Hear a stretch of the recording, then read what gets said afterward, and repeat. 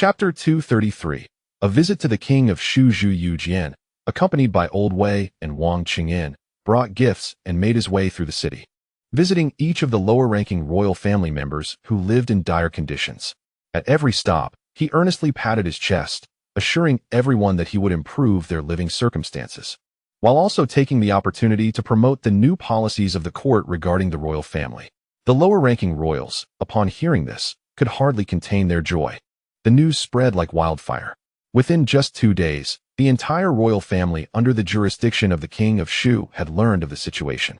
Those higher-ranking members, who typically colluded with the King of Shu to oppress the lower royals, were struck with fear upon hearing the news. In contrast, the lower-ranking royals rejoiced, gathering in groups at the governor's office, holding petitions and demanding that Zhu Youjian seek justice for them. Upon learning of this, Zhu Youjian, along with Old Wei and Wang Cheng'en, arrived at the governor's office, where he instructed the Ming guards to accept all the petitions submitted by the Assembly of Royals, and then proceeded to verify their claims. At that moment, inside the King of Shu's residence in Chengdu, Zhu Youjian received the news. He stood frozen, as if struck by lightning, and in a fit of rage, he hurled the golden cup in his hand to the ground, exclaiming, "This Zhu Youjian is pushing his luck. Does he truly believe that, as the left minister of the imperial clan, he can act with impunity in my domain?"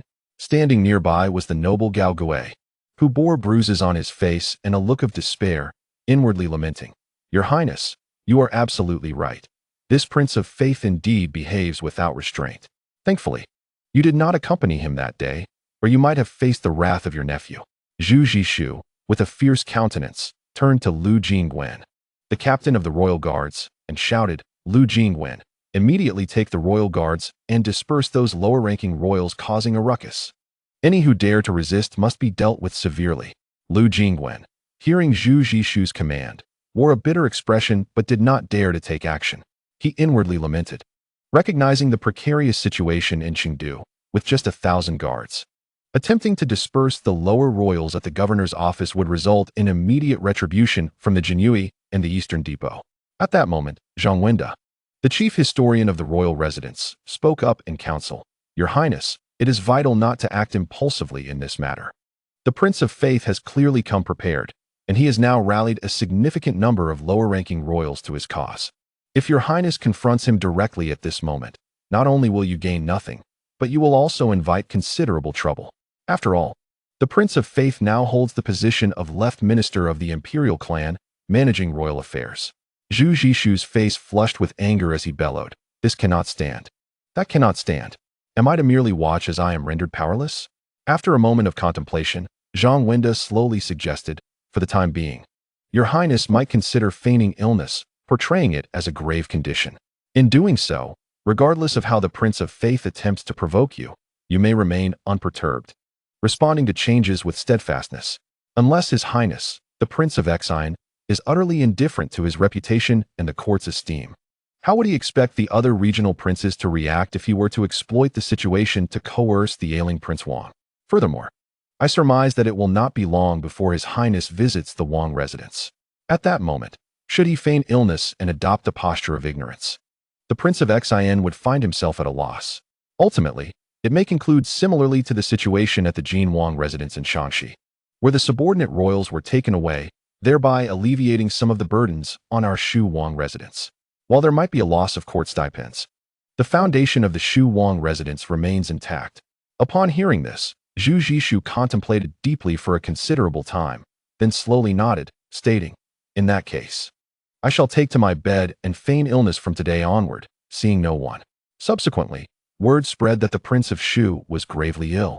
Unable to rise from his bed, Zhu Youjian, currently receiving the lower-ranking royals at the provincial governor's office, smirked coldly upon hearing this, remarking, "My esteemed Uncle Wang truly possesses a sense of humor, resorting to such ruses of feigned illness. If that is the case, I must pay him a proper visit." Old Wei hurriedly conveyed the events transpiring within the Shu Wang residence to Zhu Youjian. Upon hearing the details, Zhu Youjian laughed even louder. Yet his laughter was laced with a chilling undertone, clearly indicating that the Prince of Cheng'en was in a most dismal state of mind. Zhu Youjian then led Old Wei and Wang Cheng'en to the Shu Wang residence. Upon their arrival, they encountered the esteemed steward Gao Gui, along with the residence's commander Lu Jingwen and chief historian Zhang Wenda, who stood at the entrance. Upon seeing Zhu Youjian approach, they hastily bowed in respect. Zhu Youjian, with a cold sneer, inquired, "How fares the health of the Prince of Shu?" Chief historian Zhang Wenda promptly responded, "Your Highness, the Prince of Shu is gravely ill, now unable to rise and hardly able to articulate his words." Zhu Youjian, upon hearing this, declared, "In that case, I shall proceed inside to pay my respects to my uncle." With that, he strode directly in, and none dared to impede his passage. Under the guidance of Gao Gui, it was not long before Zhu Youjian and his companions arrived at the Prince of Shu's chambers. There, they beheld Zhu Zhishu, whose complexion was as pale as parchment, speaking in a garbled manner, presenting the appearance of one in a dire state of health.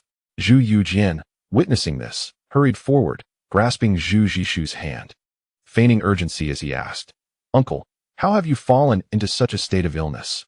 In response to Zhu Youjian's query, Zhu Zhishu, weak and feeble, mumbled incoherently, unable to articulate his thoughts. Seizing the opportunity, Zhu Youjian exerted sudden pressure on his hand.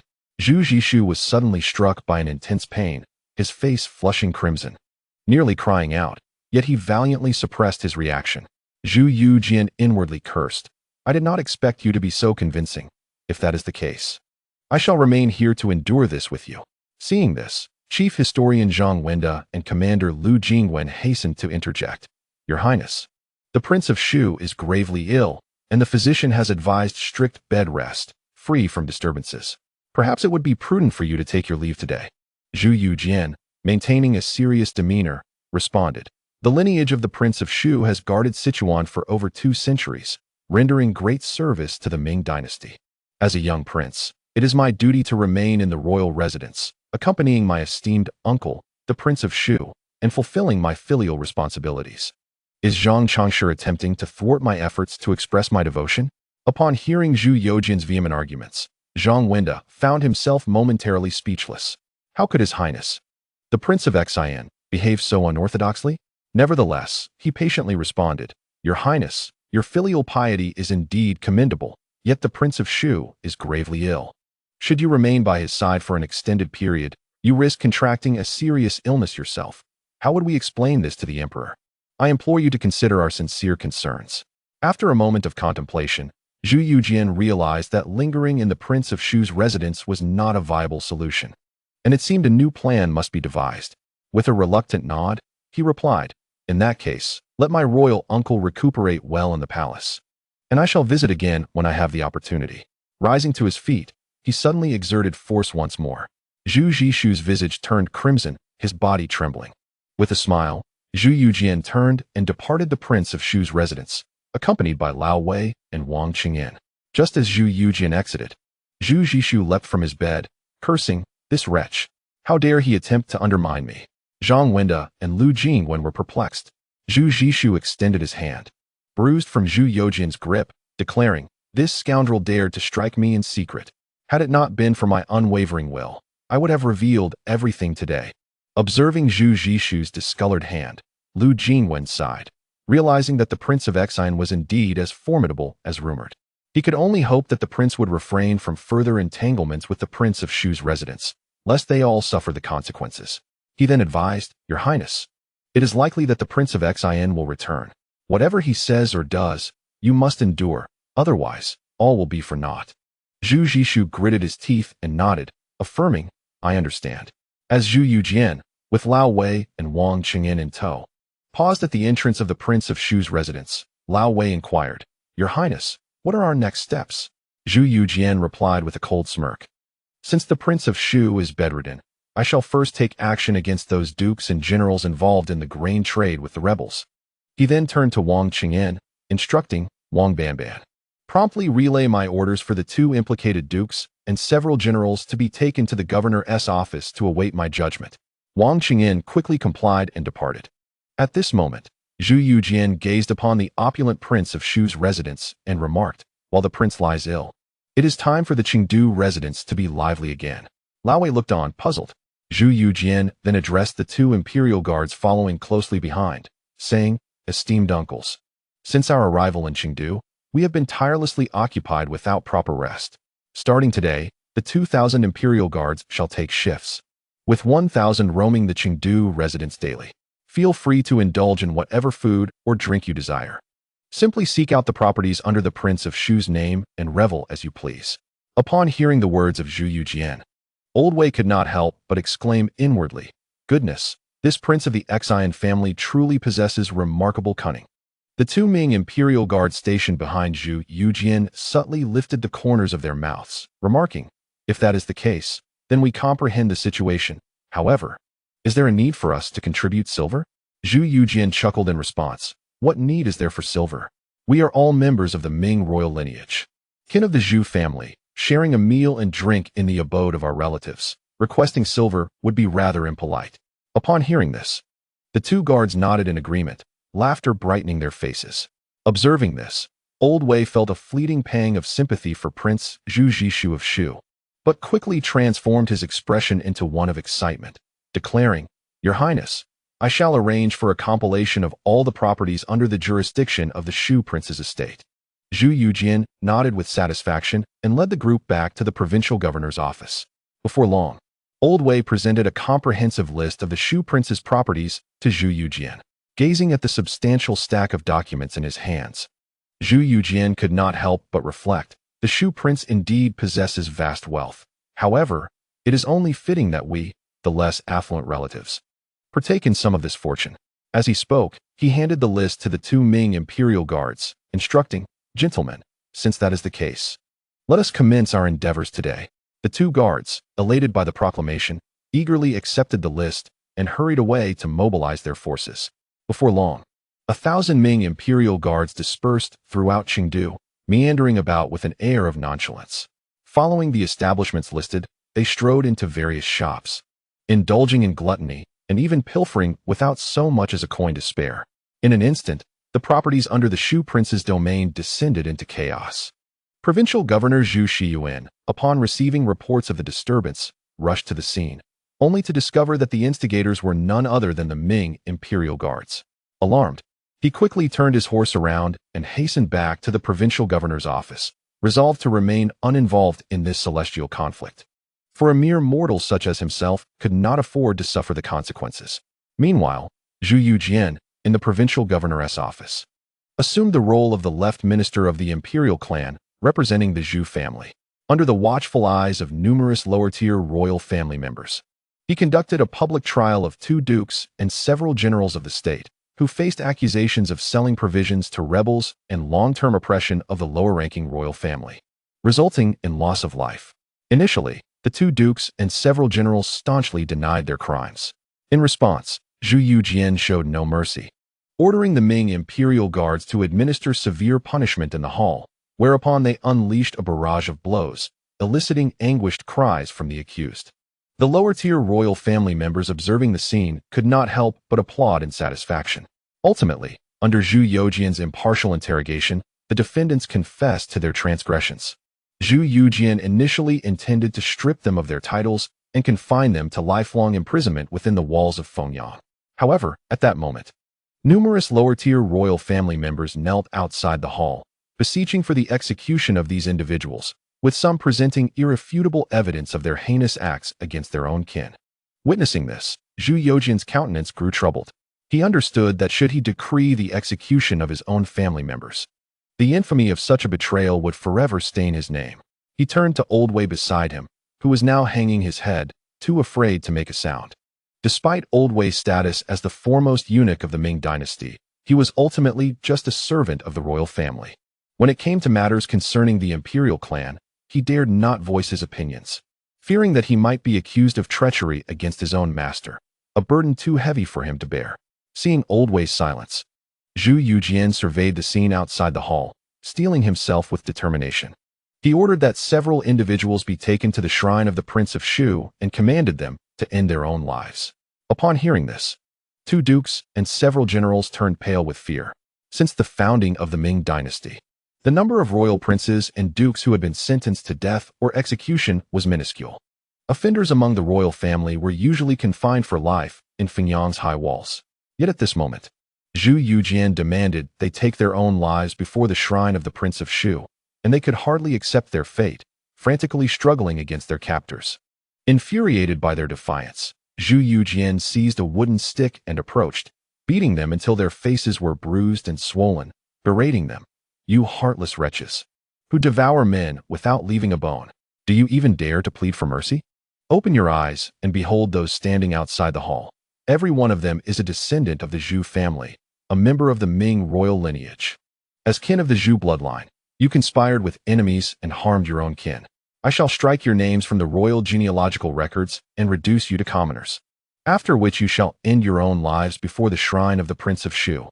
With a sweeping gesture, several Ming guards stepped forward to forcibly escort them away.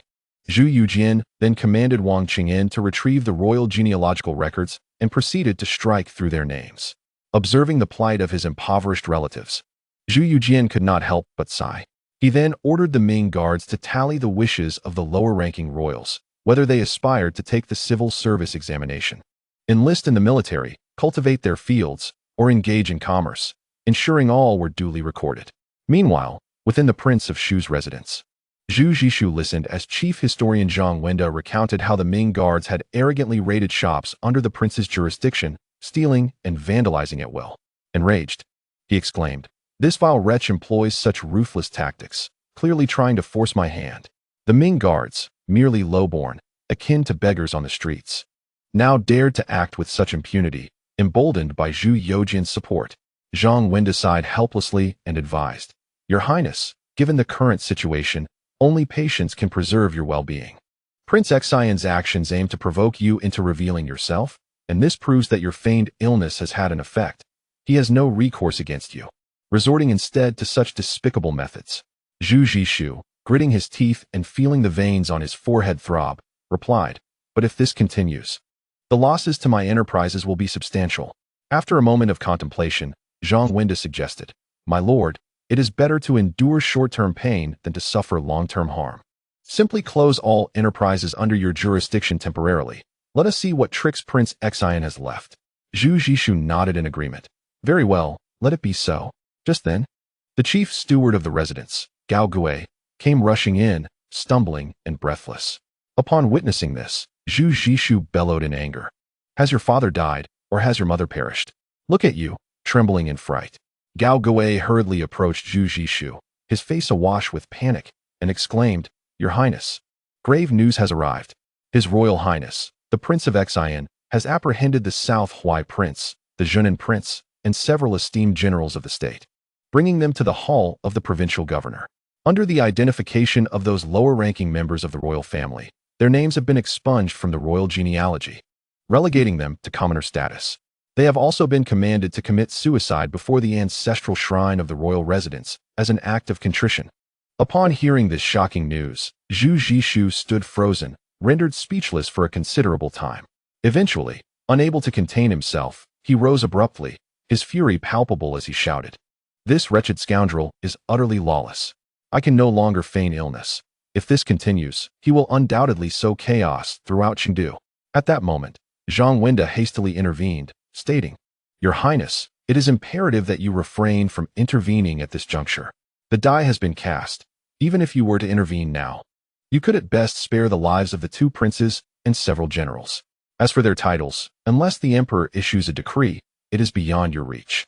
Given the current authority of His Royal Highness, the Prince of Xian, as the left minister of the imperial clan, he presides over all matters concerning the royal family. Unless he consents, the titles of the two princes and the generals shall never be restored." Upon hearing this, Zhu Zhishu wept bitterly, not out of concern for the individuals in question, but because these men had long served him, managing many discreet affairs on his behalf. Now, they were to be extinguished by Zhu Youjian, and he pondered who would carry out such unsavory tasks for him in the future. Meanwhile, before the ancestral shrine of the Shu royal residence, a contingent of royal guards stood pallid, retreating to the sides. A group of Ming imperial guards, flanked by lower-ranking members of the royal family, escorted the two princes, now stripped of their titles, along with several generals, in a grand procession to the shrine, commanding them to take their own lives on the spot. The individuals, resolute, refused to comply, struggling vehemently against their fate. Observing this, a captain among the Ming guards scoffed, remarking, "His Highness has granted you the dignity of a self-inflicted death. If you reject this mercy, as fellow scions of the Zhu family, we shall assist you." With a swift motion, he signaled, and several Ming guards approached, armed with white silk, hanging the individuals before the shrine of the Shu royal residence.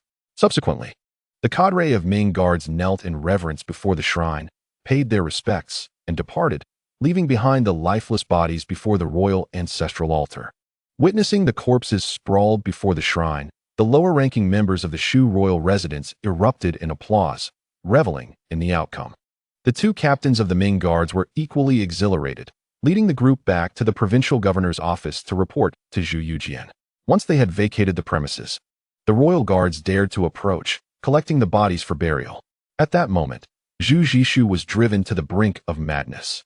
Previously in Sichuan, he commanded respect and wielded power with ease. Yet now, he found himself compelled to feign illness, bedridden and unable to utter a word. All while his loyal subordinates were ruthlessly eliminated, and he could not step forth to intervene. As he contemplated his predicament, Zhu Zhishu could not help but burst into tears within the royal palace, his cries filled with a mixture of rage and helplessness. Inside the provincial governor's office, Zhu Youjian, upon hearing the reports from two commanders of the Ming Imperial Guard, nodded slightly, only to let out a deep sigh. He then inquired, "My esteemed uncles, do you believe my actions today are justified or misguided? Will our ancestors in the heavens deem me a disloyal descendant?" Upon hearing Zhu Youjian's words, the two commanders quickly urged him, "Your Highness, you must not entertain such thoughts. Those individuals have committed heinous crimes, colluding with the enemy and betraying the nation. It is they who have acted with cruelty and unfiliality. Your Highness is merely acting to protect the other descendants of the Zhu family. Forced into this course of action out of necessity, our ancestors in the heavens will surely understand your plight. If leniency is shown to them today, who can predict how many more of our noble kin might suffer persecution tomorrow?" Reassured by their words, Zhu Youjian's spirits lifted slightly, and with a grave expression, he declared, "All of this turmoil has been instigated by the King of Shu. He must not be let off lightly.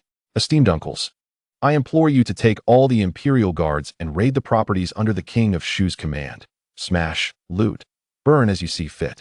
Just avoid causing any loss of life. I shall bear the consequences of your actions." The two commanders, elated by his orders, hastily gathered 2,000 imperial guards and the lower-ranking nobles under the King of Shu's jurisdiction, commencing a thorough sweep of his properties throughout Chengdu. Shops that had been preparing to close at Zhu Zhishu's command were forcibly invaded, and chaos erupted across the city. Meanwhile, in Jiangning, discussions regarding military strategies were underway with Qin Liangyu, Chao Wenjiao, Zhao Shuijiao, and Du Wenhui. At that moment, Li Ruoyan hurried to Jiangning's side, delivering the news of Zhu Youjian's execution of the royal family members. Jiangning, upon hearing this, nodded in acknowledgement, secretly admiring.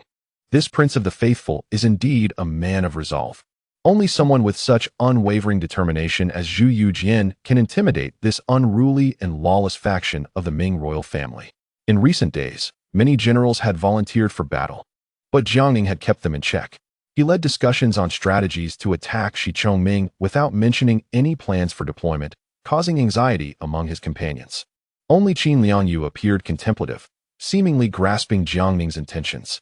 At this juncture, Zhu Zhishu was cornered by Zhu Youjian, hiding in the royal palace under the pretense of illness, too fearful to show his face. Meanwhile, the royal family members within the palace who had betrayed the country and sold provisions to the rebels were dealt with by Zhu Youjian. Jiangning was also preparing to initiate the next phase of his plan. Observing the anxious expressions of Du Wenhui, Chao Wenjiao, and Zhao Shuijiao, Jiangning smiled and reassured them, "Gentlemen, please remain calm. I have a question for you. What emboldens Shichongming to rebel?" After a moment of contemplation, Du Wenhui replied, "Shichongming has long harbored treasonous intentions. Now, seizing the opportunity while the court is engaged in warfare with the Jurchens in Liaodong and the military is dispersed, he dares to rise in insurrection." After a moment of contemplation, Chao Wenjiao continued, "The conflict between the court and the local chieftains has persisted for ages. These chieftains, having been entrenched for hundreds or even thousands of years, have established themselves as local emperors, with some even self-proclaiming royal titles. Since the founding of the Ming dynasty, both the Hongwu and Yongle emperors implemented policies to restore control, stripping them of their titles and significantly diminishing their power. However, This has fostered resentment towards the court, leading them to seek rebellion at the slightest opportunity. Jiang Ning nodded in acknowledgement. At that moment, only Zhao Shuijiao had yet to speak. Jiang Ning smiled and turned to him. Old Zhao, what are your thoughts? Zhao Shuijiao paused briefly before responding. Every occurrence has its cause and effect. During the Wanli era, the chieftain Yang Yinglong of Boizhou seized an opportunity to rebel, which was subsequently quelled by the court. Now, with Shi Chongming's insurrection, the Guizhou chieftain in Bangyan also harbors rebellious intentions. The root of this lies in their failure to genuinely regard themselves as subjects of the Ming. Jiang Ning nodded in agreement and then directed his gaze to Qin Liangyu. General Qin, please share your perspective. Qin Liangyu appeared troubled, and upon noticing this, Jiang Ning encouraged her with a smile. General Qin, please feel free to express your thoughts. Qin Liangyu then nodded and spoke. Indeed, the discord between the chieftains and the court has ancient roots. However, since the days of the Hongwu and Yongle emperors, spanning over 2 centuries, the animosity has gradually diminished. Yet, the effectiveness of the policies to restore control has consistently fallen short.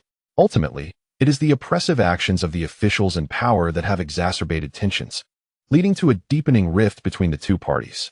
In regions like Sichuan, numerous chieftains have faced exploitation and oppression from local authorities since the Wanli era, thereby fostering resentment and escalating conflict, culminating in the current crisis.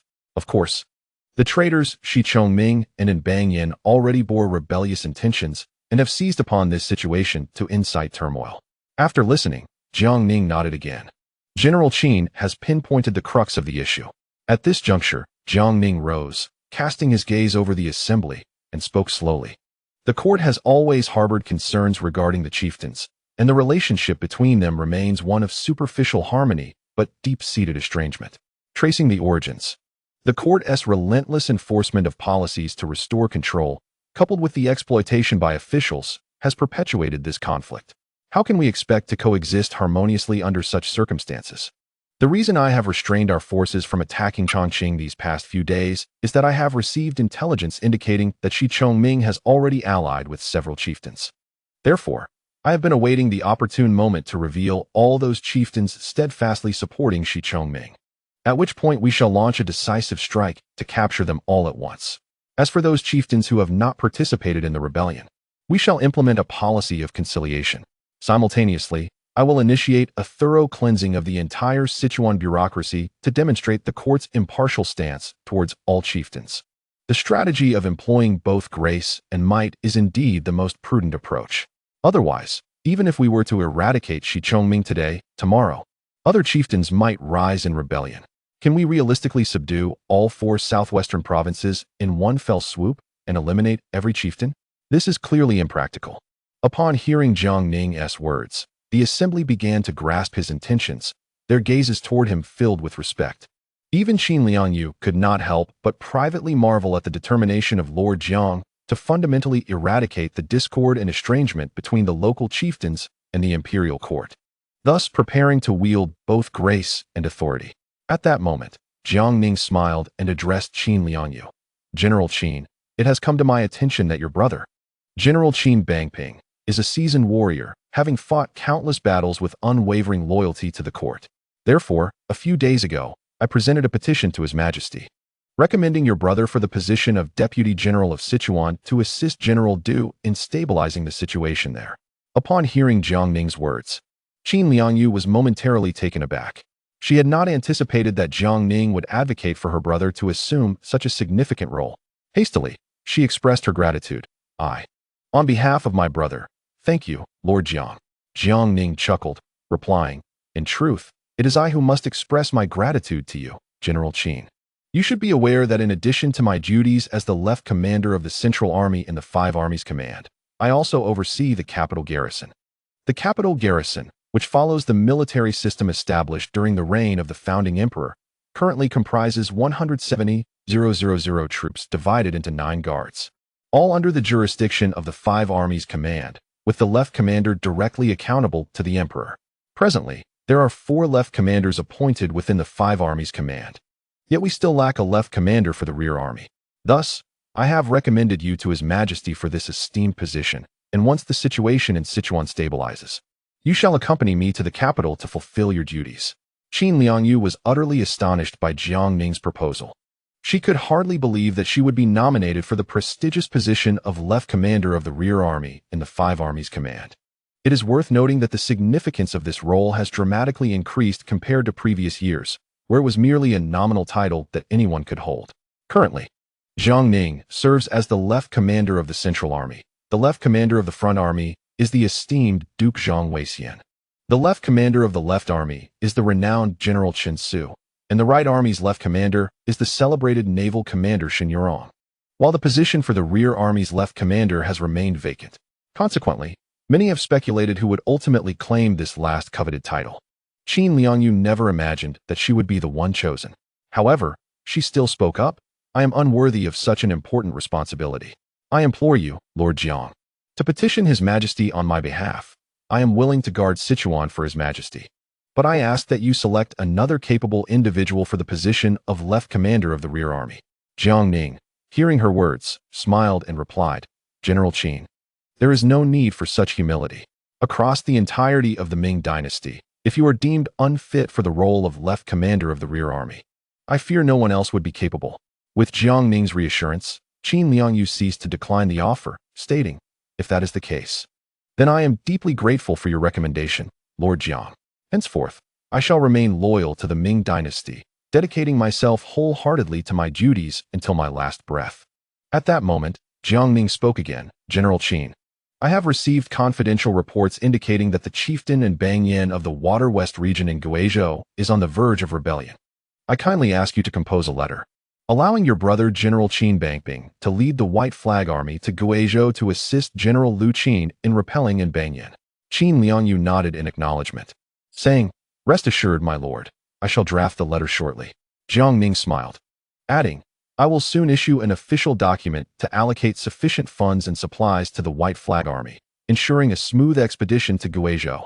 Immediately thereafter, Jiang Ning inquired, General Qin, I am yet unaware of the current strength of your White Flag troops. Qin Liangyu, upon hearing Jiang Ning's question, responded, Your Excellency, I originally commanded 30,000 White Flag soldiers. However, during the recent siege of Chongqing by Shi Chongming, we suffered a loss of 2,000 men due to the enemy's use of firearms, leaving us with only 28,000. Jiang Ning, upon receiving this information, could not help but sigh inwardly. It was no wonder that this renowned historical general spent the majority of her life stationed in Sichuan. Ultimately, her forces were limited. Despite her numerous accolades, her origins had led the court to remain wary of her, thus denying her authority. 30,000 troops may sound considerable, yet in comparison to others, it was indeed insufficient. Even the boastful Yuan Dudud could command over 100,000 soldiers, while Mao Wenlong, stationed on Pid Island, led an army of 70 to 80,000. Jiang Ning then declared, General Qin, I hereby permit you to expand your White Flag troops to 50,000. Subsequently, I will allocate the necessary military funds and provisions sufficient to sustain this force for a year. Upon hearing this, Qin Liangyu was momentarily taken aback. She had not anticipated such audacity from Jiang Ning in granting authority, and promptly bowed, expressing her gratitude. I am deeply thankful, Your Excellency. Jiang Ning smiled without further elaboration. At that moment, Chao Wenzhao and Zhao Shuaijiao, standing nearby, exchanged knowing glances and nodded in understanding. They recognized that Jiang Ning had long intended to promote General Qin, confirming their previous speculation that the position of the last left commander of the Five Armies Commandant's office was reserved for her. However, they did not harbor excessive envy. After all, they had merely been junior officers in Liaodong, commanding only a few thousand troops. Since being reassigned to the capital's military and experiencing a meteoric rise in rank, they now held the title of Right Commander, their advancement akin to a rocket's ascent. Both were still young, and their current task was to earn military achievements, ensuring their own future place as left commanders in the Five Armies Commandant's office. Given the forthcoming confrontations with Shi Chongming and other local chieftains, which would predominantly occur in mountainous terrains, Jiang Ning recognized that the capital's soldiers were not adept in such conditions. Thus, he specifically arranged for Qin Liangyu to select elite soldiers from her White Flag troops to be dispatched to the various armies in the capital, where they would instruct the soldiers, enhancing their capabilities for mountain warfare. Simultaneously, Jiang Ning allocated a portion of the diverse firearms brought along for this campaign to Qin Liangyu, enabling her troops to swiftly master the skills required for firearm combat. Through this dual approach, Jiang Ning hoped for a smoother progression in the upcoming battles. In a short time, the military camps within and around Chengdu were bustling with fervent training activities. Soldiers tirelessly practiced day and night, the sounds of battle cries and clashing weapons intertwining. The entire city of Chengdu was enveloped in a fervent atmosphere, characteristic of the eve of a great conflict.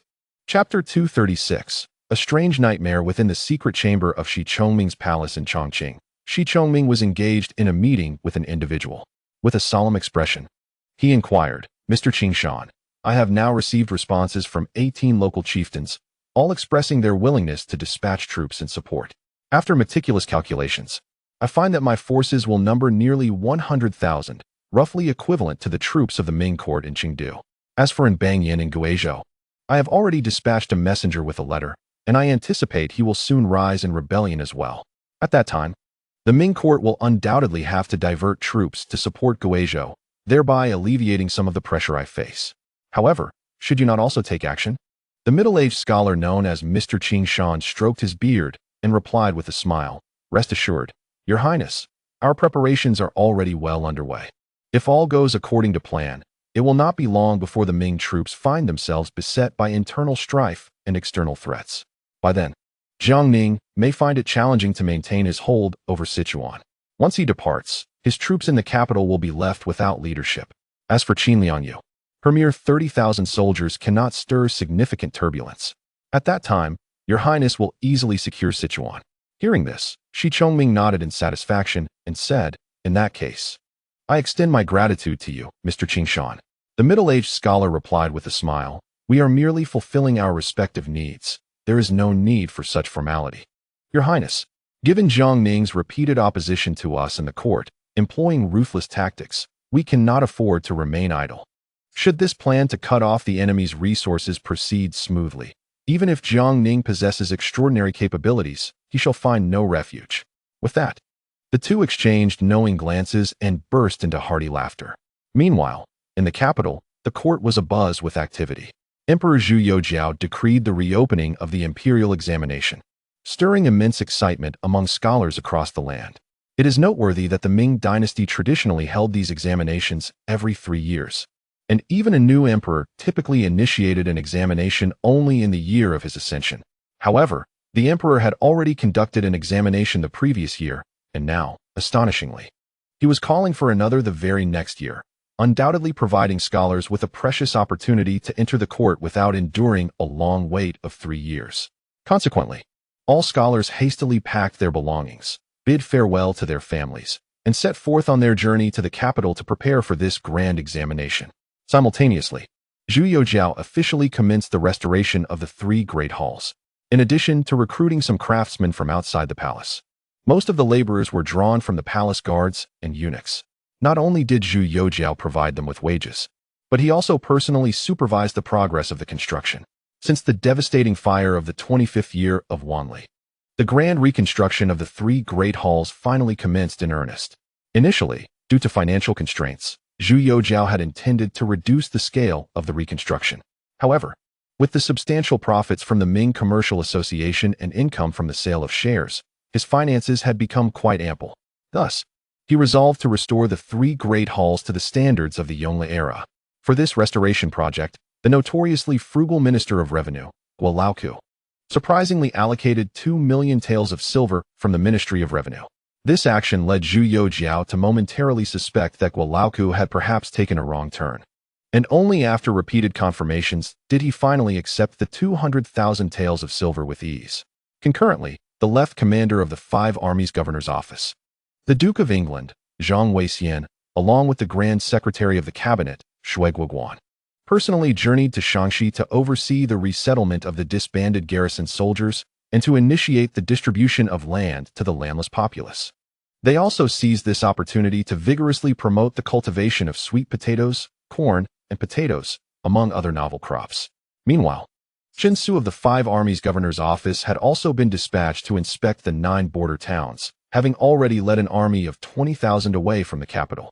Thus, Only Xin Yurong and Duke Dingyuan, Deng Wenming, remained stationed at the Five Armies Governor's office. For the civil examination, the Grand Secretary of the Cabinet, Sun Qingzong, served as the chief examiner, with the left censor of the Supervisory Court, Wen Tiran, and the right vice minister of the Ministry of Rights, Ing Zhun, acting as deputy examiners. As for the martial examination, it was presided over by the second assistant of the cabinet, Yuan Kelly, with Xin Yurong and Deng Wenming of the Five Armies Governor's office serving as deputy examiners. At this moment, the capital of the Ming dynasty was abuzz with activity, with throngs of people bustling through the streets and students arriving for the examination in droves. At that juncture, a cavalryman, adorned with a yellow flag and carrying a bamboo tube, galloped into the capital. The onlooking citizens instinctively cleared a path. The rider, while racing through, shouted with fervor, "A great victory! A great victory! The victory at Chengdu!" After dashing all the way to the Woman Gate, he fell from his horse. Soldiers of the Tengxiang Four Guards, witnessing this, hurried to assist him and subsequently dispatched someone to report to the palace. Upon receiving the news, Zhu Youjian immediately instructed Fang Xiaozhong to bring the rider to the imperial study and urgently summoned the ministers from the cabinet, the 6 ministries, and the 5 armies governor's office for a conference. Before long, the ministers from the cabinet, the 8 ministries, and the 5 armies governor's office gathered in the imperial study. All eyes fixed on the soldier clutching the victory report, eagerly inquiring about the battle. The soldier, visibly exhilarated, proclaimed loudly, "Minister Jiang led the army to a decisive victory outside Chengdu, decimating over 20,000 rebels. He then pursued the fleeing forces, joining forces with General Qin Liangyu of Shizhou, and exterminated all 10,000 retreating rebels. Additionally, we captured the rebel Shi Chongming's son, Shi Yin, and his uncle, Shi Nanan."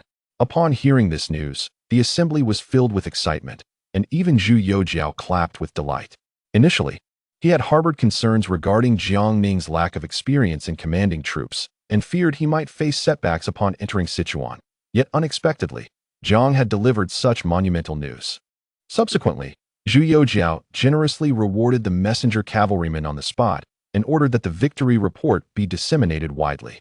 He insisted that the Tianqi Times prominently feature the resounding achievement of the imperial army in Sichuan, having successfully eradicated over 30,000 rebels. As for Jiang Ning's recommendation of Qin Bangping as the vice-general of Sichuan and Qin Liangyu as the left commander of the rear army of the 5 armies governor's office, the memorial would reach the capital in 2 days.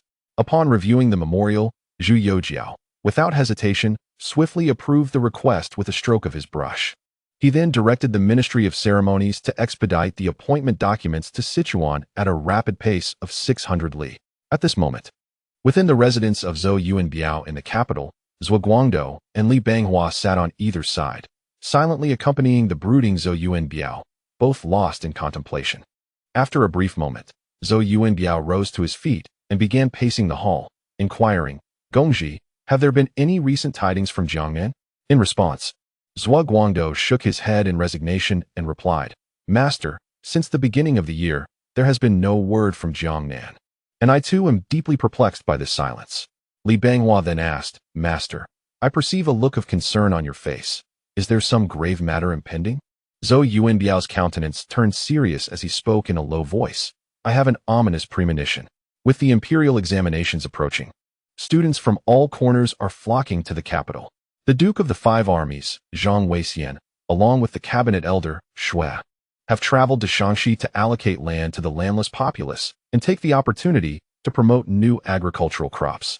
Jiangnan has recently achieved a significant victory in Sichuan, and at present, the ports of Tianjin, Tongzhou, and Shandong are bustling with trade with nations such as Japan, Korea, and Ryukyu, resulting in a daily influx of crowds and a steady increase in the national treasury.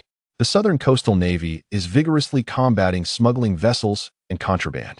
In light of all these developments, the Ming dynasty appears to be advancing positively, yet such progress undoubtedly undermines the foundation of the Jiang and Donglin gentry. Logically, they should be restless, yet why have they remained silent? Could it be that they have already acted while we remain oblivious? Upon hearing Zhou Yuanbiao's words, Zhuo Guangdou and Li Banghua fell into deep contemplation. The current situation of the Ming dynasty seemed favorable. However, The apparent prosperity concealed the evident impact on the interests of the Jiang and Donglin faction, yet no rumors had reached them.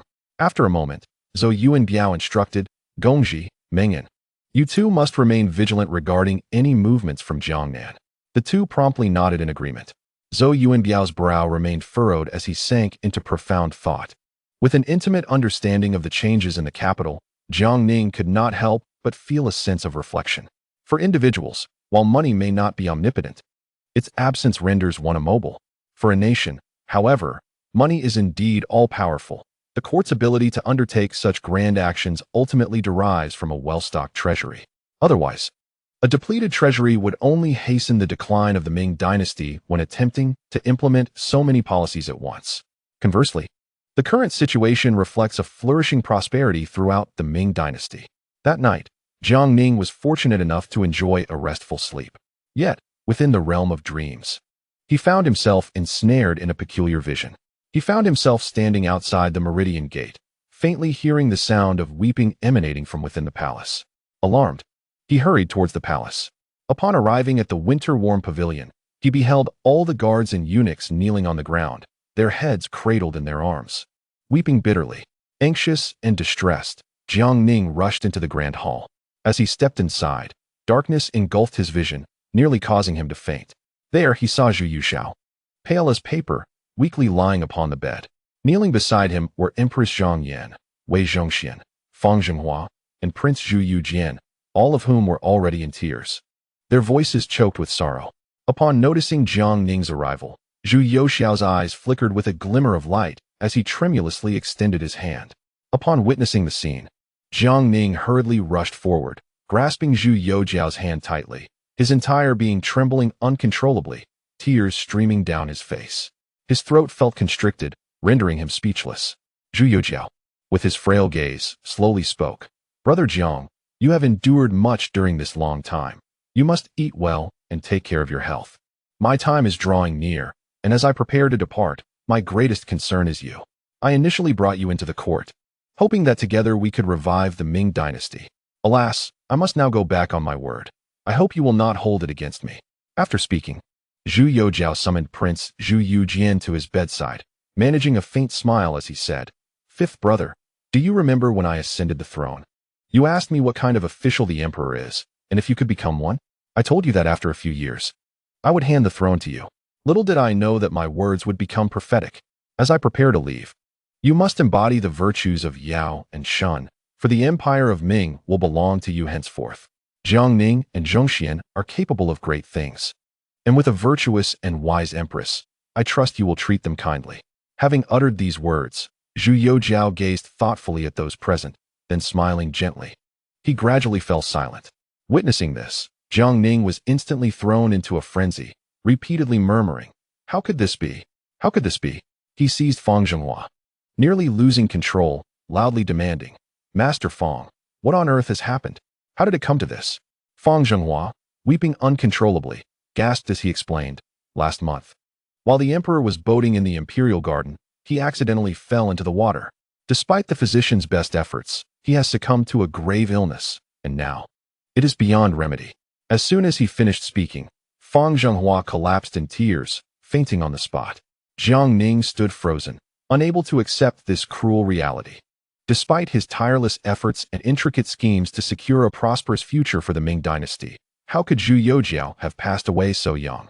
Chapter 237. Deploying troops to Chongqing, Jiang Ning felt as if he had plunged into madness. His eyes bloodshot with rage as he quietly roared, Someone must have taken the opportunity to harm His Majesty. I know who it is. It must be the Donglin party. I shall eliminate them all. In a frenzy, Jiang Ning dashed out of the palace. However, upon lifting his gaze, he found the courtyard filled with civil and military officials, including the Duke of Cheng, Zhu Chuncheng, the Marquis of Yinggu, Shuel Yan, as well as the commander of the Jinyue, Luo Sigong, alongside Yang Lian, Zhuo Guangdong, Yi Shanggao, Han Zhuan, Li Sankai, Qian Qianyi, and numerous officials from the Donglin party.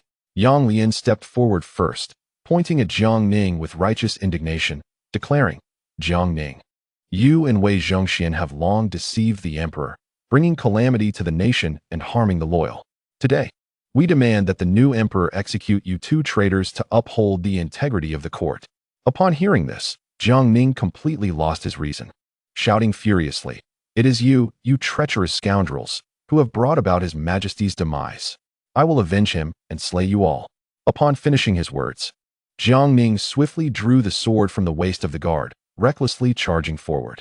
At that moment, a singular thought consumed his mind: to avenge Zhu Youjian by eliminating everyone in sight.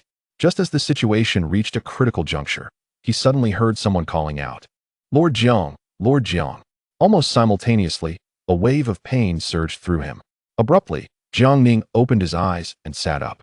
He was drenched in sweat, his complexion as pale as a sheet, and his breathing rapid, as if he had just emerged from a life-and-death struggle. Upon glancing around, he noticed Zhu Youjian, Old Wei, Chao Wenjiao, Zhao Shuijiao, Gao Wenkai, and Li Ruoyan, all standing at the foot of his bed with expressions of concern. Jiang Ning shook his head vigorously, but was met with dizziness and weakly inquired, "What has happened to me?" Old Wei, filled with sympathy, replied, "My lord, you have caught a chill. Early this morning, Gao Qian, who came looking for you, but found that no matter how he called, you wouldn't awaken. He quickly summoned us all. When I touched your forehead, it felt as hot as a furnace, which frightened me greatly. I hastily arranged for a doctor to treat you, who said you had a fever from the chill. You were rambling incoherently, and no matter how we tried to rouse you, you kept muttering about killing and perishing together, which terrified us all." Zhu Youjian added, "My lord, you should have seen yourself. It was quite alarming. No response whatsoever. In desperation, I had to slap you awake. I hope you do not take offense." At that moment, Jiang Ning felt a sharp pain on his cheek and replied, "Your Highness, this was indeed an act of salvation. How could I hold it against you?" Just then, Li Ruoyan approached with a bowl of freshly prepared medicine, saying, "My lord, please drink this medicine quickly." Jiang Ning nodded slightly, then gritted his teeth, enduring the bitterness as he consumed it. However, even after taking the medicine, he still felt utterly fatigued and weary, so he opted to rest in bed once more. The others, seeing this, returned to their respective tasks, leaving only Li Ruoyan, Gao Wenkai, and Old Wei to guard Jiang Ning's bedside. Leaning against the edge of the bed, Jiang Ning had no appetite for food, lost in thought. The dream from the previous night felt increasingly vivid, draining the color from his already pale face. Old Wei, with tears welling in his eyes, gently urged, "My lord, you must eat something. Man is iron, and food is steel. You are ill and cannot afford to neglect your meals." As he spoke, he delicately scooped a spoonful of porridge and brought it to Jiang Ning's lips. Seeing this, Jiang Ning quickly reached out to take it, forcing a faint smile as he said, "Thank you, Old Wei. I can manage on my own." After forcing down a small bowl of porridge, he found he could eat no more. At that moment, Li Ruoyan suddenly slapped her forehead and exclaimed, "My lord, before we set out, the old immortal bestowed upon us the 6-yang pill, claiming it could preserve life in critical moments. The old immortal's medical skills are unparalleled. Why not try taking one?" Jiang Ning nodded in agreement. Li Ruoyan hastily retrieved a vial of medicine from the side and poured out a pill, which he handed to Jiang Ning. Jiang Ning accepted the medication and swallowed it with a cup of warm water. After a brief moment, he felt considerably more at ease. Observing Old Wei, who was tearfully overwhelmed with emotion, Jiang Ning said, "Old Wei, you should also take a break. I am quite fine now." Although reluctant to leave, Old Wei eventually stood up and departed. Subsequently, Jiang Ning summoned Li Ruoyan and Gao Wenkai to his side and spoke, "Old Li Xiaogao, I need you to assist me in drafting a few letters. I will dictate the contents." Although Li Ruoyan and Gao Wenkai were somewhat perplexed, they promptly fetched paper and ink, preparing to comply. Jiang Ning then began to speak in a staccato manner, while the two of them diligently took notes. As he conveyed his thoughts, both Li Ruoyan and Gao Wenkai were increasingly alarmed, their faces paling, yet they gritted their teeth and continued writing. After an hour of fervent effort, they finally completed the letters. Jiang Ning meticulously reviewed the documents, ensuring their accuracy before sealing them with his stamp and handing them to Gao Wenkai. He then leaned closer to Gao Wenkai and whispered a few words. With a serious expression, Gao Wenkai accepted the letters, clasped his fists in salute, and hurriedly departed. Observing Gao Wencai's retreating figure, Li Ruoyan hesitated to speak. Jiang Ning waved his hand, saying, "Old Li, you needn't inquire further. Even if you did, I couldn't clarify anything at this moment." I can only hope that fate deems my efforts superfluous, and this is merely a false alarm. Upon hearing Jiang Ning's words, Li Ruoyan silently nodded in understanding. In the Shu Wangfu, upon hearing the news of Jiang Ning's illness, Zhu Youjian leapt out of bed in excitement, clapping his hands and exclaiming, "Quick! Send someone to ascertain whether Jiang Ning is dead." He raged inwardly, blaming Jiang Ning for bringing that little wretch to Chengdu, which had caused him immense trouble. If Jiang Ning were to die, it would indeed provide him with a sense of satisfaction.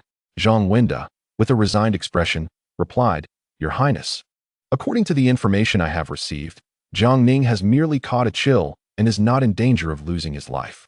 Upon hearing this, Zhu Youjian's face fell, and he furiously cursed. Why doesn't he just succumb to his illness? He continued, "And that little wretch, running amok in Chengdu, has caused me great suffering.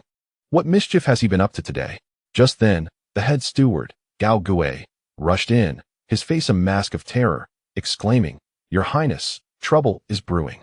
The Prince of Xian has gone to the Wang Zhuang outside the city with those nobles and the Ming guards to cause chaos." Zhu Youjian, upon hearing this, was nearly driven to the brink of fury, exclaiming, "That little wretch is determined to drive me to my demise." He added, "How does he know of my holdings?" Zhang Wenda hastily explained, "Your Highness, the courts Jinyue and Dongchang have arrived in Chengdu. How could all the properties under the Wangfu's jurisdiction escape their notice?" Zhu Youjian, enraged and stamping his feet, gritted his teeth and said, "At this moment, I truly wish to brew a potion of arsenic to send to Jiang Ning and that little wretch, so they might drink it and hasten their meeting with the King of Hell." Zhang Wenda and Gao Gui exchanged silent glances. Observing that their esteemed Prince of Shu had indeed endured considerable turmoil in recent days. Subsequently, Zhu Youjian waved his hand, signaling the two to withdraw, and summoned Lu Jingwen, the captain of the royal guards.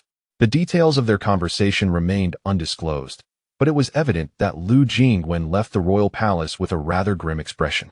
After a few days of recuperation, Jiang Ning's health had greatly improved. One day, having just taken his medicine, the imperial guards delivered the latest confidential report. The report revealed that Shi Chongming had amassed the forces of 18 local chieftains in Chongqing, totaling 100,000 troops, now fully prepared for action. Upon reading this news, a faint smile graced Jiang Ning's lips, and he promptly instructed Li Ruoyan to gather Chao Wenjiao, Zhao Shuaiqiao, Du Wenhuan, and Qin Liangyu.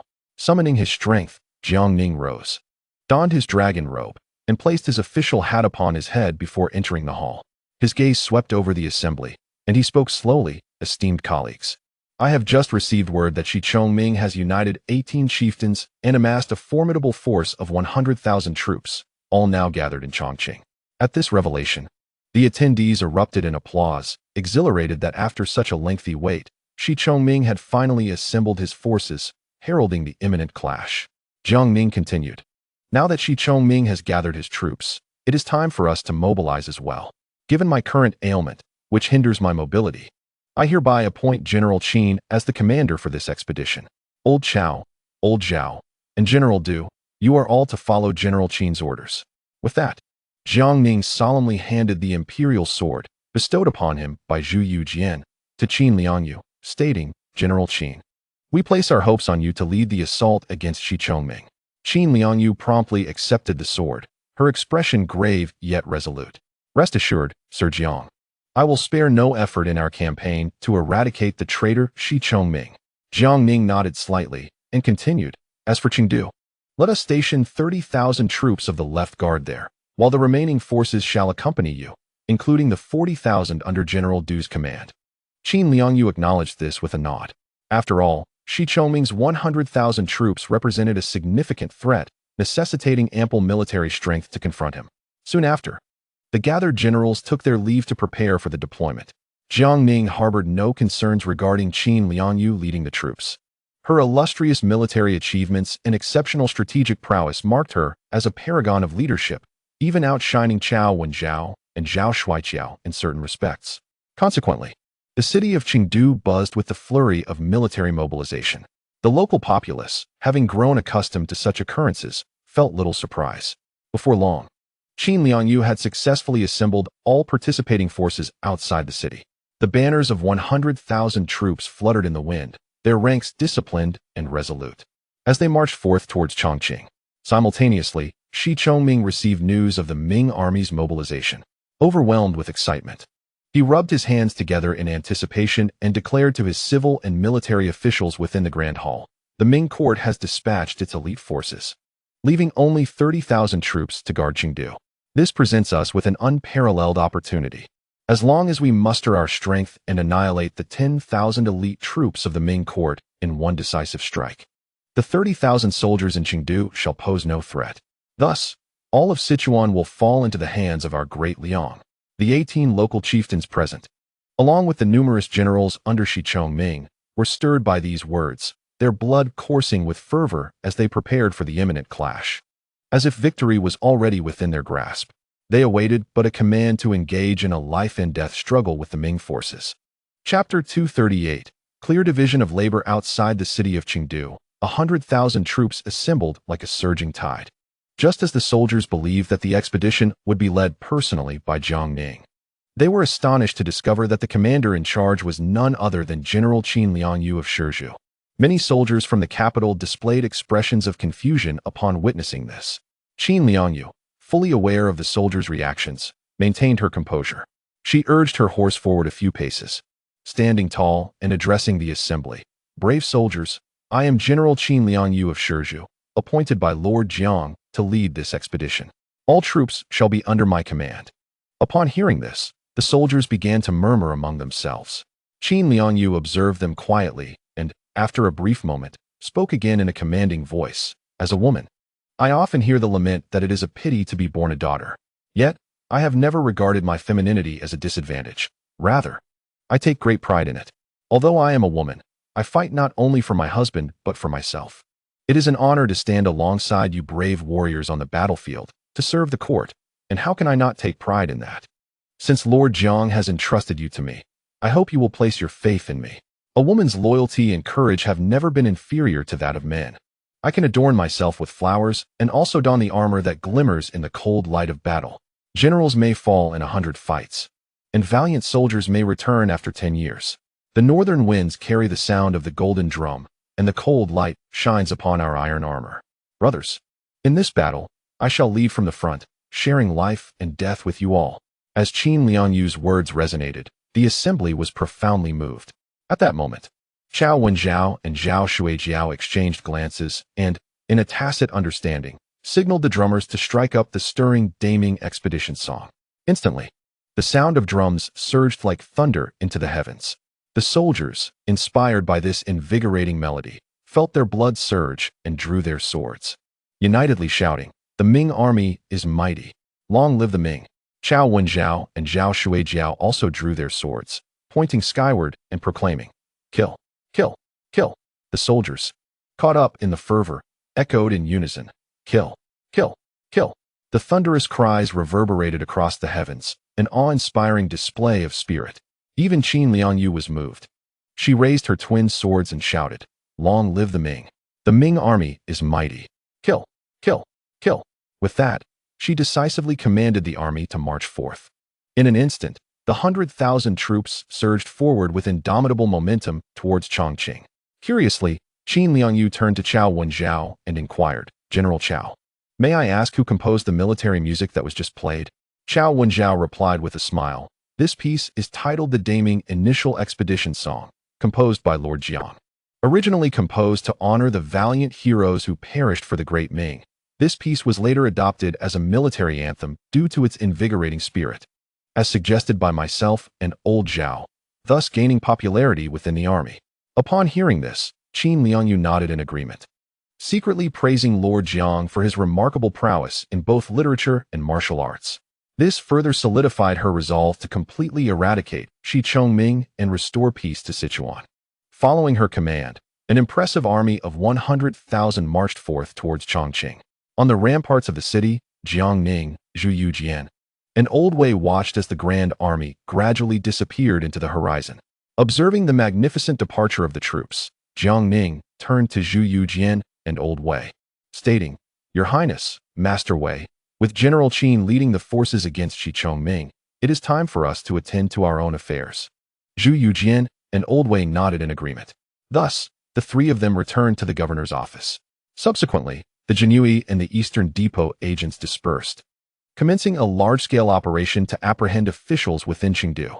A wave of anxiety swept through the city as officials found themselves subjected to raids by the Jinhui, leaving the common folk terrified and confined within their homes. Meanwhile, Zhu Youjian personally led the Ming imperial guards to investigate the lands usurped by Duke Zhu Zhishu of Sichuan. It is worth noting that the Zhu lineage had governed Sichuan for over 2 centuries, amassing wealth that was unparalleled in the region. The estates under the duke's jurisdiction numbered over 300, a fortune that even Emperor Zhu Youjian found somewhat lacking in comparison. Of course, such a vast fortune was not accrued through frugality, but rather through the unscrupulous exploitation of the populace. Zhu Youjian was keenly aware of this. Thus, he showed no mercy in his actions. Upon learning that Zhu Youjian was auditing the properties under the duke's command, Zhu Zhishu erupted with fury within his palace. Seething with rage, he contemplated confronting Zhu Youjian directly, but after earnest counsel from the palace's chief historian, Zhang Wenda, he begrudgingly restrained his anger. In the end, Zhu Zhishu ordered the palace steward, Gao Gui, to bring the land deeds to confront Zhu Youjian. Trembling with fear, Gao Gui approached the city outskirts, clutching the deeds, and eventually found Zhu Youjian. However, before he could utter a word, Zhu Youjian snatched the deeds from him and tore them into shreds before his eyes.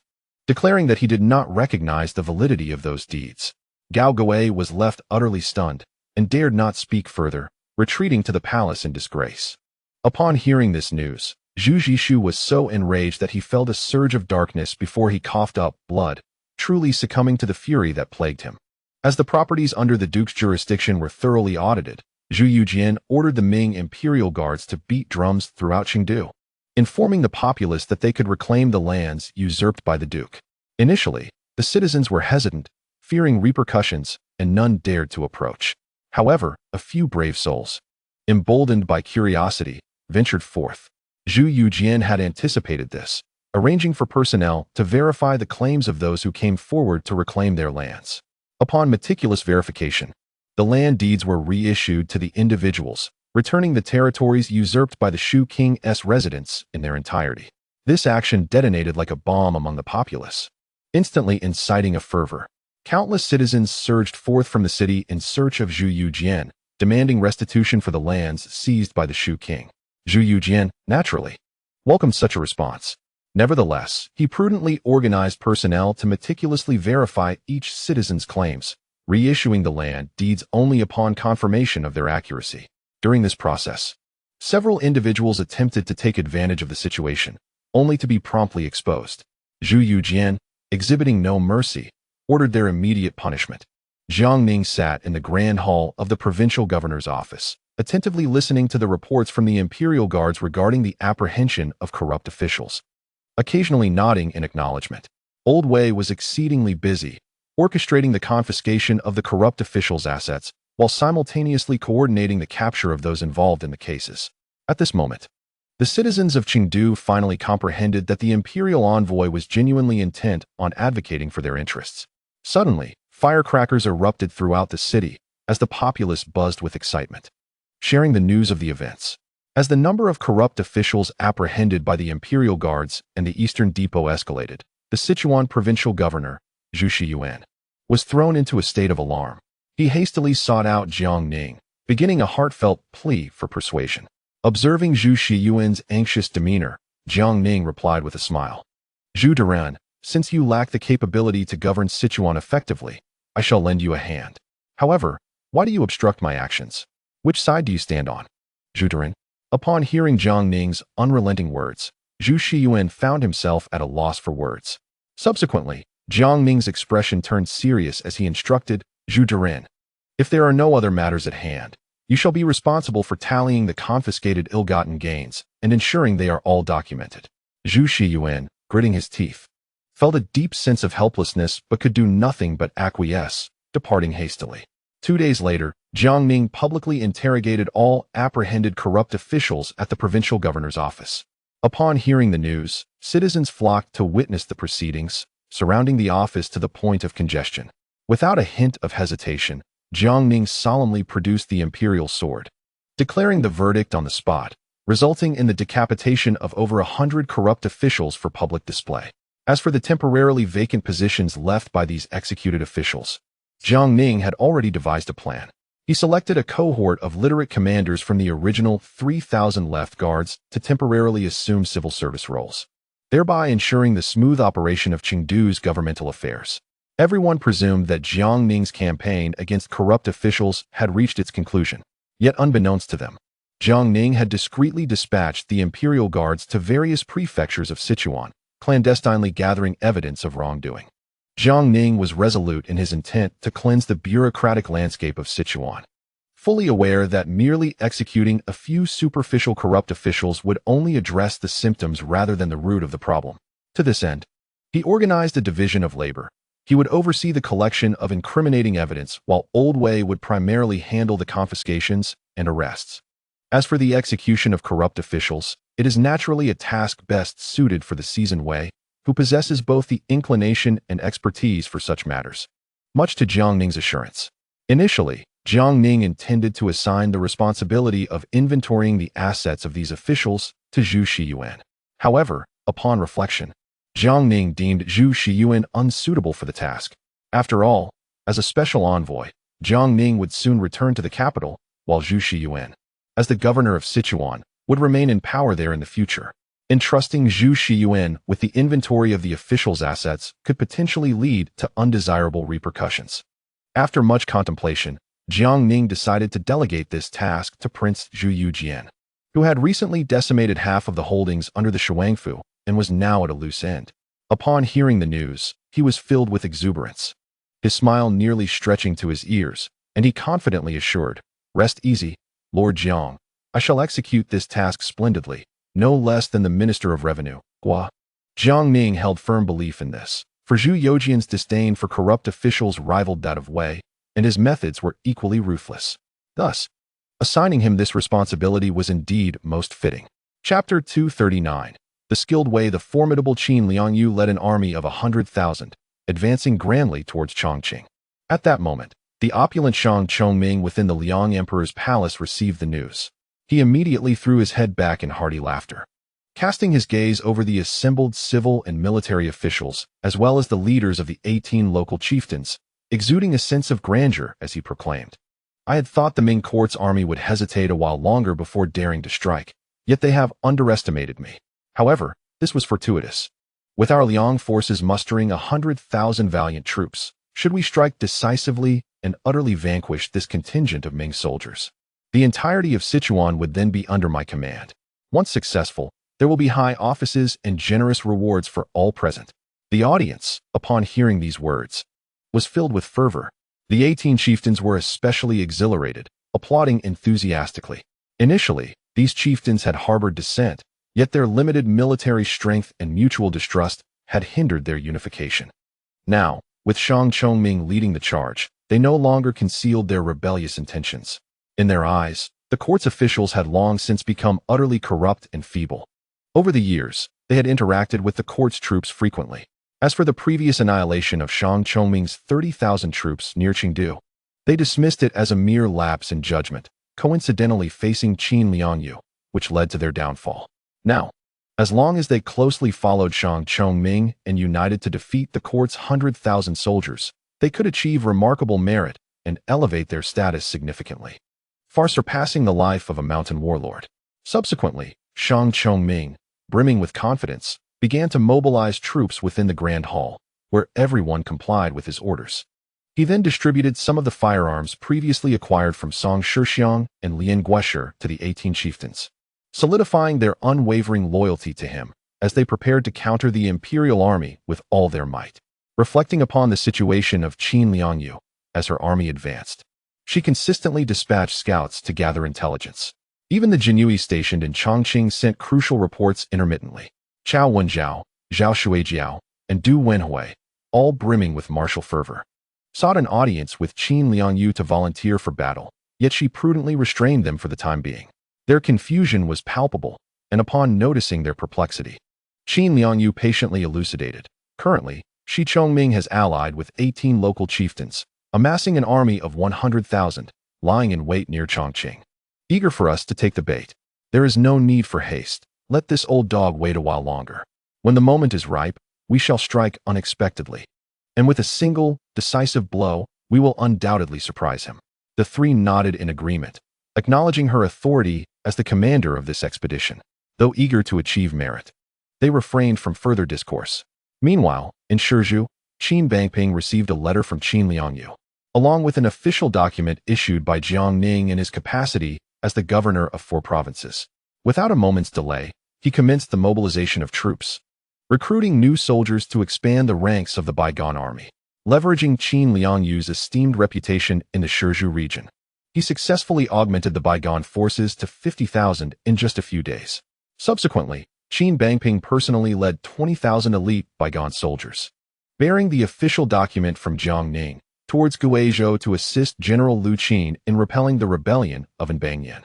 General Lu Qin had also received the official document from Jiang Ning, and his heart swelled with joy at the news.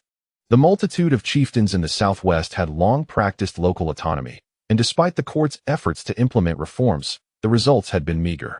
Coupled with the recent years of fiscal depletion, the military presence and capability of the court's forces in the southwest had diminished significantly.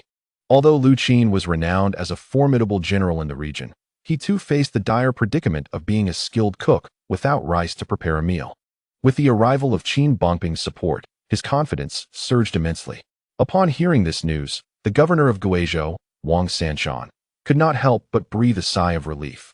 At that moment, within Chengdu, Jiang Ning, Zhu Youjian, and Old Wei donned civilian attire and leisurely surveyed the city.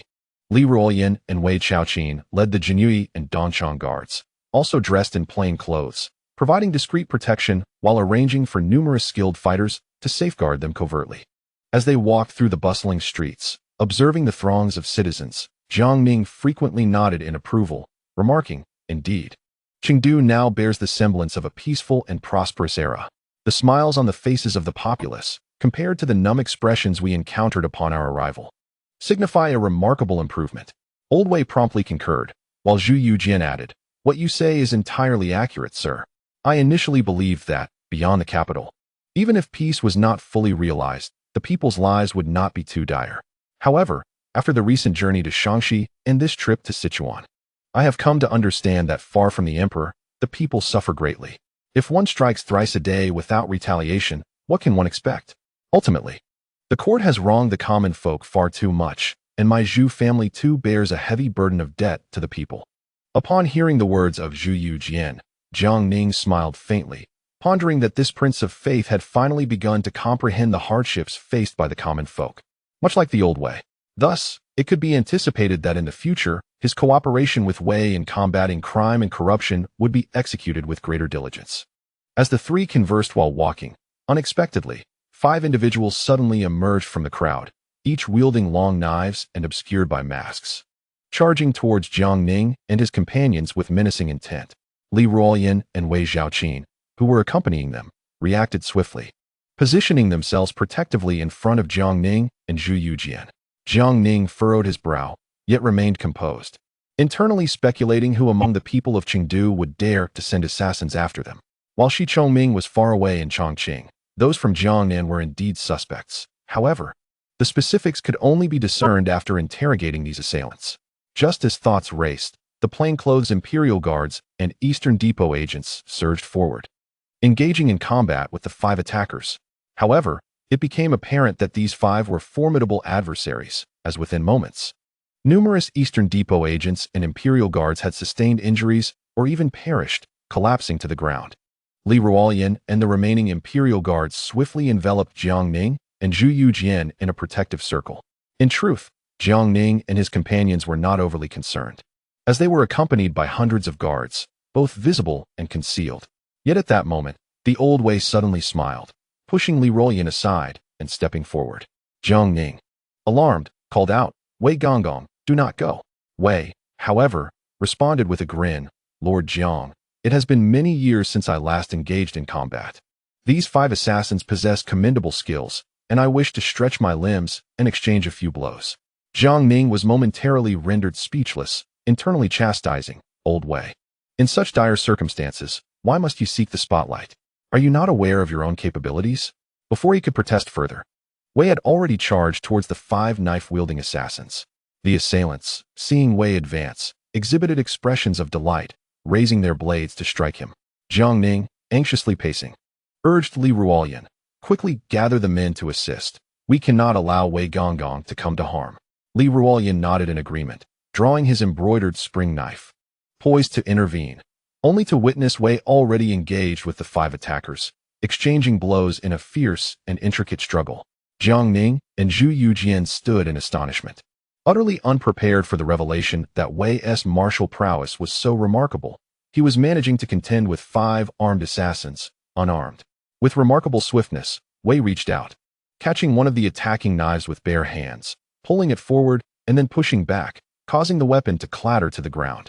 Unfazed, he deftly kicked up the fallen knife, continuing to battle the remaining assailants, all while taunting, "Such trivial skills dare to flaunt before me." With that, he leaped into the air, sweeping the knife with force, and several assassins failed to evade in time. One was struck on the shoulder, blood gushing forth. Subsequently, Wei discarded the blade and unleashed a flurry of punches upon the remaining 2 attackers, akin to a tempest in its ferocity. The enormous fists of the formidable figure rendered the 2 adversaries utterly defenseless. In swift succession, Old Wei executed a sweeping leg kick, toppling both assailants to the ground. As he turned, 2 more assassins approached from behind, brandishing their long knives. With a deft flick of his fingers, Old Wei skillfully clamped down on their blades, rendering them immobile despite the assassins' desperate attempts to draw their weapons. Then, with a gentle release, the assassins staggered backward, losing their balance. Seizing the moment, Old Wei flicked his robe with a flourish and charged at the 2 remaining adversaries, akin to a tiger descending a mountain. This spectacle left Jiang Ning and Zhu Youjian utterly astonished, exchanging incredulous glances before exclaiming in unison, "Is Master Wei truly this skilled?" They then echoed, "I am at a loss as well." At this juncture, Wei Zhaoqin interjected with a smile, to respond to His Highness and Lord Jiang. "My adoptive father has diligently honed his martial arts over the years, yet he has never truly engaged in combat. As for the extent of his prowess, I am not entirely certain. However, from the current scenario, it is evident that these assassins are no match for him." Jiang Ning felt a profound shock at this revelation. Previously, he had merely considered Old Wei's boasts of being able to take on 5 opponents as the bluster of a street brawler. But it now seemed that Old Wei possessed genuine skill. At that moment, Li Ruoyan also chimed in, "His Highness, the martial arts displayed by Master Wei are formidable. Observe. The technique he employs is known as Old Ape Hangs the Seal, which is devastatingly effective and can be lethal in a single strike." With precision, Old Wei struck one assassin at the neck, then swiftly maneuvered behind him, delivering a crushing blow to the back of the assassin's head, rendering him unconscious. Jiang Ning could not help but applaud, while Zhu Youjian's eyes sparkled with admiration as he turned to Wang Cheng'en, who, startled, instinctively retreated several steps. At this point, 2 of the 5 assassins lay incapacitated on the ground, unable to resist. Old Wei then charged towards another attacker. Wei Zhaoqin promptly explained, "This technique is called twist and propel." With remarkable speed, Old Wei lifted his leg, landing a precise kick on the assassin's knee, causing him to collapse in pain. Following this, he delivered a powerful kick to the assassin's head, sending him flying and leaving him sprawled on the ground. Jiang Ning, witnessing Old Wei's valor, swallowed hard and turned to Li Ruoyan, inquiring, "Old Li, could you contend with Master Wei?" After a moment's hesitation, Li Ruoyan replied, "In a life-and-death struggle, I would only have a 5% chance of victory. However, in a contest of skill, I am no match for Master Wei. His techniques are lethal and fundamentally different from my own." Understanding dawned on Jiang Ning. Old Wei was indeed a master of concealed talents. Just then, Old Wei advanced towards the remaining 2 assassins. Seeing this, the assassins gritted their teeth and charged fiercely at Old Wei, knives in hand. As the 2 parties faced each other, Old Wei extended his finger, gently grasping one of the long knives. He then pulled and dragged, engaging in a fierce clash with another assassin, sparks flying in every direction. Subsequently, Old Wei relaxed his grip, flicked his long robe, and immediately forced one of the assassins back. With a swift turn, he executed a powerful kick, sending the assassin sprawling to the ground, followed by another heavy stomp that propelled the assassin away. At this moment, only the last assassin remained. Seeing this, the assassin shouted fiercely, brandishing his long knife and recklessly charging at Old Wei, wildly swinging his weapon. However, Old Wei remained calm and composed, a smile on his face as he confidently extended his fingers, firmly pinching the long knife. With a sudden surge of strength, a sharp crack resonated as the steel blade was audaciously snapped in two. Old Wei then engaged in close combat with the assassin, seizing the assassin's arm and yanking it forward, violently twisting it to break the arm. Following this, he spun around, extending his hand like a claw and raking it across the assassin's neck, leaving several bloody gashes. Li Ruoyan, witnessing this, couldn't help but exclaim, "What Old Wei has employed is the Azure Dragon Claw from the Bagua palm. If he had exerted just a bit more force, he could have easily snapped the assassin's neck." Jiang Ning watched in horror as the assassin, with a broken arm, collapsed to the ground, howling in agony. Old Wei approached with a grin, lifted his foot, and delivered a kick that resulted in a loud crack, sending the assassin flying, blood spewing from his mouth.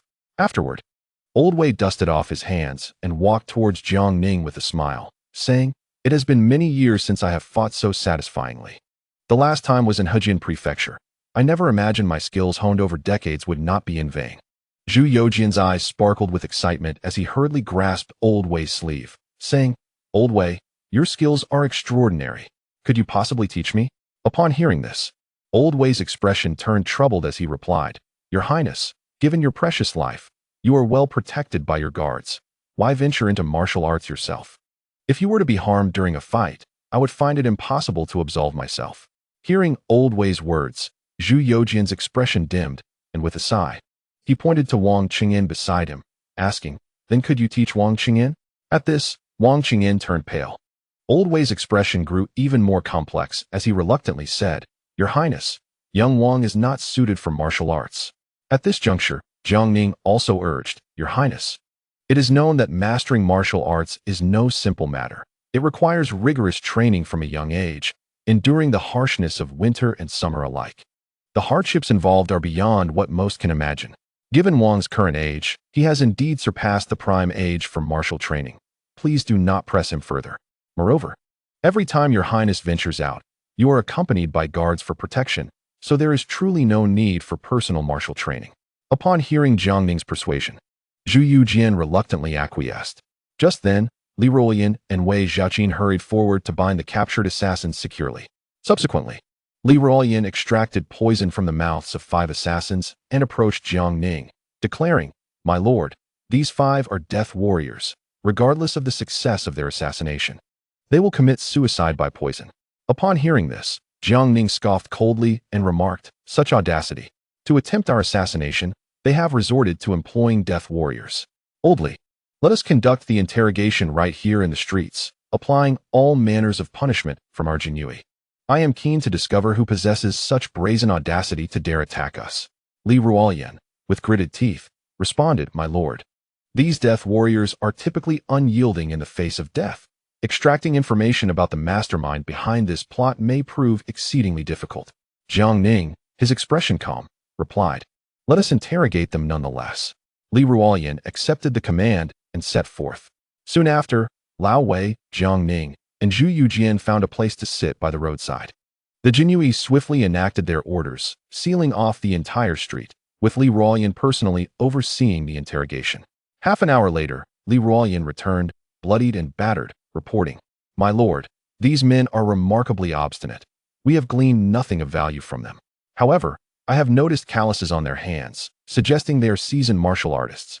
Moreover, their boots are of military standard, indicating they are likely soldiers, rather than mere wanderers of the martial world." Jiang Ning, upon hearing this, erupted into laughter, exclaiming, "How intriguing! The officials of the Ming dynasty dare to assassinate a royal envoy in broad daylight." Zhu Youjian, overhearing, was consumed by rage, exclaiming, "Damn it! If I discover which scoundrel dared to send assassins after me, I shall annihilate his entire lineage."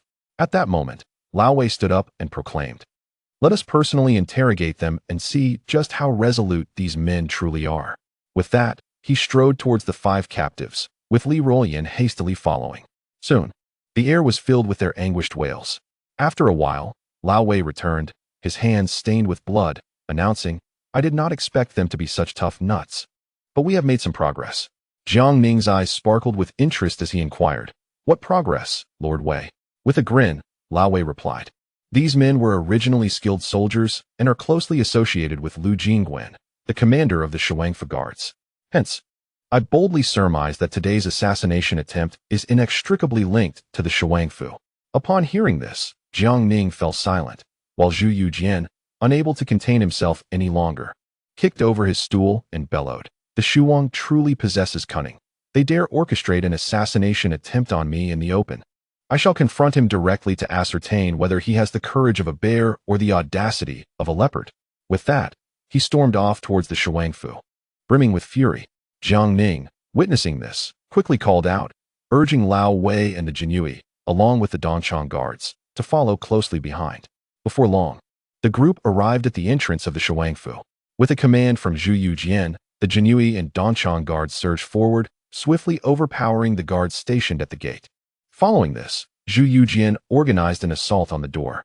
In no time, the gates of the Shuangfu were breached, and Zhu Youjian, filled with righteous anger, stormed inside. The chief steward, Gao Gui, hearing the commotion, hurried to investigate the situation. Upon seeing the furious Zhu Youjian, I was momentarily taken aback. However, I mustered my courage and inquired, "May I ask, Your Highness, the purpose of your visit? My lord is gravely ill, lying unconscious." At this, Zhu Youjian raised his hand and delivered a resounding slap, sending the nobleman soaring. As he scolded, "Unconscious? I see Zhu Jishu is quite spirited, capable of arranging an assassination attempt on me." Following this, he commanded several members of the Jinyue to step forward and firmly bind the nobleman. Shortly thereafter, Zhang Wenda, the chief historian of the royal residence, rushed out to assess the situation. Upon witnessing the scene before him, he was equally startled. Just as he opened his mouth to speak, Zhu Youjian waved his hand, and the Jinyue promptly bound Zhang Wenda as well. Zhang Wenda hastily exclaimed, "Your Highness, why such actions without cause? The Prince of Shu is gravely ill and unconscious. Do you not fear the mockery of the world?" Zhu Youjian scoffed coldly and replied, "If Zhu Jishu is indifferent to his own reputation, why should I concern myself with mine?" With a wave of his hand, he commanded the Jinyue and the Eastern Depot to take complete control of the entire Shu prince's residence. Subsequently, Zhu Youjian, Jiang Ning, and Wei Zhongxian made their way toward the Shu prince's chamber. Upon reaching the chamber door, Zhu Youjian kicked it open with a forceful stride. There lay Zhu Jishu, his complexion pale, lying unconscious on the bed. Observing this, Zhu Youjian furrowed his brow, contemplating, could I have been mistaken? Is this matter truly unrelated to the Shu prince? Or are his subordinates acting independently? Just then, Wei Chaoqin from the Eastern Depot hurried over to report, "Your Highness, I have apprehended the chief guard Liu Jingguan in the palace garden. He was attempting to flee with gold and silver." Zhu Youjian responded, "Excellent. Let him meet with those assassins and see if they recognize him." Wei Chaoqin promptly took his leave. Throughout this ordeal, Jiang Ning and the old Wei remained silently in Zhu Youjian's wake, refraining from speaking, for the Shu prince Zhu Jishu, being a vassal prince of the Ming dynasty, held a unique status that made their involvement inappropriate. Zhu Youjian turned and exited the Shu prince's chamber, approaching Jiang Ning and Wei Zhongxian, instructing them to bring forth the chief steward Gao Gui and chief historian Zhang Wenda. At this moment, Gao Gui was already as pale as a sheet, trembling uncontrollably. Meanwhile, Zhang Wenda continued to protest, "Your Highness, the Shu prince is, after all, your royal uncle. How can you act in such a manner? What of the court's etiquette and dignity? Should this become public, it would surely be the subject of ridicule, and your name would be forever tarnished for humiliating your own uncle." Hearing this, Zhu Youjian's fury surged, and he turned to Li Ruolian, saying, "Minister Li, behead this insolent fool at once."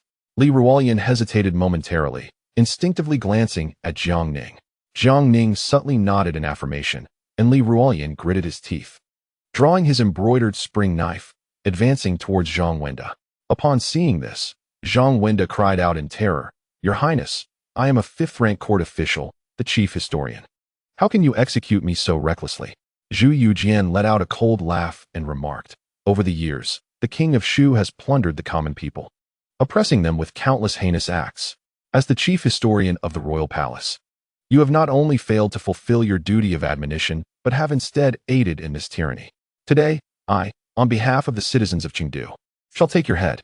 Zhang Wenda attempted to argue further, but before he could utter another word, Li Ruoyan swiftly struck, the blade glinting coldly as Zhang Wenda's head fell to the ground in an instant. Zhu Youjian then turned to the terrified chief steward of the royal palace, Gao Gui, and scolded, "You, who rely on your master's power, are no better than the rest. Ministerly, execute him as well." Upon hearing this, Li Ruoyan stepped forward and delivered another fatal blow. Gao Gui let out a wretched scream, and soon, his head too was severed. At that moment, the Imperial Ming Guards, led by 2 captains, arrived at the Shu King's palace. Zhu Youjian addressed the 2 captains, saying, "Esteemed uncles, I entrust you to take command of the entire Shu King's residence immediately. From this moment on, without my command, no one is permitted to move freely. Those who defy this order shall be executed on the spot. Furthermore, conduct a thorough search of the Shu King's palace, and all assets must be documented." The 2 captains complied without hesitation. Jiang Ning and Wei Zhongxian exchanged a glance, remaining silent. After all, without a royal decree, it was unprecedented to arbitrarily search a feudal lord's residence. Even Jiang Ning, the appointed governor of 4 provinces, lacked such authority. Yet, Zhu Youjian was well suited for this task, being the left minister of the imperial clan and the spokesperson of the Zhu family. As long as he could present conclusive evidence afterward, it would suffice to silence the murmurs of the world. With the Imperial Ming Guards taking full control of the Shu King's palace, chaos erupted within, a veritable maelstrom. However, under the guidance of the 2 captains, all individuals within the palace were soon subdued. Meanwhile, the Eastern Bureau's captain, Wei Chaoqin, brought Lu Jingwen and 5 assassins before Zhu Youjian. Upon seeing the dismembered bodies of Chief Historian Zhang Wenda and Chief Steward Gao Gui, Lu Jingwen's legs turned to jelly, and he fell to his knees, repeatedly bowing his head in supplication. "Your Highness, spare me. It was the King of Shu who commanded me to act. I was merely following orders." Zhu Youjian furrowed his brow and turned to Wei Chaoqin, who quickly reported, "Your Highness, during my interrogation, these 5 assassins confessed that they were indeed dispatched by Lu Jingwen with the intent to assassinate you in public." Upon hearing this, Zhu Youjian's face flushed with anger, while Lu Jingwen continued to bow his head fervently, his forehead soon bleeding profusely from the repeated strikes. Zhu Youjian then commanded for paper and ink to be brought forth, ordering Lu Jingwen to write down the details of how the Shu King Zhu Jishu had instructed him to send assassins to kill himself, ensuring every word was accurate, and to sign it. After completing the task, Lu Jingwen, his face pale with fear, pleaded, "Your Highness, I have disclosed all that I can. Will you not spare my life?" Zhu Youjian turned to Jiang Ning and Wei Zhongxian, inquiring, "Gentlemen, do the Jinyue and the Eastern Bureau have any records concerning Lu Jingwen? Has he been involved in any unlawful activities?" Jiang Ming glanced at Li Ruoyan in response. Li Ruoyan hastily retrieved a dossier from his bosom and scrutinized it intently. He then reported, "Your Highness, on September 15th of last year, Lu Jingwen forcibly abducted 2 women and brutally assaulted their family, resulting in their deaths. Moreover, he accepted a bribe of 5,000 taels of silver from Song Shixiang and Lian Guoshi." Wei Zhaoqin also promptly produced a document, and after a brief examination, he relayed, "Your Highness, by the end of last year, Lu Jingwen received a bribe of 10,000 taels of silver. All evidence suggests that this sum was delivered by emissaries of Shichongming." Upon hearing this, Lu Jingwen collapsed to the ground, his face ashen. Zhu Youjian let out a series of cold laughs and remarked, "Lu Jingwen, it is not that I wish to spare you, but rather that you have brought this upon yourself through your numerous misdeeds." With that, he exchanged a knowing glance with Li Ruoyan.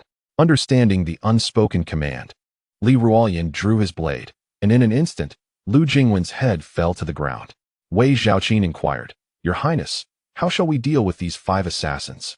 "We await your orders." Zhu Youjian replied with a disdainful snort, "Send them on the same journey as Lu Jingwen." In response, Wei Zhaoqin drew his sword and executed the 5 assassins on the spot. At this juncture, the head of the guards of the Shuang mansion, along with the mansion's steward, had already been slain, and Shuang Zhu Jishu lay unconscious. The entire estate had been completely taken over by the Ming Imperial Guard. Jiang Ning understood that even if this Prince of Shu were to survive, he would undoubtedly be gravely weakened. After all, how many members of the Zhu family could expect a favorable outcome once in Zhu Youjiao's grasp? At that moment, 2 urgent Imperial Guards rushed in. Upon seeing Zhu Youjian, they quickly presented several letters, their expressions grave, saying, "Your Highness, we discovered several confidential letters in the study of the Prince of Shu." Correspondence exchanged between Shi Chongming and him. Jiang Ning was not surprised by this revelation. He had long suspected a collusion between Zhu Youjian and Shi Chongming. Zhu Youjian took the letters, opened them, and after a moment, he trembled with rage, his face flushed crimson as he shouted, "This is utterly outrageous." Zhu Youjian, as a member of the Ming royal family, the esteemed Prince of Shu, has actually conspired with traitors. Shi Chongming has merely used a paltry 1,000 acres of land and 100,000 taels of silver to incite the prince to urgently recall Zhu Shiyuan from the front lines in Chongqing, and to instruct Song Shixiang and Lian Guoshi to reveal their vulnerabilities, resulting in the fall of Chongqing. He is truly a disgrace to the Zhu family. With that, he turned to the two guards and commanded, "You two, on my behalf, immediately draft a letter to the court detailing the contents of these letters, and request an imperial decree from my elder brother to strip Zhu Youjian of his princely title and escort him to the capital for trial." The two guards nodded eagerly and took their leave. Once everything was arranged, Zhu Youjian, Jiang Ning, and Old Wei turned to depart the mansion.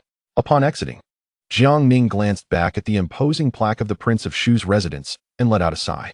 He knew in his heart that the lineage of the Prince of Shu had reached its inevitable demise. This Prince of Shu had brought this fate upon himself. In the original course of history, Zhu Youjian, residing in the fertile land of the Tianqi kingdom, had amassed a wealth beyond measure. After Zhu Youjian's tragic demise at Meishan, Zhu Youjian was momentarily acclaimed by the officials and generals of Sichuan as the regent. Had he possessed even a modicum of ambition and foresight, it would not have been overly challenging to safeguard Sichuan, if not completely restore the Ming dynasty. Regrettably, Zhu Youjian was consumed by an insatiable greed for wealth. At a time when the military and officials of Sichuan were in dire need of provisions and salaries, he obstinately refused to part with even a penny. Such conduct led to a profound sense of disillusionment among the Sichuan troops, resulting in a complete loss of public support.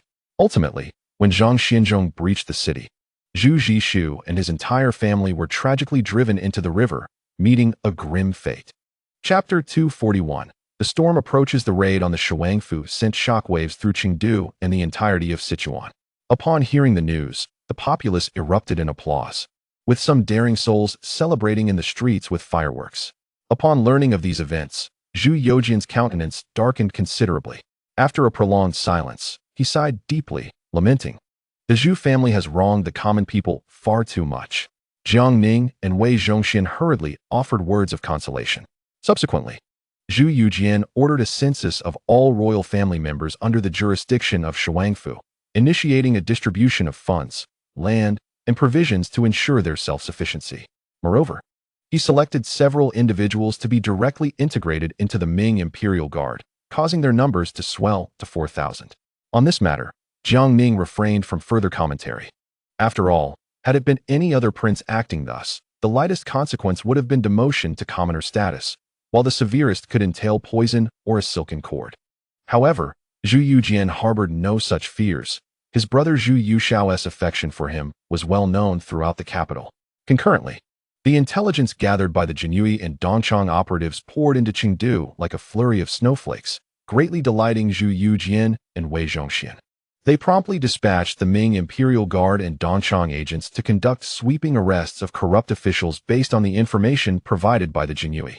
Wei Zhongxian was well versed in such matters, navigating them with ease. Zhu Youjian, equally bold, adhered to a principle of preferring wrongful arrests over letting the guilty escape. He apprehended not only those on the Jinyue's list, but also many others beyond it. Following thorough investigations, although half were eventually released, a significant number remained detained, each possessing some degree of culpability. Zhu Youjian's principle remained clear. It was better to err on the side of caution and not let any suspect slip away, culminating in a comprehensive crackdown. His methods even surpassed those of Wei Zhongxian, leading to a shortage of manpower among their respective operatives. In a state of exasperation, Jiang Ning allocated an additional 15,000 troops from the left guard to assist in their efforts, thus commenced a sweeping campaign against corruption and crime throughout Sichuan, targeting not only corrupt officials but also local bullies and tyrants. In no time, the dungeons of the Chengdu governor's office were overflowing with prisoners. As for Jiang Ning, Although he did not partake in these actions, he was by no means at ease. On one hand, he had to constantly monitor the battle reports sent by Qin Lianyu to grasp the developments at the front. On the other hand, he was tasked with addressing the urgent documents dispatched from the capital regarding the 5 armies' general command. That very morning, as Jiang Ning had just risen, Li Ruoyan hastily approached him, exclaiming, "My lord, an urgent document from the capital, 800 miles away." Without even pausing to wash his face, Jiang Ning quickly opened the document for review, and upon finishing, his expression shifted to one of grave concern. After a moment of silence, Li Ruoyan cautiously inquired, "My lord, has something occurred in the capital?" Jiang Ning shook his head and replied, "The Jurchens in Liaodong have made their move again." Li Ruoyan was taken aback by this revelation. Ever since the Jurchens suffered heavy losses in Xinyang last year and retreated to their stronghold in Hechuala, they had remained inactive. To his surprise, just after the new year, the Jurchens were stirring once more. Jiang Ning continued, 15 days ago, Nurhasai led his troops in a probing attack on Xinyang. But he was repelled by Xiong Tingbai and the 9th Army, gaining no advantage. However, with the thorough scrutiny of the 8 prominent merchants in Shaanxi, the Jurchens now face a dire shortage of supplies, including food, weaponry, salt, and iron, leading to internal strife. Nurhasai plans to launch an offensive against Lin Danhan next. Upon hearing this news, Li Ruoyan curiously asked, "My lord, does the court need to send troops to aid Lin Danhan?" Jiang Ning scoffed, saying, "That old rascal Lin Danhan, when he sold war horses to the court, insisted on payment up front before delivery. Now that Nurhasai is intent on battling him, he suddenly remembers the court's existence. We do not have the luxury of time. Moreover, Lin Danhan's actions may very well be a ploy to divert disaster. Nevertheless, as the clam and the snipe vie, the fisherman benefits, the court must also take action and seize the opportunity for gain. Currently, isn't the Duke of England distributing military farmland to the landless populace in Shaanxi while promoting new crops? We could issue a document to the Duke, instructing him to mobilize the garrison at Datong and Xianzhou to take advantage of the situation and launch an attack on the Bashida tribe. If we can reclaim the Hetao region, the Ming dynasty will no longer have to rely on Lin Danhan's whims regarding war horses." Li Ruoyan then cautiously remarked, "My lord, the Bashida tribe has a considerable military presence. It may not be so easily dealt with." Jiang Ning, with a smile, replied, "That is precisely why we let the Duke act according to the circumstances. If we can successfully reclaim the Hetao region, that would be ideal. If it proves impossible, we should seize what we can. Cattle, sheep, and horses, all must be brought back." Upon hearing this, Li Ruoyan hurriedly praised, "Your wisdom is truly remarkable, my lord." Jiang Ning smiled and instructed, "Old Li, promptly draft a response to the court as I just outlined." Li Ruoyan, upon receiving the command, swiftly took up pen and paper, writing according to Jiang Ning's dictation. Before long, he completed the document and presented it to Jiang Ning for review. After meticulously verifying the documents, Jiang Ning affixed his seal, subsequently placing the papers into an envelope. Once sealed, he entrusted them to the Jinyui for expedited delivery to the capital. Meanwhile, in the office of the Nanjing Jinyui Jinfu Division, Su Xianshun sat languidly, unable to suppress a sigh. Since being assigned to Nanjing, the master has scarcely inquired about me. I wonder if he trusts me or has simply forgotten me, he lamented, followed by another deep sigh. Upon his arrival in Nanjing, Su Xianshun undertook significant personnel reforms within the Jinfu Division, replacing key positions with elite members from the Jinyui he had brought from the capital. The Nanjing Jinyui Jinfu Division was now entirely revitalized, transformed beyond recognition. Typically, Su Xianshun acted with caution and discretion, drawing little attention from the local aristocracy and high officials.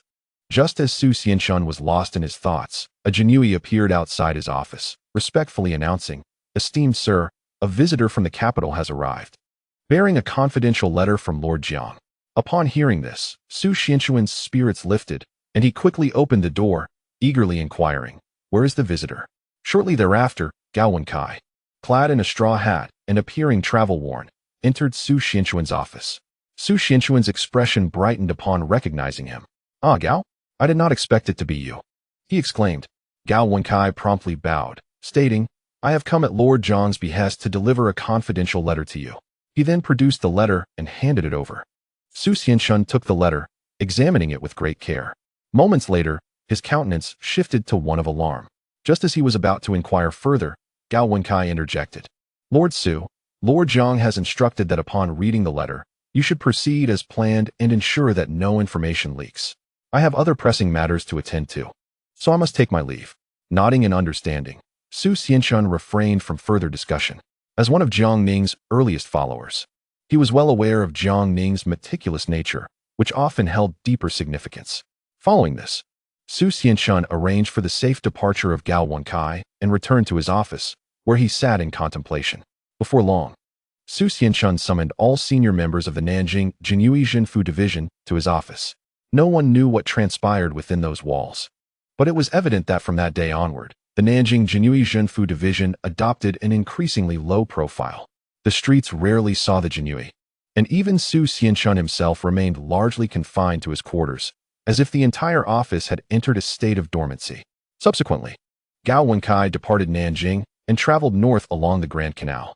Upon reaching Tianjin, he met with General He Kegong, the commander of the Tianjin garrison and naval forces, delivering Jiang Ning's confidential letter into his hands. After reading the letter, He Kegong engaged in a brief conversation with Gao Wenkai before he departed once more. The contents of the letter remained a mystery to all, yet it was evident that He Kegong commenced rigorous military drills, prompting his troops to believe they were preparing for impending conflict, as they fervently practiced. Afterward, Gao Wenkai donned civilian attire and stealthily returned to the capital. Finding the commander of the Jinyui, Tianqi, to whom he presented a confidential letter from Jiangning, he then departed once more, leaving no trace of his whereabouts. Upon receiving the letter, Tianqi immediately sought an audience with Zhu Youjian. He entered the imperial study and engaged in prolonged conversation with Zhu Youjian before finally exiting the palace. The content of their discussion remained a mystery to all. However, from that day forth, Zhu Youjian ceased to exhibit his usual concern for state affairs, instead dedicating his attention to the construction of the 3 grand halls. He fervently recruited craftsmen from outside the palace, and thus the restoration of the 3 grand halls progressed with fervor. The chief minister, Sun Qingzong, along with Yuan Kelly, upon hearing of Zhu Youjian's unusual behavior, hastened to the palace to offer counsel, imploring him not to devote all his energy to the construction of the halls, but to remain attentive to governmental matters. Zhu Youjian outwardly accepted their advice, but continued on his own path, devoting the majority of his time and energy to the restoration efforts. Sun Qingzong and Yuan Kelly presumed the emperor was merely eager to complete the restoration, and therefore refrained from excessive reproach. After all, compared to Emperor Wanli, who had neglected court affairs for decades, this ruler could certainly be regarded as diligent. Fortunately, during this period, the various state affairs operated relatively smoothly, avoiding any major turmoil. Chapter 242. 3 victories. The emperor's peculiar behavior left the court's officials and ministers perplexed. The royalist officials remained largely silent, believing that the construction of the 3 grand halls would eventually reach completion, with the emperor's enthusiasm at its peak and the increasing manpower. The project would only be expedited, allowing the emperor to redirect his focus thereafter.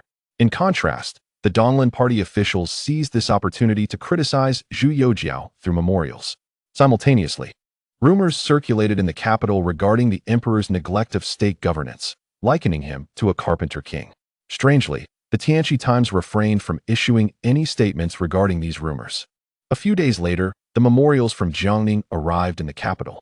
Zhu Youjian was promptly informed of the news and subsequently summoned the cabinet and officials from the 8 ministries in the imperial study to discuss the proposals within the Jiangning memorial.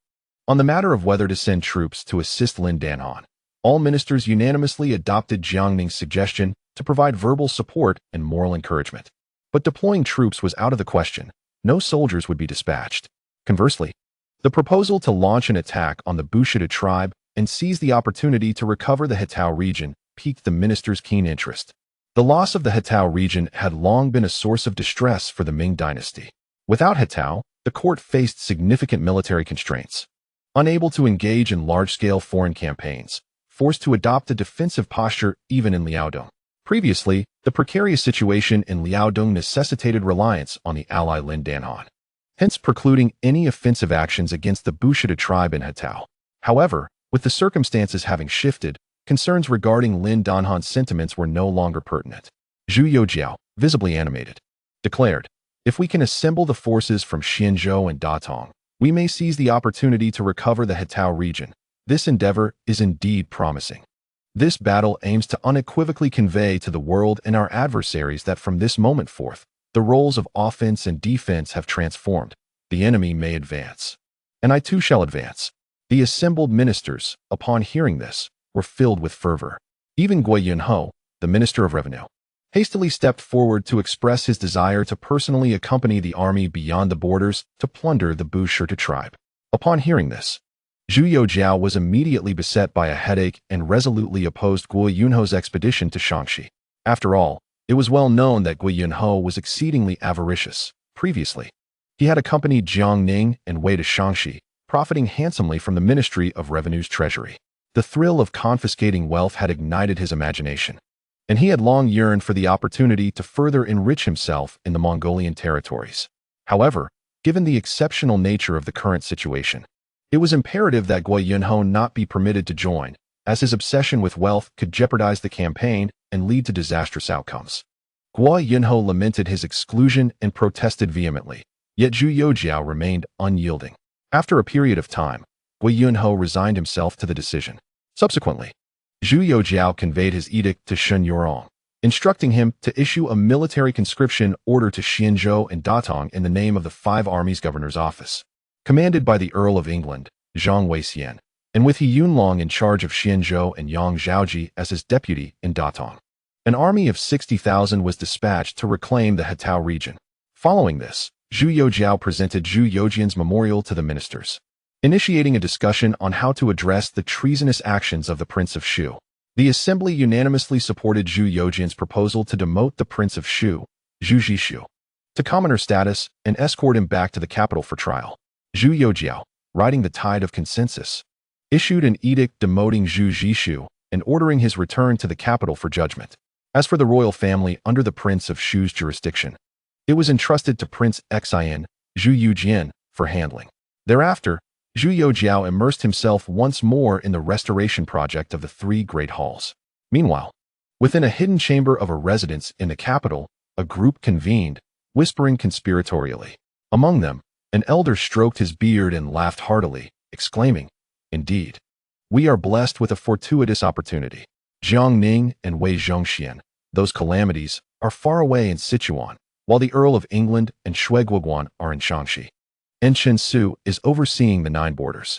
Presently, in the capital, Sun Qingzong and Yuan Kelly wield no military authority. The Five Armies Governor's Office is left with only Xin Yurong and the Duke of Dingyuan, Deng Wenming, and the capital garrison, once numbering over 100,000, now dwindles to a mere 50,000, led by that brash fellow, Man Gui. Everything is in place. We await only the opportune moment, and the Ming dynasty shall undergo a profound transformation. At that point, the outcome will be sealed, and even if Jiang Ning returns, we shall devise a means to eliminate him along with Wei Zhongxian. As for His Highness Prince Xian, if he wishes to remain content in his princely role, that would be splendid. Should he prove restless, let him accompany his royal brother instead." Laughter erupted among the assembly, as they envisioned a future where the Ming dynasty would belong to the Eastern Forest faction. In an instant, the atmosphere in the capital settled into a peculiar calm. Meanwhile, Jiang Ning, still in Chengdu, Sichuan, busied himself daily with signing and responding to the myriad documents sent from various locales, overwhelmed with responsibilities. Concurrently, Wei and Zhu Youjian were vigorously scrutinizing the entire bureaucratic landscape of Sichuan, their efforts fervently underway. Eventually, a situation arose where Zhu Youjian took charge of apprehending individuals, while the old Wei was responsible for executing them. This came about because the cells in the provincial governor's office could no longer contain the multitude of prisoners. Each day, numerous corrupt officials, unscrupulous merchants, and wealthy gentry with numerous crimes were publicly executed outside the governor's office. The scene was indeed one of bloodshed, instilling terror in the hearts of many. However, the common folk applauded this turn of events. Zhu Youjian's capabilities were once again highly praised in Jiangning. Initially, there were concerns regarding Zhu Youjian's youth, which might hinder the effectiveness of the crackdown. Yet, unexpectedly, he adeptly managed both arrests and property confiscations, displaying remarkable efficiency, and his reputation soared among the populace. Simultaneously, officials throughout Sichuan found themselves gripped by anxiety. Previously, they had relied on their geographical advantage to act like local tyrants. But they now fully experienced the authority and terror emanating from the imperial court. Ultimately, Zhu Youjian earned the moniker of the Prince of Annihilation. A number of officials, before Zhu Youjian could even arrive to apprehend them, chose to end their own lives. General Qin Lianyu led an army of 100,000 to confront Shi Chongming outside the city of Chongqing, engaging in fierce battles. They fought 3 consecutive encounters, with Qin Lianyu achieving victory each time, leaving Shi Chongming disoriented and questioning his fate, ultimately retreating in disarray to the safety of the city walls. The ease with which this battle unfolded took even Qin Lianyu by surprise. The primary reason lay in the formidable firepower of the imperial army. During their confrontations, the Divine Machine Battalion displayed its might, unleashing a barrage of various firearms, illuminating the sky with flames and sending Shi Chongming's forces into disarray. The 18 local chieftains were left terrified, fleeing in all directions. After 3 battles, Shi Chongming's troops suffered the loss of 50,000 men, with the remaining 50,000 retreating into the city. Qin Lianyu, acting decisively, ordered the encirclement of the city and convened with his generals to devise a strategy for breaching its defenses. Given that Chongqing's geographical position was perilous, with towering and thick walls and a deep, wide moat, a direct assault would require 5 times the enemy's forces to succeed. Not to mention, the court could not muster such numbers, and even if it could, a direct attack would inevitably incur severe losses. In a flurry of brainstorming, Chao Wenjiao, Zhao Shuijiao, and Du Wenhui devised various schemes such as digging tunnels to infiltrate the city and sending disguised individuals into the city. Although these plans ultimately failed to breach the walls, they nonetheless left Shi Chongming in a state of disarray, living in constant fear. Upon receiving the latest battle report from Qin Lianyu, Jiang Ning was invigorated and could not help but burst into laughter. He quickly summoned Li Ruoyan, exclaiming with glee, "Old Li, General Qin has indeed lived up to expectations. He has achieved 3 victories outside Chongqing, decimating 50,000 of Shi Chongming's troops, with the remaining 50,000 retreating into the city, much like grasshoppers in autumn. Days are numbered." Li Ruoyan, upon hearing this, was equally overjoyed. However, he soon donned a visage of concern and inquired, "My lord, what shall we do if the remaining 50,000 troops stationed in Chongqing cannot withstand General Qin's prolonged siege?" Jiang Ning, upon hearing this, chuckled softly and replied, "I have already devised a plan for this. Old Li, you must promptly instruct our hidden imperial guards within Chongqing to reach out to a general among the rebels named Luo Xianqian, and inform him that should he be willing to surrender the city, he shall be duly rewarded." Li Ruoyan, upon hearing this, was taken aback and urgently questioned, "My lord, is Luo Xianqian one of our imperial guards?" Jiang Ning shook his head and responded, "How could that be? Luo Xianqian is indeed a subordinate of Shi Chongming." Li Ruoyan, increasingly perplexed, pressed on, "Then, my lord, what gives you such confidence that Luo Xianqian will choose to surrender?" Jiang Ning inwardly mused, "I gleaned this from historical texts. If you ask me, who else could I turn to?" Ultimately, he could only say, "Old Li, proceed as I instructed. The specifics will reveal themselves in due time." Li Ruoyan promptly accepted his command and departed. Subsequently, Jiang Ning penned a letter to Qin Lianyu, informing her of the situation and instructing her to await the opportune moment, urging caution against any rash actions. Meanwhile, within the grand palace of Chongqing, Shi Chongming's visage contorted with fury, his eyes bloodshot as he roared in wrath. "That madwoman Qin Lianyu dares to annihilate my 50,000 troops in a single battle. How utterly despicable! I shall ensure she is torn asunder, and I will decimate the entire Shizhu in retribution for today's humiliation." The attendees present, witnessing his unbridled rage, were stricken with terror, scarcely daring to breathe. Initially, they had believed that uniting the forces of 18 local chieftains to muster an army of 100,000 would enable them to contend with the imperial forces. However, to their utter dismay, they suffered 3 disastrous confrontations outside Chongqing, resulting in significant losses. Moreover, they had anticipated that their most potent weaponry would secure a decisive victory. But in comparison to the imperial forces, it proved woefully inadequate. The imperial troops wielded firearms that not only boasted greater range, but also astonishing power, with an array of innovative designs. At this juncture, the leaders of the 18 chieftains began to express their dissatisfaction. They had envisioned reaping the rewards of victory alongside Sha Chongming, yet instead found themselves facing dire losses, lamenting their ill-fated venture.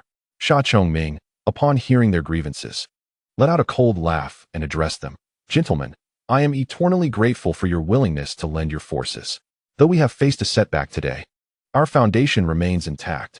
Should anyone wish to withdraw at this juncture, they shall be considered foes of my Liang. Not only might my Liang not accommodate you, but do you truly believe the Ming court would spare you if I were to be defeated? Hearing such an overt threat from Sha Chongming, the leaders of the 18 chieftains fell silent, filled with regret and wishing they could turn back time.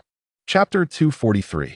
The fall of Chongqing. Qin Liangyu personally led an army of 100,000, surrounding Chongqing so tightly that not a drop of water could pass through. As she gazed upon the lofty, formidable walls and the deep moat of Chongqing, she found herself lost in contemplation. At that moment, several imperial guards arrived on swift steeds. Before long, they arrived beside Qin Liangyu and presented Jiang Ning's confidential letter. As Qin Liangyu took the letter and meticulously unfolded it, her previously furrowed brow relaxed instantly, revealing a look of gratification as she exclaimed, "Indeed, Master Jiang possesses extraordinary foresight. He had long made arrangements." Subsequently, Qin Liangyu promptly summoned all the generals for a council. Once they were assembled, she produced Jiang Ning's letter and declared in a clear voice, "Gentlemen, there is no need to exhaust yourselves pondering how to breach the defenses of Chongqing.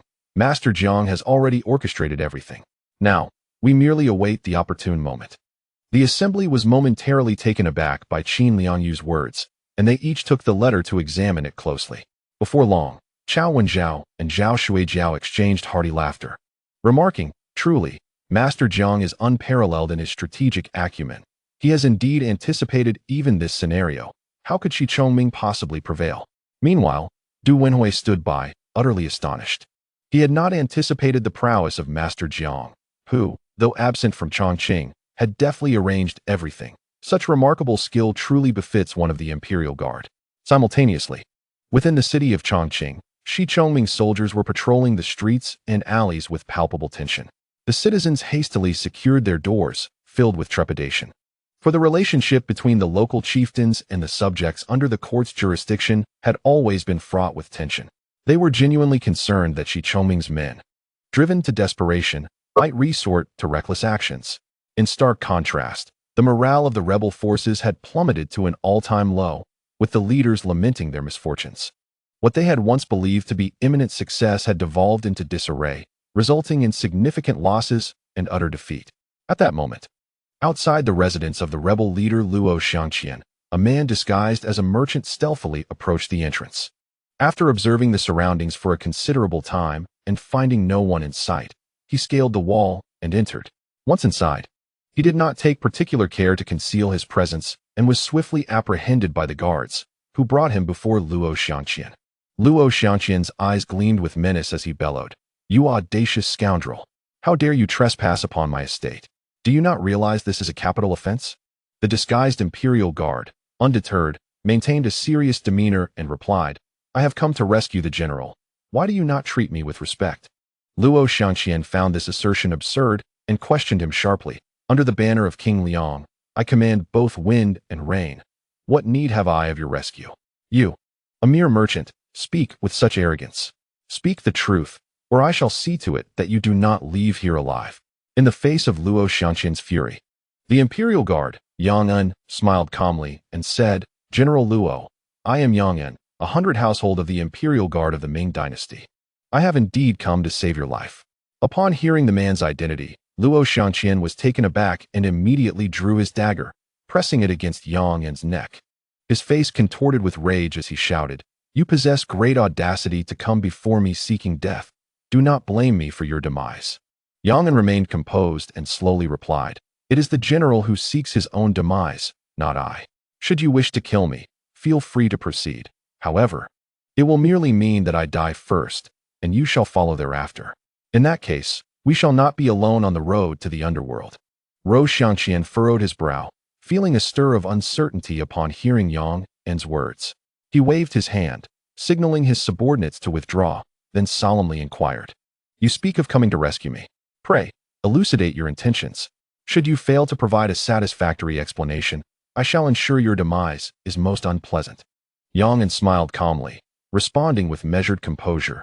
It is evident to you, General, that Shi Chongming is now at the end of his strength, incapable of contending with the imperial army. Currently, 100,000 imperial troops have encircled Chongqing, rendering Shi Chongming's defeat merely a matter of time. Once the city falls, the fate that awaits Shi Chongming and his commanders should be clear to you. After all, the court is notoriously severe with rebels, especially since the forces dispatched are eager for merit. You must have heard of the Jingguan outside Chengdu, have you not? At this, Rose Xiangqian felt a wave of trepidation wash over him, causing his hands to tremble slightly. He hastily approached and personally untied Yang. A smile plastered across his face as he said, "Please forgive me, Yang Baihu. I acted impulsively just now. I hope for your understanding." Yang stretched his limbs, smiling as he replied, "I come at the behest of Governor Jiang from the 4 provinces, fully aware of your loyalty to the court, though coerced into rebellion by the traitor Shi Chongming. Thus, Governor Jiang has specially provided you with an opportunity for redemption. Should you achieve this feat, you will be hailed as a great contributor to the court, with promotions and honors forthcoming. As for your previous allegiance to Shi Chongming, it can be framed as enduring humiliation for a greater purpose." Rose Xiangqian quickly inquired, "What does Governor Jiang wish for me to do?" Yang answered calmly, "Seize the opportunity to open the city gates, surrender Chongqing, and welcome the imperial army into the city. At that moment, you shall be recognized as the foremost hero in the capture of Chongqing." Startled, Rose Xiangqian hesitated, expressing his concerns. "The city is currently under the guard of Shi Chongming's trusted commanders. I truly find myself powerless." Yang dismissed his worries, stating, "The opportunity for glory has been clearly laid out by Governor Jiang. How you proceed is entirely up to you. However, I must caution you not to delay too long, lest this merit be claimed by another." Rose Xiangqian was taken aback, incredulous as he asked, "Have you placed others within the city?" Yang merely smiled in silence, causing Rose Xiangqian's heart to sink. Resolutely, he clenched his teeth and declared, "Please wait, Yang Baihu. I must carefully devise a plan. Once I have arranged everything, I shall provide you with a response." Yang nodded with a smile, saying, "In that case, I wish you all the best, General." Thereafter, Rose Xiangqian arranged for Yang to reside at his estate. As time flowed, on the early morning 3 days later, Rose Xiangqian hurriedly sought out Yang, elatedly exclaiming, "Yang Baihu, excellent news, extraordinary news. Shi Chongming is convening all his trusted commanders tomorrow, and Shi Chonghui, who guards the East Gate, will also attend. This means I can temporarily take charge of the East Gate. Once Shi Chonghui departs, I shall position my most trusted aides to fully control the East Gate, allowing us to open the city gates and welcome the imperial army into the city." Upon hearing the news, Yang was filled with excitement. He subsequently conferred with Luo Xiangqian regarding the specific details of the operation. Afterward, Yang took his leave to disseminate the information. Within the military camp outside Chongqing, Qin Liangyu was seated in the central army tent, receiving intelligence from the imperial secret agents. Upon hearing the news, her face brightened with joy, and she promptly summoned all the generals to discuss the matter. Once everyone had gathered, Qin Liangyu shared the information with them. Chao Wenjiao, Zhao Shuijiao, and Du Wenhui were all elated upon receiving the news. Following this, Qin Liangyu began to methodically mobilize troops, preparing for a potential assault on Chongqing. Meanwhile, within the so-called royal palace of Chongqing, Shi Chongming sat across from a middle-aged scholar known as Mr. Qingshan. With a stern expression, Shi Chongming spoke in a voice as cold as ice. "Mr. Qingshan, how did you promise me back then? You assured me that once I engaged the Ming court's forces, you would take action. Yet, why is it that to this day, there is still no sign of movement? Instead, I find myself suffering casualties. Now, with Qin Liangyu's 100,000 troops at our gates, do you not intend to provide me with an explanation?" Mr. Qingshan maintained a calm demeanor and replied slowly, "Your Highness, there is no need for concern. Our forces have been adequately deployed. We await the opportune moment to seize control of the Ming capital and alter the course of history. At that time, Jiangning will be unable to attend to Sichuan and will surely lead their armies back to the capital. Thus, your crisis will resolve itself." Upon hearing Mr. Qingshan's words, Shi Chongming was incensed and retorted, "A month? How can I endure for a month? That madwoman Qin Liangyu has already cost me 5,000 troops. And now the leaders of the 18 local chieftains are all in discontent. Can you not expedite the plan? Mr. Qingshan's expression turned grave as he said, Your Highness must understand that there are still several thousand troops stationed in the capital. We must ensure absolute certainty in our actions. Any misstep could lead to total failure. The Tusi and Bangyan of Guizhou has already rebelled, if you can hold on a little longer. And once in Bangyan stirs up significant turmoil, the Ming officials will undoubtedly send reinforcements. This will alleviate the pressure you face. Shi Chongming coldly replied, I hope all unfolds as you say. If not, should I suffer defeat, I will expose everything, and we shall perish together. In response to Shi Chongming's threat, Mr. Qingshan smiled faintly and said, Your Highness need not worry. We are all in this together. With that, Shi Chongming scoffed and turned to leave. After his departure, Mr. Qingshan let out a cold laugh and muttered to himself, Truly unfathomable. A mere chieftain dares to challenge the might of the imperial army. Such folly. It is merely through your hands that we can keep the court's forces occupied in the southwest, facilitating our own endeavors. However, with Chongqing now besieged, it seems I must make my exit. Early the next morning, Shi Chongming convened all his trusted commanders and civil and military officials within the palace to deliberate on matters. His brother, Shi Chonghui, also ventured forth to participate, while the defense of the East Gate was entrusted to Luo Xianqian. Overcome with excitement, Luo Xianqian promptly commanded his trusted generals to take full control of the defenses upon his arrival at the East Gate. He then stood atop the city tower, his expression tense as he gazed anxiously beyond the walls. As time passed, Luo Xianqian's heart raced with apprehension. He was acutely aware that any misstep today could not only thwart his chances for glory, but could also lead to his immediate capture by Shi Chongming, resulting in a dire fate. Half an hour slipped by.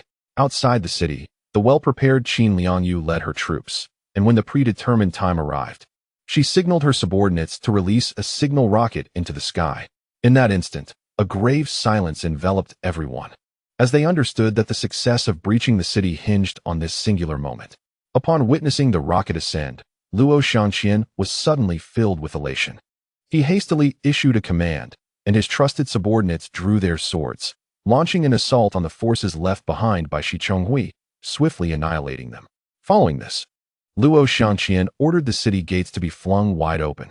Observing the gates ajar, Qin Liangyu made a decisive move, commanding Chao Wenjiao and his nephew Chao Bianjiao to lead 3,000 cavalry from the left guard into the city. Subsequently, the right guard, the Divine Machine Guard, and the White Pole soldiers surged forth into Chongqing like a tidal wave, their momentum seemingly causing the very earth to tremble. Standing atop the city tower, Luo Xianqian finally exhaled in relief.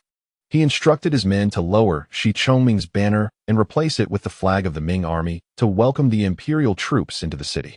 Within the palace, Shi Chongming exerted himself to offer various promises to his loyal generals and the 18 local chieftains, attempting to placate their spirits.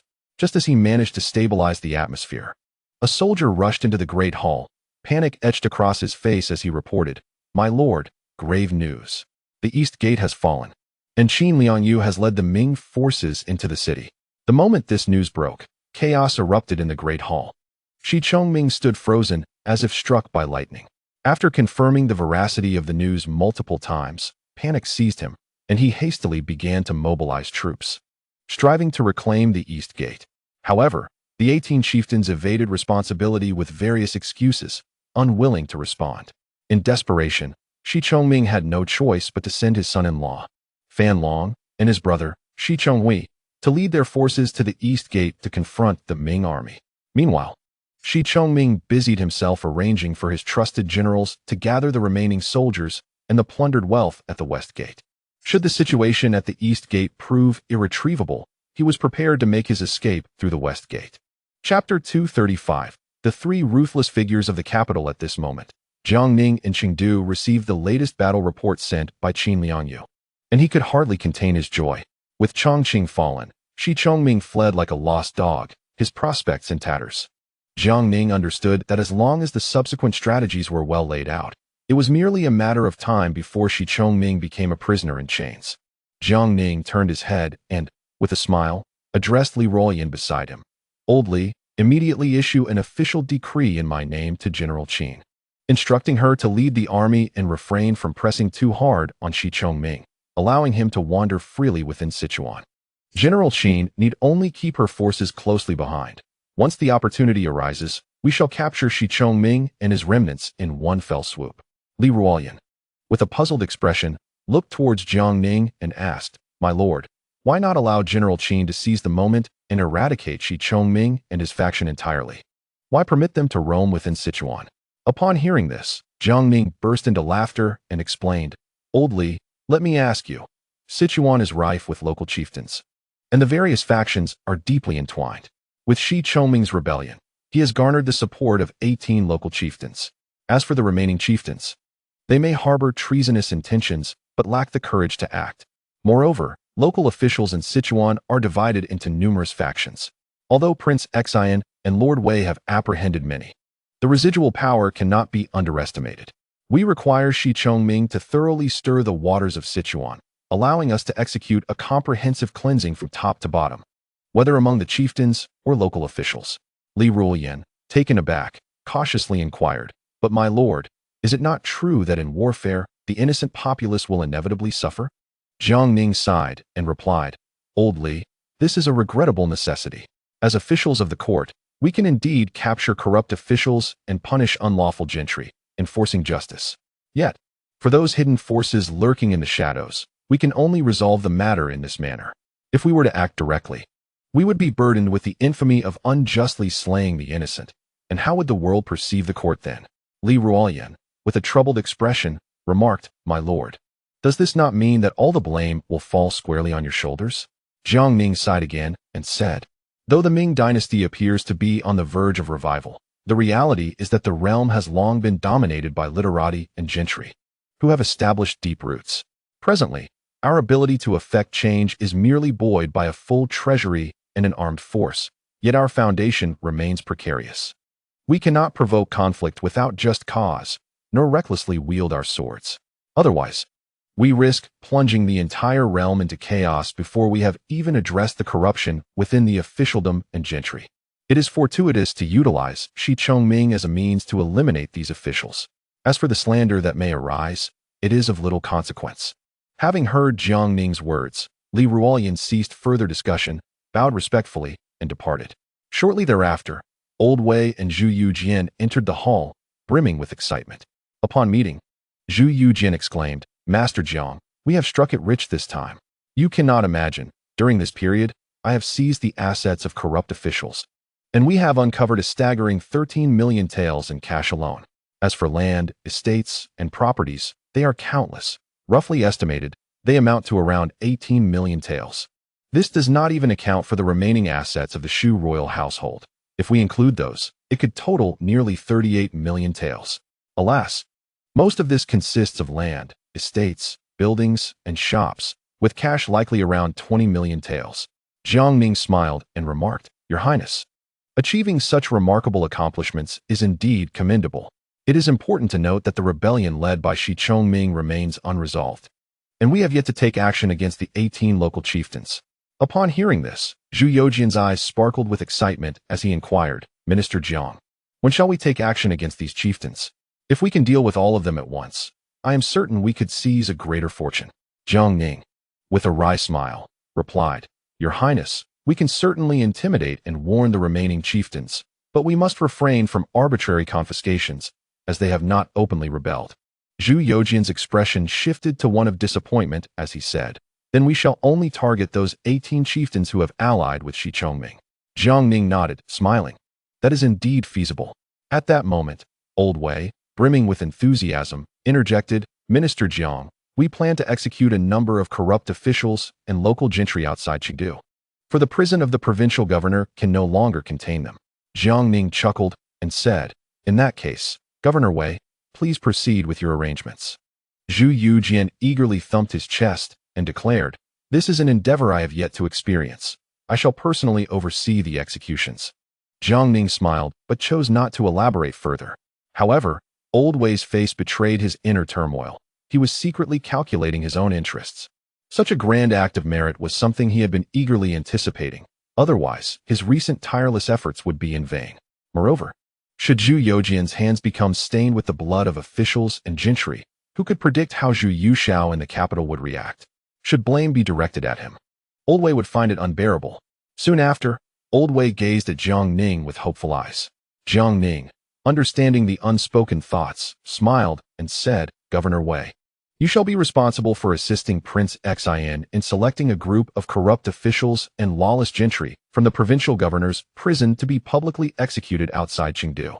With Jiang Ning's directive, Old Wei could only nod in agreement. 3 days later, over 1,000 individuals were collectively escorted to the outskirts of Chengdu, including several hundred corrupt officials, along with numerous unscrupulous merchants and local gentry. Zhu Youjian donned a royal robe adorned with 4 dragons, crowned with a golden tiara, while Old Wei wore a purple robe and a 3-mountain hat, cradling Zhu Youjian's treasured sword. The Jin Yiwei, Eastern Factory Guards, and Ming Imperial Guards were tasked with maintaining order. The populace outside Chengdu gathered in droves, creating a bustling scene.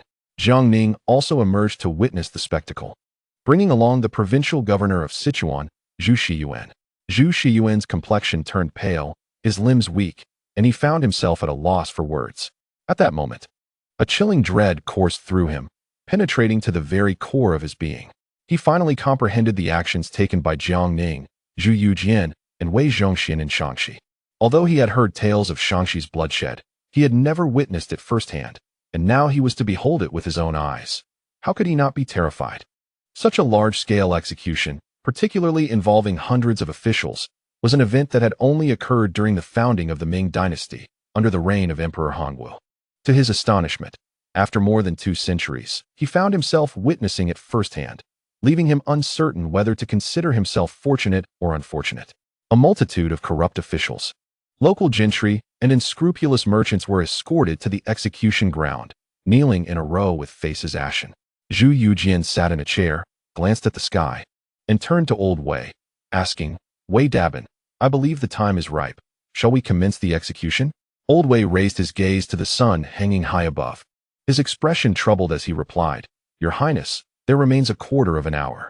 Zhu Youjian, somewhat dissatisfied, muttered, What difference does it make if it's a little earlier or later? He then ordered the execution to proceed without delay. Old Wei, seeing the situation, felt it futile to protest further. Upon hearing Zhu Youjian's command, the guards of the Eastern Depot and the Imperial Guards drew their swords and began to execute the prisoners. In an instant, hundreds of heads rolled onto the ground, blood spilling profusely. Soon after, another batch of prisoners was brought forth, and with one wave of executions completed, another followed. Within a moment, the ground was awash with blood. The onlooking citizens, witnessing this gruesome scene, were filled with trepidation, yet many still applauded in approval. Zhu Xian was so frightened that his legs weakened, nearly collapsing to the ground. Jiang Ning waved, and Li Ruoyan quickly came to support Zhu Shiyuan. Before long, over 1,000 prisoners were executed. Old Wei, observing that Zhu Youjian had claimed the majority of the merit, realized he could not afford to miss out on the remaining accolades. Thus, he hastily instructed the guards of the Eastern Depot to dig a pit on the spot, burying the bodies of the 1,000 prisoners together, emulating the mass graves outside Tiyuan and Datong. Subsequently, Zhu Youjian personally pinned an inscription for a monument to be erected there as a warning to future generations. Having completed all these tasks, they began to make their way back to the city. At the city gate, Zhu Youjian spotted Jiang Ning and smiled, saying, Minister Jiang, I did not expect to see you here. I thought you might not come. Jiang Ning smiled slightly and replied, Your Highness, I happen to be free today, so I came to take a look. Zhu Youjian, in high spirits, remarked, Minister Jiang, did you not see how those corrupt officials and local gentry were terrified, trembling in fear? The citizens were applauding in delight.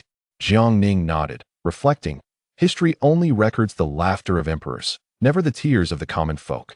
Your Highness, today's actions serve to uphold justice for the people, regardless of how officials, gentry, and scholars may judge you in the future.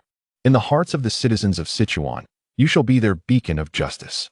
Upon hearing Jiang Ning's words, Zhu Youjian's face lit up with joy. Though he humbly replied, As a prince of the realm, a high-ranking official, and an imperial envoy, it is my duty to advocate for the people of Sichuan. Yet, the smile at the corners of his mouth betrayed his true elation, nearly stretching to his ears. The group then continued their journey into the city. As they walked, Zhu Youjian inquired about the progress of the campaign against Shi Chongming. Jiang Ning disclosed his plans.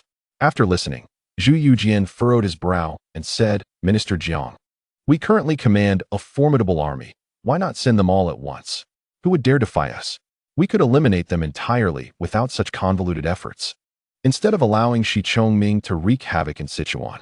Hearing these words, Jiang Ning let out a resigned sigh and patiently explained, Your Highness, we are officials and soldiers of the court, not bandits of the greenwoods, nor are we mountain kings who rob the rich to aid the poor. Every action must be justified. We cannot punish without instruction. Otherwise, I fear that before Sichuan is pacified, the entire southwestern region will descend into chaos. Upon listening to Jiang Ning, Zhu Youjian also sighed. As a prince of the realm, he naturally understood the validity of Jiang Ning's words. Although they were currently strong in arms and held the esteemed position of the imperial commissioner overseeing 4 provinces, such a status imposed various constraints upon them. Subsequently, Jiang Ning smiled reassuringly. However, Your Highness need not worry. The situation in Sichuan is now stabilized. We merely need to subdue the remaining local chieftains. Hearing this, Zhu Youjian quickly inquired, Might I ask what specific arrangements you have in mind, Master Jiang? With a smile, Jiang Ning replied, I plan to extend invitations in the name of the 4 provinces' governor to the 48 chieftains who did not partake in the rebellion led by Shi Chongming, inviting them to a banquet in Chengdu.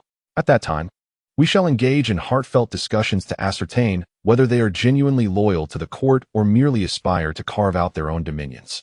Zhu Youjian, intrigued by the proposal, exclaimed, Master Jiang, you do not intend to stage a grand feast akin to the banquet of Hongmen, intending to ensnare all these remaining 48 chieftains, do you? Jiang Ning shook his head with a smile, saying, Your Highness, I merely wish to converse openly with them. Whether the outcome leads to conflict or peace shall depend on their own choices. Zhu Youjian nodded in understanding, saying, In that case, I shall also attend to meet them. At this moment, Old Wei hurriedly interjected with a smile, Master Jiang, your plan is indeed brilliant. Currently, there stands a capital observation point built from the heads of the rebel generals under General Chao, along with that mass grave for 1,000 souls. When the leaders of these 48 chieftains arrive, we shall wield both grace and might, and see how they choose. Hearing Old Wei's words, Jiang Ning nodded in satisfaction, thinking to himself that Old Wei had finally learned to use his intellect instead of merely resorting to violence, which brought him great comfort. However, beside them, Zhu Shiyuan felt a chill in his heart. Following Jiang Ning, Zhu Youjian, and Old Wei, he had witnessed the formidable nature of these 3 men. They were renowned as the 3 great ruthless figures of the capital. Jiang Ning could kill without shedding a drop of blood. Old Wei was akin to a living king of hell, and as for Prince Zhu Youjian, the title of the exterminator of clans had long echoed throughout Sichuan. Wherever these 3 went, they could stir up a storm of bloodshed, leaving chaos in their wake, striking fear into the hearts of many. Chapter 236. Pursuit of the rebels in the Battle of Chongqing. Qin Liangyu led her army, like divine warriors descending from the heavens, catching Shi Chongming completely off guard. The morale of Shi Chongming's troops had already shattered, and his brother, Shi Chonghui, along with his son-in-law, Fan Long, were unable to muster any effective resistance. Meanwhile, the leaders of the 18 local chieftains were also growing distant from Shi Chongming, each scheming to preserve their own strengths. Intense street battles erupted within the city of Chongqing, as Shi Chongming's forces retreated step by step, while the morale of the court's army led by Qin Liangyu's sword, growing ever more valiant in the face of battle. As the situation became irretrievable, Shi Chongming gritted his teeth, stamped his foot, and, accompanied by the remaining troops and a vast treasure of gold and silver he had plundered, fled in a panic through the western gate, making a hasty retreat towards Jianwu. In just half a day, Qin Liangyu successfully reclaimed the city of Chongqing. She promptly organized her forces to conduct a thorough search within the city, hunting down the hidden remnants of the defeated army. Meanwhile, she posted notices throughout the city to reassure the populace. Within mere hours, the flag of the Ming dynasty, the Sun and Moon banner, was hoisted once again atop the walls of Chongqing. The citizens, witnessing the royal forces' restoration of Chongqing, applauded in approval and eagerly assisted the imperial army in rooting out the traitors concealed within the city. Qin Liangyu initially intended to mobilize her troops to pursue Shi Chongming once more, aiming to eliminate him entirely in one decisive blow. However, at that moment, she received a letter from Jiangning. As she read the missive, her brow furrowed in concern, pondering whether this esteemed official might be inclined to harbor the enemy for his own gain.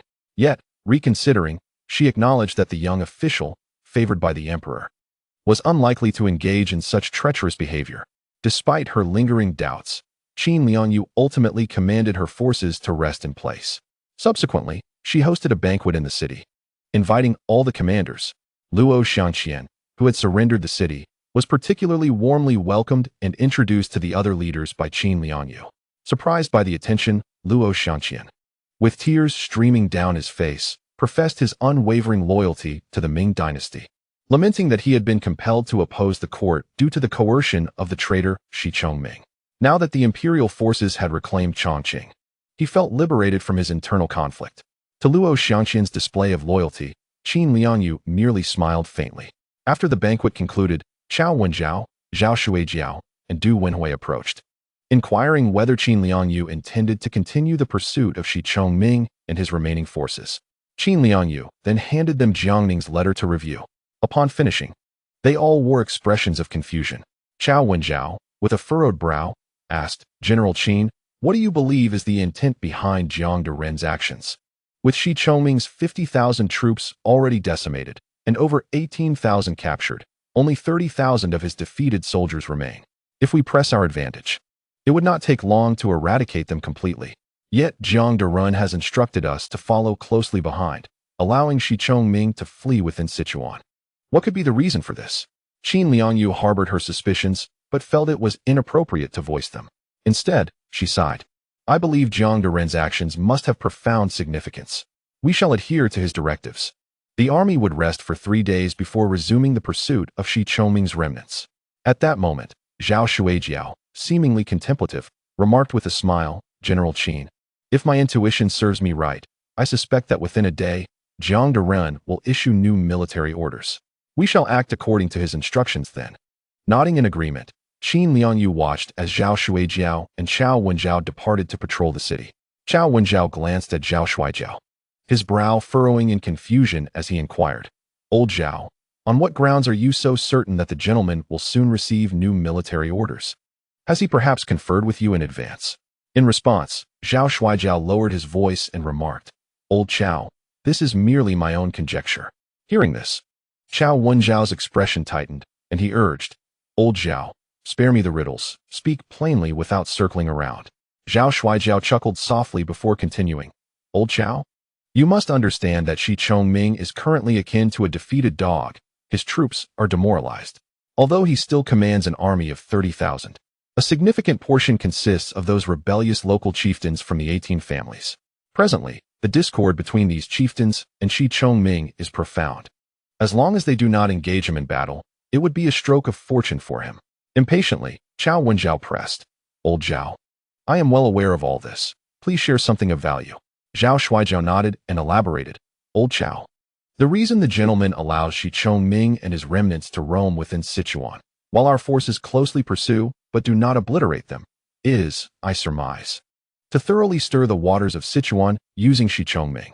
To illustrate, Sichuan resembles a long-abandoned plot of land.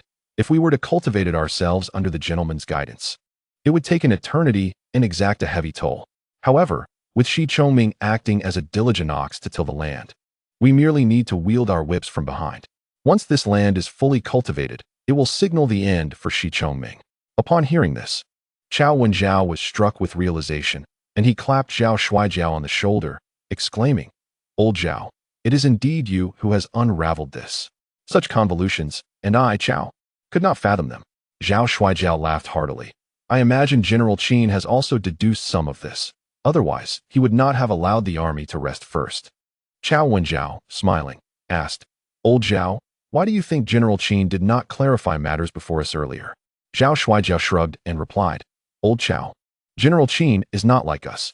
We are both loyal to the gentleman and serve in the capital's military.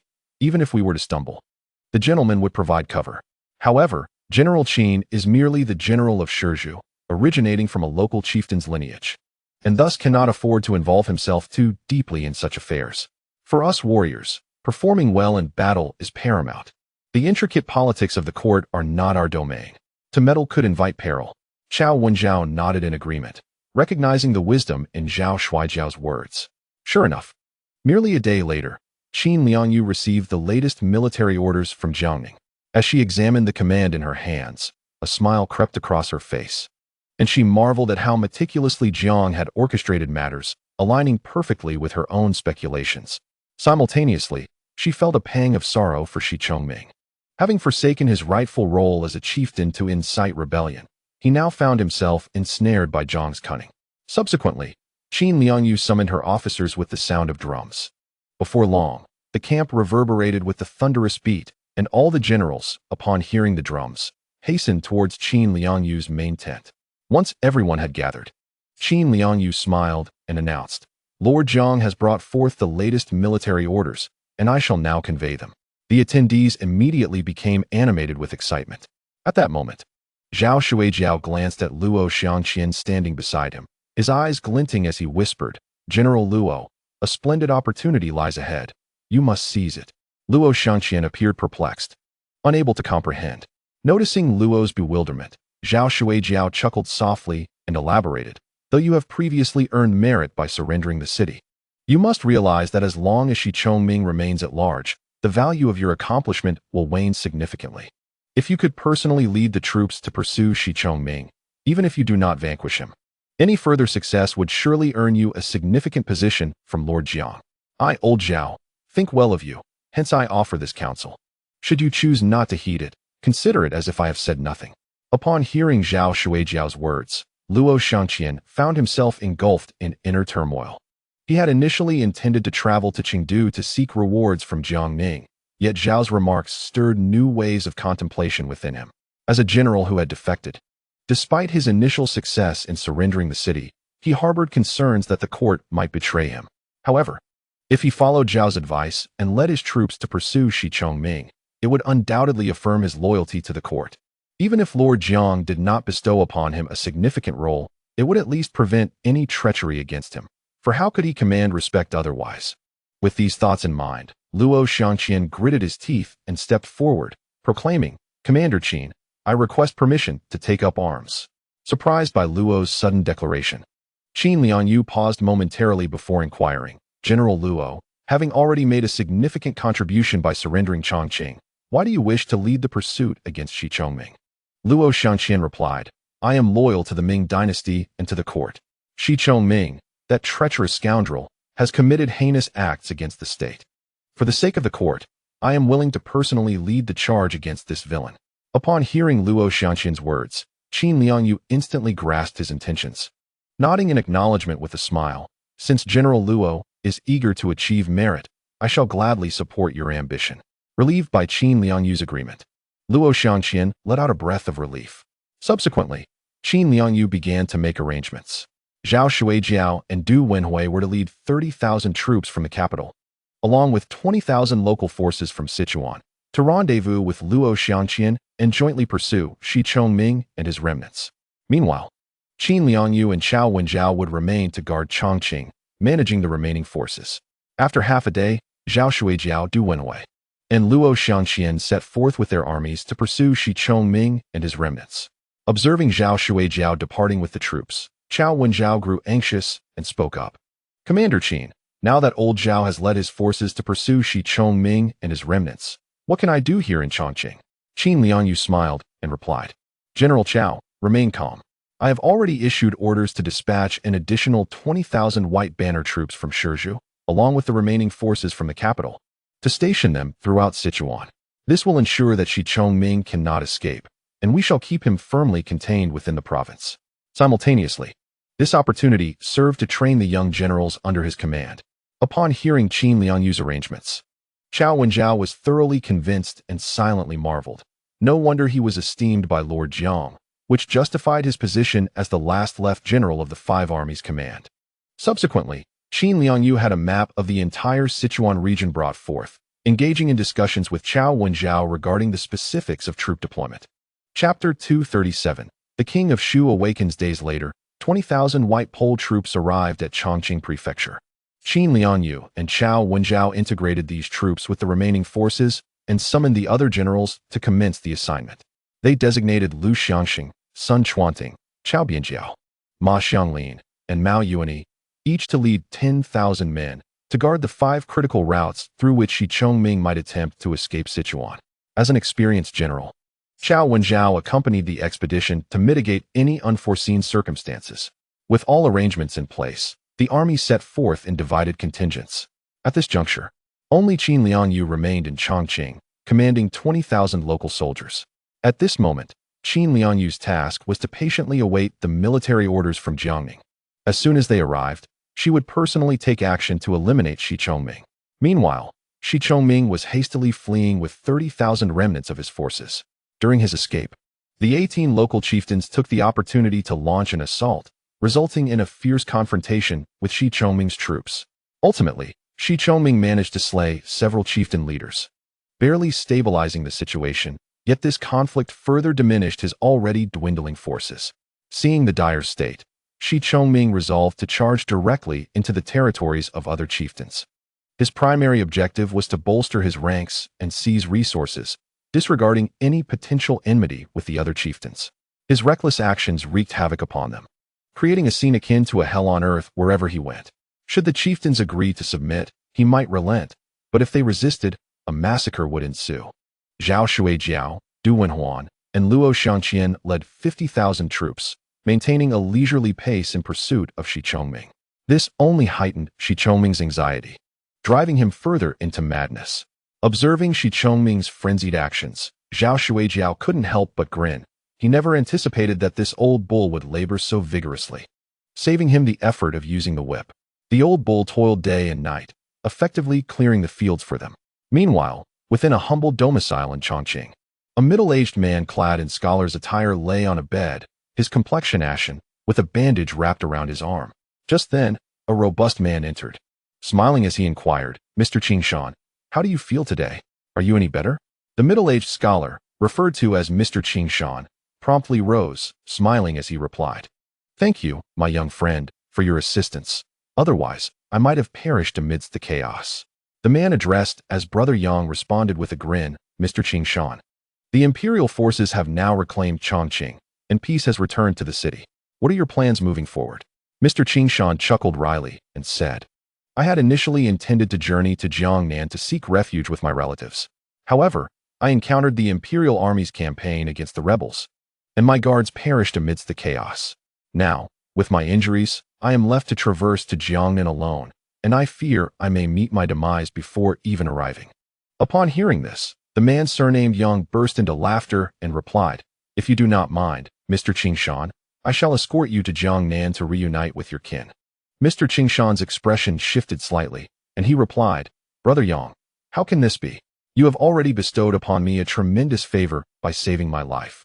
To further trouble you with the journey to Jiangnan would be too much." Before he could finish his sentence, the man surnamed Yang laughed heartily. "Mr. Qingshan, why must you speak so formally with me? The current instability in the southwest compels me to venture to Jiangnan as well, and since I am unfamiliar with the region, it would be advantageous for us to travel together. It is hardly a burden." Mr. Qingshan, upon hearing this, smiled and said, "If that is the case, let us prepare and set off tomorrow." Yang nodded in agreement. "Very well, I shall go gather my belongings." With that, he turned and departed. Mr. Qingshan felt a surge of joy in his heart at the prospect of having Yang accompany him to Jiangnan, unaware that as Yang exited the door, a barely perceptible cold smile crept upon his lips. Meanwhile, within Chengdu Prefecture, Jiangming diligently reviewed the military reports and intelligence dispatched from the front lines. Zhu Youjian and Old Wei, however, idled away their days, wandering aimlessly together, resembling two street urchins. The 48 chieftains who had received invitations from Jiangning appeared anxious and unsettled. Previously, they had held an arrogant and dismissive attitude towards the imperial court, acting as they pleased and disregarding its authority, for they believed that as long as they did not rebel, the court could not touch them. After all, the Ming dynasty had only been established for a mere 200 years, while their chieftain families had legacies spanning hundreds, even thousands of years, effectively making them local sovereigns. Yet, they were utterly unprepared for the shocking news that the foremost chieftain of Sichuan, Shi Chongming, had gathered 18 chieftains and amassed an army of 100,000, only to be utterly defeated by the imperial forces, now fleeing in all directions, with their doom seemingly imminent. At this critical juncture, the provincial governor, Lord Jiang, had sent invitations to the 48 chieftains, summoning them to a banquet in Chengdu. In light of these developments, they dared not maintain their arrogance, their hearts filled with trepidation and concern. The ancient tale of the Hongmen banquet weighed heavily on their minds, for they feared that this gathering might be a trap, leading to their collective downfall, leaving them with no place to weep. However, if they chose not to attend, they feared incurring the wrath of Governor Jiang, who might command the imperial army to besiege them without hesitation. They understood their inability to withstand the might of the imperial forces, given that Shi Chongming's army had already been soundly defeated. Unless they could unite all their forces, there might be a glimmer of hope, but this was an impossibility, as enmity ran deep among the chieftains, each unwilling to yield to the other. Thus, with a myriad of complex emotions, the 48 chieftains replied, affirming their attendance at the banquet. Jiang Ning glanced at the replies from the 48 chieftains, a subtle smile gracing his lips as he remarked, "Those who understand the times are the true heroes. It appears these chieftains are not as dense as one might think." Beside him, Zhu Youjian chuckled and said, "My lord, I rather hope a few of them are indeed dull-witted. Then we could muster our forces and decisively quash their arrogance, demonstrating to them the consequences of defying the imperial edict." Jiang Ning merely smiled at Zhu Youjian's words, choosing not to elaborate further. At that moment, a Ming guard hurriedly approached to report, "Your Highness, the former Shu king, now a commoner, Zhu Youjian, has regained consciousness and is causing quite a commotion at the Shu king's residence, demanding to see you." Upon hearing this news, Jiang Ning was momentarily taken aback. Having presumed Zhu Youjian would not survive, he was surprised by the man's resilience. Zhu Youjian scoffed and replied, "It's fortunate he has awakened, otherwise I would have had to arrange his funeral myself. I shall go to the royal residence to see what he has to say." With that, he rose to depart. Old Wei, standing nearby, appeared troubled and quietly inquired, "My lord, should we not accompany His Highness to see for ourselves?" Jiang Ning nodded in agreement, stating, "Since we have the time, let us accompany him." Thus, the two followed Zhu Youjian to the Shu king's residence. Within the chambers of Zhu Youjian, he donned white mourning attire, appearing quite deranged as he shouted fervently, "I am the Shu king. Our lineage has guarded Sichuan for over 2 centuries, and I am the 13th generation. How dare that wretch Zhu Youjian submit a petition for my deposition? Bring that insolent brat before me. I wish to know his intentions." He raged on, lamenting the loss of his title and the confiscation of his estate and wealth, redistributed among the lower-ranking nobility. The palace maids and eunuchs were too frightened to breathe, for although Zhu Youjian had been reduced to a commoner, he was not someone they dared provoke. Zhu Youjian, Jiang Ning, and Old Wei arrived at the entrance of Zhu Youjian's chambers. Hearing the tumult within, Zhu Youjian unceremoniously kicked open the door and entered. The sight was chaotic. Zhu Youjian sat on the floor in his white mourning garb, fixated on a portrait of the first Shu king, Zhu Chun. As the trio stepped into the hall, Old Wei swiftly gestured for the palace attendants to retreat. At that moment, the spacious chamber was left with only the 4 of them. Zhu Youjian ceased his outburst, expressionless as he lifted his gaze to Zhu Youjian and coldly declared, "You have arrived." Zhu Youjian, equally expressionless, responded, "I heard you wished to see me, so here I am." He casually pulled over a chair, sitting down to silently observe Zhu Youjian. In defiance, Zhu Youjian plopped down on the floor, pointing at the portrait of Zhu Chun, and confronted Zhu Youjian. "Zhu Youjian, I demand to know your true intentions. Do you wish to eradicate the lineage of the Shu kings entirely? If that is your desire, then do not hesitate to act. However, it is essential to acknowledge that the lineage of the Shu kings has governed Sichuan for over 2 centuries, and it has now reached my 13th generation. If you are willing to bear this infamy, then proceed to execute the entire household of the Shu royal residence." Upon hearing this, Zhu Youjian abruptly rose, his voice rising in indignation. "Zhu Youjian, how dare you speak? The first Shu king, Zhu Chun, administered Sichuan with great diligence, enhancing irrigation systems and vigorously promoting Confucianism, thereby educating the local populace, who reverently referred to him as the sage king of Shu. Through the stewardship of successive Shu kings, Sichuan transformed from the devastation of the late Yuan dynasty into the prosperous land of abundance it is today. Yet, look at yourself. What actions have you undertaken? You have seized the wealth of the common people, wantonly plundering their resources. The Shu royal estate alone encompasses over 300 villages. This wealth surpasses even that of your brothers in the Forbidden City. You not only oppress the royal family, but also significantly diminish the privileges of your kin, showing no regard for familial bonds.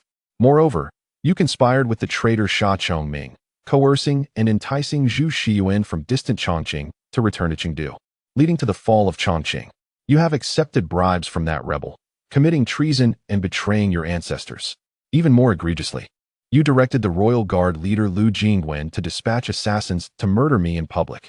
Do you not understand that attempting to assassinate an imperial envoy is tantamount to rebellion? Tell me, what heinous act is it that you, Zhu Youjian, would not dare to commit? Zhu Youjian listened quietly to Zhu Youjian's tirade, and after a moment, he suddenly threw back his head and laughed heartily, saying, Zhu Youjian, how dare you cast such accusations at me? In this entire realm of the Ming dynasty, which princely lord does not conduct himself in such a manner? As for the reasons behind this, you should not question me, but rather seek answers from your forefathers. The former Yan king, Zhu Di, who became the Yongle emperor. Upon hearing Zhu Youjian directly utter the name of the founding emperor, Zhu Youjian rebuked loudly. Zhu Youjian, you dare to speak the name of the founding emperor so casually? Have you truly lost your senses? Yet Zhu Youjian remained unfazed, sneering as he replied, Lost my senses? I have long since lost them. Do you not recall how Emperor Cheng'en curtailed the powers of the princes, leaving them all in a state of trepidation? During Zhu Di's usurpation, how much support did the various princes provide? Not to mention the elite troops of the Duoyan 3 guards under the Ning King's command, which were ultimately lent to Zhu Di. The initial promise made to the Ning King was a shared dominion upon success. Yet what was the outcome? After Zhu Di ascended the throne, he stripped the Ning King of his military authority, reassigning him to Nanchang, consistently suppressing him, leading to the Ning King Zhu Qinhao's rebellion during the Jingda era. All of this is the consequence of your ancestor Zhu Di's transgressions. As for my ancestor, the first Shu king, he too spared no effort in supporting Zhu Di's campaign, providing funds and provisions. Yet what was the result? Once Zhu Di became emperor, he stripped all the princes of their military power. From then on, the princes were left to languish, forbidden from holding office, engaging in commerce, or participating in the imperial examinations. Was this not akin to treating them as mere livestock? The lower-ranking royal family lived in destitution, succumbing to hunger and exposure. Is this our fault? The root of all this turmoil can be traced back to your ancestor, Zhu Di, reflecting on the days of the founding emperor. When he conferred titles upon various kings to govern the realm, the 9 great frontier kings instilled fear across the borders. During the founding emperor's reign, each prince received a stipend of 10,000 stones, accompanied by 3 guards. Yet the court allocated only half of the provisions for these guards annually, barely sufficient for survival. The remainder was seized from the northern steppes by the first Qin king, the first Jin king, and your forebear, the first Yan king, Zhu Di, who led the 9 great frontier kings in their conquests. In those days, the Zhu family sons were fearless, and the 9 frontier kings were renowned for their valor. However, everything changed following your ancestor Zhu Di's ascension to the throne. You shamelessly accuse me, yet you, Zhu Youjian, are also a prince of the realm, destined to establish your own fief. Have you considered your own fate and that of your descendants?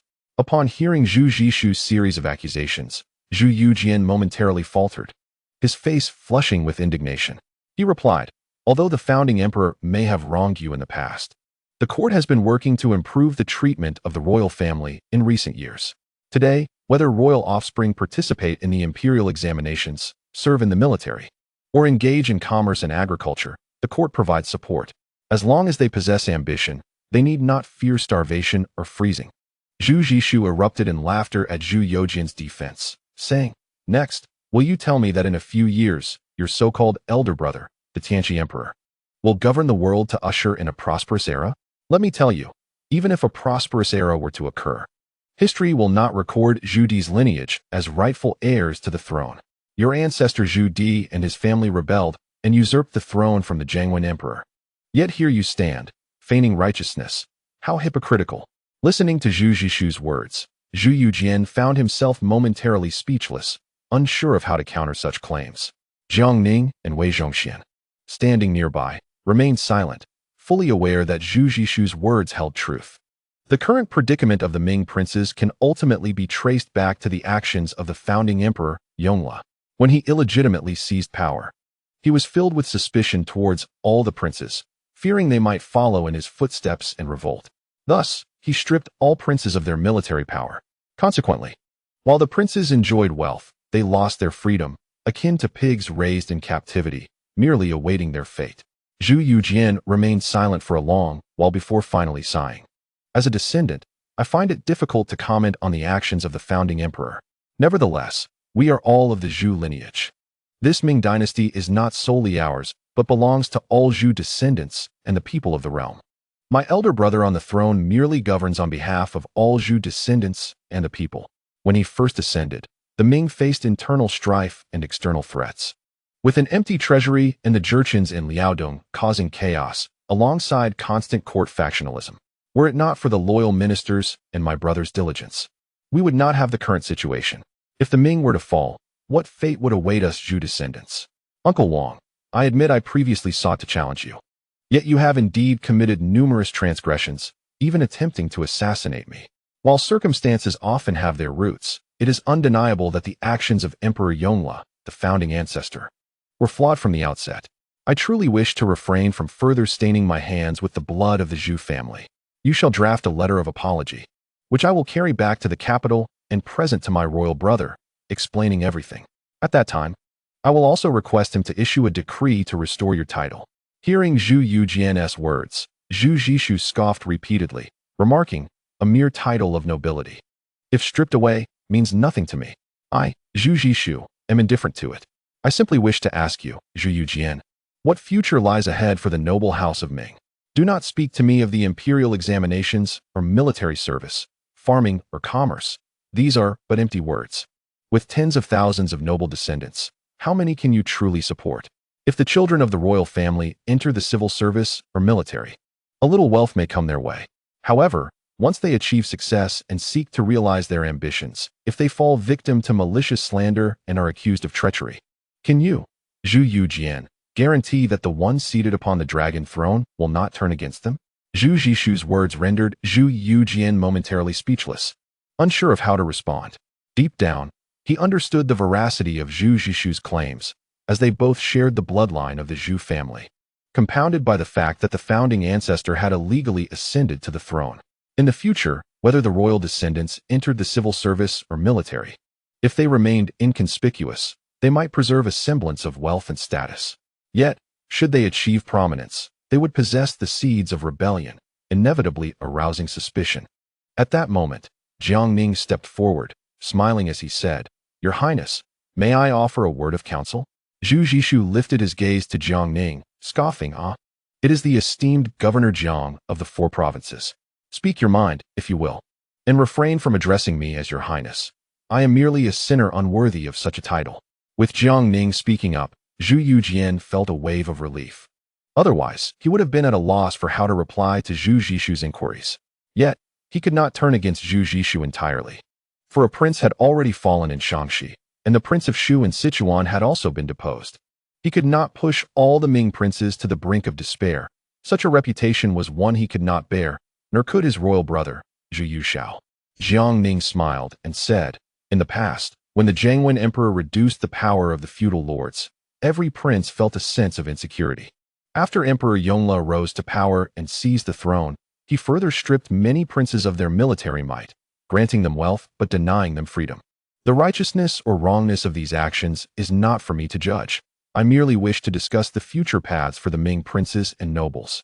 Upon hearing this, Zhu Zhishu coldly responded, Then I humbly request you to enlighten me, Governor Jiang. Jiang Ning sighed and spoke slowly. Any organization, be it a family or a court, inevitably requires sacrifices.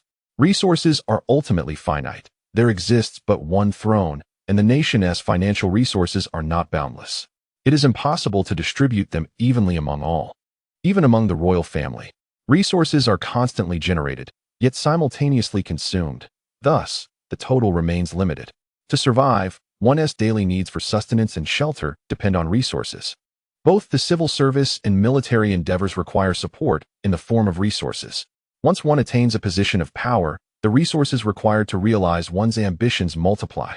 However, the limited number of official positions within the court incites factional strife, rebellion, insurrection, and treachery. As for the so-called altruism of sacrificing oneself for the greater good, it merely serves as a pretext for exchanging the welfare of others for personal gain. Every organization and dynasty necessitates sacrifices, and in return, honors those who make such sacrifices with glory, esteemed titles, and posthumous accolades. Yet, once a life is lost, what value do these hollow titles hold? Take Yuomo. For instance, he was a grand hero who commanded forces in the northern expeditions, nearly breaching the enemy's stronghold, only to be recalled by Emperor Gaozong of Song through 12 imperial edicts and ultimately executed under spurious charges at Fengguo Pavilion. Although he was later vindicated and posthumously honored, he enjoyed none of these accolades during his lifetime. Hearing so much from Jiang Ning, Zhu Youjian expressed his impatience, saying, "Master Jiang, with all you've said, are you suggesting I should make a sacrifice? I am indifferent. The noble titles have been abolished, and my possessions confiscated. All I have left is my life. If the court requires it, they may take it at any time, I do not care. But what of the other hundreds of thousands of royal family members?" Jiang Ning chuckled and replied, "Thus, I wish to discuss something practical, something tangible to behold in life, rather than those fleeting honors of the past. You must understand, the world is vast and boundless. Beyond the Ming lies a multitude of nations and territories. We know of the northern steppes, the nations of the South Seas, the Ryukyu Islands to the northeast, Korea, Siam, Jiaoji, Ceylon, and others. These nations vary in size and strength. If the royal descendants possess even a fraction of the heroic spirit of the founding emperor, they could venture forth, seize these lands, and establish a nation of their own. Wouldn't that be a splendid affair? Why remain fixated on the limited expanse of the Ming? It is crucial to recognize that the overseas territories and nations are innumerable, even with the current several dozen vassal kings and hundreds of princely lords of the Ming. And even if we were to multiply that by 10, the resources abroad would suffice to sustain them. Yet, this requires the courage of the royal family and the vassal kings. Jiang Ning's words left Zhu Youjian momentarily speechless, and even Zhu Youjian was taken aback. Zhu Youjian had expected Jiang Ning to weave fanciful tales, but instead, he had taken a novel approach, redirecting internal conflicts outward. This way, they need not fixate on the limited resources within the Ming, but could instead aspire to expand outward and establish a presence overseas. Chapter 239. The deep affection between uncle and nephew Zhu Youjian and Zhu Youjian simultaneously turned their gazes toward Jiang Ning, both their eyes betraying an undeniable fervor. Zhu Youjian had long harbored aspirations, but had never found the opportunity to express them. At this moment, it felt as though he glimpsed the dawn of hope. Though Zhu Youjian enjoyed the protection of his elder brother, he understood that he would eventually have descendants and could not rely indefinitely on his relationship with him and Zhu Youjian. Jiang Ning's words undoubtedly illuminated a new path for them. Zhu Youjian, visibly excited, inquired, "Master Jiang, are you speaking the truth?" Jiang Ning affirmed with a nod, "Indeed, I speak the truth. The places I mentioned earlier are all real and not mere fabrications of my imagination." Hearing this, Zhu Youjian rose from his seat and began to pace back and forth in the room. After a moment of contemplation, he inquired, "Master Jiang, while your suggestion is indeed feasible, how can the vassal princes, devoid of troops, hope to conquer foreign lands? Furthermore, would His Majesty ever consent to such a proposal?" Jiang Ning, upon hearing these words, exchanged a knowing glance with Zhu Youjian. Understanding the unspoken communication, Zhu Youjian's eyes reddened as he stepped forward, choking back emotion, and grasped Zhu Youjian's sleeve, saying, "Uncle Wang, our Zhu family has endured much hardship in recent years. My royal brother has been troubled to the point of graying hair, all in an effort to improve the plight of the imperial clan.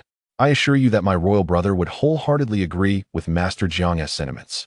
After all, the blood of the Zhu men still runs fiercely within us. If we can lead troops into battle and subdue those smaller nations, establishing our own dominions overseas, our ancestors, Taizu, Cheng'en, and all our forebears, would surely find solace in the heavens. If we, the descendants of the Zhu family, persist in this internal strife, living aimlessly and awaiting death, How could our ancestors ever rest in peace? If you doubt me, I am willing to take the lead. With that, Zhu Youjian turned to Jiang Ning and asked, Master Jiang, what of Korea? My royal brother and I share a deep bond, and I would prefer not to venture too far. Jiang Ning replied with a smile. Your Highness, Korea is indeed a fine choice, deeply influenced by our Ming culture. Although its territory is modest, its population numbers in the millions, making governance manageable, albeit with somewhat harsh winters. Upon hearing this, Zhu Youjian smiled and declared, That is splendid. I shall draft a memorial to my royal brother shortly. Korea is mine to claim, and none shall contest me for it. When I lead the troops to conquer Korea, should I miss my royal brother, I can return to pay him a visit at any time.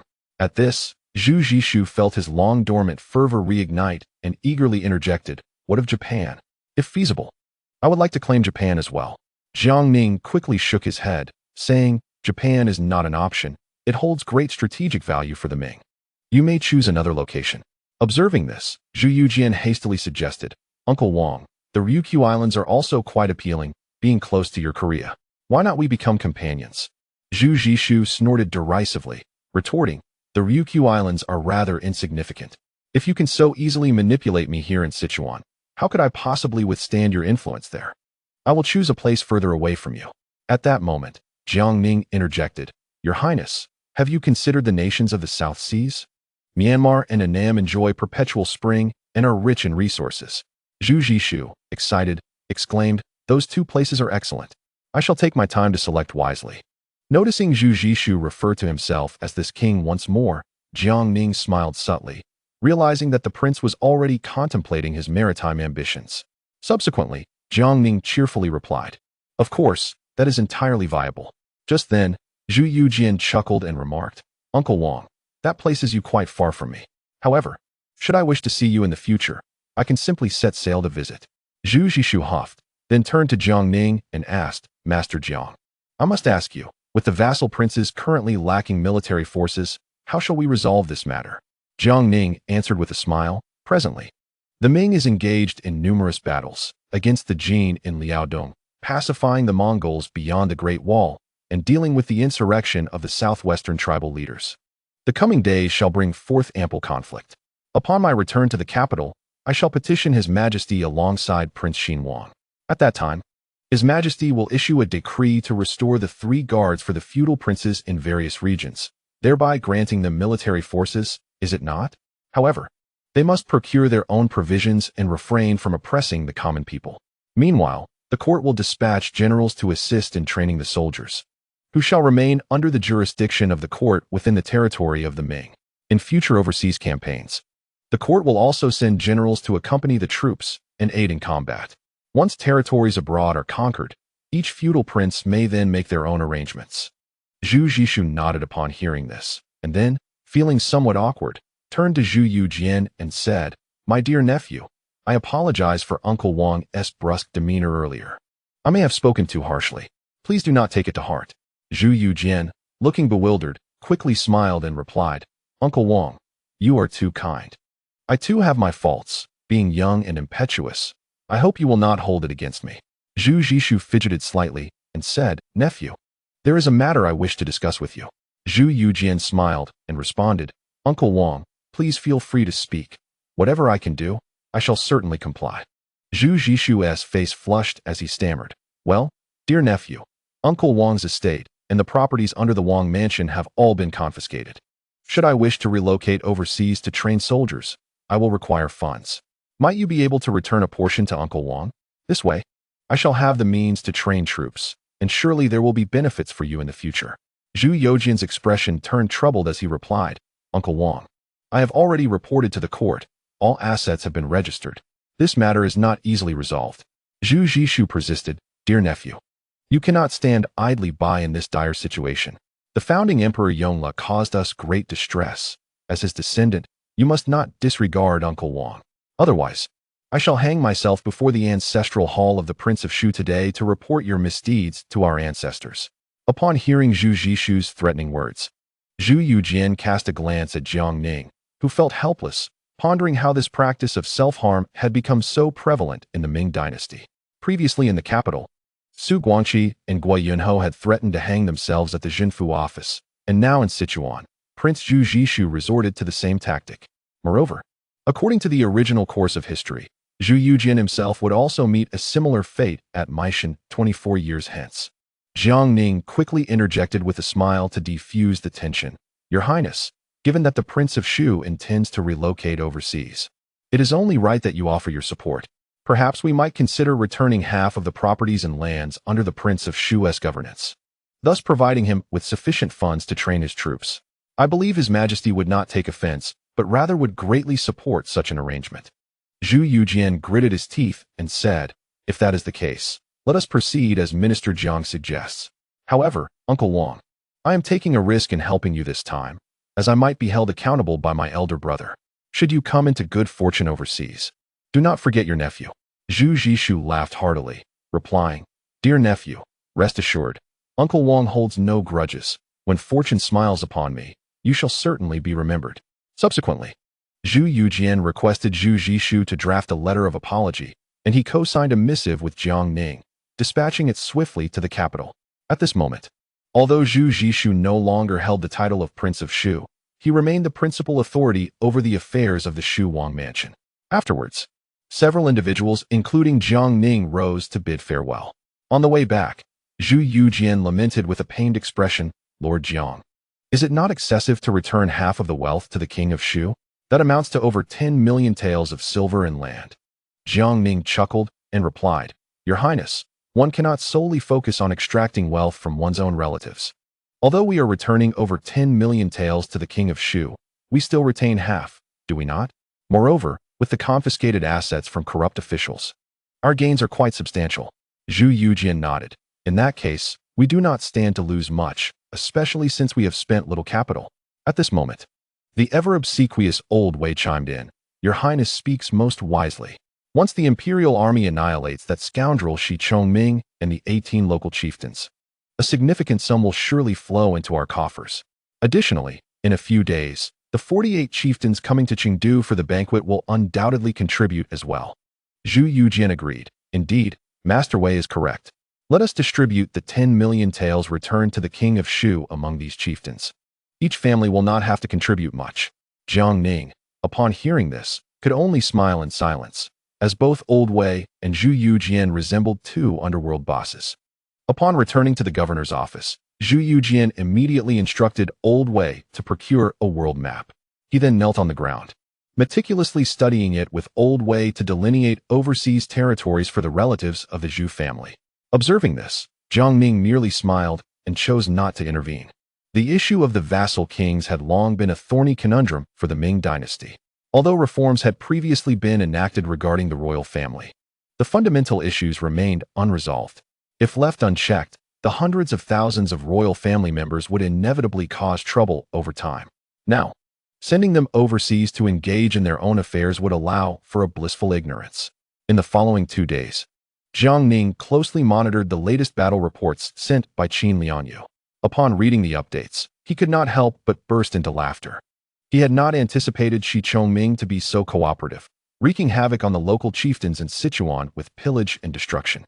Although his forces had grown, they consisted mostly of hastily conscripted laborers who were not truly loyal to Shi Chongming. Moreover, such reckless behavior was akin to playing with fire, should he provoke widespread anger. The very chieftains under his command could spell his doom. At that moment, Li Ruoyan hurried to Jiang Ning's side, beaming with joy. My lord, I bring good news. The 48 chieftains will arrive in Chengdu in 10 days. Jiang Ning responded with a smile. I did not expect them to be so forthcoming. Li, have you confirmed this? They have all agreed to come without excuses of illness or injury. Li Ruoyan replied with a grin. My lord, without exception. All 48 chieftains have assured us they will attend the banquet. According to our latest intelligence from the Jinyui, they have already set out. Jiang Ning nodded, saying, That is splendid news. Otherwise, we would have to dispatch troops to summon them. Subsequently, Jiang Ning summoned Zhu Youjian and Old Wei, and after a brief discussion, they decided to host the banquet near Jingguan on the outskirts of Chengdu, conveniently close to the mass grave. They then dispatched messengers to inform the governor of Sichuan, Zhu Youjian, to attend as well. Upon receiving the news, Zhu Youjian felt his entire being collapse into the chair, unable to suppress his lamentation. How can these three gentlemen be so incessantly troublesome? Can they not remain quiet for even a few days? At this rate, I might as well resign my post as the governor of Sichuan and return home to till the fields. Presently, I, Zhu Youjian, find myself to be the most idle in the Chengdu prefecture, as all matters, big and small, have been monopolized by these three gentlemen. Those who know are aware of my position, while those who do not might believe I am merely here to enjoy a life of ease. Naturally, Jiang Ning and the others were oblivious to Zhu Youjian's grievances and complaints. Even if they were aware, Jiang Ning, Zhu Youjian, and Old Wei would likely confront Zhu Youjian with righteous indignation, questioning, "We toil day and night here, busily engaged, and for whom, if not for you, Governor Zhu? To better govern Sichuan in the future? Yet you, in return, exhibit the ignorance of a dog that bites Lu Dongbin, failing to recognize a benefactor's heart." Chapter 240. Is my brother Jiang in league with the enemy? At this moment, the remaining members of the Donglin party convened at Yang Lian's residence in the capital, including the double agent Zhuo Guangdou, the left deputy minister of personnel, Sun Ruyo, and the right deputy minister of revenue, Sun Xinxing, displayed the utmost indignation, asserting with righteous fervor, "Currently, Jiang Ning commands over 100,000 troops, yet he remains idle in Chengdu, accomplishing nothing. He allows the treacherous Shi Chongming to roam freely in Sichuan with his remnants, while the Tusi and Bangyan of Guizhou has also raised a rebellion. Jiang Ning, this scoundrel, likely harbors ulterior motives and may even contemplate fostering these bandits for his own gain, aiming to carve out his own territory. If we permit Jiang Ning to continue in this manner, it will inevitably lead to chaos across the southwestern provinces, a turmoil far surpassing that of the rebellions instigated by Shi Chongming and in Bangyan. We must boldly petition His Majesty to urge Jiang Ning to swiftly eradicate Shi Chongming or recall Jiang Ning to the capital and appoint new generals to lead the army against the rebels." Listening to their discourse, Yang Lian let out a cold snort and remarked, "Regardless of whether Jiang Ning harbors ill intentions or not, the fact remains that he has been in Sichuan for several months, expending countless resources, yet has failed to eliminate Shi Chongming, which is a culpable offense he cannot evade. I shall certainly draft a petition to His Majesty, holding Jiang Ning accountable." Subsequently, the others chimed in with their agreement. Only Zhuo Guangdou remained silent. After a moment, Yang Lian sighed and said, "Now, His Majesty's governance of state affairs is not as diligent as it once was. He is wholly absorbed in the reconstruction of the three great halls. If this continues, the nation shall face ruin. I intend to draft another petition to counsel His Majesty. I wonder if my esteemed colleagues would care to join me?" Upon hearing Yang Lian's words, the assembly fell into silence. It was not that they were unwilling to petition, but rather that they did not wish to further entangle themselves with Yang Lian. Originally, the Donglin party held a dominant position in court, yet since associating with Yang Lian, many had met with downfall. Some were merely dismissed from office, while others faced severe repercussions, including execution of entire families or even annihilation of 9 generations. They were genuinely fearful. Had it not been for their familiarity with Yang Lian, they might have suspected him of being in collusion with Jiang Ning and Wei Zhongxian, deliberately leading them into a trap. After exchanging glances, Sun Xinxing advised, "Da Hong, let us directly submit a memorial to impeach Jiang Ning. As for advising His Majesty, it is perhaps best to refrain from doing so. The actions of Jiang Ning in Sichuan have been witnessed by the entire court. Even if His Majesty wishes to protect Jiang Ning, he cannot ignore our impeachment. Should we submit a memorial advising the emperor, and he becomes enraged, our lives may be at stake." Yang Lian, upon hearing Sun Xinxing's words, was instantly filled with anger and retorted, "As ministers, it is our duty to be concerned for the state. Currently, His Majesty is distracted by trivial pursuits. If we do not speak frankly and advise him, what purpose does merely impeaching Jiang Ning serve?" Sun Ruyo quickly chimed in, "Da Hong, the restoration of the 3 great halls will eventually reach completion, at which point His Majesty will surely refocus on state affairs. If we were to advise him now and provoke his ire, not only would Jiang Ning receive favoritism, but His Majesty might also harbor resentment towards us." Listening to the words of Sun Xinxing and Sun Ruyo, Zhuo Guangdou, seated nearby, secretly scoffed, reflecting, such lofty rhetoric, feigning concern for the nation, merely seeks to use Da Hong as a pawn. It appears, as my mentor predicted, that they have already taken action. With this thought, Zhuo Guangdou stood and said, "Da Hong, the arguments presented by the 2 gentlemen's son are indeed sound. Let us first submit a memorial to impeach Jiang Ning, and set aside the matter of advising His Majesty for the time being. Upon hearing Zhuo Guangdou's stance, Sun Ruyo and the others quickly voiced their agreement. Yang Lian, feeling helpless, sighed and declared, "If that is the case, then let us commence drafting the memorial to impeach Jiang Ning." At that moment, Sun Xinqing hastily interjected. "We must not only accuse Jiang Ning of fostering bandits, but also of potential treason. Given Jiang Ning's recent actions, he either intends to bolster his own power through banditry or has possibly colluded with the likes of Shi Chongming and Banyan." Yang Lian nodded in agreement, stating, "In that case, let us impeach Jiang Ning on the charges of treason and fostering bandits."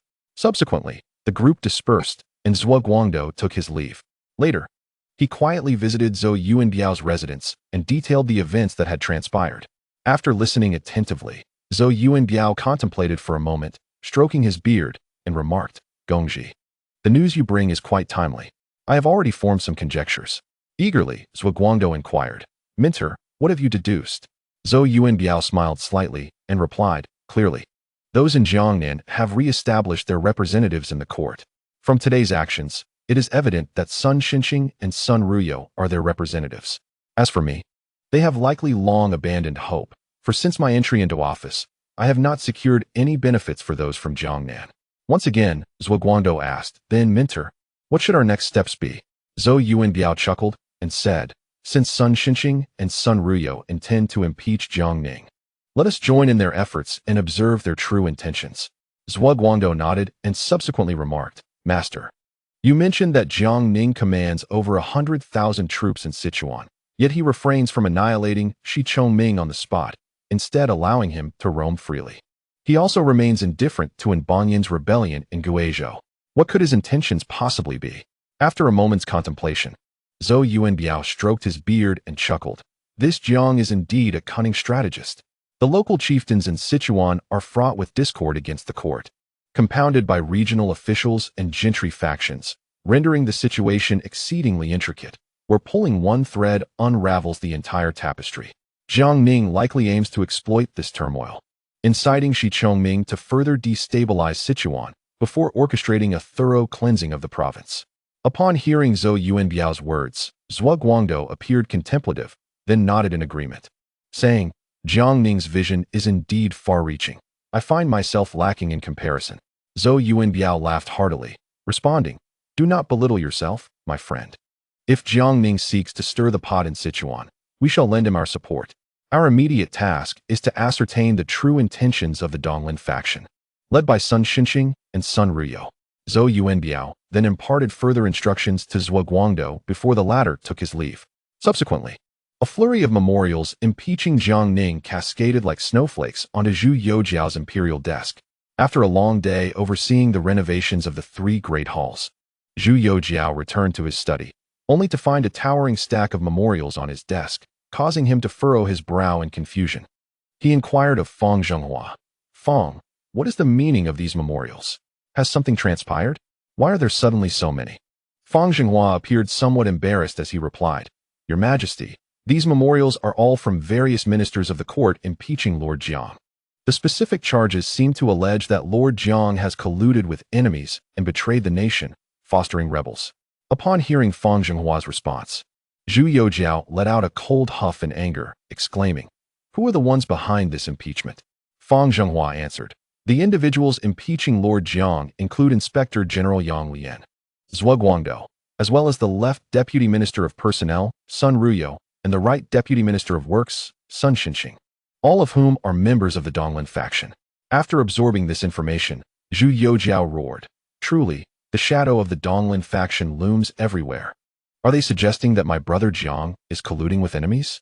If anyone is guilty of treachery, it is they, the Donglin faction, who previously conspired with the likes of Song Shixiang and Lian Guoshi. Why do they not target them for impeachment? Now they turn their ire solely upon my brother Jiang. It appears they are simply gluttons for punishment." With that, he turned to Fang Zhenghua and declared, "I shall not glance at a single one of these memorials, nor shall I approve any. Burn them all. All those who have impeached my brother Jiang shall be penalized a year's salary as a lesson." Upon hearing Zhu Youjian's decree, Fang Zhenghua promptly gestured, and several young eunuchs stepped forward to remove the memorials. Zhu Youjian then inquired. Fang, is there any other news from the capital? Fang Zhenghua quickly responded. Your Majesty, there are no other unusual happenings in the capital at present.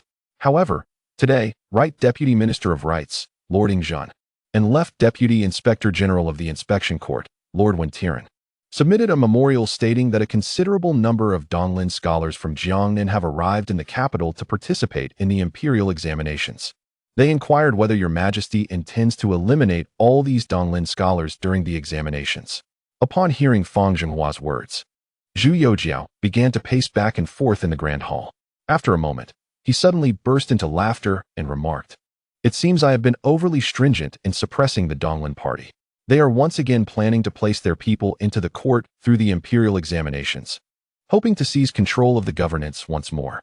However, as the saying goes, is it not a joy to have friends come from afar? If they wish to participate in the examinations, let them do so.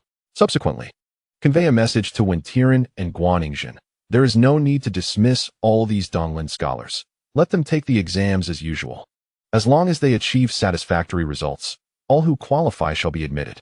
Upon hearing Zhu Youjian's words, Fang Zhenghua was momentarily taken aback, his face reflecting doubt as he softly inquired, "But Your Majesty, if we allow these Donglin scholars to enter the court, the influence of the Donglin party will inevitably surge, and I fear it may lead to unforeseen troubles."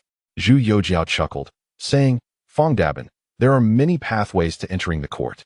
Was it not during Brother Zhang's stewardship of the capital garrison that he sourced numerous unappointed scholars from the Ministry of Personnel to bolster the ranks? Later, he also recruited many from the Imperial Academy, integrating them into the garrison. This time, we shall send all these Donglin scholars to Brother Zhang. His ranks are in need of reinforcement." Fang Zhenghua, stunned by Zhu Youjian's suggestion, hesitated and then expressed his concerns. "However, Your Majesty, I fear these Donglin scholars may not be willing, as the prevailing belief in the supremacy of literary pursuits over martial ones is deeply entrenched." Zhu Youjian laughed heartily, responding, "Whether they are willing or not is of no consequence. Brother Zhang reminded me that during the Yongle reign of the Qingzu Emperor, an edict was issued stating that any court-appointed official who refused to assume office would be subjected to severe punishment. If these Donglin scholars are unwilling, let them report to the Eastern Depot and seek Wei Zhongxian. They can at least earn their keep, thus providing additional manpower for Wei Zhongxian." Hearing this, Fang Zhenghua chuckled. "Your Majesty is indeed wise. I am certain that Lord Wei would be most pleased to hear this." Zhu Youjian then added, "Fang Dabin, you must ensure that your subordinates remain vigilant in the coming days. Brother Zhang has sent intelligence from Sichuan indicating that the Donglin party may be plotting something. We must not be negligent." Fang Zhenghua promptly bowed in response. "Your Majesty, this old servant understands. In recent days, I have dispatched all spies from the Western Depot to closely monitor every movement within the capital. Any hint of disturbance shall not escape my notice." Zhu Youjian, satisfied, nodded and said, "Now we are fully prepared. We await the winds of the Donglin party." Just then, Fang Xiaozhong hurried into the hall, quickly bowing and announcing, "Your Majesty, His Highness the Prince of Xian and Lord Jiang have sent an urgent report from Chengdu, covering a distance of 800 miles. Zhu Youjian swiftly took the document, opened it, and after a moment of silence, erupted into laughter. The sudden outburst startled both Fang Zhenghua and Fang Xiaozhong. Zhu Youjian exclaimed, "Brother Zhang truly is a remarkable talent. Such a brilliant strategy should have been shared sooner. It has caused me much distress." He then immediately took up his brush to issue a directive, handing it to Fang Zhenghua and instructing, "Fang Dabin, promptly send this to the Imperial Ritual Office for sealing, and then dispatch it swiftly to Chengdu. At the same time, I dispatch someone to inform Brother Jiang that I have approved his and fifth brother's proposal. However, I shall discuss the specifics in detail with them upon their return to the capital. Following that, I shall issue a decree to restore the title of the King of Shu." Although Fang Zhenghua was filled with doubt, he accepted the order and turned to attend to the matter. Chapter 241. The Illness of Prince Xian in Recent Days. Sha Chongming has lived in a state of constant trepidation. Zhao Shuijiao and Du Wenhuan led tens of thousands of troops, shadowing him relentlessly, forcing him into a desperate flight. He initially sought refuge in Boizhou, where he ruthlessly pillaged the local chieftains. However, he was soon pursued to Yongning, and just as he hoped for a moment's respite, the armies of Zhao Shuijiao and Du Wenhuan were upon him once again. In a panic, Sha Chongming took a haphazard route to Jinxiong Prefecture, then fled to Wusa Prefecture, where he plundered the local chieftains before escaping once more to Dongchuan and Wuming prefectures. The armies of Zhao Shuijiao and Du Wenhuan clung to him like a persistent adhesive, impossible to shake off. During this ordeal, Sha Chongming made 2 attempts to escape the borders of Sichuan, only to be firmly rebuffed by the 5 armies previously arranged by Qin Liangyu. At this juncture, Sha Chongming came to the grim realization that escaping Sichuan was no longer feasible. His only recourse was to continue annexing other chieftains and rapidly bolster his own strength, thus grasping at a slim chance of survival.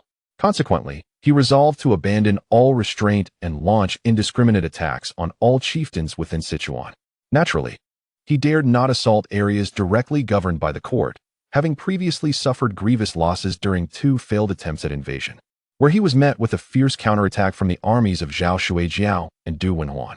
Throughout this tumultuous period, internal strife erupted within his ranks on multiple occasions. Yet Sha Chongming managed to suppress these conflicts through sheer luck. Consequently, he grew increasingly reckless. Wherever there was a chieftain, he charged in without hesitation. Upon arrival, he unleashed a bloodbath without a second thought. This reckless campaign left the chieftains of Sichuan in utter despair, their grievances echoing throughout the land. The 48 chieftains, who had previously harbored doubts about Jiang Ning's invitation, were now resolutely determined, hastening their journey to Chengdu in hopes of persuading Jiang Ning to swiftly eradicate Sha Chongming. Otherwise, if this continued, they would be utterly devastated by his tyranny. Meanwhile, within the city of Chengdu, Jiang Ning had concluded his affairs and awaited the arrival of the 48 chieftains for the banquet. Notably, in recent days, King of Shu Zhu Youjian has frequently hosted Prince Xi and Zhu Youjian, forging an increasingly warm relationship between the uncle and nephew. Jiang Ning could not help but reflect on the old adage that not being enemies brings people together. The 2, who had previously clashed fiercely to the point of drawing swords against one another, now spent their days inseparable. Nowadays, Zhu Youjian and Zhu Youjian were rarely apart, while the elder Wei found himself sidelined, receiving no attention. At this moment, Jiang Ning was perusing the latest battle reports in the governor's office, and as he read, a smile spread across his face. He could not help but praise. Sha Chongming is indeed a remarkable talent, fully dedicated to his endeavors. At this pace, it won't be long before I completely subdue all the local chieftains within Sichuan. Li Ruoyan chuckled in agreement beside him, saying, "What you say is absolutely correct, my lord. Sha Chongming is merely making a final effort before his demise, doing something tangible for the court." Just then, the door was suddenly kicked open, startling Jiang Ning, who quickly rose to his feet. Entering with a face full of grievances was old Wei, who plopped down beside them. Observing this, Jiang Ning curiously inquired, "Master Wei, what seems to be the matter? You appear rather displeased." Old Wei, with a hint of reproach, replied, "The prince spends his days in the company of the King of Shu, entirely neglecting our household. We have meticulously selected and executed 3 batches of prisoners from the provincial jail, and the remaining ones must be escorted back to the capital for interrogation before they can be dealt with. Now, with nothing to occupy my time, I thought I would come and sit with you, Lord Jiang." Hearing old Wei's envious remarks, Jiang Ning couldn't help but chuckle inwardly, thinking, "Oh, old Wei, after all, they are uncle and nephew. Why do you feel the need to meddle? Now that you have fallen out of favor, you remember me." Old Wei continued his lament. The King of Shu even sent someone to attempt to assassinate the prince not long ago, and yet, just a few days later, he seems to have forgotten all about it. I have assisted the prince significantly over the past 2 years. Why has he grown distant from me? Jiang Ning smiled and suggested, "Master Wei, since you are feeling idle, why not take charge of the arrangements for receiving the 48 chieftains?" Upon hearing this, old Wei's face brightened with delight as he exclaimed, "You truly understand me, Lord Jiang. I am one who thrives on labor. Idleness makes me feel quite uncomfortable. I shall take on this task." Subsequently, old Wei enthusiastically began to explain to Jiang Ning how to arrange the reception for the chieftains, and their conversation grew increasingly engrossing. However, at that moment, Wang Cheng'en rushed in, his face etched with urgency, exclaiming, "Lord Jiang, Master, the prince is ill. You both must hurry to see him." Upon hearing Wang Cheng'en's words, Jiang Ning and old Wei were momentarily taken aback. Zhu Youjian is unwell? What could have transpired? Just yesterday, he was mingling with the King of Shu, Zhu Youjian, and there were no signs of any ailment. How could he fall ill today? Nevertheless, they quickly rose to follow Wang Cheng'en to assess the situation. Arriving at Zhu Youjian's chamber, they found him lying in bed. Jiang Ning furrowed his brow and turned to Wang Cheng'en, asking, when did the prince first begin to feel unwell? Why was no doctor summoned? Wang Cheng'en appeared troubled as he explained, this morning, the prince complained of feeling unwell and refused to rise. I intended to fetch a doctor, but he would not allow it, and he has remained in bed since, not even eating. Jiang Ning approached to examine Zhu Youjian closely and noticed that his complexion was rosy and his breathing steady. He hardly seemed ill. Jiang Ning tentatively called out, Your Highness, what ails you? Where do you feel discomfort? Shall I fetch a doctor for you? Just then, Zhu Youjian suddenly opened his eyes, looking at Jiang Ning and the others, awkwardly stifling a yawn, and then apologetically said, Lord Jiang, Master Wei, I truly apologize for troubling you both. The prince's health is not severely compromised. Rather, he is merely experiencing minor ailments and wishes to rest in bed for a couple of days. Should the Duke of Shu send someone to invite him to a banquet, he kindly requests the assistance of the two gentlemen to decline the invitation on his behalf. Upon hearing this, Jiang Ning appeared bewildered, uncertain of the situation. At that moment, a member of the Imperial Guard hurried in to report, Your Highness, the Duke of Shu has sent someone to convey an invitation for you to attend a banquet. The expression on Zhu Youjian's face darkened immediately, and he bellowed, I shall not attend. Go back and tell them that I am unwell and will not be going today. Inform the Duke not to seek my company again. Once I recover, I shall pay him a visit. The Imperial Guard promptly complied and exited in haste. At this juncture, Jiang Ning inquired, Your Highness, you do not appear to be ill at all. Your voice was robust just now. What has prompted this feigned sickness? Zhu Youjian, blushing with embarrassment, replied, Indeed, Master Jiang, your keen perception is unmatched. The truth is, the Duke of Shu has been incessantly inviting me to banquets these past few days. Initially, it was 3 invitations a day, but it escalated to 5. He continually inundates me with gifts, as if offering gold upon mounting a horse and silver upon dismounting. With 3 grand feasts a day and 5 smaller ones on alternate days, I find myself utterly overwhelmed. If this continues, I shall surely be exhausted by the Duke's relentless hospitality. Now, I can only avoid him. I scarcely dare to step outside, lest I encounter him and be dragged back to the Duke's residence for yet another banquet. Were it not for my status as an envoy of the court, I suspect the Duke would wish for me to remain in his palace throughout the night. Upon hearing this, Jiang Ning finally grasped the situation. It seemed that Prince Xin was utterly worn out by the Duke of Shu, Zhu Zhishu's exuberance, and he couldn't help but chuckle. Your Highness, if that is the case, why not directly express your sentiments to the Duke? Zhu Youjian, looking quite aggrieved, responded, I have made my position clear 100 times, yet each time I do, the Duke becomes even more fervent, bombarding me with rare treasures and wishing to spend every hour of the day in my company. I could endure no more and resorted to this ruse of illness to evade him. Seeing Zhu Youjian's disgruntled demeanor, Jiang Ning found it hard to contain his laughter, which erupted at the thought of the prince's predicament. Noticing Jiang Ning's amusement, Zhu Youjian couldn't resist complaining, Master Jiang, please refrain from laughing at my plight. Remember to help me fend off the Duke when he arrives. Jiang Ning nodded vigorously. Rest assured, Your Highness, if the Duke sends someone again, I shall certainly assist in declining the invitation. However, no sooner had he spoken than the voice of Zhu Zhishu echoed from afar. Nephew, what ails you? Your uncle has come to see you. Such a significant matter as your illness should have warranted a message to inform your uncle. Do you not consider him family? I have summoned the finest physicians from the palace and gathered various medicinal herbs. Upon hearing these words, Zhu Youjian's face turned pale, and he quickly turned to Jiang Ning, saying, Master Jiang, I must continue my charade of illness. You and eunuch Wei must help me manage this, even if I must lie here. I cannot allow the Duke to take me away. With that, he pulled the quilt over his head. Immediately, the door swung open, revealing Zhu Zhishu. His face etched with anxiety as he strode towards the bedside, followed by a throng of doctors and royal guards, each bearing bundles of medicinal herbs. Jiang Ning and Old Wei, upon witnessing this, were about to pay their respects when Zhu Zhishu waved his hand dismissively, saying, Gentlemen Jiang and Wei, there is no need for excessive formalities. The imperial decree restoring my noble title has yet to arrive, so let us regard each other as ordinary friends, without the pretense He then inquired with urgency, "What has befallen my esteemed nephew? How could he fall ill so suddenly? Just yesterday, we were in jovial conversation." Jiang Ning quickly smiled and explained, "It is likely that His Highness has been overexerting himself during this period, compounded by the unfamiliar climate, leading to his ailment." Zhu Youjian, looking perplexed, responded, "Overexertion and unfamiliar climate? This does not add up. My nephew has been in Sichuan for 2 months. Even if he were to be affected by the local conditions, it should not manifest at this moment. As for fatigue, that makes even less sense, as he has been in my company these past few days, indulging in feasting, revelry, and discussions about the royal family's relocation abroad." Jiang Ning found himself at a loss for words, unsure of how to continue. Zhu Youjian then waved his hand, summoning several doctors to step forward. With a serious expression, he commanded, "You must thoroughly examine my nephew.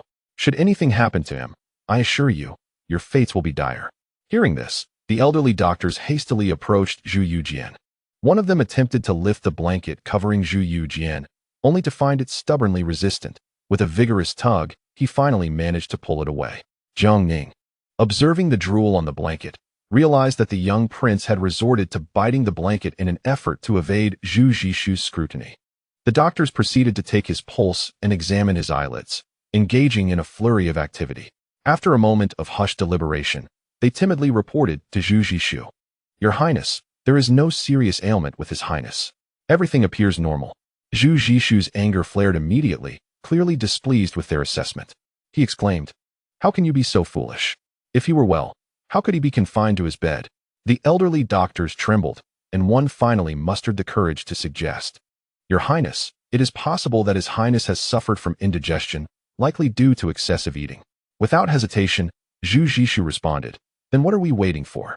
Prepare the medicine at once. Lingji, deer antler, ginseng, and tiger whip. I have brought them all." The doctors, looking distressed, replied, "Your Highness, these remedies are not suitable. They will not help."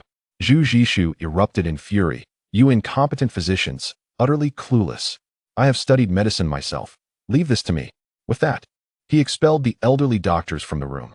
He then began to set up a medicinal furnace, tossing in ginseng, deer antler, lingji, and tiger whip, igniting the fire to brew the concoction. Lying on the bed, Zhu Youjian could no longer contain his composure. He discreetly opened his eyes and, with tears welling, exchanged a glance with Jiang Ning and Old Wei. Jiang Ning and Old Wei were both taken aback and hurried to dissuade him, saying, "Your Highness, this is absolutely inadvisable.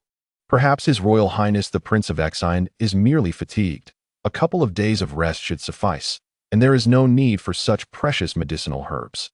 Zhu Youjian replied with a serious expression, "Gentlemen Jiang and Wei, I appreciate your good intentions, but if I do not care for my own nephew, who will? Do not concern yourselves with this matter. In my youth, I perused several medical texts. I am certain I can cure my dear nephew." Jiang Ning was momentarily speechless, reflecting on the talent that the Zhu family continuously produced. He had not anticipated that the Prince of Shu, Zhu Youjian, was also concealing his skills as a folk doctor. At the same time, he could not help but feel a profound sorrow for Zhu Youjian, who lay helplessly in bed. Chapter 242. The arrival of the chieftain Jiang Ning and Old Wei took turns trying to dissuade Zhu Youjian, yet he remained resolute, determined to heal his nephew. Jiang Ning and Old Wei exchanged glances, uncertain of how to proceed. At that moment, Zhu Youjian, unable to endure any longer, sat up and said, "Uncle, I feel much better. I believe I shall recover in a couple of days. There is no need for your assistance in preparing the medicine." Upon seeing Zhu Youjian sit up, Zhu Youjian was immediately filled with excitement, rushing over to grasp his hands and exclaiming, "Heaven has eyes. My dear nephew, you have finally awakened. You cannot imagine how alarmed I was just now. But rest assured, with me by your side, I shall take excellent care of you. The medicine will be ready shortly. Just wait a moment, and once you drink it, you will surely be cured. Later, we shall return to the palace to thoroughly discuss the matter of the Ming royal family relocating overseas." Listening to Zhu Youjian's words, Zhu Youjian was rendered speechless. Before long, Zhu Youjian brought over a bowl of dark herbal concoction, emanating an unusual aroma, and approached the bedside. Jiang Ning and Old Wei quickly stepped forward to intervene, saying, "Your Highness, now that His Royal Highness has awakened, it is unnecessary to continue with the medicine. Perhaps we should forego it." However, Zhu Youjian insisted. How can we forego it? Look at my dear nephew. His face is pale from weakness, and it is the perfect time to nourish him. Jiang Ning internally scoffed. Your dear nephew's pallor is not due to illness, but rather your fright. If this continues, he may truly meet his end here. Observing the situation, Old Wei acted swiftly, seizing the bowl of medicine and handing it to Wang Cheng'en, saying, Young Wang, as His Royal Highness's personal attendant, you should first sample this medicine on behalf of His Highness. Wang Cheng'en's complexion instantly turned ashen, yet under Old Wei's penetrating gaze, he acquiesced and drank it all in one gulp. Subsequently, Zhu Youjian turned to Wang Cheng'en and inquired, How do you feel? Any sensations? Wang Cheng'en shook his head. Zhu Youjian then poured another bowl of medicine and approached. Old Wei sighed inwardly, thinking, Young Wang, you must remain vigilant at critical moments. Do not falter, lest Master's reputation be tarnished by your actions. He then took the bowl of medicine once more, saying, Your Highness, I believe one bowl may not reveal any effects. Allow young Wang to try another, for His Highness's health is precious and cannot be taken lightly. After speaking, he handed the second bowl to Wang Cheng'en. With tears in his eyes, Wang Cheng'en downed it, followed by bowl after bowl, consuming 5 or 6 bowls in succession. Zhu Youjian, ever diligent, continued to dispense the medicine without fatigue. After consuming the 6th bowl, Old Wei inquired once more, Xiao Wang, how do you feel? Any sensations? Wang Cheng'en, with tears glistening in his eyes, replied, One more bowl, please. Zhu Youjian, peering into the now empty container, responded, There is none left. You've finished it all. Zhu Youjian, feeling a wave of relief wash over him, hastily wiped the sweat from his brow and said, Uncle Wang, your intentions are deeply appreciated. But I am feeling considerably better now. You have toiled for quite some time. It would be best for you to return to the Wang residence and rest. Once I have fully recovered, I shall pay you a visit. Jiang Ning and Old Wei quickly joined in urging him, prompting Zhu Youjian to reluctantly rise and depart. Once Zhu Youjian had left, Zhu Youjian leaped to his feet, exclaiming, I truly believe the King of Shu has lost his mind. He seems intent on exhausting me. I suspect he is seizing this opportunity for vengeance. Jiang Ning and Old Wei were left speechless, uncertain of how to respond. At that moment, Jiang Ning turned to Wang Cheng'en, who stood beside him, and cautiously asked, Lord Wang, how do you feel now? Is there any discomfort in your body? Wang Cheng'en's face flushed, displaying an unusual expression as he replied, Lord Jiang, I feel an overwhelming heat coursing through me, as if a fiery surge is rushing to my head. Almost immediately, he began to bleed from his nose, startling both Jiang Ning and Old Wei. Zhu Youjian hurriedly exclaimed, What is happening? What should we do? Observing the situation, Jiang Ning promptly summoned a physician to attend to Wang Cheng'en. Zhu Youjian, anxiously pacing, refrained from blaming Old Wei.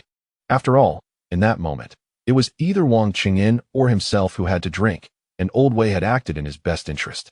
Old Wei, equally distressed, pondered the repercussions if his disciple were to suffer indiscriminately at the hands of the King of Shu, a mere quack. Soon after, the physician, furrowing his brow, remarked, How much tonifying medicine has the Lord consumed? The body cannot withstand excessive nourishment, especially given the Lord's unique constitution, with no means to release this heat. The only remedy is to immerse him in cold water from a deep well, which may provide some relief. Without delay, the group carried Wang Cheng'en to the well in the courtyard. Witnessing the increasing flow of blood, Old Wei gritted his teeth, tying a rope around Wang Cheng'en's waist, securing him before giving him a decisive push into the well, then gently lowering the rope to submerge him in the cold water. The others cautiously awaited by the well's edge. After an hour, Wang Cheng'en called out, Your Highness, Master, Lord Jiang, I feel much better. Please pull me up. I am freezing. Old Wei quickly tugged on the rope, hoisting Wang Cheng'en from the depths. Soaked to the skin and shivering uncontrollably, Wang Cheng'en found that the nosebleed had ceased. The physician, observing the situation, promptly took his pulse and, after a moment, declared, The excessive heat has significantly diminished. Moving forward, it would be wise to consume calming herbal teas and mung beans. At that moment, Zhu Youjian suddenly exclaimed, his trembling finger pointed at Wang Cheng'en. Jiang Ning and Old Wei hurriedly focused their attention, but Jiang Ning felt his mind whirl in confusion as he beheld the unexpected sight of Wang Cheng'en sprouting dark stubble. Even Old Wei stood frozen in disbelief. Zhu Youjian, unable to fathom the situation, turned to the doctor and inquired, "Why has Lord Wang begun to grow a beard?" The doctor, equally astonished, examined Wang Cheng'en closely and then asked, "Might I see the prescription for the medicine that Lord Wang previously took?" Jiang Ning, sensing trouble, interjected, "There is no prescription." The old doctor was taken aback and questioned, "What specific medicines were used? And in what quantities? Surely you must know this."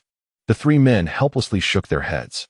The old doctor, with his face flushed with anger, exclaimed, "What sort of quack is this? A mere charlatan, risking lives without accountability. Such a physician should never be consulted again." However, he reassured them that Lord Wang was not in serious condition, promising to visit daily to check his pulse.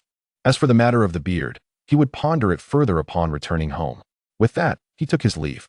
Subsequently, Wang Cheng'en hurried back to his quarters to gaze at his reflection in the mirror, astonished to find he had indeed grown a beard. Upon further inspection of his body, he was relieved to discover that no other changes had occurred, nothing that ought not to be there had appeared, or he might have faced a sharp blade again. In the following days, the old doctor returned to the provincial office each day to attend to Wang Cheng'en. Fortunately, the latter had only consumed an excessive amount of nourishing substances for a brief period, and his health was not severely compromised. The beard gradually fell away, and Jiang Ning, Old Wei, and Zhu Youjian finally breathed a sigh of relief. As for Prince Zhu Youjian of Shu, he persistently sought to visit his nephew, Zhu Youjian, citing the impending arrival of the leaders of 48 tribal chiefs to Chengdu for a feast, claimed his duty as the imperial envoy required him to oversee their reception. And thus, he repeatedly deflected the prince's attempts. Time swiftly passed, and days slipped away. On one particular day, the leaders of the 48 tribes arrived outside Chengdu, each accompanied by their guards. Jiang Ning, Old Wei, and Zhu Youjian had already dispatched personnel to welcome them.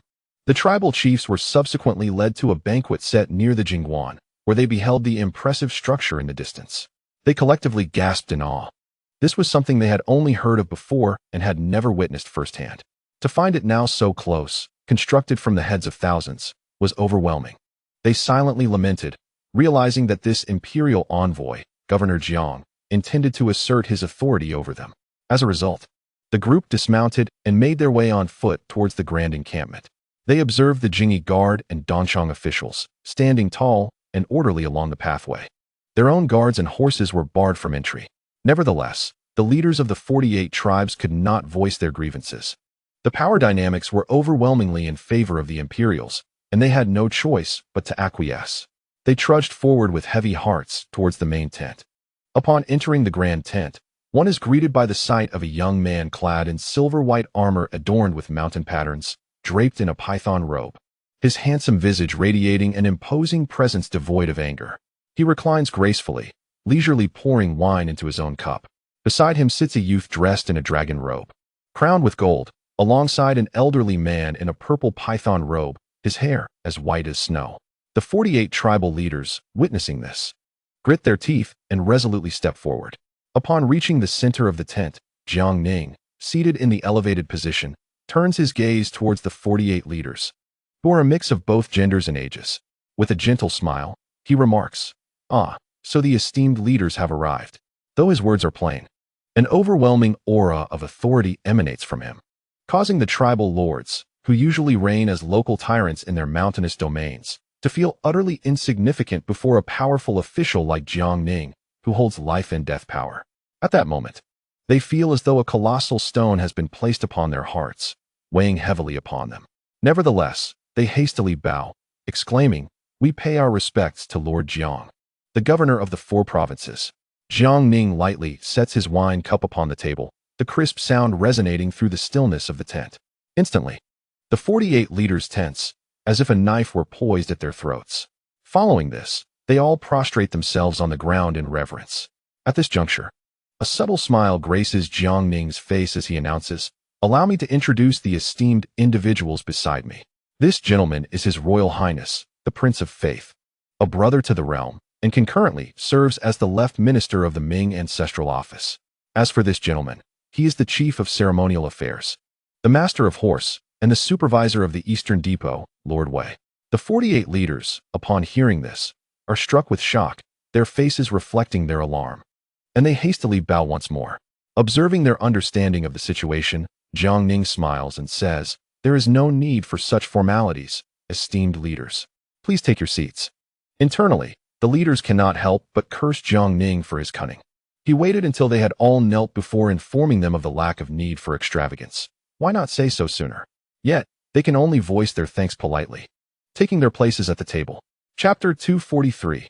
Tianqi. As all the tribal leaders settle into their seats, Jiang Ning lightly claps his hands, prompting the imperial guards to enter the tent, serving dishes and wine to the assembly. In no time, the table is laden with an array of delicacies, the guards standing at attention on either side. The 48 leaders, now gripped by trepidation, begin to cautiously survey their surroundings.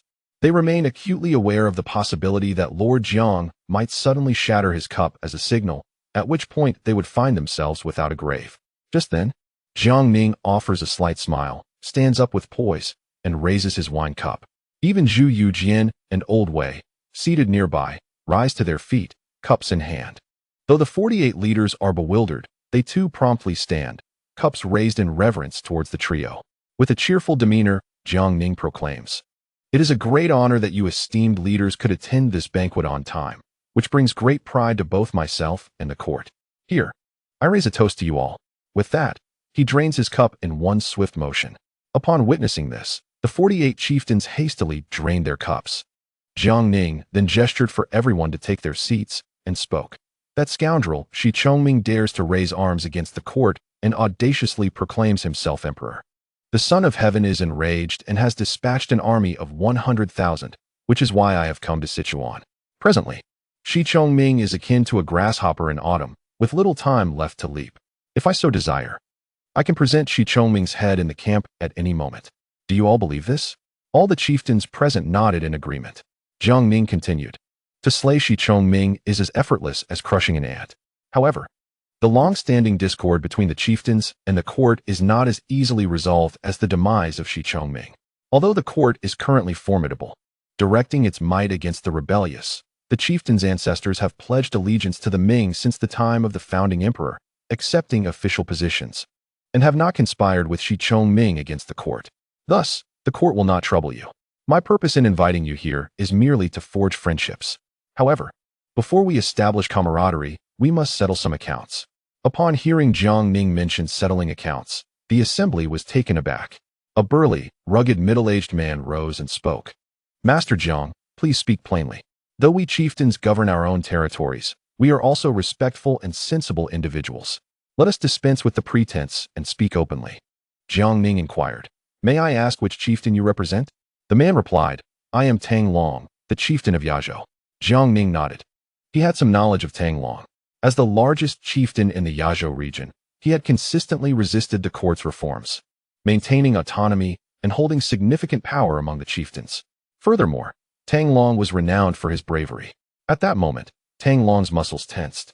Resolute that if this Master Jiang intended to trouble him or had ulterior motives, he would demonstrate what it truly meant to be a warrior, proving he was not a soft target to be easily manipulated.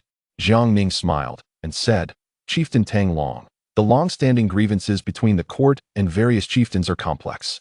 For now, I shall refrain from assigning blame. I am well aware of the local officials' oppression of the chieftains and exploitation of the common people in Sichuan. Since my arrival, I have been investigating these matters. Fortunately, before all of you today, I am prepared to resolve these issues." With that, he clapped his hands, and several members of the Imperial Guard approached, carrying boxes filled with thick volumes of documents. Jiang Ning declared, "These documents contain evidence of the crimes committed by Sichuan officials against the chieftains and the common folk. Most of the implicated officials have already been apprehended. You chieftains may verify the records and check if any officials have been overlooked. If so, please bring them to my attention, and I will immediately dispatch personnel to investigate, ensuring accuracy before apprehending and executing them all." Upon hearing Jiang Ning's words, all the chieftains present were somewhat bewildered, as they had not anticipated that the account Jiang Durin spoke of would pertain to this particular matter. Subsequently, Tang Long stepped forward and declared, "Since that is the case, I shall not be polite." Jiang Ning gestured for the guards beside him to bring forth the records detailing the affairs of the Yenzhou chieftains. Tang Long began to peruse the documents meticulously, and before long, he could not help but nod in agreement, exclaiming, "Indeed, indeed, These corrupt officials have long oppressed us." Under Tang Long's leadership, the other chieftains also mustered their courage to step forward and examine the records. The guards patiently presented the documents to each chieftain. Jiang Ning remained seated quietly, uttering not a word. The chieftains were visibly stirred. They had not expected Jiang Derin to possess such remarkable insight. Meticulously documenting the oppression and exploitation they had endured over the years. Each incident was recorded in detail, with some events having nearly slipped their minds. Yet Jiang Derin recalled them with such clarity. Observing the engrossed expressions of the chieftains, Jiang Ning exchanged a knowing glance with Old Wei, who understood immediately. Offering a slight smile and a nod, his lips curling into an almost ear-to-ear grin. At that moment, Jiang Ning turned to glance at Zhu Youjian, about to signal him, only to find Zhu Youjian fixated on a young girl beside a white-haired elder, utterly captivated. Jiang Ning looked up and saw that the girl, of a similar age to Zhu Youjian, was dressed in a blue garment, her beauty striking. Though merely 12 or 13, she was undoubtedly a budding beauty. Her hair styled in a lovely ponytail adorned with various trinkets, exuding a lively charm, reminiscent of a pristine lotus emerging from the water. Jiang Ning couldn't help but smile. Coming to understand why the normally ruthless Prince of Exine would be so enraptured, it seemed even the most valiant of heroes could falter in the presence of beauty. The girl flitted around the elder, occasionally exchanging a few words, while the elder stroked his beard, nodding at times. Once more, Jiang Ning turned to observe Zhu Youjian, who had propped his chin on his hands, his gaze dreamy, and he was even drooling slightly. Unable to contain himself, Jiang Ning covered his face and cleared his throat. Old Wei, perplexed, looked on, while Zhu Youjian remained oblivious. Realizing the situation could not persist, Jiang Ning quickly signaled to Old Wei. Upon noticing Zhu Youjian's unusual behavior and glancing at the girl, Old Wei instantly grasped the entirety of the matter. He hurriedly nudged Zhu Youjian, who then snapped back to reality, turning to see Jiang Ning and Old Wei stifling their laughter at his expense. Zhu Youjian quickly wiped the drool from the corner of his mouth with his sleeve, his face flushing slightly as he awkwardly straightened his posture. Though he still stole furtive glances at the young girl, Jiang Ning observed all of this keenly. Meanwhile, he began to ponder. The Ming dynasty had ancestral edicts prohibiting vassalage, tribute, land concessions, indemnities, and marriage alliances. Yet historically, marriage alliances had always referred to women, never men. Furthermore, these local chieftains are subjects under the Ming dynasty. Although they practice local governance, they still bear the titles of the Ming officials. If one were to facilitate a union for Zhu Youjian, it should not contravene ancestral teachings. One would think. Upon this reflection, Jiang Ning could not help but inwardly marvel at his own brilliance. Should he successfully orchestrate this advantageous arrangement for Zhu Youjian, it is likely that upon his return to the capital, Zhu Youjian would commend his adeptness in handling affairs. This journey not only ensured the proper management of official matters, but also resolved his younger brother's lifelong aspirations. The more Jiang Ning contemplated, the more self-satisfied he became, nearly raising a thumb in self-approval. Meanwhile, Zhu Youjian remained oblivious to Jiang Ning's musings, his attention captivated entirely by the young girl clad in azure garments. Subsequently, Jiang Ning beckoned Li Ruoyan closer and whispered, "Old Li, promptly go to the governor's office and bring the esteemed Governor Zhu here, and do so with haste." Li Ruoyan nodded in acknowledgement before hastily departing. About an hour later, Tang Long set down the documents he had been perusing, bowed to Jiang Ning, and remarked, "Master Jiang, we have thoroughly reviewed these documents, and all circumstances are accurate, with no discrepancies. May I inquire if your earlier statement regarding the execution of all officials listed is indeed genuine?" Upon hearing this, Jiang Ning nodded affirmatively and replied, "Indeed, it is true. If you wish for the executions to take place, I shall make the arrangements immediately." At this proclamation, all the local chieftains present were left in a state of disbelief. The esteemed governor of 4 provinces was willing to assist them in executing court officials. As the chieftains sat in silence, Old Wei, unable to contain himself, spoke up. He had long awaited the opportunity to establish merit. If these corrupt officials were to fall, his own reputation would undoubtedly rise. With this thought, Old Wei stood and addressed the assembly. "Why is everyone silent? Since it has come to this, let us speak plainly. As the saying goes, there is no better time than the present. Today, outside this camp, Let us execute those corrupt officials who have long oppressed the chieftains and exploited the common folk. What do you say? The chieftains were taken aback by Old Wei's proposal. Their previous silence stemmed from the fear that Master Jiang was merely being courteous. Should they speak out, it might put him in an awkward position, potentially inciting his ire against them. However, to their astonishment, this court official, Old Wei, was indeed earnest. At that moment, Tang Long stepped forward resolutely and declared, "Since Lord Wei has spoken, we shall heed his counsel." Hearing this, Old Wei smiled and kindly inquired if any chieftains felt there were omissions in the list. Should there be any, he would dispatch someone to verify, and upon confirmation, they would be apprehended forthwith. The chieftains shook their heads, indicating no omissions. Whether there truly were or not mattered little to Jiang Ning and Old Wei. What they saw was the consensus of the chieftains present. Subsequently, Old Wei turned to Jiang Ning, who nodded in agreement. With a commanding order from Old Wei, the Eastern Depot guards sprang into action, heading towards the governor's office to escort the corrupt officials listed. Meanwhile, Jiang Ning rose, accompanied by all the local chieftains, awaiting outside the grand tent. At that moment, Li Ruolian arrived with several imperial guards, dragging Governor Zhu Youjian along. Zhu appeared disheveled, his official robes in disarray, and his cap askew, presenting a rather pitiful sight. With a wave of his hand, Li Ruolian signaled for the guards to release Zhu. Jiang Ning then approached Zhu, his expression one of dissatisfaction, and remarked, "Governor Zhu, what is the meaning of this? Just days ago, I instructed you of today's banquet for the 48 chieftains outside the city, yet you arrive late." While adjusting his robes, Zhu Youjian awkwardly replied, "Minister Jiang, I have been preoccupied with official duties and momentarily overlooked it." Hearing this, Jiang Ning was incensed and chuckled derisively. Responding, "My dear Governor Zhu, what pressing matters could possibly occupy your time? Surely, you are the most leisurely among all in the governor's office.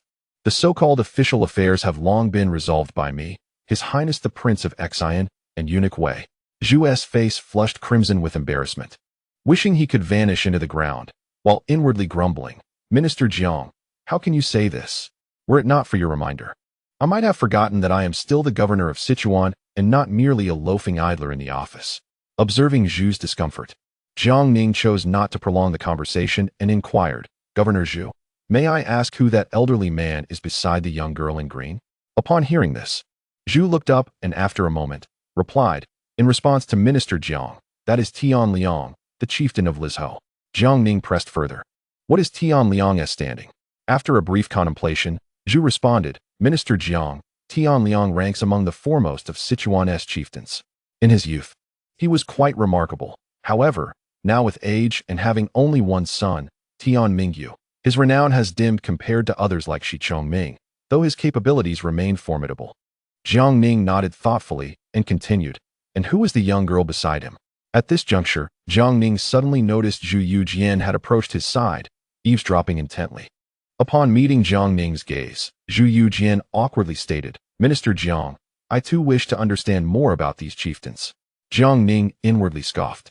Realizing Zhu was clearly trying to inquire about his future father-in-law's background while feigning ignorance, he gestured for Zhu Youjian to continue, who then stated, "If I recall correctly, Tian Liang has a granddaughter, approximately the same age as this young girl, named Tian Rui." Listening to Zhu's introduction, Jiang Ning nodded in acknowledgement. At that moment, Zhu Youjian could not help but exclaim, "Tian Rui, truly a name that suits her." His eyes then glazed over in a daydream.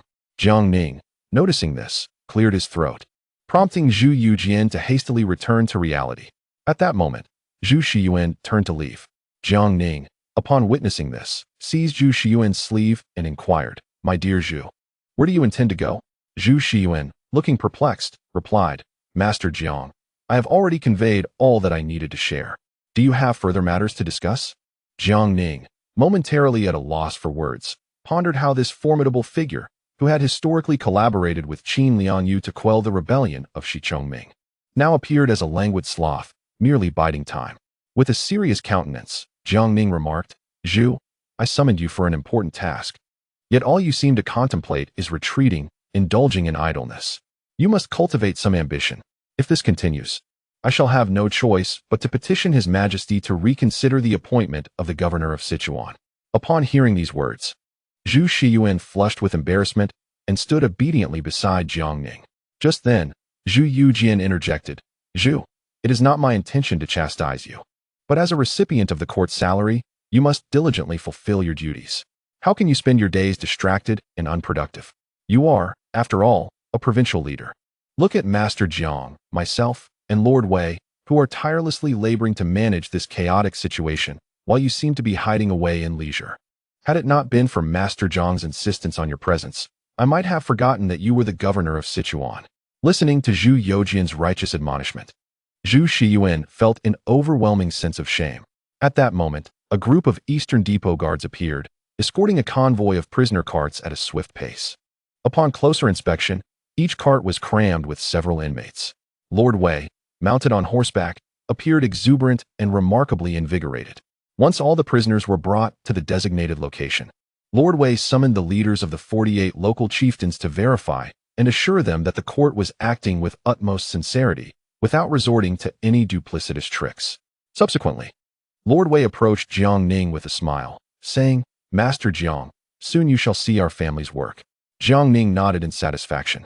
Just then, Lord Wei noticed Zhu Shiyuan, who was standing behind Jiang Ning with his head hung low, and remarked, "Ah, is that not Governor Zhu? What have you been occupied with lately? We have hardly seen you." Zhu Shiyuan was left speechless in his embarrassment. Suddenly, as if recalling something, Lord Wei stated, "Governor Zhu, I happen to have a task for you." Zhu Shiyuan promptly responded, "I am at your service, Lord Wei." Lord Wei pointed towards the direction of the mass grave and instructed, "Take some personnel and dig another pit over there. Otherwise, we will soon have nowhere to bury the bodies."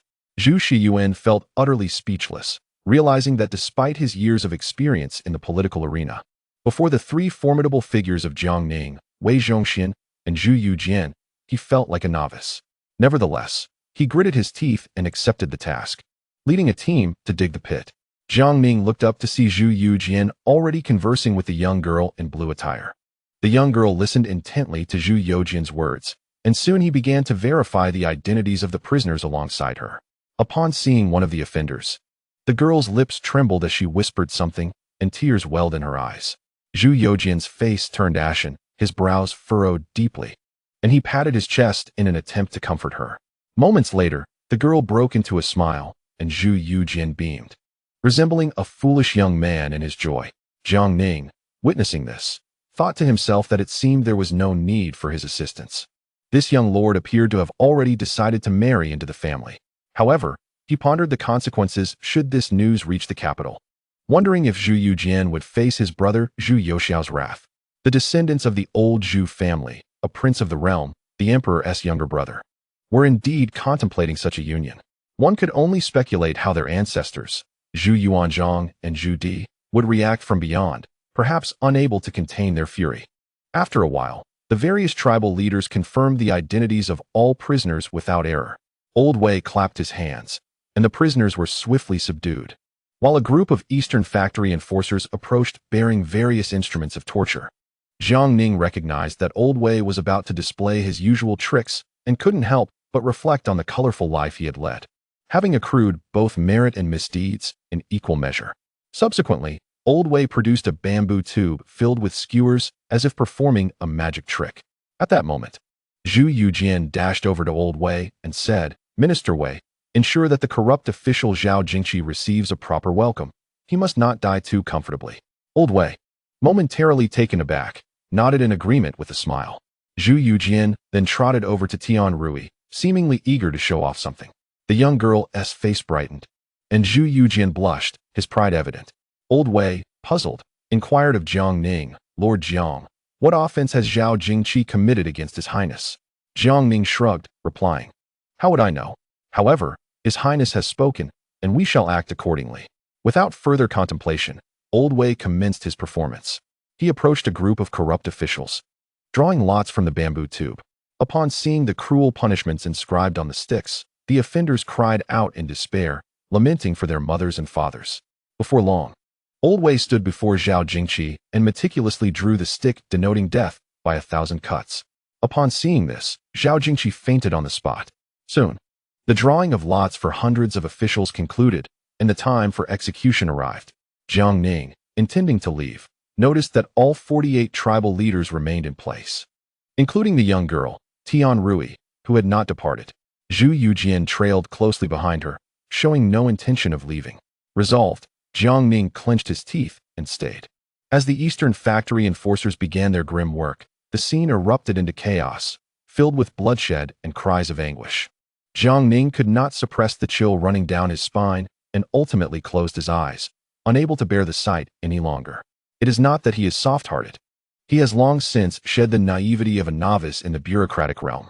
For the sake of national stability and the welfare of the populace, Jiang Ning is fully prepared to wield the sword of justice. However, he adheres to the principle of killing without cruelty, which starkly contrasts with the more perverse methods employed by Old Wei. The leaders of the 48 tribal chieftains are filled with trepidation. They do not wish to witness this bloody spectacle, yet they find themselves utterly incapable of retreating. The court and the provincial governor, Lord Jiang, have demonstrated such earnestness that to propose withdrawal at this juncture would be tantamount to openly disrespecting both the court and Lord Jiang. Should Lord Jiang take offense, the consequences would be dire, leaving them no choice but to endure the grim proceedings. Meanwhile, the young girl, Tianqi, despite feeling a flicker of fear within, steels herself and fixates intently on Zhao Jingqi, who is being subjected to the brutal punishment of Lingqi. Zhu Youjian stands beside her, shielding his eyes with his palm. While attempting to provide some cover for Tianqi, she reaches out, grasping his hand tightly, stealing glances through her fingers. After enduring 2 full hours of this grim affair, most of the corrupt officials have met their fates, leaving only 3 unfortunate souls, including the ill-fated Zhao Jingqi, to face the lingering punishment. Observing the scene, Jiang Ning invites the tribal leaders back into the grand tent. At this moment, every face in attendance is as pale as parchment, as they keenly feel the weight of the court's authority and its capacity for intimidation. The swift execution of several hundred officials, many meeting a gruesome end, has even the notoriously fearless tribal leaders trembling. Jiang Ning raises his cup, taking a delicate sip before addressing the assembly. Esteemed leaders, the corrupt officials who have oppressed your tribes and exploited the common folk have now been brought to justice. Are you satisfied with this outcome? Upon hearing Jiang Ning's inquiry, all the chieftains respond in unison, "We are satisfied. We are grateful to the court and extend our thanks to Lord Jiang for upholding justice for us." Jiang Ning smiles gently and replies, "Having accepted positions from the court as subjects of the Ming, you can rest assured that the court will stand behind you. Your satisfaction is our foremost concern." At that moment, Old Wei enters with a bamboo tube in hand, taking his seat and nodding at Jiang Ning. The latter understands that Old Wei has successfully concluded his business. Shortly thereafter, Tianqi and Zhu Youjian also make their entrance. To everyone's surprise, Zhu Youjian does not return to his own seat, but instead sits beside the young girl, Tianqi. This unexpected move momentarily startles even Tian Liang, who, after a brief pause, strokes his beard and falls silent. Jiang Ning, witnessing this, helplessly rubs his forehead, thinking to himself that while official matters remain unresolved, Zhu Youjian is already eager to assume the role of the suitor. At this moment, Governor Zhu Youjian, shovel in hand, is leading a group of Eastern Depot agents to bury the bodies of the executed corrupt officials, his appearance covered in dust and grime. Suddenly, he recalls Old Wei's admonition. He must draft an inscription for a monument to be erected in this place to warn future generations. Chapter 245. She understands the Ming. Zhu Youjian can't help but feel that he is woefully inadequate in his role as governor. In the vast expanse of the Ming dynasty, encompassing the 2 capitals and 13 provinces, who among the provincial governors finds themselves burdened with the grim task of arranging the affairs of condemned individuals. This is indeed a singular predicament, akin to a scorpion excreting its own waste. Should word of this circulate, it is likely that the reputation I have painstakingly built over a decade in the officialdom would be utterly tarnished. At this moment, within the grand tent, Jiang Ning was engaged in lively conversation with a gathering of tribal leaders. Gradually, the chieftains grew bolder, initiating dialogue with Jiang Ning, and the atmosphere within the tent became increasingly vibrant.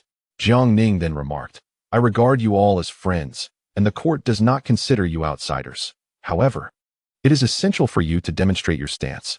Upon hearing this, the assembly displayed expressions of bewilderment. At this juncture, Tang Long rose, bowing respectfully to Jiang Ning, and inquired, May I ask, esteemed Jiang, what kind of attitude does the court require from us tribal leaders? Please clarify. We shall exert ourselves to the utmost if it is within our capabilities. Jiang Ning responded with a smile. In truth, it is not a difficult matter. With a wave of his hand, Li Ruoyan, accompanied by several members of the Jinyui, entered bearing several boxes, which they placed before the assembly. Jiang Ning continued with a smile. These boxes contain the transgressions of the tribal leaders and commoners who have oppressed the subjects of the Ming under the control of the officials. I invite you to examine them for any inaccuracies or omissions. Instantaneously, the expressions of all the tribal leaders darkened upon hearing Jiang Ning's words. Indeed, the old adage holds true. There is no such thing as a free lunch. At that moment, a young girl named Tian Rui stood up and posed a question to Jiang Ning. Esteemed Jiang, do you intend for us to execute those commoners who have oppressed the subjects of the Ming? Jiang Ning replied with a smile. Indeed, that is my intention. However, considering the unique circumstances of the tribal leaders, if this poses a challenge for you, then he deliberately paused. The tribal leaders collectively exhaled, believing Jiang Ning was about to absolve them of this burden. To their astonishment, Jiang Ning pivoted his statement. You need only bring the individuals to me, and I shall arrange for the executions. The countenance of the assembly grew increasingly grim, and even Tian Rui's face turned pale, leaving her speechless. Observing their expressions, Jiang Ning's demeanor hardened as he stated, What is this? Do you not regard me as a friend? Or do you not wish to show the court the respect it deserves? With that, Jiang Ning clapped his hands, and several Jinyui stepped forward to place a few wooden boxes on the ground. Jiang Ning pointed to the boxes, declaring, Inside are the heads of 8 leaders among the 18 tribal factions that followed Shi Chongming in rebellion. I trust you are familiar with them. Would you care to open them and take a look? They were just delivered from Chongqing yesterday. The ominous undertone in Jiang Ning's words sent a chill through the assembly. His stance was unmistakably clear. Either align with the court as allies for mutual benefit, or stand as adversaries, facing the dire consequences of losing one's head. At that moment, Tian Liang rose, bowed to Jiang Ning, and proclaimed, The court has treated us tribal leaders with sincerity. Thus, we must respond with due respect. I humbly request that Lord Jiang hand over the files of the indigenous people under the jurisdiction of the Tusi of the Tian family in Lizhou. Once I verify their accuracy, I shall arrange for personnel to bring all involved indigenous individuals for your disposal, with Tian Liang taking the lead. The other Tusi have also expressed their willingness to escort law-breaking individuals to Jiang Ning for appropriate handling. However, a few Tusi leaders remained silent. Jiang Ning, unfazed, smiled and said, You all display such profound righteousness. I raise a cup in your honor. Subsequently, everyone raised their cups in toast, and Jiang Ning instructed Li Ruoyan to distribute the files to the Tusi leaders present, who began to review them attentively. Jiang Ning was in no hurry. At that moment, he noticed Zhu Youjian holding hands with Tian Rui as they exited the main tent, and he could only silently hope that this prince of faith would not end up with nothing in the end. The Tusi leaders were well aware of the situations concerning their indigenous people, yet they still clung to a flicker of hope as they meticulously examined the relevant files. As night fell, having confirmed the accuracy of the documents, everyone expressed their intention to return to their respective territories at dawn to apprehend the involved indigenous individuals for Jiang Ning. They then began to rise to take their leave. Unexpectedly, Jiang Ning interjected, You have traveled from afar, and I have yet to properly host you. There is no need to rush back. I have arranged accommodations for all of you within the city. You may stay a few more days so that I can extend my hospitality, and we can engage in further discussions. Upon hearing this, the guests felt a sense of resignation but refrained from voicing their concerns. Jiang Ning then arranged for personnel to escort the Tusi leaders to rest. At that moment, Zhu Youjian gazed longingly at Tian Rui's departing figure, prompting Jiang Ning to reflect on how truly infatuated this prince of faith appeared to be. Following this, Jiang Ning and Lao Wei returned to the city. Early the next morning, with the exception of a few Tusi leaders who had yet to express their stance, the remaining leaders made arrangements to return to their territories to capture the involved indigenous individuals. Zhu Youjian, accompanied by a group of guards, sought out Tian Rui, wishing to extend his hospitality by showing her around the city. Tian Liang was pleased with this development and did not intervene. Thus, Zhu Youjian led Tian Rui on a leisurely stroll through the city. Over the following days, Jiang Ning, Lao Wei, and Zhu Shiyuan took turns hosting banquets for the Tusi leaders. Meanwhile, Zhu Youjian remained by Tianrui's side, first exploring the city of Chongqing and then venturing outside its walls. Time swiftly passed, and several days later, Zhu Youjian and Tianrui returned from an excursion outside the city, only to encounter the Prince of Shu, Zhu Shu, upon their re-entry. Upon seeing his royal uncle, Zhu Youjian's countenance turned pale, and he instinctively sought to slip away, but Zhu Shu spotted him. The prince jogged over, cheerfully exclaiming, "Nephew, you do not greet your royal uncle upon seeing him. Fortunately, I have sharp eyes and recognized you at once." Zhu Youjian's smile resembled more of a grimace than a joy, as he replied, "Your nephew is nearsighted and did not see you at first. Please forgive me, esteemed uncle." Zhu Shu erupted in hearty laughter and said, "My dear nephew, why be so courteous with Uncle Wang? Come, let us proceed to Uncle Wang's residence, where a feast awaits. We shall enjoy a few fine drinks together." At that moment, Zhu Shu noticed Tianrui, who was accompanying Zhu Youjian, and with a puzzled expression, he inquired, "My dear nephew, who is this young lady?" Zhu Youjian, ever composed, replied earnestly, "Uncle Wang, I appreciate your kindness, but I am currently engaged in official duties. This young lady, Miss Tian, is the granddaughter of the chieftain of Lizhou, Tian Liang, and I am tasked with accompanying her on her excursions." Upon hearing Zhu Youjian's words, Zhu Shu's expression shifted to one of understanding, and he nodded, saying, "My dear nephew, since you are occupied with your responsibilities, I shall not intrude any further." With that, he gestured to several guards behind him, who stepped forward, presenting a few wooden boxes to Zhu Youjian's attendants. Zhu Shu chuckled and remarked, "My dear nephew, these are but small trinkets from Uncle Wang for you to enjoy at your leisure. As for Miss Tian, I shall have someone deliver her gifts tomorrow." Having said this, he turned and departed. Watching Zhu Shu's receding figure, Zhu Youjian let out a sigh of relief and then resumed his leisurely stroll with Tianrui. Days passed, and one day, Jiang Ning was at the provincial office, reviewing reports from various regions, when unexpectedly, both Old Wei and Prince Zhu Shu arrived simultaneously. Jiang Ning was momentarily taken aback, pondering when these two had decided to congregate. Upon their meeting, Zhu Shu, looking rather distressed, said, "Master Jiang, perhaps you could intercede with my dear nephew. After all, he is a prince of the realm, a member of the Ming royal family. Yet he spends all his time with that wild girl from the Tian family in Lizhou. What will people think if word gets out?" Old Wei, equally troubled, chimed in, "Master Jiang, you must address this matter. If it reaches the capital and the emperor learns of it, we may find ourselves in dire straits." Jiang Ning, listening to their concerns, felt a sense of helplessness but still ventured to counsel, "Love is not a crime, and freedom is justifiable." However, neither Old Wei nor Zhu Shu was willing to relent. They presented a plethora of arguments regarding social standing and family background, engaging Jiang Ning in a fervent debate.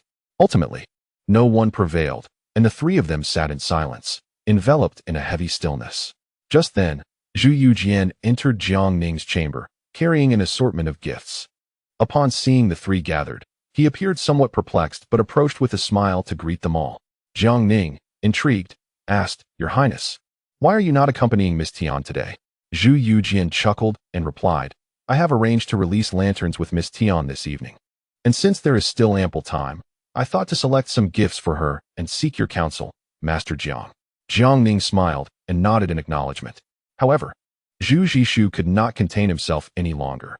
He rose with a grave expression and stated, "My dear nephew, you must recognize your position as a prince of the realm, a scion of the Ming dynasty and a descendant of the Zhu family. How can you spend your days in the company of that wild girl from the Tian family in Lizhou? If this were to become public knowledge, what would become of your reputation? You are mismatched. Heed Uncle Wang's advice and sever this relationship before it tarnishes your name." Upon hearing Zhu Shu's words, Zhu Youjian retorted with a serious expression, "Uncle Wang, how can you make such a statement? Rui is not some wild girl. She rises from the mud untainted, as pure and noble as a blue lotus. She is well-versed in the classics and has a profound understanding of the Ming dynasty. She understands the Ming, while you fail to comprehend her." Zhu Shu, still advocating earnestly, replied, "My dear nephew, given your status, background, and position, what kind of woman could you not find? Why waste your days entangled with a girl of such humble origins? Even if she is well-read and knowledgeable about the affairs of the Ming, her lineage remains a concern. These local chieftains, though within our borders, are fundamentally no different from tributary states. If you truly involve yourself with her, your reputation would be irreparably damaged. Remember, our dynasty has ancestral edicts. We do not acknowledge vassalage, pay tribute, cede territory, compensate, or engage in marital alliances. Upon hearing this, Zhu Youjian exploded in frustration. His expression agitated. Uncle Wang, what are you saying? How does this even relate to the ancestral edicts? Please enlighten me on which of these edicts I have violated. Have I acknowledged vassalage, or paid tribute, or ceded land, compensated, or entered into a marital alliance? Just as Zhu Youjian was about to counter, he realized that Zhu Youjian was indeed correct. None of those ancestral edicts had been breached. Chapter 246. The suppression of Sha Chongming in the face of the crowd's pleas. Zhu Youjian remained unmoved, resolutely continuing his leisurely days with Tianqi, finding joy in their escapades. However, the leaders of the 48 local chieftains could no longer sit idly by. They visited Jiangning in a state of anxiety, urgently requesting that Jiangning swiftly eradicate the menace posed by Sha Chongming, lest they too suffer the consequences. At that moment, Jiangning observed the anxious expressions of the chieftains and rose with a calm smile, stating, "Since you esteemed leaders have spoken, I shall make a promise before you all. Within 10 days, I will capture Sha Chongming alive and bring him to Chengdu to meet you." Upon hearing Jiangning's assurance, the chieftains collectively breathed a sigh of relief. They were genuinely fearful that this mad dog, Sha Chongming, would invade their territories and wreak havoc, leaving them with regrets too late to amend. Subsequently, Jiangning offered further comforting words, and one by one, the chieftains took their leave. Just then, Old Wei entered with a grim countenance and said, "Lord Jiang, we can no longer endure." Noticing Old Wei's discomfort, Jiangning inquired with curiosity, "Wei Gonggong, what is it that you cannot endure?" Old Wei then poured out his grievances. "Now, His Highness spends all his time wandering with that young girl from the Tian family in Lijiang, while you, Lord Jiang, are preoccupied with official duties. It leaves us to host the 48 chieftains daily, and they are all quite the hearty eaters and drinkers. We simply cannot keep up. Now I understand why His Highness has been avoiding the King of Shu these past few days." Hearing Old Wei's complaints, Jiangning chuckled heartily, realizing that Old Wei had yet to fully grasp the nuances of the drinking culture. However, this matter indeed poses a challenge for the venerable Wei. Compared to socializing at the banquet table, he would much prefer to wield his sword. Jiangning pondered for a moment and recalled that the neglected Shu king, Zhu Youjian, had recently been quite idle. Perhaps it would be wise to assign him some tasks. With a smile, Jiangning proposed, "Wei Gonggong, how about we have the Shu king host daily banquets for the various local chieftains?" Upon hearing Jiangning's suggestion, Wei immediately applauded, exclaiming, "Master Jiang, what a brilliant idea. I cannot think of anyone more suitable for this significant responsibility than the Shu king." Subsequently, Jiangning hurriedly instructed Wei to summon Zhu Youjian. With a beaming smile, Wei departed, and Jiangning turned to Li Ruoyan, saying, "Old Li, immediately relay orders to General Qin, ensuring that she eradicates Shi Chongming and his remaining forces within 10 days. If possible, capture Shi Chongming alive and bring him to Chengdu." Li Ruoyan nodded solemnly and swiftly took his leave.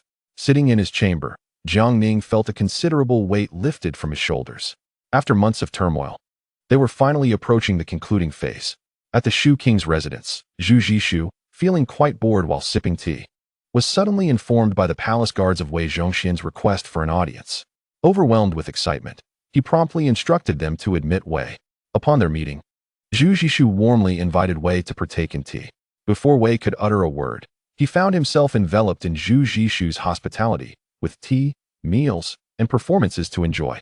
Wei was astounded by the Shu king's prowess. He mused that if Zhu Youjian were not serving as a feudal lord, he would undoubtedly excel in the Honglu Temple or the Ministry of Rites. With a cheerful demeanor, Wei said, "Your Highness, I have come today with a request."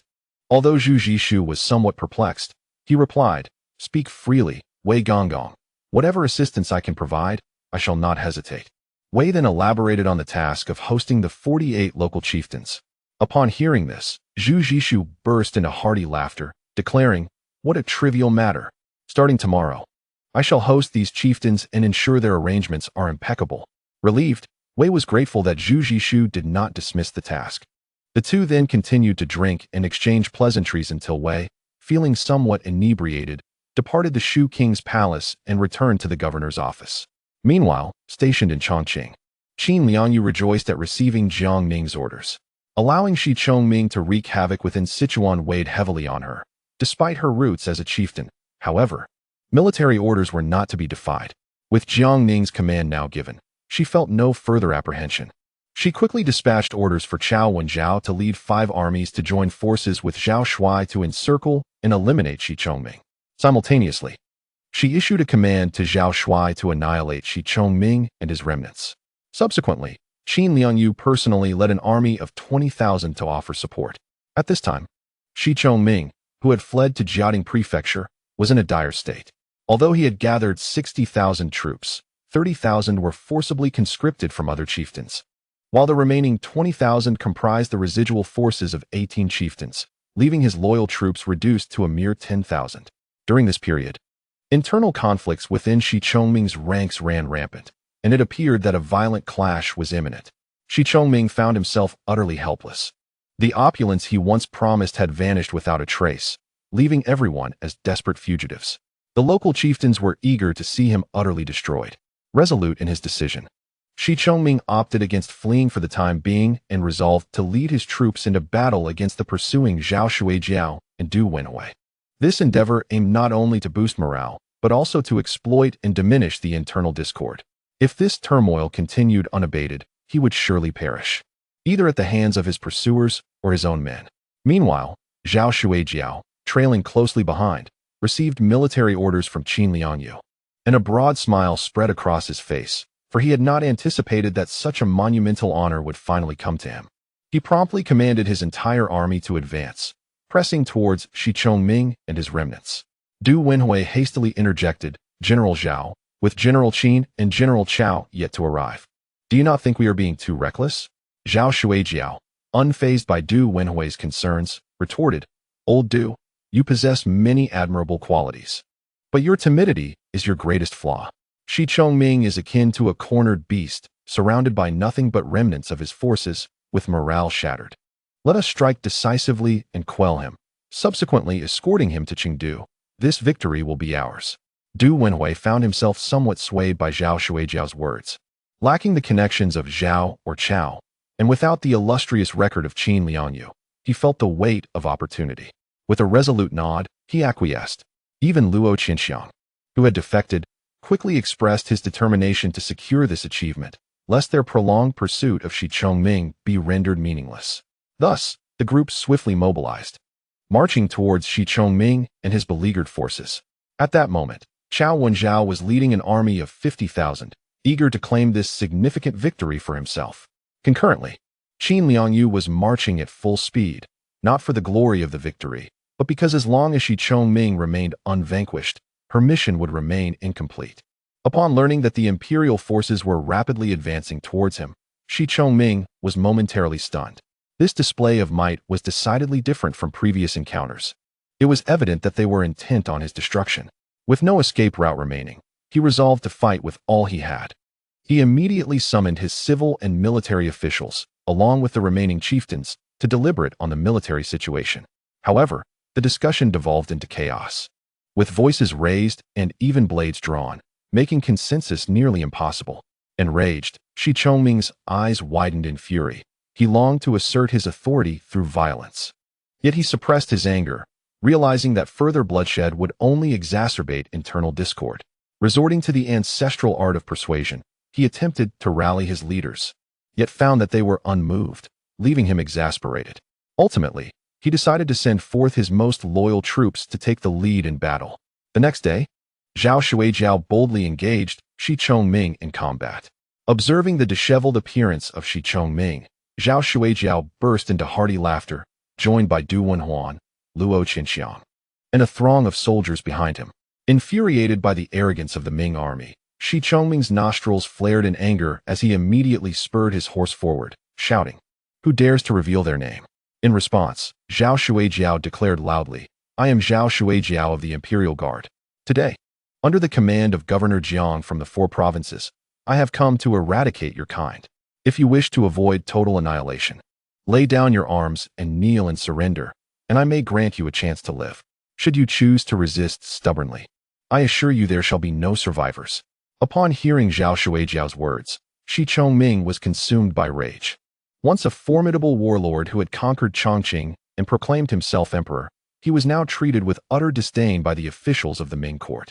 With a fierce command, he ordered his brother Shi Chonghui and trusted General Zhang Tong, along with his son-in-law Fan Long, to lead their troops into battle. Unfazed, Zhao Shuijiao responded with a smile, saying, "The world knows of the bloodthirsty he of Liaodong, the fearless Lao Man, and the valiant Lao Chao, and they presume that I, Zhao Shuijiao, am merely a schemer who shies away from direct confrontation. Today, let it be known that I, too, am a master of slaughter." He then brandished his long blade and charged forward, with Du Wenhuan and Luo Qianxiang swiftly following suit. Thus, tens of thousands from both sides clashed in a fierce battle. The imperial soldiers understood that this was the final confrontation.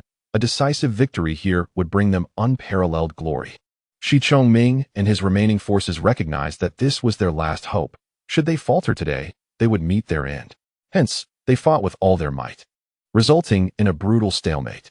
Zhao Shuijiao plunged into the enemy ranks, his blades sweeping through, and a path of carnage unfolded before him, with no one able to impede his advance.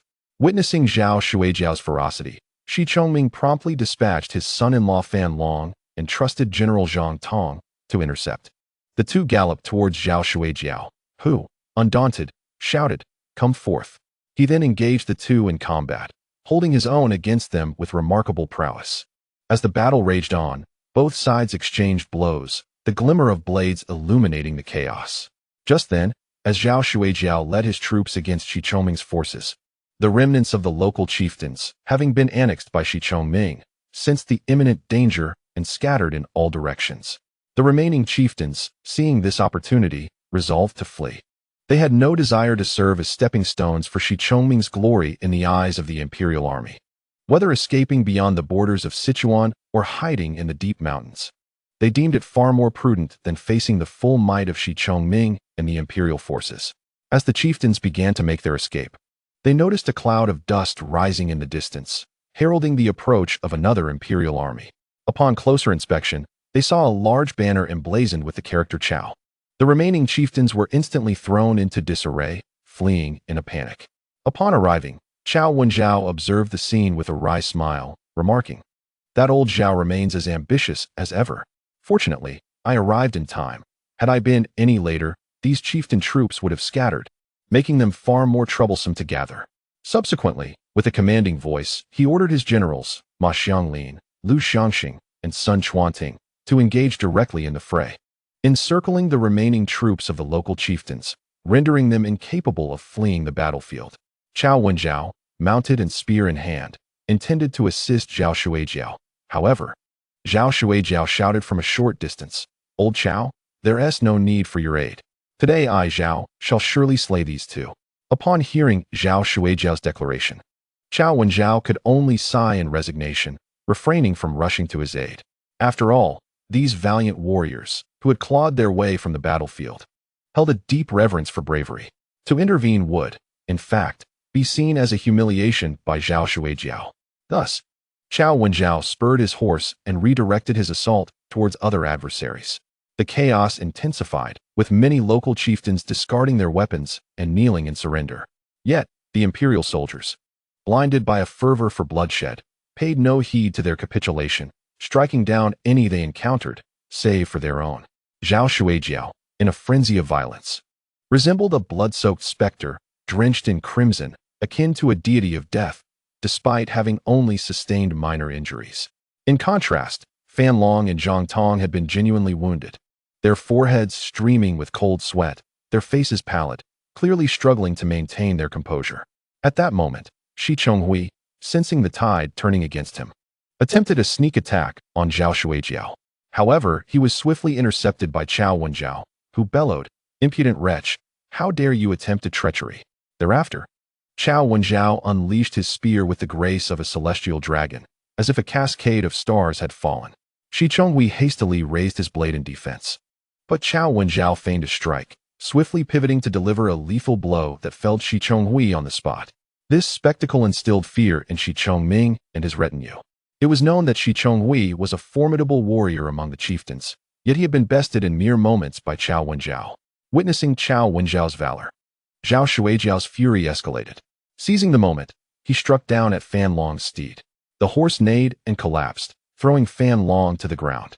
Chao Wenjiao, with a firm grip on the horse's belly, urged it to leap, crushing Fan Long beneath its hooves. Realizing Fan Long had perished, Zhang Tong was seized by panic and attempted to flee, only for Zhao Shuijiao to hurl his great blade, piercing Zhang Tong's back with a chilling accuracy. Subsequently, Chao Wenjiao and Zhao Shuijiao exchanged a glance and spurred their steeds toward Shi Chongming. Sensing the precariousness of his situation, Shi Chongming had no avenue of escape left, and thus rallied his personal guards to confront the duo. Unexpectedly, Chao Wenjiao and Zhao Shuijiao exhibited extraordinary ferocity, swiftly dispersing the guards and closing in on Shi Chongming. In haste, Shi Chongming raised his blade to engage, but Zhao Shuijiao's strike landed upon his steed, causing it to stagger. Almost immediately, Chao Wenjiao swept his spear, dismounting Shi Chongming with a single motion. Afterward, Chao Wenjiao grasped Shi Chongming's leg, intending to haul him onto his own mount. Zhao Shuijiao, equally resolute, seized Shi Chongming's arm, trying to pull him onto his steed. Thus, Shi Chongming found himself suspended between the two formidable warriors. Chao Wenjiao chuckled as he remarked, "Old Zhao, it was I who brought Shi Chongming down. This merit rightfully belongs to me, so do not attempt to claim it." Zhao Shuijiao, undeterred, retorted, "Old Chao, your words are rather unjust. Were it not for my prior strike on his warhorse, could you have unseated him? This accomplishment is undeniably mine, and you must not act in bad faith." Subsequently, the two engaged in a spirited exchange, neither willing to concede, their grips tightening with escalating fervor. Shi Chongming felt as though he were on the verge of being torn asunder, though he had never experienced the agony of being pulled apart by 5 horses. The sensation he endured at that moment was likely quite similar. As Shi Chongming found himself restrained, the remaining rebels, witnessing this turn of events, lost their will to fight. The battle swiftly transformed into a one-sided massacre. At that moment, a cloud of dust arose in the distance, heralding the arrival of Qin Liangyu and her troops. Upon surveying the scene, Qin Liangyu could not suppress a gasp, lamenting her tardiness. However, seeing that all the rebels were cornered and unable to escape, she considered it a small mercy amidst the calamity. Her gaze then fell upon Shi Chongming, being tugged in midair by Chao Wenjiao and Zhao Shuijiao, and she quickly grasped that the two were vying for credit. Qin Liangyu hastily rode forward. Upon her arrival, both Chao Wenjiao and Zhao Shuijiao insisted that Shi Chongming was captured by themselves, accusing one another of usurping glory. Their faces flushed with indignation, they remained obstinate. Observing their fervor, Qin Liangyu interjected, "This merit shall be shared between you two."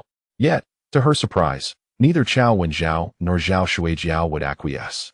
Ultimately, the two insisted on a duel to determine the rightful claimant of Shi Chongming. Witnessing their escalating fervor, Qin Liangyu raised her voice sharply, "General Chao, General Zhao. The military order issued by Lord Jiang is to capture Shi Chongming alive and annihilate the remnants of his forces, escorting him to Chengdu for further disposition. Your current antics, should they reach Lord Jiang's ears, would surely invoke his displeasure. Or do you both dismiss my authority entirely?" Upon hearing her words, both men suddenly regained their composure, hastily releasing Shi Chongming and awkwardly saluting Qin Liangyu. With a decisive wave of her hand, several soldiers stepped forward to securely bind Shi Chongming. Following this, Qin Liangyu resolutely commanded a swift conclusion to the conflict. Chao Wenjiao and Zhao Shuijiao unleashed their remaining fury upon the rebels, their bloodlust rendering them akin to wild stallions unleashed, unstoppable in their wrath. The rebels were left paralyzed with terror. The fighting continued until dusk, with every last rebel extinguished, leaving no survivors save for Shi Chongming and his loyal commanders and family.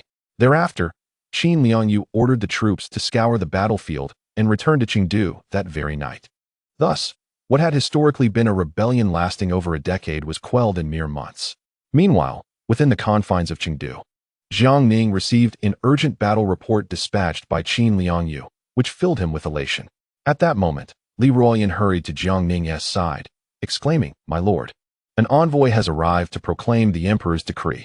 Upon hearing this, Jiang Ning promptly sent someone to greet the visitor, only to discover that it was Fang Xiaozhong, the adopted son of Fang Zhenghua. Upon meeting Jiang Ning, Fang Xiaozhong promptly performed a respectful bow, to which Jiang Ning warmly reciprocated. After a brief exchange of pleasantries, Fang Xiaozhong eagerly spoke, "Master Jiang, I have been entrusted by His Majesty to deliver the imperial decree conferring General Qin as the left deputy of the right army of the five armies, as well as the restoration of the marquis title to the Prince of Shu. May I inquire where they currently reside?" Jiang Ning smiled and replied, "The Prince of Shu is presently within the royal mansion, and General Qin is expected to return to Chengdu in a few days." Hearing this, Fang Xiaozhong, with a smile, said, "In that case, I shall proceed to the Prince of Shu's residence to proclaim the edict." Jiang Ning nodded in agreement and subsequently arranged for Li Ruoyan to escort Fang Xiaozhong to the prince's mansion. Meanwhile, Zhu Youjian, who was hosting a banquet for the 48 tribal leaders within the royal mansion, looked at the ravenous gathering with a furrowed brow, inwardly chastising. These individuals resemble starving ghosts, utterly unaccustomed to the grandeur of life. Just then, a guard hurriedly approached to report, "The imperial envoy has arrived at the gates of the royal mansion."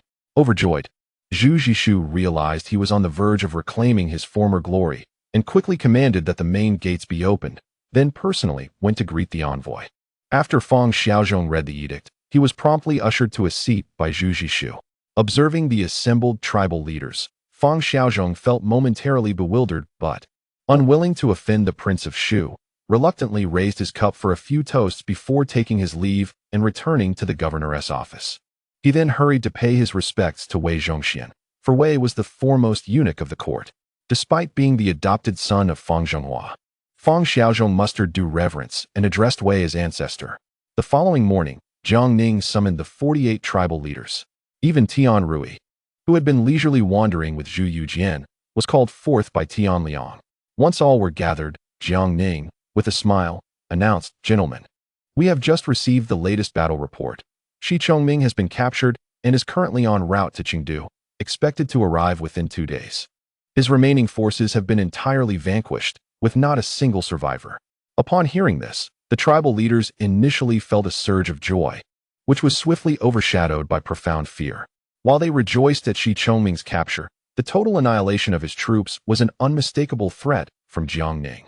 The leaders bowed in unison.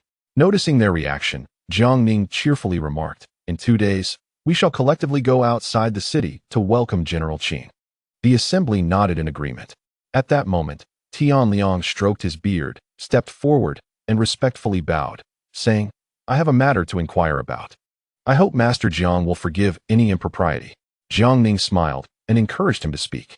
Tian Liang asked, "Now that Shi Chongming has been captured and his remnants eradicated, the turmoil in Sichuan appears to be quashed. May I ask, does Master Jiang intend to return to the capital to report, or proceed to Guizhou to quell Banyan?" Upon hearing Tian Liang's words, Jiang Ning inwardly cursed the old fox. As this old fellow began to speak, it became evident that he sought to ensnare himself in a trap.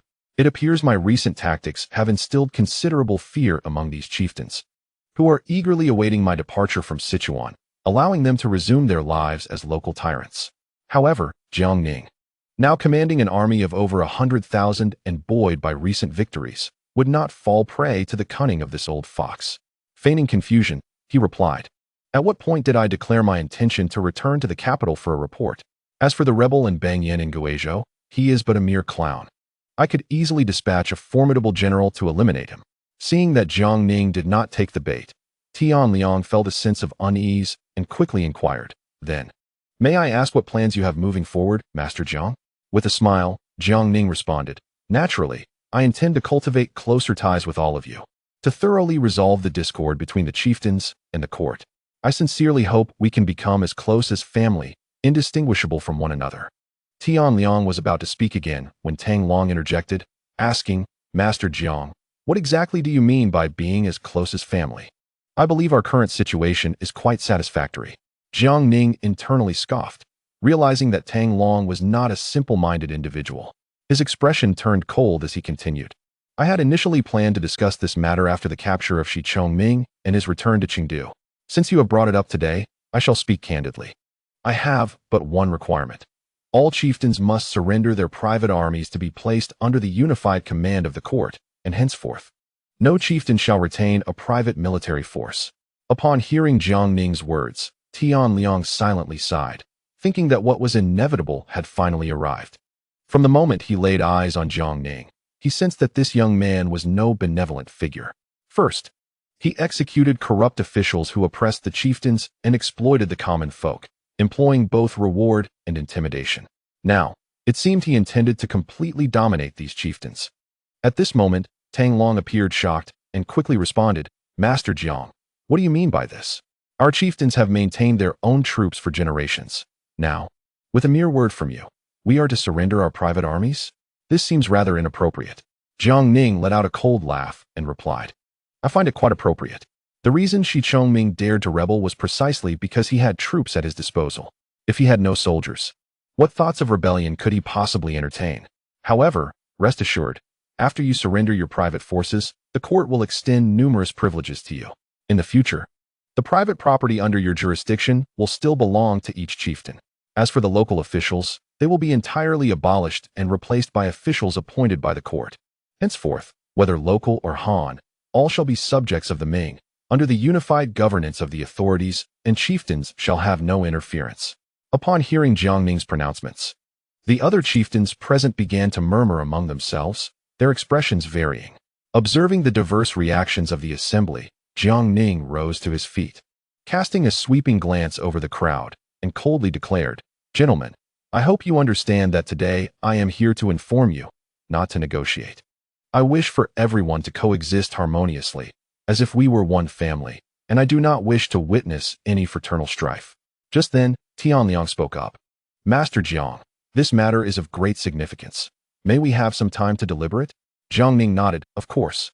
When General Qin escorts Shi Chongming back to Chengdu, I hope you will provide a clear response to me." Subsequently, the crowd dispersed. Tian Rui closely followed Tian Liang, observing her grandfather's grave expression, her own face mirroring his concern. Not long after exiting the governor's office, Zhu Youjian, accompanied by Wang Cheng'en and under the protection of the Ming guards, pursued them. From a distance, Zhu Youjian called out, "Rui, Rui." Turning around, Tian Rui glanced at the approaching Zhu Youjian, pouting as she replied, "What business does His Highness have?" Sensing the young girl's irritation, Zhu Youjian felt a pang of anxiety and awkwardly said, I would like to invite you to visit my uncle's residence." Hearing his words, Tian Rui snorted dismissively, "I have no interest in that. Furthermore, do not pursue me any longer. None of you high-ranking officials are to be trusted.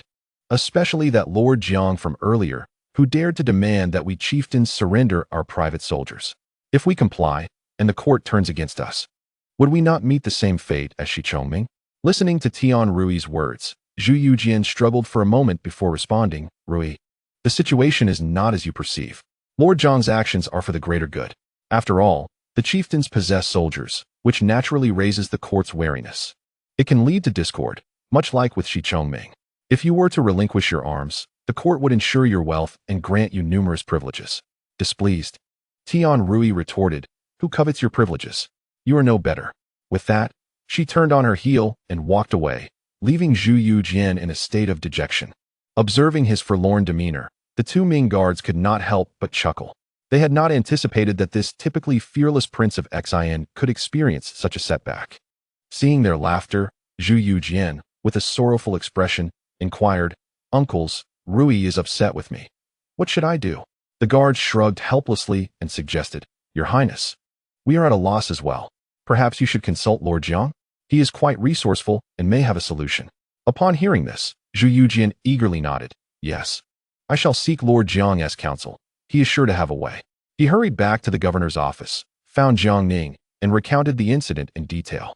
Jiang Ning, unable to contain his amusement, laughed heartily at the revelation that the Prince of Xian had been spurned by a young girl. Zhu Youjian, with a pitiful gaze fixed on Jiang Ning, exuded a silent plea for assistance. With a serious demeanor, Jiang Ning asked, "Your Highness, may I pose a question?" Zhu Youjian quickly replied, "Of course, Lord Jiang, please do not hesitate." Jiang Ning continued, "Your Highness, do you genuinely harbor feelings for that young lady Tian?" At this inquiry, Zhu Youjian's face flushed crimson, and after a prolonged moment of contemplation, he finally nodded in affirmation.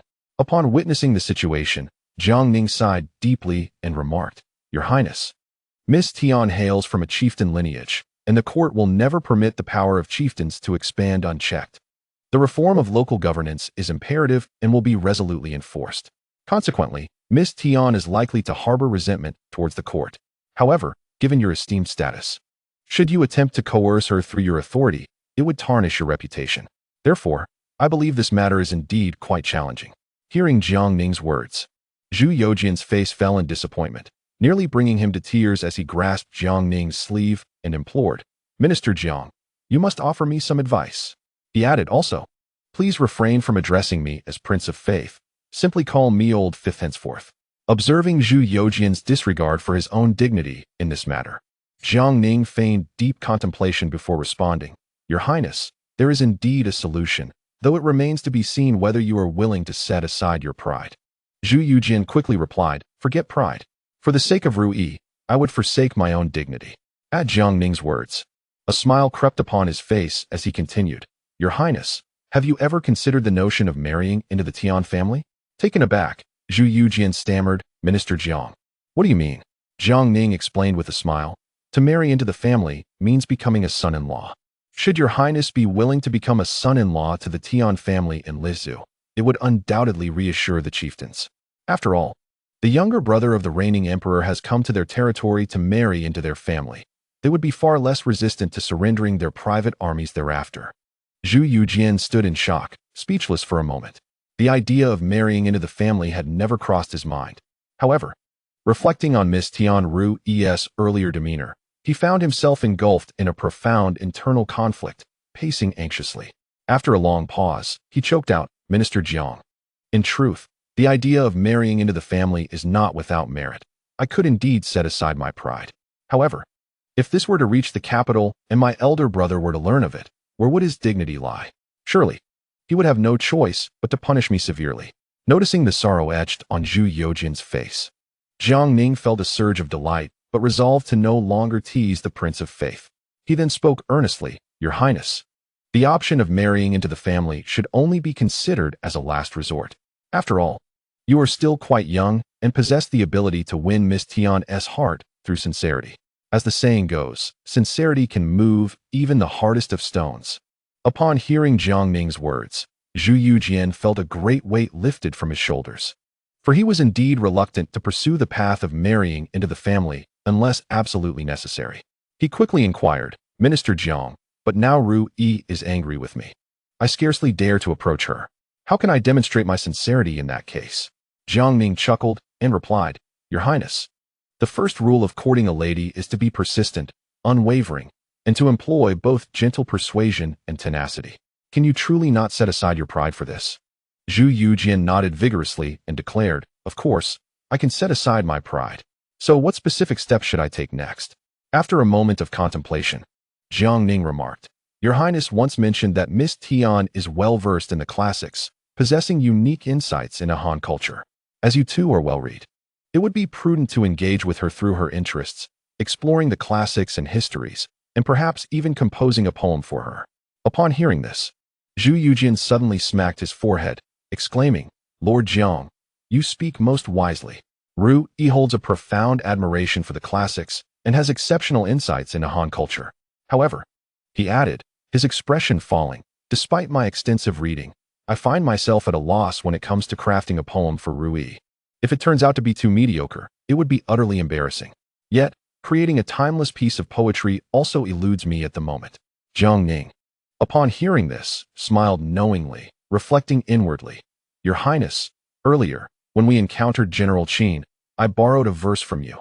Now I return the favor, and we are even." He then offered, "I am willing to assist." Hearing Jiang Ning's words, Zhu Youjian's face lit up with excitement, saying, "Lord Jiang, you are truly a benevolent soul. Such kindness deserves no thanks. Should you ever need anything from me in the future, do not hesitate to ask. Now, please share your poem so I can memorize it and present it to Ru Yi." Jiang Ning began to pace the room, reciting, "If life were but as it was at first sight, what sorrow would the autumn wind bring to the painted fan? Hearts of old friends change with ease. Yet they say the hearts of old friends are fickle. As the words of Mountley fade, half the night gone, I shed no tears over the rain's relentless toll. What of the ungrateful man in splendid robes, who once vowed to soar together on branches entwined. Upon completing the poem, Zhu Youjian could not help but exclaim, "Lord Jiang, you are exceptionally talented. What a splendid poem. I had no idea you possessed such literary prowess. I have truly underestimated you." He regarded Jiang Ning with a look of near worship. Hearing Zhu Youjian's praises, Jiang Ning felt his face flush with embarrassment. Knowing well that he could not even fully comprehend the 4 books and 5 classics, this poem was merely a recollection borrowed from the future. After a moment of awkward laughter, he said, "I hope this poem serves you well, Your Highness." Zhu Youjian nodded, brimming with confidence. "With this poem, I am certain you will see me in a new light." He then prepared to rise and take his leave. At that moment, Jiang Ning quickly interjected, "Your Highness, please wait, I have more to say." Zhu Youjian, looking puzzled, asked, "Lord Jiang, is there anything else you wish to convey?" Jiang Ning smiled, "Your Highness, why not select some rare ancient text from the Shu King's residence to present to Miss Rui? After all, the first king of Shu was renowned for his virtue and was even hailed as the scholar of Shu by the founding emperor. The literary tradition of the Shu royal lineage is rich, and their collection of texts must be considerable." Upon hearing this, Zhu Youjian slapped his forehead in dismay, lamenting, "Ah, how could I have forgotten this? In my recent visits to Uncle Wang, I was so preoccupied with taking detours. Thank you, Lord Jiang, for your reminder. I shall attend to it immediately." With that, he hurriedly departed with the Ming imperial guards. As he watched Zhu Youjian depart, Jiang Ning couldn't help but smile, murmuring to himself, "I never expected that this prince of faith would be so deeply sentimental. I hope he and that charming lady can ultimately find happiness together." Meanwhile, the leaders of the 48 local chieftains had gathered, their voices rising in a cacophony of disagreement. Some, feeling apprehensive, proposed the immediate surrender of military authority. Yet, others swiftly countered, expressing concern that relinquishing their power might incite the court's wrath. The debate raged on, with both sides steadfast in their positions. Eventually, the crowd's attention shifted to Tianliang. Tang Long was the first to speak, saying, "Elder Tian, you are the cornerstone of our chieftains. Please guide us on whether we should surrender our military authority or not." With bated breath, everyone turned their hopeful gazes toward Tianliang. After a prolonged silence, he sighed and replied, "Gentlemen, there is a crucial point you must grasp. That gentleman Jiang has made it abundantly clear. This is a notification, not a negotiation. The military power we hold must be surrendered. If we refuse, we may meet the same fate as Shi Chongming." Despite commanding tens of thousands, he was captured alive by that Jiang, and his forces were utterly annihilated, not a single one spared. Even if we were to combine all the military strength of our 48 chieftains, we would stand no chance against the imperial army. Given the current circumstances, we must find a suitable reason to gracefully concede, hoping to exchange our military power for greater benefits from the court. As for retaining our authority, I urge you all to abandon such fantasies." Upon hearing Tianliang's words, a heavy silence fell over the assembly. They understood the truth in his statement. Yet the thought of surrendering their military power so easily left them feeling discontented. Tang Long, gritting his teeth, then declared, "In that case, we cannot simply hand over our military authority. I have a proposal." The crowd turned their attention to Tang Long, curious about what this robust and fiery individual might suggest. After a moment of contemplation, he said, "Let us propose a contest of martial prowess with that Jiang gentleman, setting up a platform for 3 grand matches. Should he emerge victorious, we would concede our military authority. This way, we can preserve our dignity while providing Jiang with a graceful exit." Even Tianliang, sitting nearby, could not help but be impressed by Tang Long's unexpected ingenuity. Given the current situation, this plan seemed to be the most appropriate. After all, surrendering their military power without a word would surely damage their reputation among the 48 chieftains in the southwestern provinces. Rising to his feet, Tianliang nodded in approval. "Tang Long's proposal is indeed commendable. Let us discuss with Jiang the possibility of a martial contest, engaging in 3 matches. However, we must decide who will represent us in this endeavor." At that moment, Tang Long thumped his chest and proclaimed loudly, "Since this is a contest of martial prowess, I, Tang Long, shall not hesitate to participate. I will face that Jiang gentleman in battle." Upon hearing Tang Long's words, Tianliang could not help but shake his head. Just when he thought the lad had gained some wisdom, it turned out he was still a foolhardy youth. Subsequently, Tianliang advised Tang Long, The esteemed Lord Jiang is the Governor-General of 4 provinces and a right-hand man to the current emperor. Have you considered the consequences of opposing him? Even if a single hair were to fall from Lord Jiang, with the hundreds of thousands of troops at his command, he could easily trample every chieftain in our region. Listening to Tian Liang's admonition, Tang Long sheepishly scratched his head and replied, "Old Tian, I was merely speaking off the cuff. How about this? Let Lord Jiang choose 3 of his men to engage in battle with us. This way, we would also be showing due respect to his position." Tian Liang nodded in agreement, saying that would be acceptable. Shortly thereafter, 2 others voiced their willingness to join the fray. Consequently, the chieftains began deliberating on how to leverage their military power to negotiate greater benefits from the court. At that moment, Tian Rui sat idly in the courtyard, irritated by the quarrels emanating from within the house. Just then, a guard rushed in and reported, "Miss, His Highness the Prince of Xian has arrived once more, claiming to bring you gifts." Hearing this, Tian Rui pouted and declared, "I want to see what he can possibly present that is worthy of my attention." With that, she stormed out. Standing outside was Zhu Youjian, feeling somewhat apprehensive, nervously swallowing hard as he straightened his attire, casting a pitiful glance towards the door. Moments later, out strode Tian Rui, clad in a green garment, her expression one of indignation. With hands on her hips, she coldly huffed, "Prince of Xian, I have told you repeatedly not to seek me out. Why have you come again?" Zhu Youjian had prepared an abundance of words, yet at that moment, his nerves rendered him speechless, beads of sweat forming on his forehead, his face flushed. Observing his distress, Tian Rui's brows furrowed slightly as she said, "If you remain silent, I shall take my leave." In a hurry, Zhu Youjian spoke, "Rui, I have come to present you with gifts."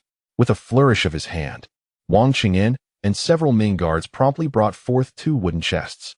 Upon seeing the chests, Tian Rui's expression shifted to one of curiosity. "What are these? If they contain gold or jewels, you may take them away. I have no interest in such trinkets.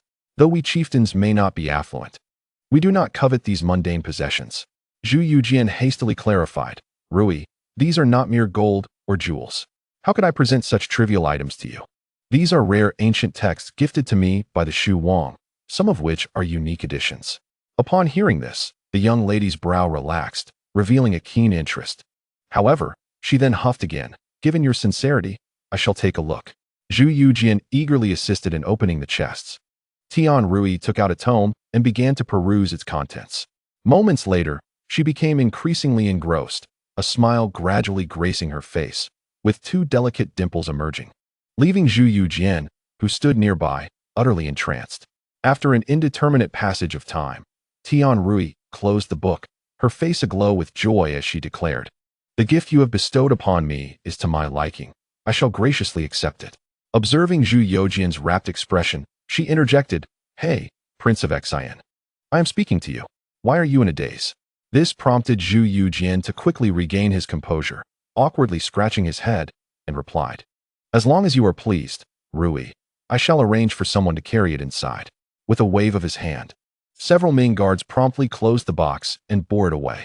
As Tian Rui turned to depart, Zhu Youjian hastily called out, "Wait a moment, Rui." She turned back, her brow furrowed in curiosity. "What is it? Do you have something to say?" Zhu Youjian stammered, "I have composed a poem for you, Rui, and I hope you will find it to your liking." Surprised, Tian Rui's curiosity piqued. "Pray tell, what sort of poem have you crafted for me?" After a moment of hesitation, Zhu Youjian, unsure of how to begin, produced a folding fan from his sleeve and presented it to her, saying, "This poem is inscribed upon the fan. Please take a look." With a hint of intrigue, Tian Rui accepted the fan and slowly opened it, examining the words. After a brief moment, she recited softly, "If only life were as it was at first sight, why lament the autumn breeze over painted fans? How casually do hearts of old change, yet we say that hearts are fickle. When the words of Mount Li have been spoken and the midnight bell tolls, there are no grievances in the rain of tears. What of the ungrateful brocade-clad youth, who once vowed to soar together on the same branch?" Zhu Youjian, his heart racing, fixated on Tian Rui, feeling as though his heart had leapt to his throat. In silent prayer, he beseeched the ancestors of the Ming dynasty, "Oh, venerable forebears, may you bless this moment. Please ensure that Rui adores this poem." After reciting the verses twice, Tian Rui gently closed the fan. her face radiant with delight as she said, "I truly cherish your poem. I shall accept this gift." Upon hearing her words, Zhu Youjian felt an immense weight lift from his heart, his face breaking into a joyful smile as he exclaimed, "Rui, as long as you are pleased. That is all that matters." With a playful smile, Rui inquired, "Might I ask if Prince Xian is free tomorrow?" Zhu Youjian, nearly leaping with excitement at her question, nodded vigorously without a moment's hesitation. "I am free, indeed very free." Seeing Zhu Youjian's comical demeanor, Rui could not suppress her laughter, lightly covering her lips with her delicate hand. This laughter left Zhu Youjian utterly enchanted. Then, with a playful glimmer in her eye, she remarked, "I have been studying the analects lately. I shall visit the governor's office tomorrow, and we can discuss it together, shall we?" Zhu Youjian, filled with enthusiasm, nodded eagerly. "What a delightful coincidence. I am well versed in the analects, and I understand various interpretations thoroughly." Afterward, with a hint of shyness, Rui reached for a sachet she had tied to her waist and handed it to Zhu Youjian, saying, "I have no grand gift to offer in return, but this sachet is handmade by me. I hope you will cherish it." Upon hearing the news, Zhu Youjian was astonished to discover that the gift was intended for him. He hastily reached out, carefully cradling it in both hands, overwhelmed with joy to the point of almost losing consciousness. In his heart, he silently rejoiced, believing that his ancestors had manifested their blessings. "Thank you, revered ancestors, for your protection." After bidding farewell to Rui, Zhu Youjian remained outside, entranced. Holding the fragrant pouch tightly, completely immersed in bliss, his face radiant with delight. He regarded the pouch as the most precious treasure in the world. Indifferent even if his elder brother, Zhu Yuxiao, were to offer the imperial jade seal in exchange. Concepts of divine mandate and eternal prosperity seemed utterly trivial to him. In Chapter 250, Zhu Youjian converses about the matter. Within the governor's office, Jiang Ning was engaged in a philosophical discussion over tea with Old Wei when Li Ruoyan hurriedly entered, reporting, "Your Excellency, the leaders of the 48 local chieftains seek an audience." Upon hearing this, Jiang Ning rose, a smile gracing his face as he remarked, "It appears they have reached a decision. Old Li, please invite them in." Li Ruoyan promptly exited to usher the chieftains into the governor's office. The atmosphere was tense as they regarded Jiang Ning. Observing their demeanor, Jiang Ning gestured for them to take a seat and, feigning ignorance, inquired, "Might I ask what brings you esteemed leaders to seek my presence?" Tian Liang, stroking his beard, stepped forward respectfully, bowing, and declared, "Master Jiang, after deliberation, we chieftains have resolved to relinquish our military authority to the court." Jiang Ning nodded thoughtfully upon hearing this. Tian Liang continued, "However, we hope you can understand our predicament. To surrender our power solely on your word would leave us in a difficult position to explain to our clans upon our return. Therefore, we have devised a proposal that we wish to discuss with you." Jiang Ning's interest was piqued, and he curiously asked, "What proposal do you have in mind?" At that moment, Tang Long clasped his fists respectfully and stated, "Master Jiang, we 48 chieftains have unanimously decided to engage you in a friendly contest of martial prowess. We shall set up a platform outside Chengdu and hold 3 matches, the victor being the one who wins 2 out of 3. Should you triumph, we will willingly surrender our military power." Jiang Ning furrowed his brow slightly, taken aback by their unexpected request for a contest. Noticing Jiang Ning's silence, Tian Liang quickly clarified, "Master Jiang, your esteemed status is far beyond ours. We would not dare to challenge you directly. We only require you to send 3 of your subordinates to compete on our behalf." Upon hearing this, Jiang Ning nodded, feeling a wave of relief wash over him. If they had insisted on him personally participating, it would have posed a dilemma. Fortunately, he could simply select 3 of his formidable subordinates to represent him. He then smiled and replied, "Of course, that can be arranged. Let us set the date for the day after tomorrow, when Shi Chongming arrives in Chengdu, and we shall establish the platform outside the city for our friendly contest." Upon hearing Jiang Ning's words, all the chieftains nodded in agreement. As the matters were settled, the chieftains rose to take their leave. Jiang Ning arranged for Li Ruoyan to personally escort all the chieftains to the door. Once they had departed, the ever-watchful Old Wei, who had been sitting quietly, suddenly appeared invigorated, counting on his fingers and musing to himself. Jiang Ning, intrigued, observed him intently until Old Wei, lowering his hands, exclaimed with fervor, "Master Jiang, why not let me take the stage myself? After all, They have only dispatched 3 individuals, and whether it be one-on-one or in unison. I am utterly confident in our ability to triumph in this martial contest. Jiang Ning, taken aback by Old Wei's enthusiasm, thought to himself how this man, nearing 60, still exhibited such youthful zeal. Did he not sever his ties adequately when he entered the palace? Observing Old Wei's excitement, Jiang Ning hastily interjected, Minister Wei, as the esteemed vice-envoy of the court, your status is unparalleled. How could you possibly enter the fray yourself? We can simply send 3 others to compete. Should you take the stage, it would indeed be beneath your dignity. Hearing this, Old Wei's spirits deflated like a punctured balloon, losing his earlier enthusiasm. Yet he refrained from further protest. The following morning, as Jiang Ning awoke, he was startled to see Zhu Youjian rushing in, clutching a stack of books. Before Jiang Ning could grasp the situation, Zhu Youjian, with a look of distress, implored, Master Jiang, I beseech you to assist me once more. Yesterday, Miss Rui declared her intent to visit the provincial office today to discuss the Analects with me. I spent the night poring over every commentary, yet I still feel unprepared. I hope you can lend your guidance once again. He gazed at Jiang Ning with a pitiful expression. Jiang Ning, taken aback, was well aware of Zhu Youjian's talents. While not prodigious, he was certainly well versed in literature, having lost several esteemed tutors. Jiang Ning, with mild astonishment, responded, Your Highness, it is merely the Analects. Such preparation seems unnecessary. I am well aware of your intellect. If you were to partake in the imperial examinations, you would undoubtedly emerge as the top candidate. Zhu Youjian sighed, replying, Master Jiang, you do not understand. Though Miss Rui hails from a chieftain's lineage, her intellect far surpasses my own. In her presence, I am but a mere scholar. Jiang Ning was taken aback by Zhu Youjian's revelation, realizing the remarkable talents of Miss Rui. He too sighed and remarked, Your Highness, I regret to inform you that I possess no further means of assistance, as my own knowledge of the Analects is rather limited. At this, Zhu Youjian, on the verge of tears, was overwhelmed with urgency. Just then, Old Wei fortuitously entered, bowing to Zhu Youjian and inquiring, Your Highness, what troubles you? Zhu Youjian, recognizing Old Wei, hesitated, recalling his lack of scholarly prowess, and instead sighed, It is nothing of consequence. Old Wei promptly replied, Your Highness, should there be any matter at hand, do not hesitate to command me. I have always believed in guiding others through virtue and reason, and will certainly ensure your affairs are well managed. Upon hearing Old Wei's words, Zhu Youjian fell into a moment of silence, then replied, Wei Gonggong, I assure you, I truly have no concerns, you need not worry. However, Jiang Ning was suddenly struck by inspiration. Old Wei's words had indeed sparked a revelation.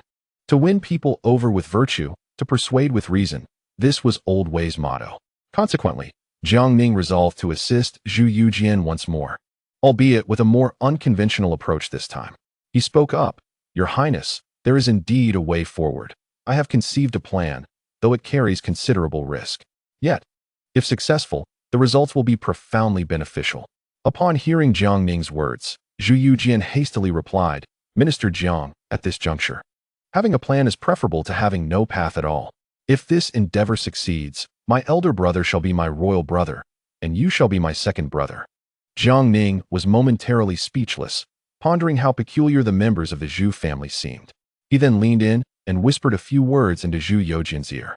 After absorbing this information, Zhu Youjian was left in a state of shock, incredulously asking, Minister Jiang, are you certain this method will truly work? Jiang Ning nodded affirmatively, declaring, It is indeed feasible. Subsequently, Zhu Youjian swiftly opened the Analects, spread out some paper, while Jiang Ning stood by, guiding him as Zhu Youjian took notes. In no time, they had recorded a considerable amount. Observing this, Jiang Ning smiled and remarked, Your Highness, this should suffice. Zhu Youjian scrutinized the contents on the paper, his smile more akin to a grimace, and said, Minister Jiang, I trust you. This time, I shall take a leap of faith. With that, he gathered his books and papers and rose to take his leave. Old Wei watched in bewilderment, yet he refrained from asking further questions. Shortly thereafter, Tian Rui arrived at the provincial governor's office, accompanied by several guards. Zhu Youjian promptly went to greet her and invited her into his courtyard. With a smile, Tian Rui inquired, I wonder what insights His Highness the Prince of Faith has regarding the Analects? Zhu Youjian quickly began to explain what he had learned from his teachers in the royal court. At times, Tianqi nodded in agreement, while at other moments, she offered counter-arguments. Before long, Zhu Youjian found himself sweating profusely, struggling to keep up. After a while, Tianqi pouted her lips and remarked, "Your Highness, I initially believed you possessed genuine talent and knowledge, but it seems you merely echo the words of others. The interpretations you provided are those of your predecessors. What are your own insights on the Analects? Do you have none at all?" With a determined expression, Zhu Youjian replied, "Of course I have insights. However, my interpretations differ greatly from those of the ancients. Hence I hesitate to present them in front of Miss Rui." Hearing this, Tianqi chuckled and said, "What is there to fear? Allow me to ask you this." Confucius said, "The gentleman is not a vessel. How would you interpret that?" Zhu Youjian, with a face full of trepidation, began, "My understanding is that a true gentleman does not resort to weapons to slay his adversary. To defeat them with bare hands is the true manifestation of compassion." Tianqi stood there, utterly astonished. Zhu Youjian, feeling emboldened, decided to embrace the challenge. Tianqi then posed another question. "Now, please explain what you do not wish for yourself. Do not impose upon others." Zhu Youjian, with utmost seriousness, responded, "That which one does not desire for oneself, one would rather discard than impose upon others." Upon hearing this, Tianqi was utterly astonished, yet her heart remained unwilling to accept the reality. She asked once more, "What does it mean when it is said, 'To hear the way in the morning is to die content in the evening'?" Zhu Youjian replied, "To know the way to your home in the morning and to come and end your life by evening." He hastily added, "Dear Miss Rui, I assure you, I do not refer to you." At this moment, Tianqi found herself engulfed in self-doubt. Could it be that her understanding of the Analects was entirely erroneous? This prince of the blood was, after all, a royal, the younger brother of the reigning emperor, and certainly did not appear to be a person devoid of knowledge. He must have received a fine education. Yet, his interpretation of the Analects was drastically contrary to the exegeses she had previously encountered, almost as if he were turning the heavens upside down. Nevertheless, she remained unconvinced and inquired again, "What about the saying, 'A gentleman cherishes wealth, obtaining it through righteous means'?" Zhu Youjian replied, "I admire your wealth. Thus it is entirely reasonable for me to take it." Tianqi furrowed her brows slightly and pressed on. "Then how should we interpret the master does not speak of strange powers or chaotic spirits?" Zhu Youjian pondered for a moment and replied, "It suggests that Confucius remained silent while employing strange forces to render others dazed." Hearing this, Tianqi was left agape. After regaining her composure, she said, "Allow me to pose one last question. The master said, 'At 31 should stand firm.' How should this be interpreted?" Without a moment's hesitation, Zhu Youjian declared, "Only 30 individuals are worthy of my standing to confront them." Tianqi felt as if struck by lightning and asked, "What then of at 41 should be free from doubt?" Zhu Youjian reflected for a moment before stating, "Even if there are 40 individuals, I would harbor no doubts and would act decisively." Gritting his teeth, Zhu Youjian decided to fully commit, and before Tianqi could speak, he continued, "The meaning of at 51 knows the mandate of heaven is that if there are 50 individuals, I would strike them down, making them believe they have encountered their destiny. At 61 is attuned to the ear implies that when there are 60 individuals, they would be willing to sit and listen to my reasoning. At 71 can follow one's heart's desires means that even if there are 70 individuals, I shall strike as I wish." After hearing Zhu Youjian's explanations, Tianqi felt her worldview utterly upended. She stood there, momentarily stunned, before slowly rising to take her leave. Initially, Zhu Youjian was filled with trepidation, fearing that this Miss Rui would erupt in fury and berate him. However, contrary to his expectations, she managed to suppress her anger. Noticing her restraint, Zhu Youjian decided to cast aside his reservations and, disregarding his pride, boldly encouraged the young lady to accompany him on a shopping excursion. Before long, Wang Cheng'en hurried over to report to Jiangning about Zhu Youjian's remarkable insights. Upon hearing the news, Jiangning could not help but reflect that, although he rarely delved into the Analects, he was indeed well versed in the nuances of its interpretations. After a brief period, I shall arrange for an additional chapter upon my discharge. Chapter 251. Oh, the King of Daliang has arrived. Today, my brothers, there will be an extra chapter. The next morning, Jiang Ning rose early, leading Lao Wei, Governor Zhu Youjian, and accompanied by the 48 chieftains. They gathered outside the city of Chengdu to await the return of the army. As for Prince Jin, Zhu Youjian, he did not require Jiang Ning's summons. He had already sought out Tianqi early in the day and was presently engaged in light-hearted conversation with the young lady. Jiang Ning could not help but feel a sense of pride, realizing that the ingenious strategies regarding the analects he had shared with Zhu Youjian had indeed proven beneficial. At that moment, the King of Shu, Zhu Youjian, also arrived outside the city, greeting Jiang Ning and the others with fervent enthusiasm from a distance. The joviality of Zhu Youjian with Tianqi faded instantly upon sighting Zhu Youjian, his expression turning sour as he reluctantly approached the king to offer his greetings. Subsequently, Zhu Youjian led Zhu Youjian to join Jiang Ning and the others, engaging in amiable conversation. By midday, a cloud of dust rose in the distance as a large contingent hastened towards Chengdu. The sound of iron hooves surged like a tidal wave, causing the very earth to tremble. Jiang Ning stood with his hands clasped behind his back, a smile gracing his face. Fully aware that General Qin Liangyu was returning with Shi Chongming in tow. Observing the 48 chieftains, their expressions revealed a tapestry of emotions. Before long, the army arrived in imposing fashion outside the city, their banners fluttering like a forest, the ranks impeccably arranged. Leading the charge was General Qin Liangyu, clad in military attire. Upon spotting Jiang Ning and the others, she swiftly dismounted and respectfully bowed to Jiang Ning, stating, "I am General Qin Liangyu, under the command of Lord Jiang. I have eradicated Shi Chongming and his remnants, capturing him alive, and have come to report back." Jiang Ning promptly extended a hand in a gesture of support. Smiling as he replied, "General Qin, you have truly exceeded my expectations. The decree from the court has already arrived. Once you have concluded your tasks, you shall proceed to receive it." Qin Liangyu nodded, understanding that this referred to her appointment as the left deputy of the right army in the Wujuan Dudu. At that moment, a wave of gratitude surged within her, realizing the significance Jiang Ning placed upon her. It is worth noting that the current Wujuan Dudu is no mere facade. It commands the military power of several provinces in northern Ming, holding a position of great authority and directly accountable to the emperor, nearly on par with the cabinet. Subsequently, generals such as Cao Wenjiao, Zhao Shuijiao, and Du Wenhui approached Jiang Ning to pay their respects, and Jiang Ning reciprocated their greetings with a smile. The 48 chieftains, standing at a distance, were astonished to witness the likes of Qin Liangyu, Cao Wenjiao, and Zhao Shuijiao, all young generals exuding an undeniable aura of martial prowess, a testament to their illustrious achievements on the battlefield. Simultaneously, the chieftains silently rejoiced in their decision to forego confrontation with Jiang Ning, opting instead to wisely relinquish their military power. Had they chosen otherwise, the atmosphere would not be one of laughter and camaraderie, for at a mere command from Jiang Ning, tens of thousands of fierce warriors would descend upon their territories, leading to dire consequences. After a brief exchange of pleasantries, Qin Liangyu waved his hand, and a row of prison carts was slowly brought forth, with Shi Chongming at the forefront. Jiang Ning, observing this, smiled faintly and gestured for everyone to proceed to the central military tent for a feast.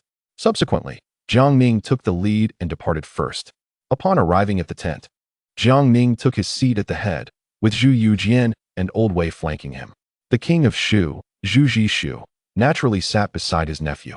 Following this, Qin Liangyu led a group of generals to the left, while the leaders of the 48 local chieftains occupied the right side. As all were gathered, Jiang Ning smiled gently and addressed Li Ruoyan, saying, "Old Li, have someone bring Shi Chongming in." With a wave of his hand, Li Ruoyan commanded several Jinyui to hastily depart. Before long, a disheveled Shi Chongming was ushered in. His handcuffs and shackles had been removed, and he slowly advanced towards the center of the tent.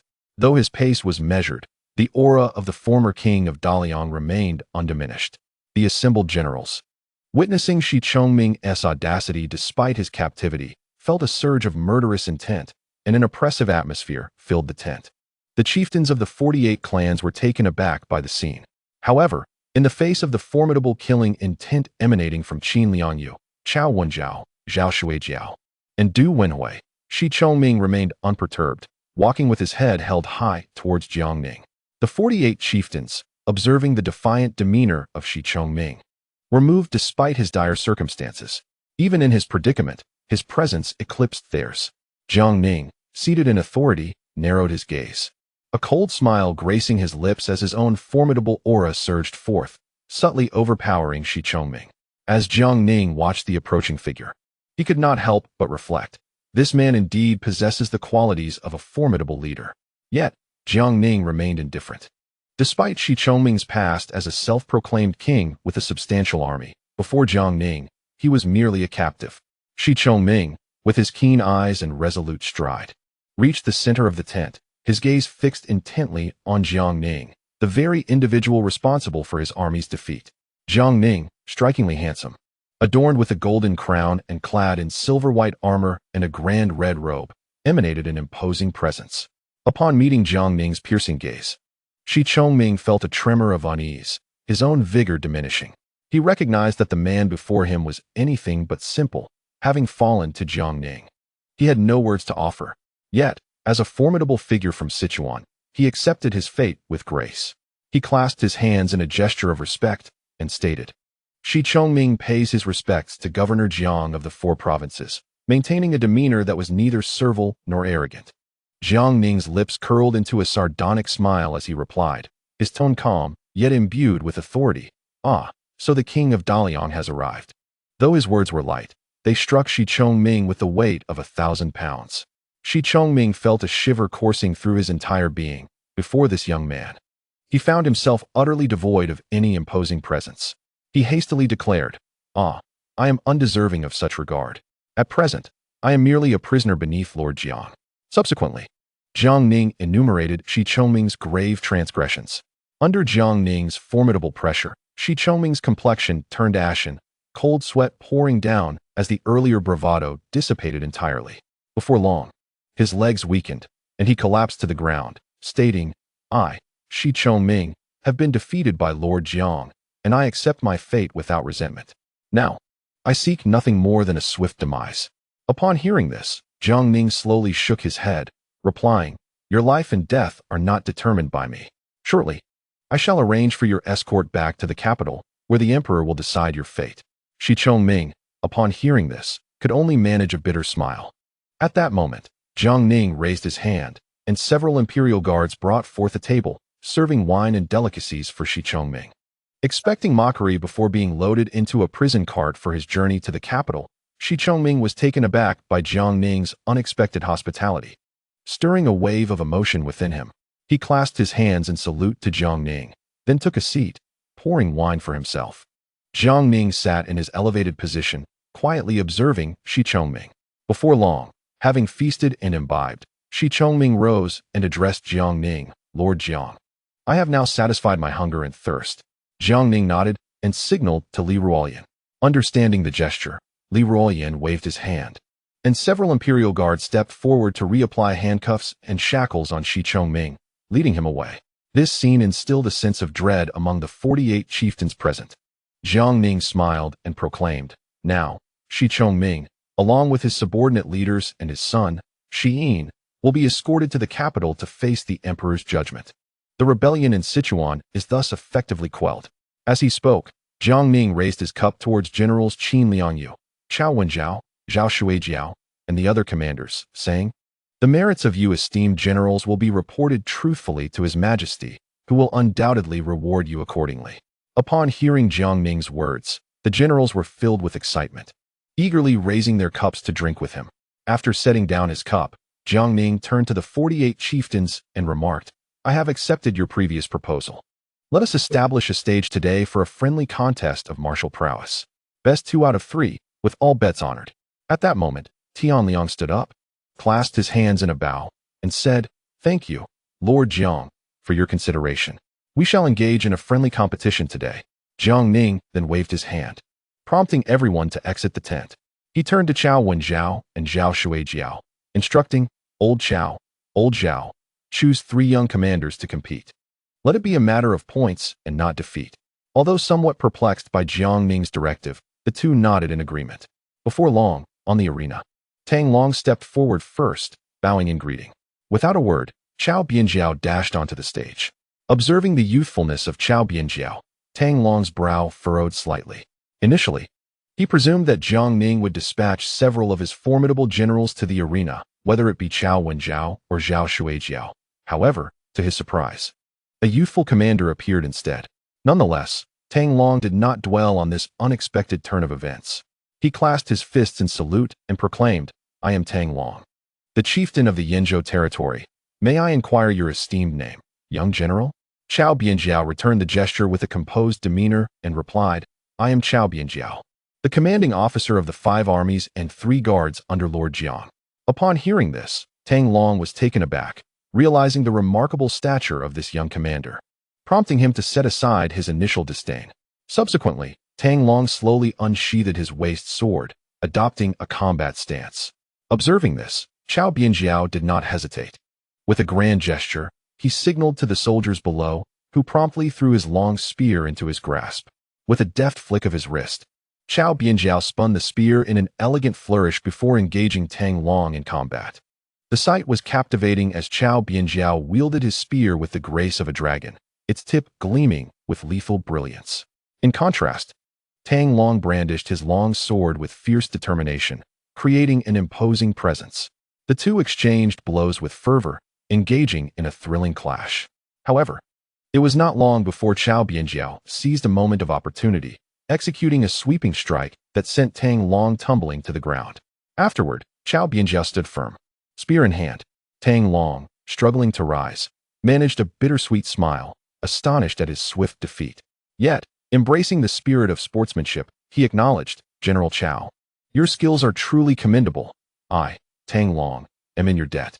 Chao Bianjiao returned the courtesy. Shortly thereafter, in the second match, Lu Xiangxing stepped forth, brandishing a golden-ringed broadsword, and proclaimed loudly, "I am Lu Xiangxing, the commanding officer of the 5 armies and 3 guards. Who among you dares to challenge me?" From among the chieftains, a burly figure emerged, wielding a massive saber, and boasted, "I am He Tianhu, the foremost warrior of Songfan. I shall engage you in battle." The two then assumed their stances and commenced their duel. Lu Xiangxing swung his broadsword with great vigor, clashing against He Tianhu's saber, producing a resounding cacophony of metal striking metal, sparks flying in all directions. In a mere instant, they exchanged several strikes. He Tianhu was astounded. He had not anticipated that this seemingly refined young man possessed such extraordinary strength. Before long, He Tianhu's face turned pale, gasping for breath like a bull. He had initially intended to rely on brute force for victory, but he soon realized that his opponent's prowess was formidable. Despite the prolonged battle, Lu Xiangxing remained composed and unruffled. Recognizing his defeat, He Tianhu cast aside his saber, clasped his fists, and bowed, declaring, "General Lu, your martial prowess is exceptional, I concede." Lu Xiangxing reciprocated the gesture, saying, "Thank you for your graciousness." The two then exited the arena. Witnessing the imperial army's consecutive victories, Jiang Ning was about to speak when Zhu Youjian unexpectedly declared, "For the final match, let His Excellency Wei take to the field personally." Hearing this, Jiang Ning was momentarily stunned, casting an incredulous glance at Zhu Youjian, while even Old Wei stood in astonishment. However, excitement swiftly illuminated Old Wei's face. His gaze fixed upon Jiang Ning, igniting a fervent desire for battle within his eyes. Even the various local chieftains were taken aback. The agreed-upon format was best of 3. Yet the court had already secured 2 victories. To them, the outcome of the third match seemed inconsequential, merely a formality. Unexpectedly, His Highness the Prince of Xian called upon the esteemed Vice Envoy Wei to take the stage, and judging by the demeanor of this Lord Wei, he appeared quite eager for a fight. The assembled crowd expressed their discomfort. Jiang Ning, witnessing the scene, could not help but mentally critique. "So, it appears that you, Zhu Youjian, intend to use Old Wei as a pawn to impress the young lady. Why do you not step forward yourself?" However, Jiang Ning could not openly contradict Zhu Youjian's wishes and thus nodded, saying, "Lord Wei, we shall rely on your performance." Upon hearing this, Lord Wei immediately rose, a smile gracing his face as he replied, "Rest assured, Master Jiang, I shall not disappoint." With that, he removed his 3-mountain hat and gently placed it on the table, rolled up his sleeves, tucked his dragon robe at his waist, and strode confidently onto the arena. Chapter 252. Old Wei and the Melon. As Old Wei ascended the stage, the local chieftains displayed their unease. Not to mention, Only Tianliang among them could match Lord Wei's age. Should they send a younger contender, it would inevitably appear as though the young were taking advantage of the old, thus seeming unfair. Observing this, Tang Long hurriedly leaned towards Tianliang and whispered a few words. After listening, Tianliang let out a slight sigh, set aside his cane, and slowly made his way to the stage. Jiang Ning furrowed his brow, genuinely surprised that Tianliang would choose to participate personally. Zhu Youjian was equally stunned. He had anticipated a splendid display from Old Wei, hoping to shine in front of Tian Rui, only to find that her grandfather, Tianliang, had been compelled to take to the stage himself. He discreetly turned his head, only to find the young lady's frosty countenance glaring at him with indignation. Zhu Youjian felt a wave of anxiety wash over him, hastily lowering his gaze to avoid her stare. Upon Tianliang's entrance to the arena, Old Wei maintained a calm demeanor, showing no signs of concern, and remarked, "It is truly a rare honor to have Leader Tian personally participate." Tianliang promptly returned a respectful bow and replied with a smile, "I never expected Lord Wei to take the stage personally. I found myself itching for a friendly contest." Old Wei nodded, and the two men took their stances. They were unarmed, relying solely on their bare hands. In an instant, Tianliang's presence surged, shedding any semblance of frailty, exuding a fierce aura that matched Old Wei's. Soon, the two engaged in a fierce hand-to-hand exchange. Seeing this, Jiang Ning turned to inquire of Li Ruoyan beside him. "Old Li, how skilled is Tianliang?" Li Ruoyan replied with utmost seriousness, "Master, this Tianliang is indeed a formidable expert." Jiang Ning felt a jolt of surprise and continued to focus intently on the match. He observed as Old Wei and Tianliang exchanged blows, their combat becoming increasingly intense. Curiosity piqued, he again asked, "Old Li, what style is Tianliang employing? It seems markedly different from Lord Wei's technique."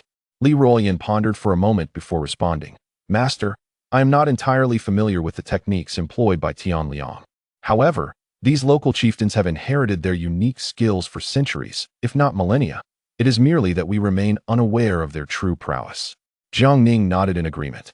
At that moment, Old Wei's demeanor shifted dramatically as he surged forward, engaging Tianliang in close combat. Li Ruoyan quickly interjected, "My lord, observe how Lord Wei employs the 36 techniques of capture, specifically the technique known as lazy bear breaking sticks." In an instant, Old Wei's hand struck with the swiftness of lightning, deftly prying apart Tianliang's arms before swiftly securing one under his armpit, preparing to exert his strength to subdue him. However, Tianliang, employing an exceedingly peculiar maneuver, astonishingly extracted his hand with ease. Seeing his initial attempt thwarted, Old Wei promptly adapted his approach. Li Ruoyan remarked, "My lord, this technique is referred to as Zhou Tsang lifting the blade." Old Wei suddenly reached out, accurately seizing Tianliang's attacking arm, lifting it high, and poised to apply force. Yet again, Tianliang skillfully evaded, withdrawing his hand once more. Old Wei, now slightly flustered, had initially intended to engage in a light sparring session but was unprepared for the strange and unfamiliar techniques displayed by Tianliang. Reluctantly, he decided to abandon restraint and unleash his full potential. Jiang Ning, observing the unfolding duel, inquired anew, "Old Li, what is the name of Lord Wei's current technique?"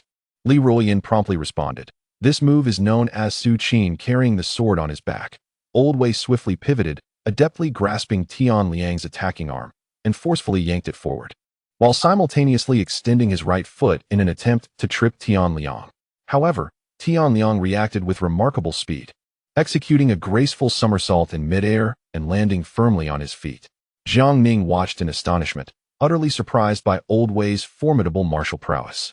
Subsequently, under Li Ruoyan's explanations, Jiang Ning witnessed Old Wei's techniques, including Lu Ling toasting and White Crane spreading its wings, yet each was deftly countered by Tianliang.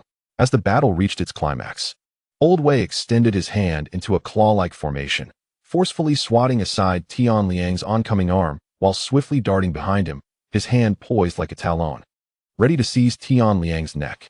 Jiang Ning's heart raced in alarm. He was well aware of the immense strength Old Wei possessed, capable of crushing wild walnuts with his bare hands. Zhu Youjian, equally astonished, sprang to his feet in alarm. He understood that should Old Wei inadvertently crush Tianliang on the arena floor, Tian Rui would surely retaliate with vengeance. Just at this critical juncture, Tianqi hastily executed a palm strike, skillfully intercepting Old Wei's arm. He then spun away, coughing involuntarily, and declared, "Lord Wei, your skills are truly exceptional, I humbly concede." Old Wei, recognizing the situation, refrained from further aggression and replied with a smile, "Leader Tian, your abilities are by no means inferior to mine. Though it seems you have not practiced in many years, otherwise, I would not stand a chance against you. Let us consider this match a draw." Tianqi responded with a smile, "Thank you, Lord Wei, for your gracious concession." Old Wei clasped his hands in respect, and the two finally withdrew from the battlefield. At this moment, Jiang Ning finally felt a sense of relief, exhaling deeply. Zhu Youjian sank down, overwhelmed with regret, lamenting his foolishness in allowing Old Wei to take the spotlight. Had Old Wei faltered and accidentally caused Tian Liang's death in the arena, Tian Rui would undoubtedly never forgive him. Jiang Ning composed himself and inquired of Li Ruoyan, "Old Li, what is the name of the final move that Master Wei executed just now?" Li Ruoyan, displaying a look of distress, replied, "I am afraid I do not know. I have never witnessed such a technique."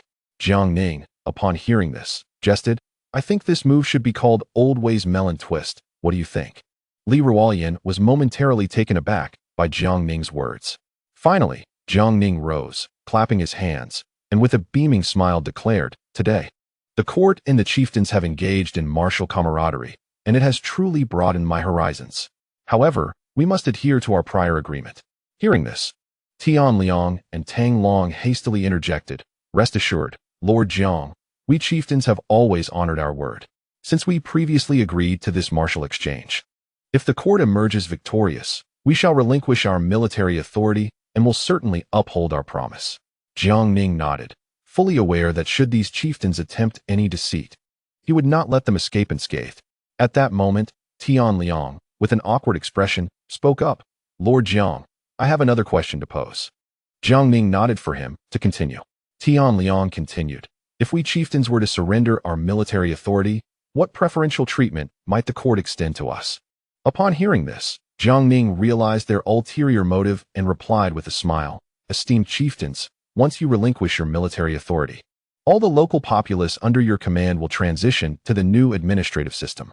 However, your own children will thereafter be treated like the citizens of the Ming dynasty. They will have the opportunity to enter government service through the imperial examinations or enlist in the military, and the court will prioritize their recruitment. Thus, your progeny will not be confined to your respective territories. They will be free to venture throughout the 2 capitals and 13 provinces of the Ming." Hearing Jiang Ning's words, Tian Liang spoke again, "Lord Jiang, if the court can grant us such privileges, it would indeed be splendid. However, you are also aware that during the previous administrative reforms, the officials oppressed the local populace, leaving us without anyone to advocate for our interests, which has exacerbated the rift and conflict between the chieftains and the court. How shall this matter be resolved?" Jiang Ning smiled gently and said, "Esteemed chieftains, I believe you are all familiar with General Qin Liangyu. Like you, she hails from a chieftain lineage but has remained steadfastly loyal to the court for many years. Now, the imperial decree has arrived, and shortly, General Qin will return to the capital with me, assuming the position of Left Deputy Commander of the Right Army in the Military Command Office, which is a rank of the highest order, wielding significant military power. In the entire history of the Ming dynasty, has there ever been a chieftain appointed to such a prominent position?" Upon hearing Jiang Ning's words, the gathered chieftains collectively gasped in astonishment. Though they resided in Sichuan, they were not entirely oblivious to the outside world.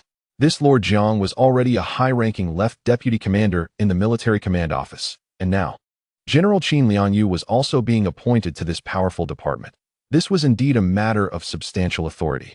In that fleeting moment, envy arose among the crowd. Compared to Qin Liangyu, they had merely been monkeys claiming kingship in their own territory, free of tigers. Observing their expressions, Jiang Ning resolved to offer them reassurance, stating, "Esteemed leaders, you have consented to relinquish your military authority, thereby ensuring that no local chieftains shall remain within Sichuan. As for the official titles you previously received from the court, they shall remain valid, and the court will duly disburse the corresponding stipends. Furthermore, you may hold certain official positions within Sichuan, provided they are not within your own domains. The corrupt officials have been thoroughly eradicated under my governance. Should you wish to truly serve the people of Sichuan, feel free to report to Governor Zhu. Upon hearing Jiang Ning's words, Zhu Youjian promptly rose and affirmed, "Indeed, the corrupt officials in Sichuan have been executed by Lord Jiang, leaving many positions vacant. If you are inclined to serve the populace, I shall advocate for you before the court." This declaration ignited excitement among the chieftains. Previously, they had governed independently, acting as tyrants in their own realms, solely concerned with their narrow domains, regarded by the court as mere local factions. However, the prospect of assuming official roles under the imperial court offered them a chance to fully integrate into the Ming dynasty while still tending to their subjects. Subsequently, the chieftains bowed to Jiang Ning, proclaiming, "We shall adhere to the arrangements made by Lord Jiang and the court." Jiang Ning, witnessing their compliance, smiled with satisfaction. At last, he had managed to subdue these chieftains.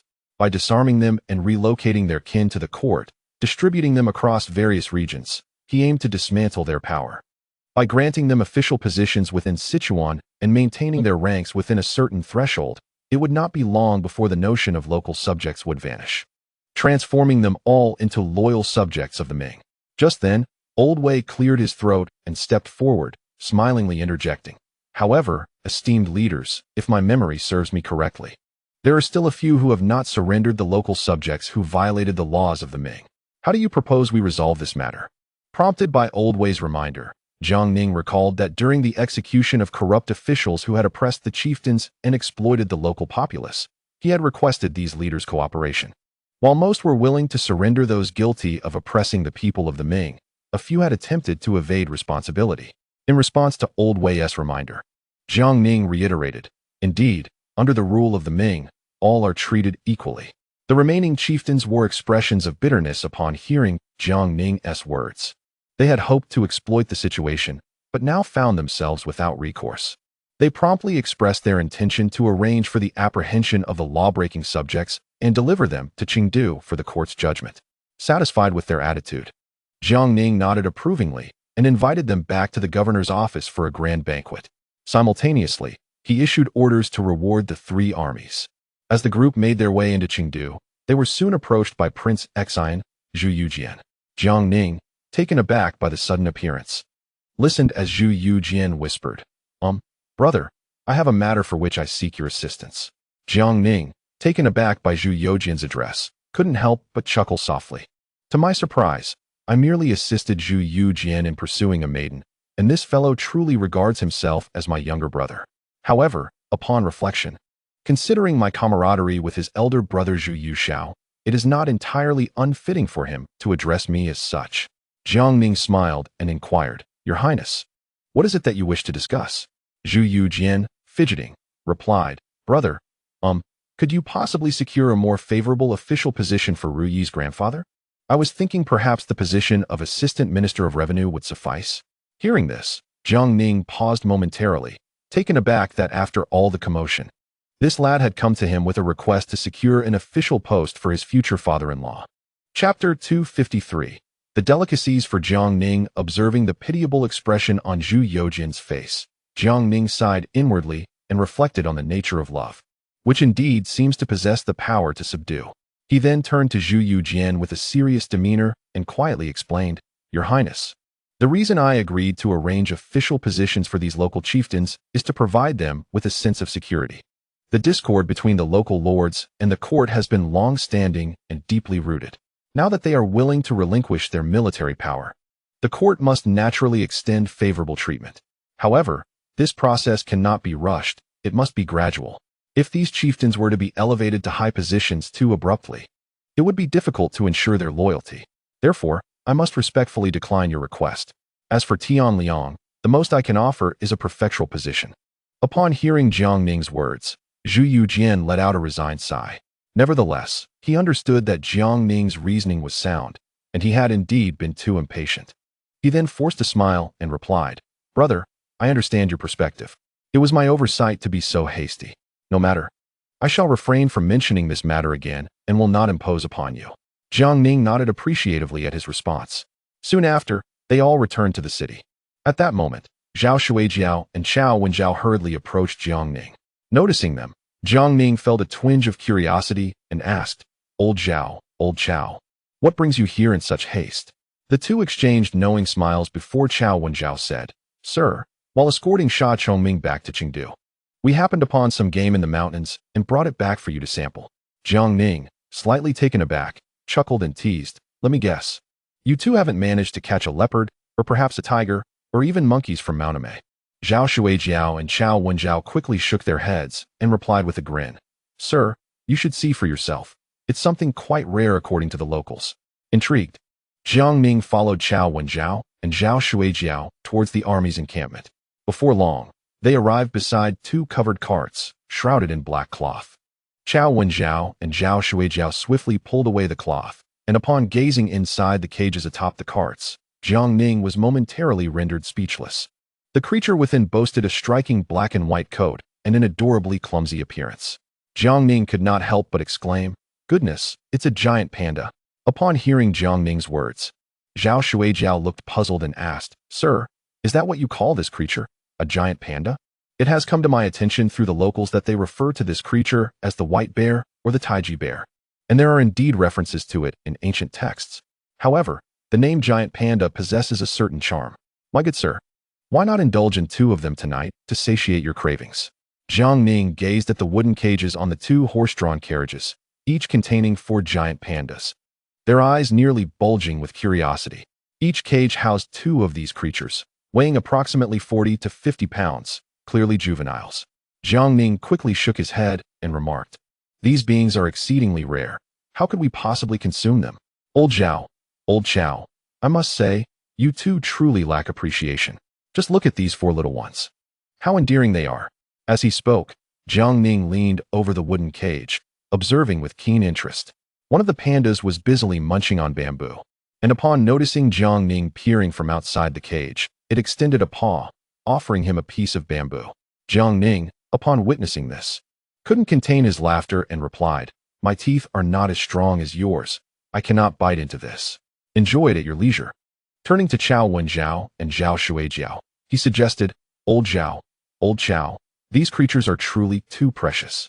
Let us send them to the palace to be cared for by the emperor. Upon hearing Jiang Ning's words, both Chao Wenjiao and Zhao Shuijiao eagerly nodded in agreement. Initially, they had stumbled upon these 4 pandas on their journey back and had captured them with the intention of allowing Jiang Ning to sample this rare delicacy, only to find him unwilling to partake. However, sending them to the palace would not be a misstep, as it was merely a matter of convenience for them. Subsequently, Jiang Ning organized a team to carefully transport the 4 giant pandas to the governor's office, instructing them to provide diligent care. That very evening, the governor's office was adorned with lanterns and festooned for a grand banquet. The soldiers stationed outside the city reveled in the feast, heartily consuming meat and drinking copiously, enveloping the entirety of Chengdu in a jubilant atmosphere. During the banquet, Zhu Youjian, with a beaming smile, raised his cup and greeted the various tribal leaders, who eagerly exchanged toasts, creating a lively ambience. Jiang Ning and Old Wei sat quietly to the side, having completed their duties, leaving the ensuing matters to Zhu Youjian. The tribal leaders, eager to secure a prosperous future for their offspring, sought to ingratiate themselves with Zhu Youjian. Observing Zhu Youjian's composed demeanor, Jiang Ning couldn't help but nod in approval. A figure capable of leaving a mark in history and participating alongside Qin Liangyu in suppressing the rebellion of Sha Chongming indeed possessed remarkable prowess. Meanwhile, Zhu Youjian had taken a seat at the same table as Tian Rui, engaging in a relentless conversation that elicited occasional smiles from the young lady. Witnessing this scene, Zhu Youjian became increasingly self-satisfied. Jiang Ning shared a knowing smile with Old Wei before raising his cup and sipping leisurely. Before long, having imbibed a bit too much, Jiang Ning decided to retire to his chambers for rest. Early the next morning, he rose at dawn and ventured into his courtyard to practice Tai Chi. This set of Tai Chi was imparted to him by his frugal master, Shen Shuzi, for the purpose of enhancing physical fitness. Jiang Ning, often leisurely, would practice it whenever he had a moment. After a short while, Lao Wei strolled in, casually playing with 2 walnuts and wearing a broad smile. Curiously, he inquired, Lord Jiang, what kind of martial art are you practicing? It appears rather gentle. Upon seeing Lao Wei, Jiang Ning ceased his movements, exhaled a breath of impure air, and with a smile, explained, This is Tai Chi, taught to me by my master, primarily aimed at strengthening the body. Intrigued, Lao Wei insisted that Jiang Ning teach him. Reluctantly, Jiang Ning agreed to impart the lessons once they returned to the capital. Before long, Li Ruoyan entered the courtyard with several guards from the Imperial Guard, bearing breakfast. Observing this, Jiang Ning invited both Lao Wei and Li Ruoyan to join him for the meal. Just after they finished eating, Governor Zhu Youjian, wearing a broad smile, arrived at Jiang Ning's courtyard. Zhu Youjian promptly saluted respectfully to Jiang Ning and Lao Wei, his demeanor filled with excitement as he proclaimed, "Lord Jiang, Lord Wei, we have just received the latest news. The leaders of the various indigenous tribes, who were to be escorted, will arrive in Chengdu today. As for the remaining tribes, they will take a bit longer." Jiang Ning nodded in acknowledgement and replied with a smile, "In that case, Governor Zhu, you may proceed to deal with them in accordance with the laws of the Ming dynasty. I had previously communicated with the leaders of the 48 tribes, and they are in agreement." Zhu Youjian nodded and then inquired, "Might I ask, Lord Jiang, what specific arrangements you have in mind for the official positions of these tribal leaders?" Upon hearing this, Jiang Ning inwardly chuckled, recognizing the cunning nature of the old fox employing a test of waters. With a smile, Jiang Ning responded, "It is you, Governor Zhu, who is the governor of Sichuan. Perhaps you could share your thoughts." Hearing Jiang Ning's words, Zhu Youjian felt a wave of relief wash over him. He was concerned that Jiang Ning might hastily assign positions, complicating matters further. Subsequently, Zhu Youjian astutely pointed out that the long-standing and deeply rooted conflict between the tribal leaders and the court necessitated that they not be granted overly high positions. Their roles must remain within reasonable limits. Moreover, they should not hold office within their own jurisdictions, but should be dispersed and reassigned. Jiang Ning nodded in agreement. Recognizing Zhu Youjian's considerable talent, he then cheerfully declared, "In that case, let us proceed according to your esteemed suggestion, Governor Zhu." Zhu Youjian promptly expressed his gratitude. "Thank you, Lord Jiang." He then left with great enthusiasm. Observing Zhu Youjian's departing figure, Lao Wei appeared hesitant to speak. Noticing this, Jiang Ning smiled and said, "Lord Wei, given our relationship, please feel free to express any thoughts you have." Lao Wei then exchanged a knowing glance with Li Ruoyan, who immediately understood and led several guards outside to stand watch. At this moment, Lao Wei lowered his voice, his expression serious as he addressed Jiang Ning, "Lord Jiang, news has just arrived from the capital, and the situation seems rather unsettling. Those scholars from the Donglin faction appear to be scheming something. Yet the Eastern Depot's investigations have yielded no evidence. The more we learn, the more uneasy we become." Hearing Jiang Ning's words, he nodded and secretly acknowledged that Old Wei's vigilance had indeed heightened considerably. He then spoke, "Master Wei, since these Eastern Lin scholars have harbored ill intentions, let us allow them to stir up trouble. Only when they create chaos can we justifiably deal with them." Old Wei, with a grave expression, replied, "Master Jiang, this is precisely what concerns me. If these Eastern Lin scholars orchestrate some earth-shattering incident, how shall we resolve it? You must understand that they are backed by the entire gentry class of Jiangnan.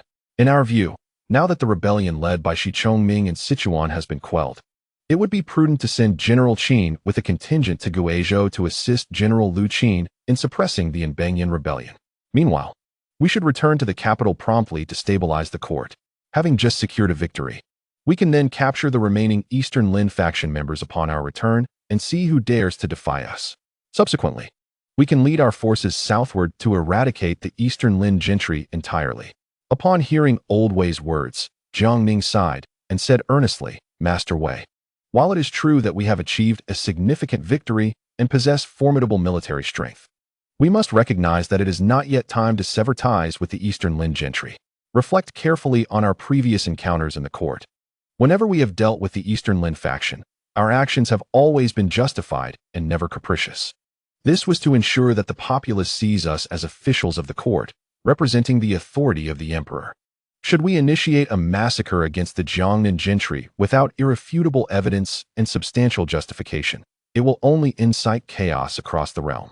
You must realize that it is not only you, I, or the emperor facing these Eastern Lin scholars, but an entrenched gentry class that has existed for centuries, with complexities woven deeply into the fabric of society.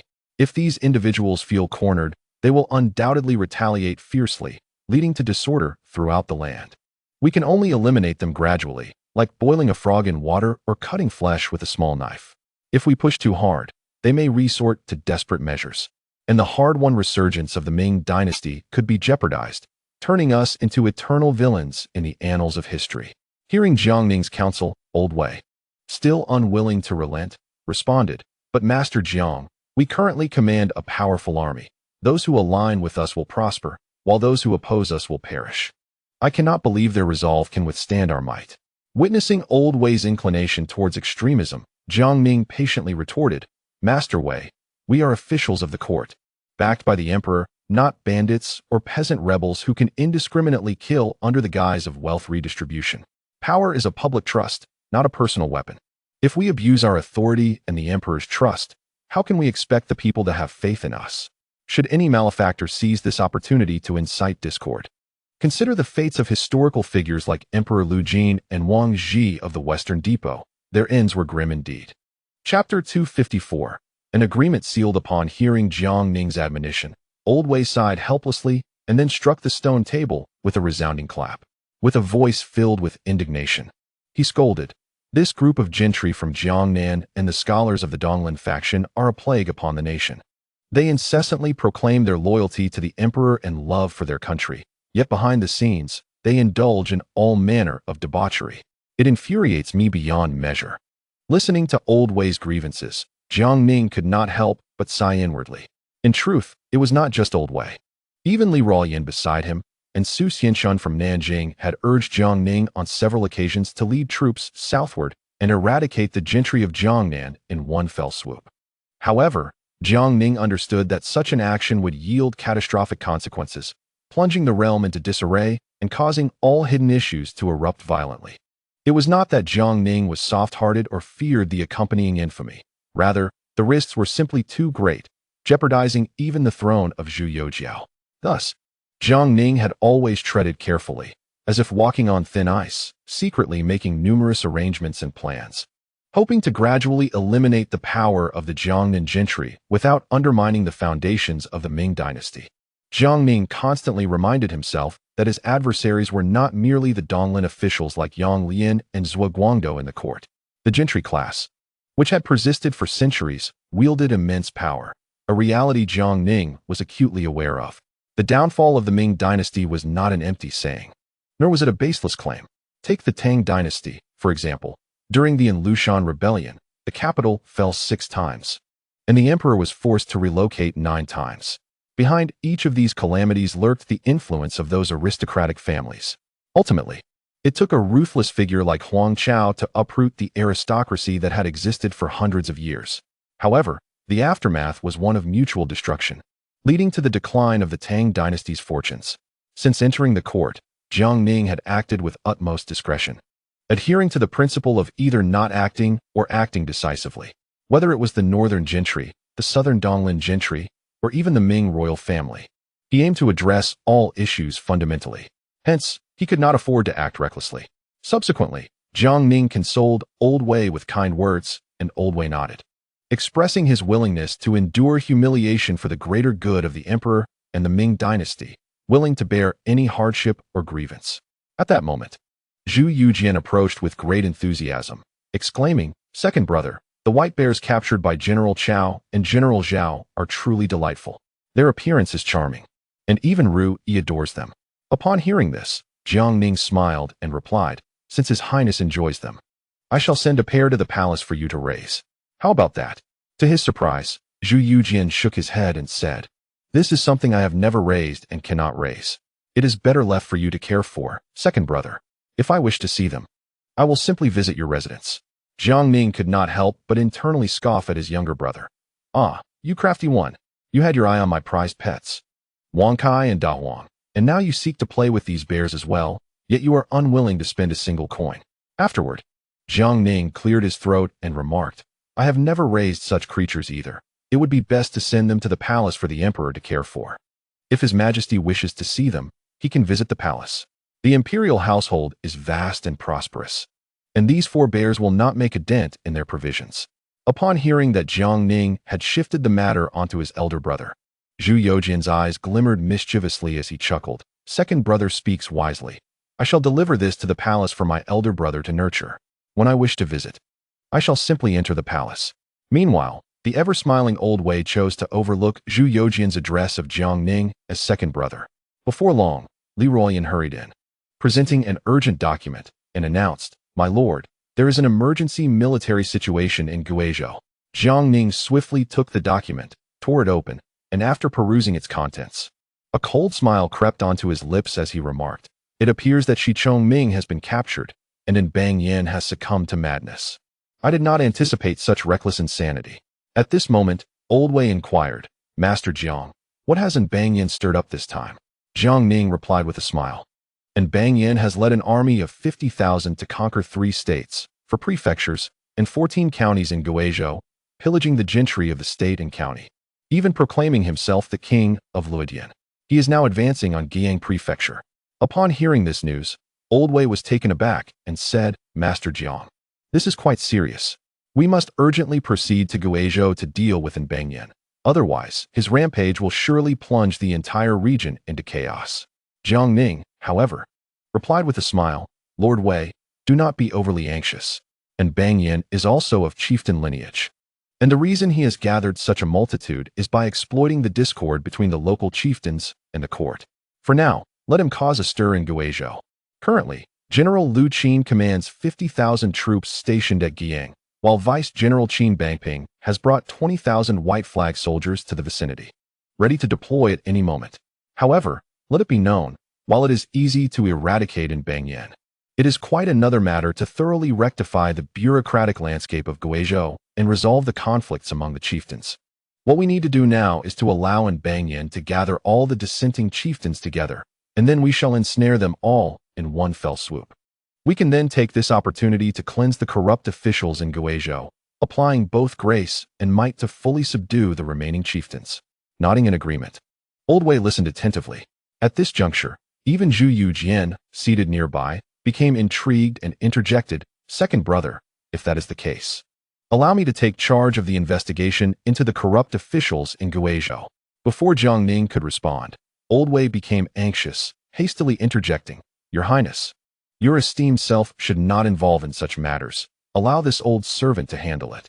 You need only focus on capturing and confiscating properties." Acknowledging Old Wei's words, Zhu Youjian nodded. He understood that, as a prince, his position was somewhat sensitive and precarious.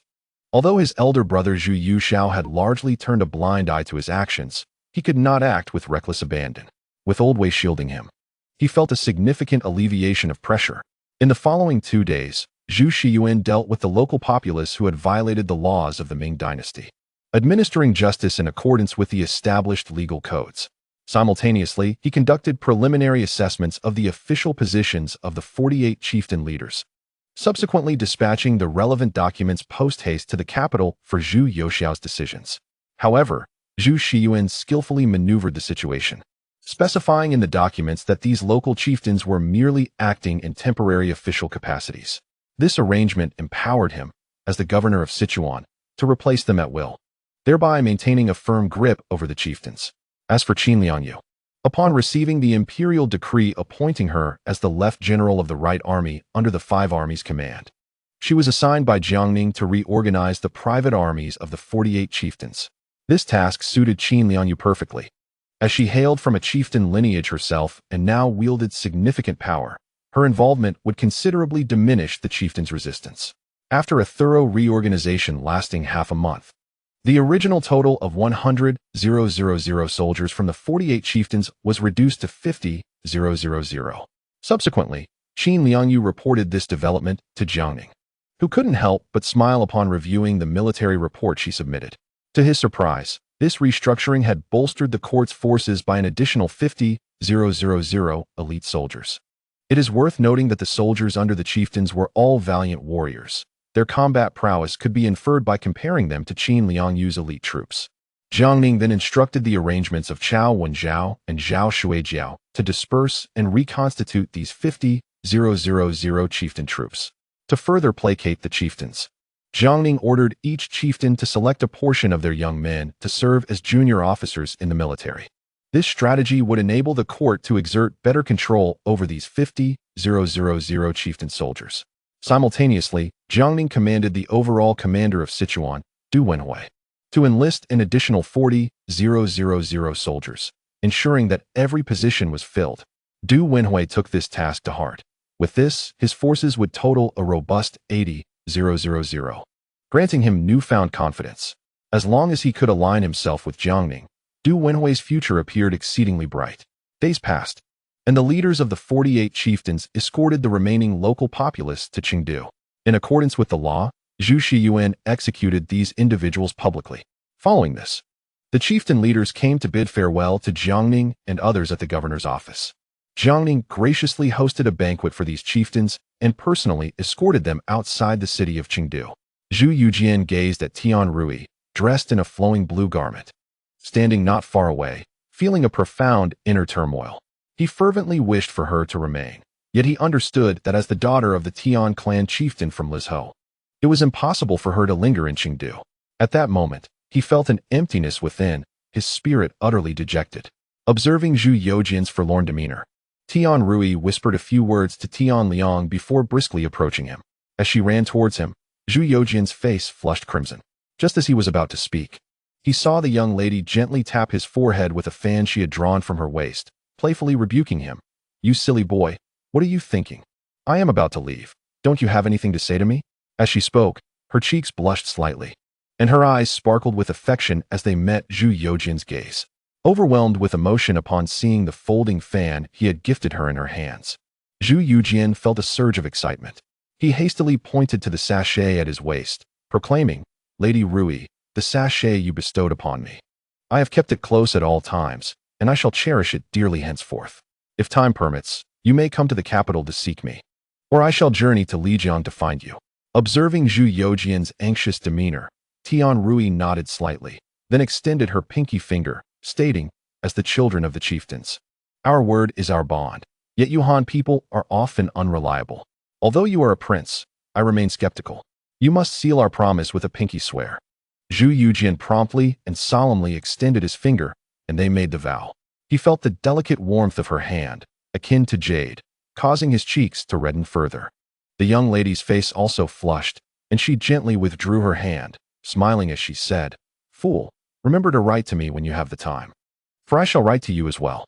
If you dare not respond to my letters, I shall come to the capital to show you the prowess of the chieftain's offspring." Zhu Youjian nodded earnestly, declaring, "Rui, rest assured. I will write to you at the earliest opportunity." Thereafter, Tian Rui turned and swiftly approached her horse, mounting it before galloping away with Tian Liang and the others. Zhu Youjian, holding the sachet, gazed at her retreating figure, lost in thought for a prolonged moment. Jiang Ning and Old Wei stood nearby, smiling as they observed the scene. Chapter 255. The situation in Liaodong. With the departure of the chieftain leaders, the Chengdu prefecture returned to its former tranquility. Fang Xiaozhong, who had come to announce the imperial edict, took his leave from Jiang Ning. After a brief exchange of instructions with Fang Xiaozhong, Jiang Ning ordered the confinement of Shi Chongming and his confidants into a prison cart, entrusting Fang Xiaozhong with their escort back to the capital. Even the 4 giant pandas were packed up for Fang Xiaozhong to take along. Subsequently, Fang Xiaozhong led the convoy under the protection of the Jinyui as they set forth on the journey back to the capital. Meanwhile, Jiang Ning began to mobilize troops. He appointed Qin Liangyu as commander, with Chao Wenzhao and Zhao Shuai as vanguards, leading an army of 50,000 to Guizhou to besiege in Bangyan. At the same time, Jiang Ning issued a military order to encircle without engaging. Qin Liangyu understood that Jiang Ning intended to gather all dissenting chieftains within Guizhou under the pretext of dealing with Bangyan, while also clearing out corrupt officials exploiting the common folk. Once given the command, Qin Liangyu rallied Chao Wenzhao, Zhao Shuai, and others to assemble their forces and march grandly towards Guizhou. Though Jiang Ning held the title of governor over 4 provinces, he did not accompany the army to Guizhou. It was not from a lack of desire, but rather due to the impending turmoil within the court, prompting him to remain stationed in Chengdu for the sake of prudence.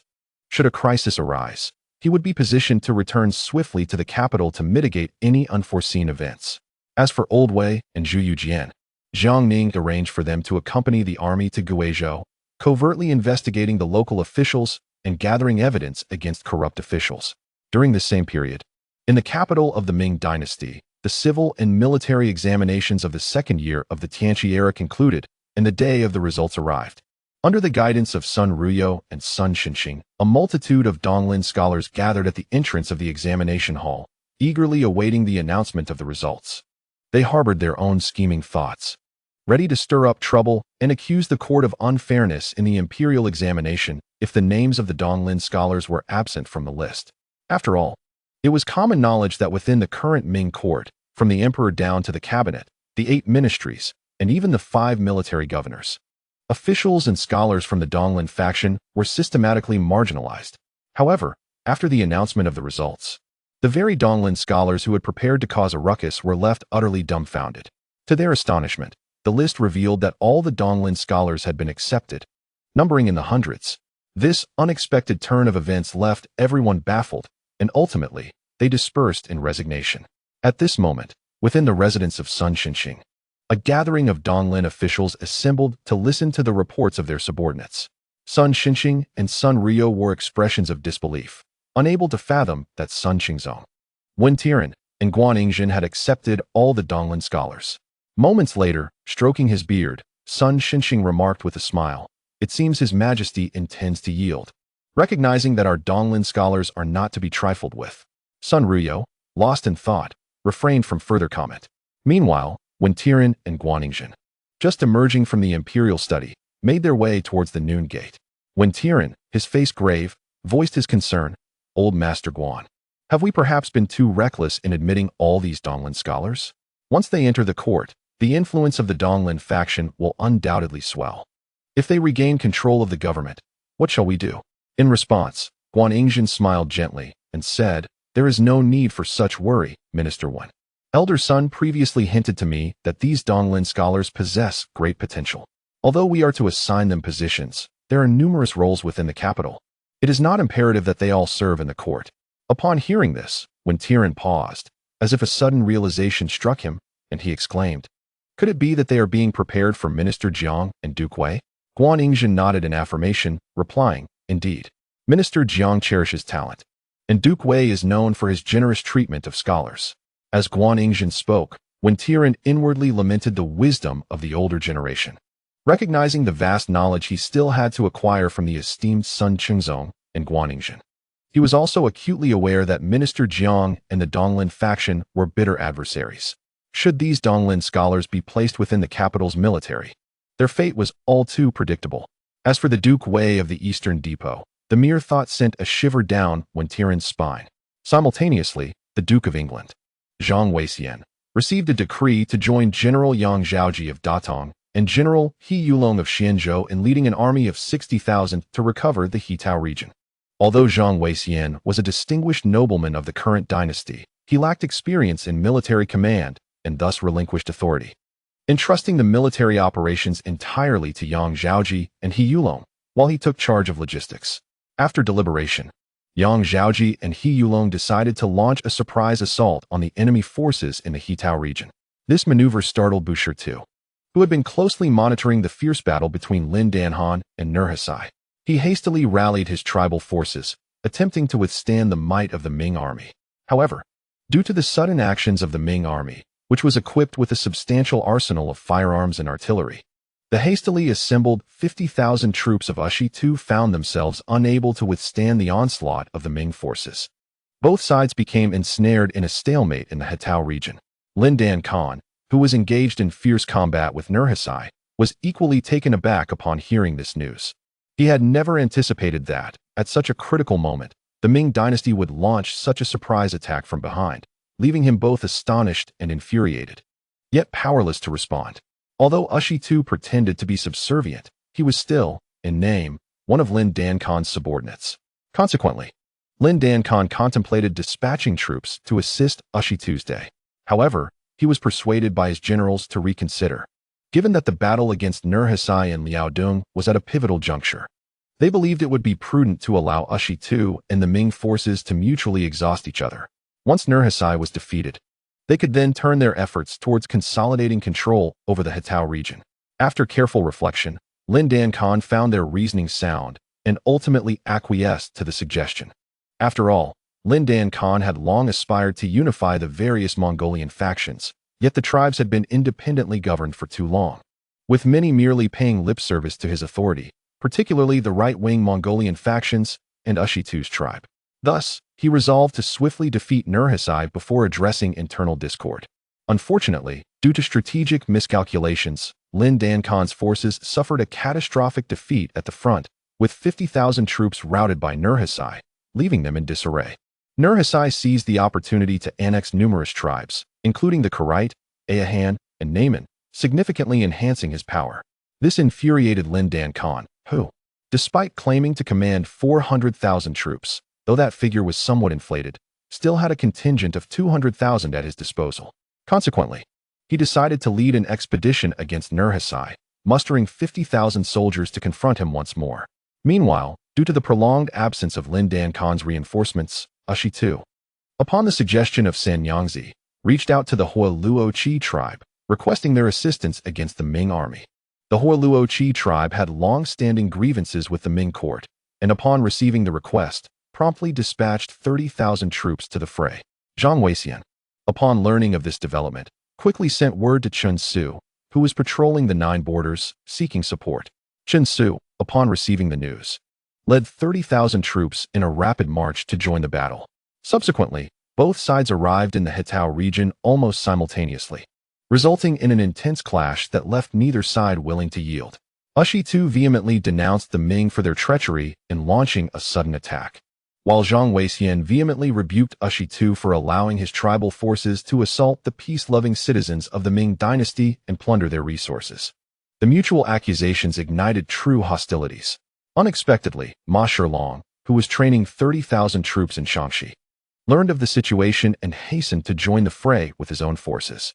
In that moment, the tide of victory began to tilt in favor of the Ming army. Realizing the Ming reinforcements had arrived, the Huoluo tribe hesitated to continue the fight and withdrew their forces. Ushitu, left utterly bewildered, had no choice but to retreat with his remnants, seeking refuge in the northern deserts of Mongolia. Upon receiving this news, Lindan Khan was filled with dread, fearing that the Ming dynasty soldiers would seize the opportunity to launch a surprise attack from behind.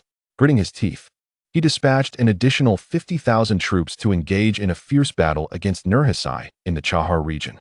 Witnessing the reinforcement of Lindan Khan's forces, Nurhaci chose to retreat. Only then did Lindan Khan breathe a slight sigh of relief. However, this confrontation resulted in significant losses for him. Nurhaci had successfully annexed several tribes, further bolstering his strength, while the Ming soldiers capitalized on the situation to reclaim the Hetao region. In the end, it was Lindan Khan who bore the brunt of the defeat.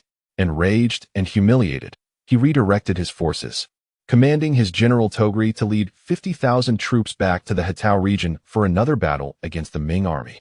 Sensing the impending threat from Lindan Khan, Yang Zhaoji and Haiyanlong decided to withdraw their troops back within the pass.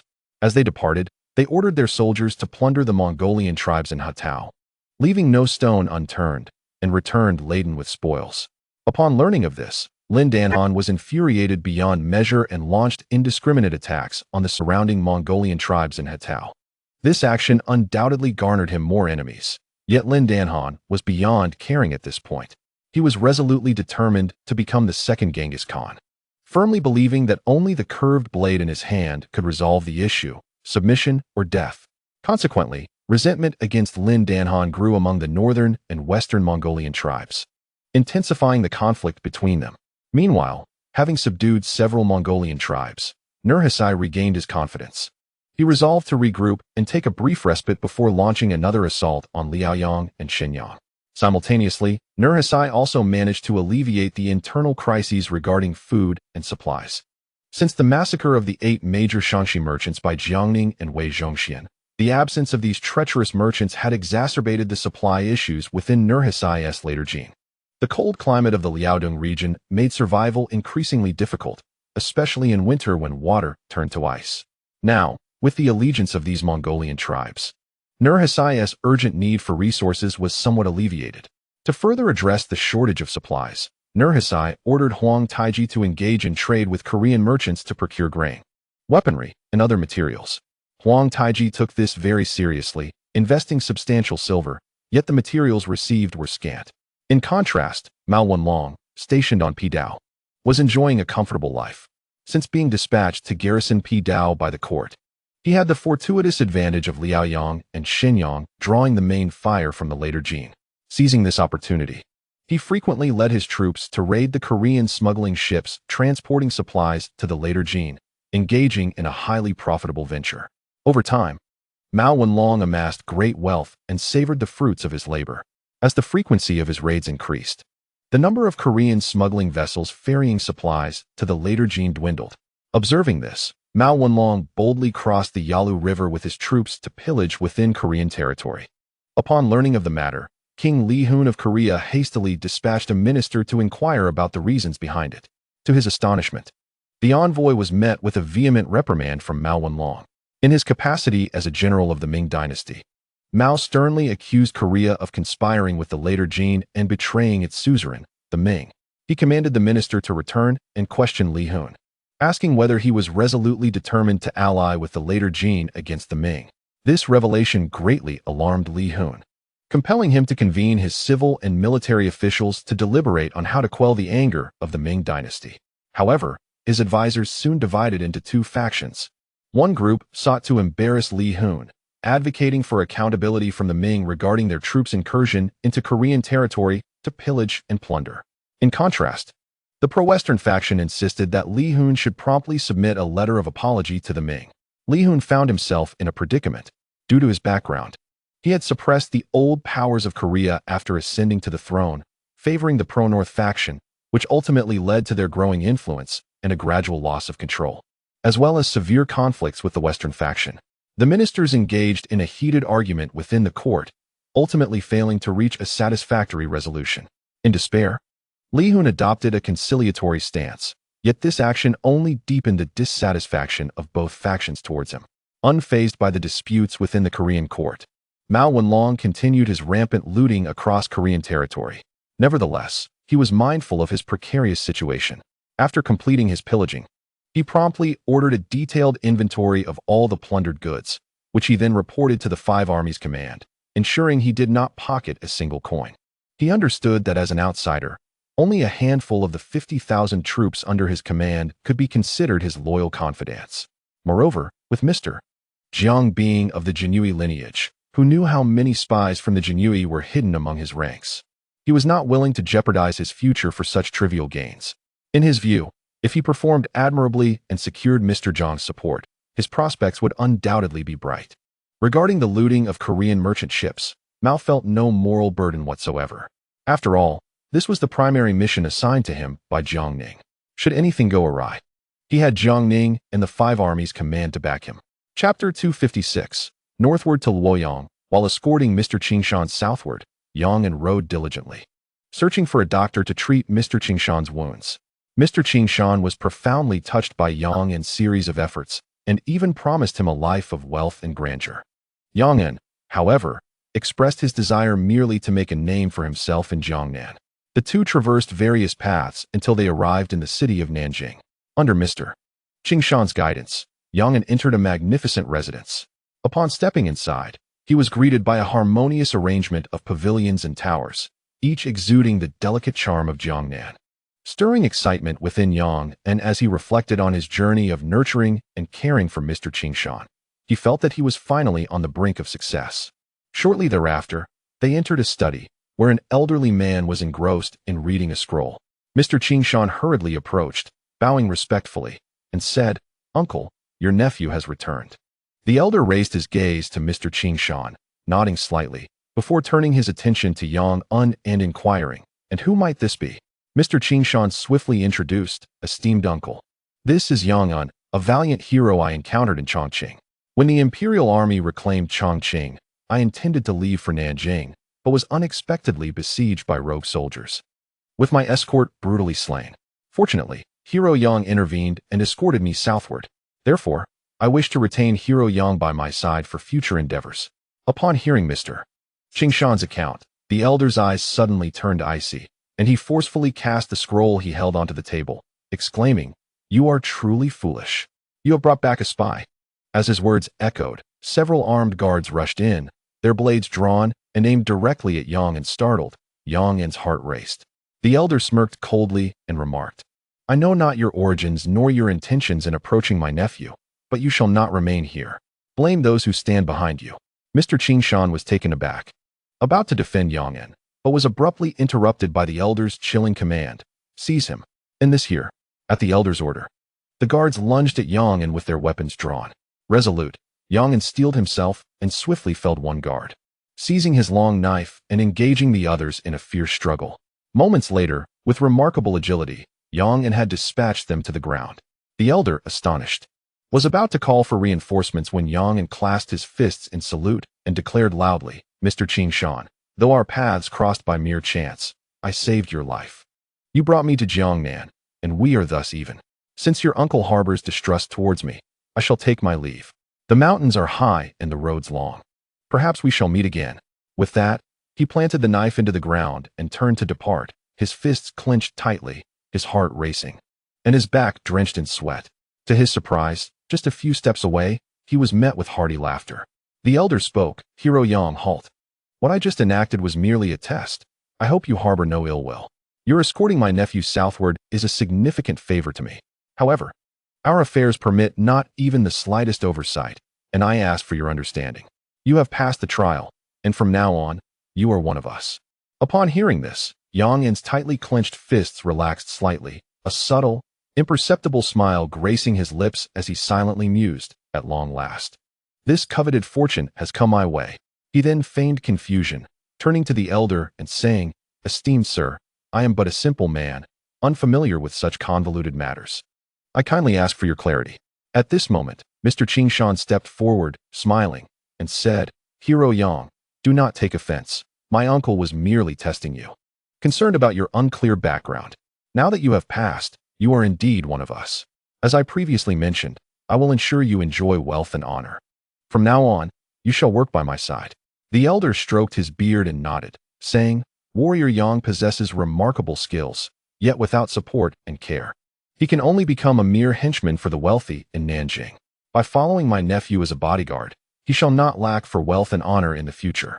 Upon hearing this, Yang nodded and replied, If that is the case, I shall remain by Mr. Qingshan's side. The elder, pleased with his response, laughed heartily and waved his hand, prompting the guards to rise, sheathing their weapons before departing. At this moment, the elder stepped forward, chuckling, Everything is prepared in the capital. It is time for us to take action. Nephew, you shall accompany your uncle to Luoyang. Brother Gongji has already set out, and we must not fall behind. Hearing the elder's words, Mr. Qingshan nodded and cautiously inquired, Uncle, what about Sichuan?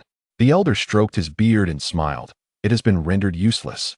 But it matters not for our plans. It was merely a pawn, and its loss is inconsequential. Subsequently, Yang was instructed to rest. Initially, he intended to explore the estate, but he soon discovered the tight security, guards every few steps, rendering his efforts futile, and he retreated to his room to rest. The following morning, Yang arose early. Before long, Mr. Qingshan came to find him, smiling. Warrior Yang, today you shall journey north with me and uncle. Great wealth awaits you ahead. As long as you perform well, you shall have endless riches. Upon hearing this, Yang feigned excitement, exclaiming, Is that true? Mr. Qingshan smiled in response. Would I deceive you? Thus, Yang accompanied the guards to escort the elder and Mr. Qingshan, boarding a vessel to travel north along the Grand Canal.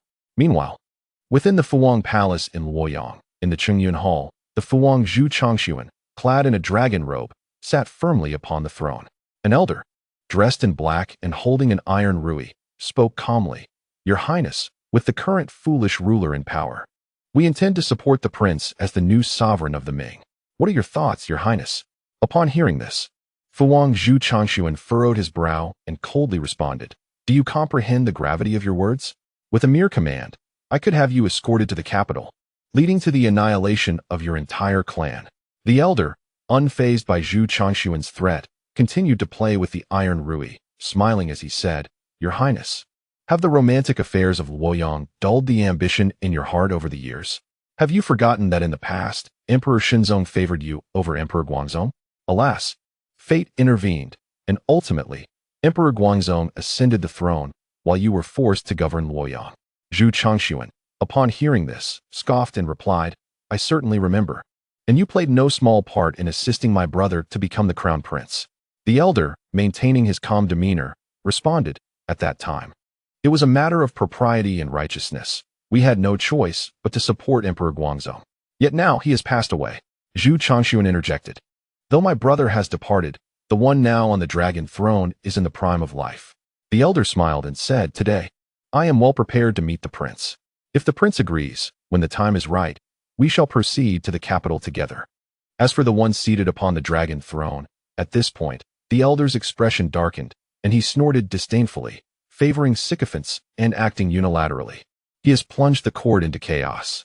In my view, he is not destined for longevity. Perhaps one day he will meet his end. As he spoke, the elder looked at Prince Zhu Youjian with palpable excitement.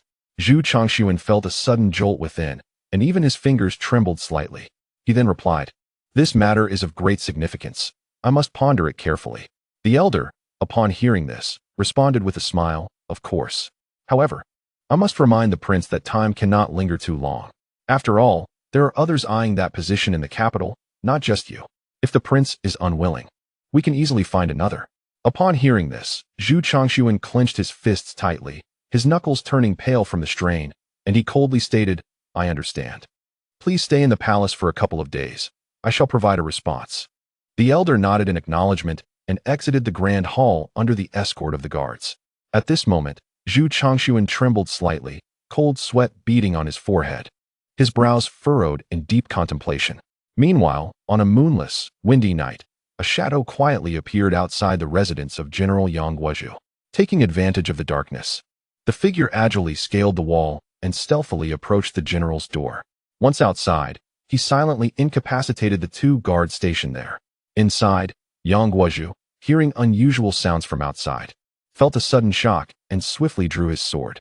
The door creaked open, revealing a man clad in a black cloak, wearing a bamboo hat and a black mask.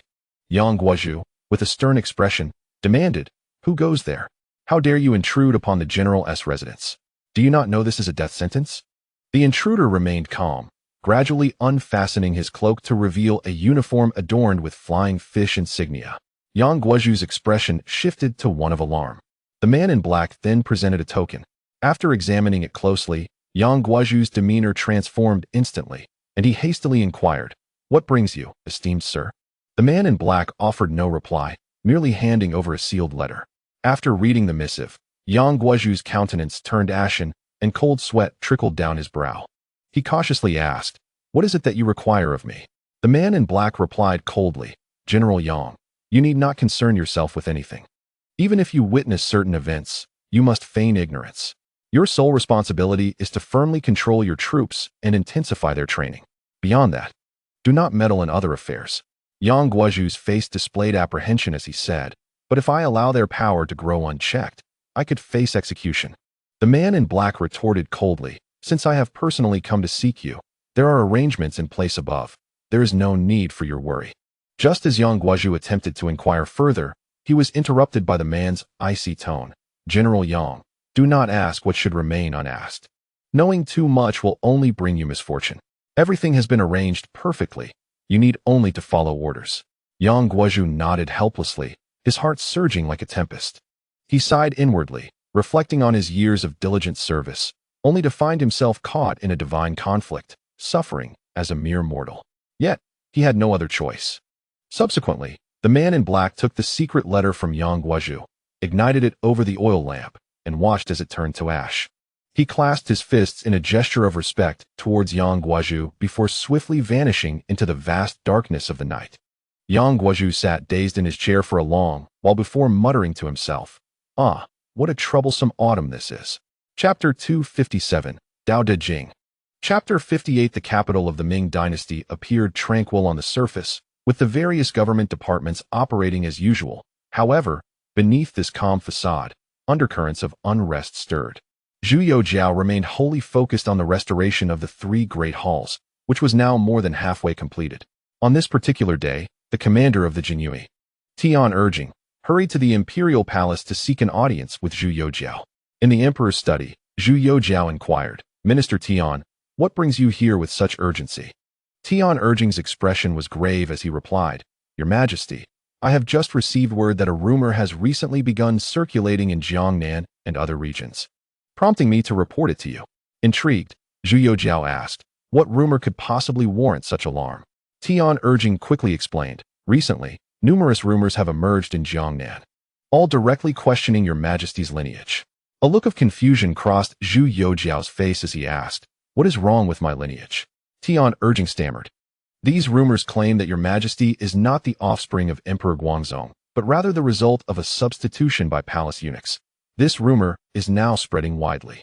I have dispatched personnel to trace the origins of these rumors, but so far, all we have encountered are lowly rascals spreading slander for silver with no useful leads. Upon hearing this, Zhu Youjian nodded calmly and said, I understand. If there is nothing further, Minister Tian, you may take your leave. Just as Tian Urging was about to say something, Zhu Youjian smiled faintly and inquired, Has Minister Jiang sent any news from Sichuan? Tian Urging shook his head. Zhu Youjian waved his hand dismissively, and Tian Urging respectfully bowed before slowly exiting the grand hall. Once outside, Tian Urging, looking troubled, addressed Fang Zhenghua, Master Fang. The rumors in Jiangnan are intensifying. Should we not take action? Perhaps we should arrange for a refutation in the Tianqi Times? Fang Zhenghua smiled slightly and replied, Minister Tian, if the emperor is not anxious, why should you be? Keep your concerns at ease. Our current priority is to stabilize the capital. As for other regions, we need not overly concern ourselves. Nodding in agreement, Tian Urging bowed once more and hurriedly departed from the palace. After seeing Tian Urging off, Fang Zhenghua turned back to the grand hall and approached Zhu Youjian. A cold smile crept across Zhu Youjian's lips as he remarked, Have these people finally lost their patience and decided to act? Master Fang, has there been any recent activity within the court? Fang Zhenghua, upon hearing this, spoke up. Recently, numerous officials have submitted petitions urging General Manguei to lead troops to Shaanxi for inspection to prevent Lin Danhan from invading. However, the cabinet and the 5 armies command have opposed General Manguei's deployment to Shaanxi. After pondering for a moment, Zhu Youjian smiled and declared, This imperial decree is hereby approved. He then instructed the Bureau of Rituals to issue a command for Manguei to lead the remaining troops from the capital to patrol the region of Shaanxi. Fang Zhenghua nodded in agreement. Furthermore, Fang Zhenghua remarked, Today, Duke Dingyuan submitted a memorial, stating that many nobles in the capital wish to increase manpower for the restoration of the 3 great halls, all seeking his assistance. Zhu Youjian, upon hearing this, smiled slightly and said, these treacherous ministers are revealing themselves. He inquired, Which individuals are involved? Fang Zhenghua promptly replied, There is Duke Jinyuan Gu Zhaoji, Duke Dingxi Jiang Weigong, Duke Funing Zhu Guobi, Earl Anxiang Zhang Guangzan, Earl Suan Chen Changheng, and Earl Xing'an Su Jian, among others.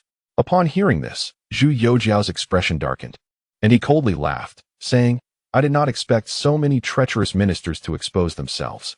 In that case, later, you shall convey a message to Duke Dingyuan, stating that this matter is approved.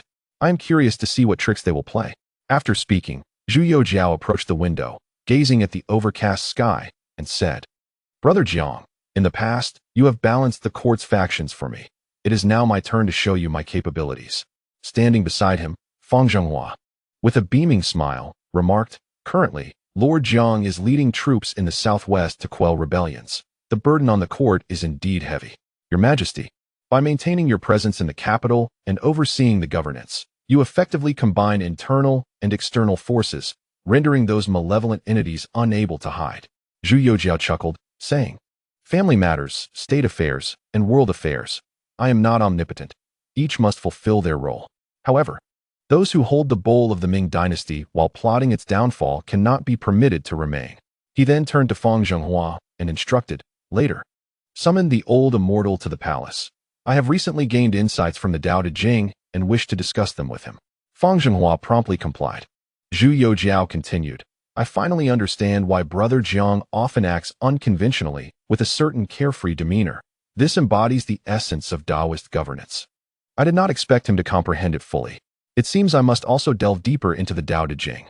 Fang Zhenghua hastily added, Lord Jiang bears the responsibility for the 2 capitals and 13 provinces, while your Majesty harbors the entire realm in your heart. Zhu Youjian spoke slowly. Chapter 58 of the Tao Te Ching states, when governance is dull, the people are simple. When governance is astute, the people are deficient. The confusion of the people is long-standing. I too am bewildered. I delegate my power to them, allowing them to assist me in governing the world, yet they only pursue personal gain, completely disregarding the livelihoods of the common folk. I cannot retain them any longer. Hearing this, Fang Zhenghua quickly flattered, Your Majesty speaks wisely. Although I am ignorant, I often hear Lord Wei say, to eat the emperor's food, one must possess a heart loyal to the emperor.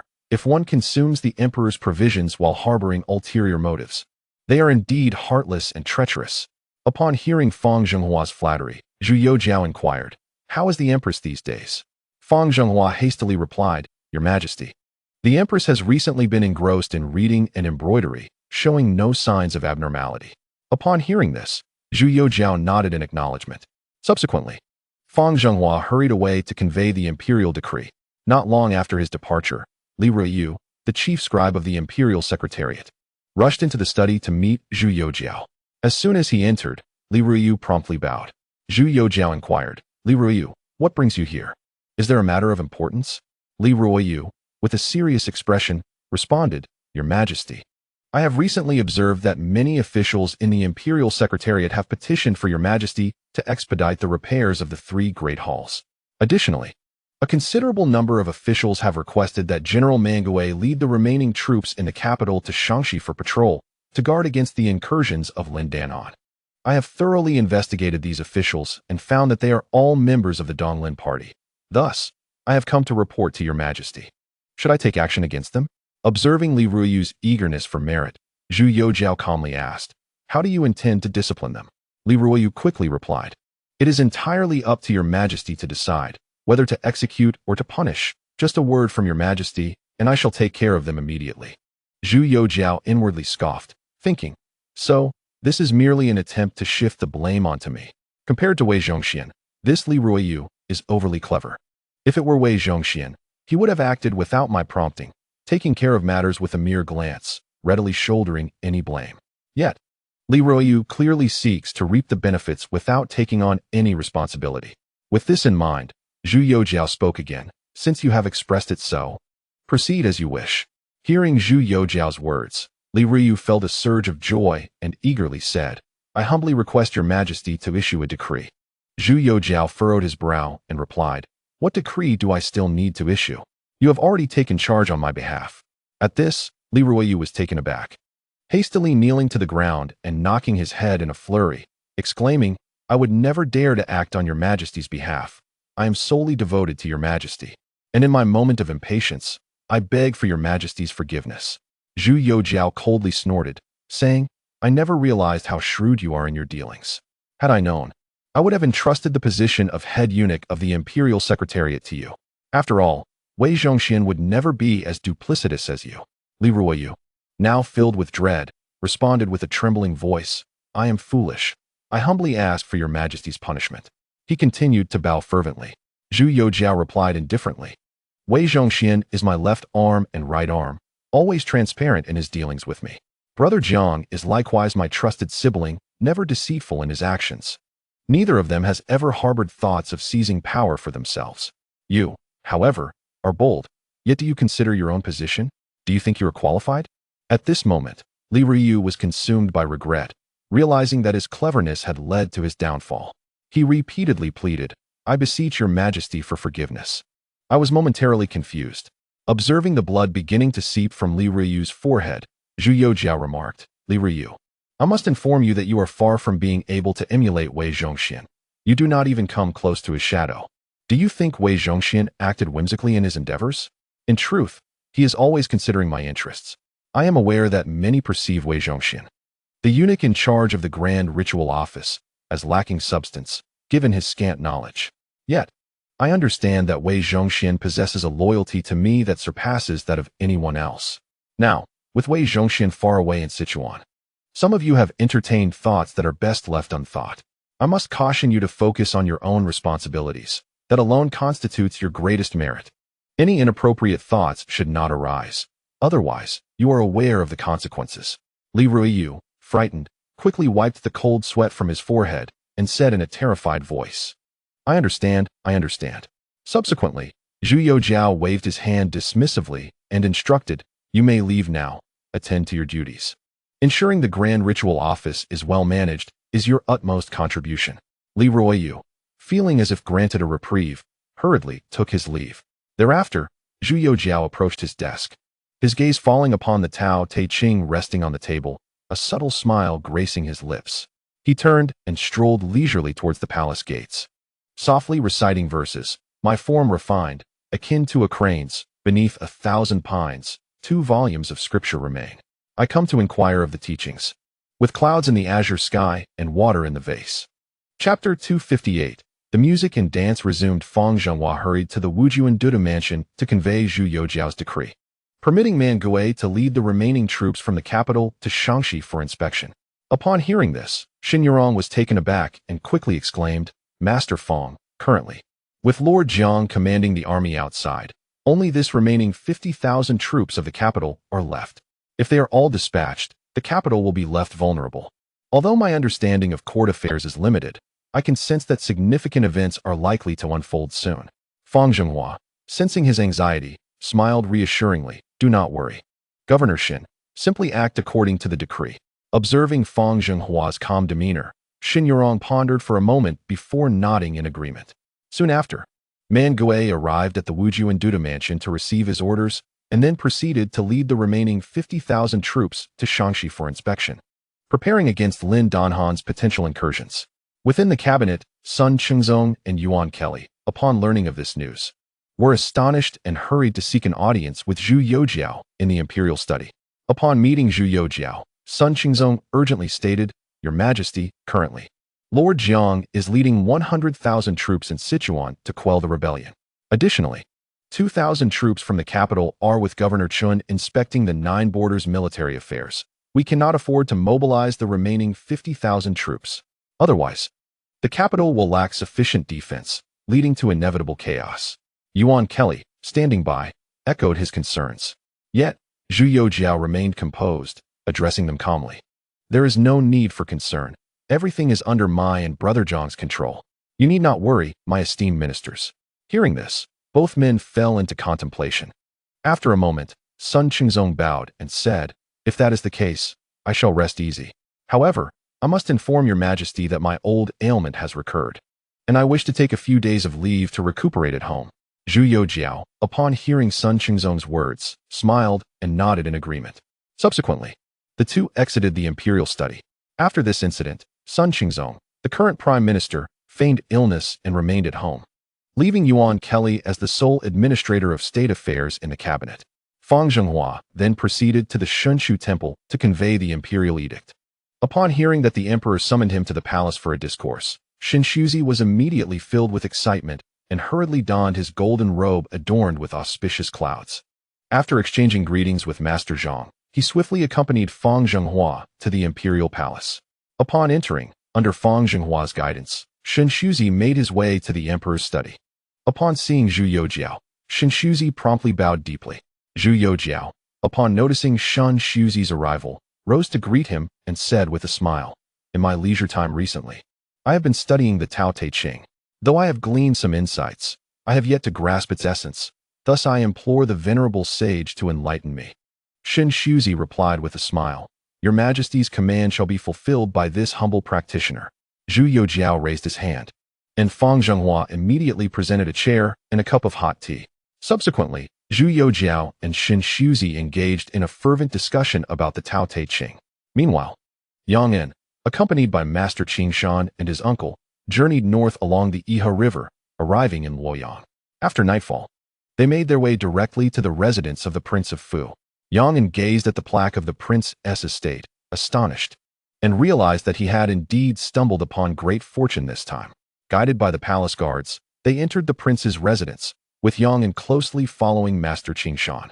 Before long, an elderly man clad in a brocade robe and holding an iron scepter, stroking his beard, greeted Master Qingshan's uncle with a smile.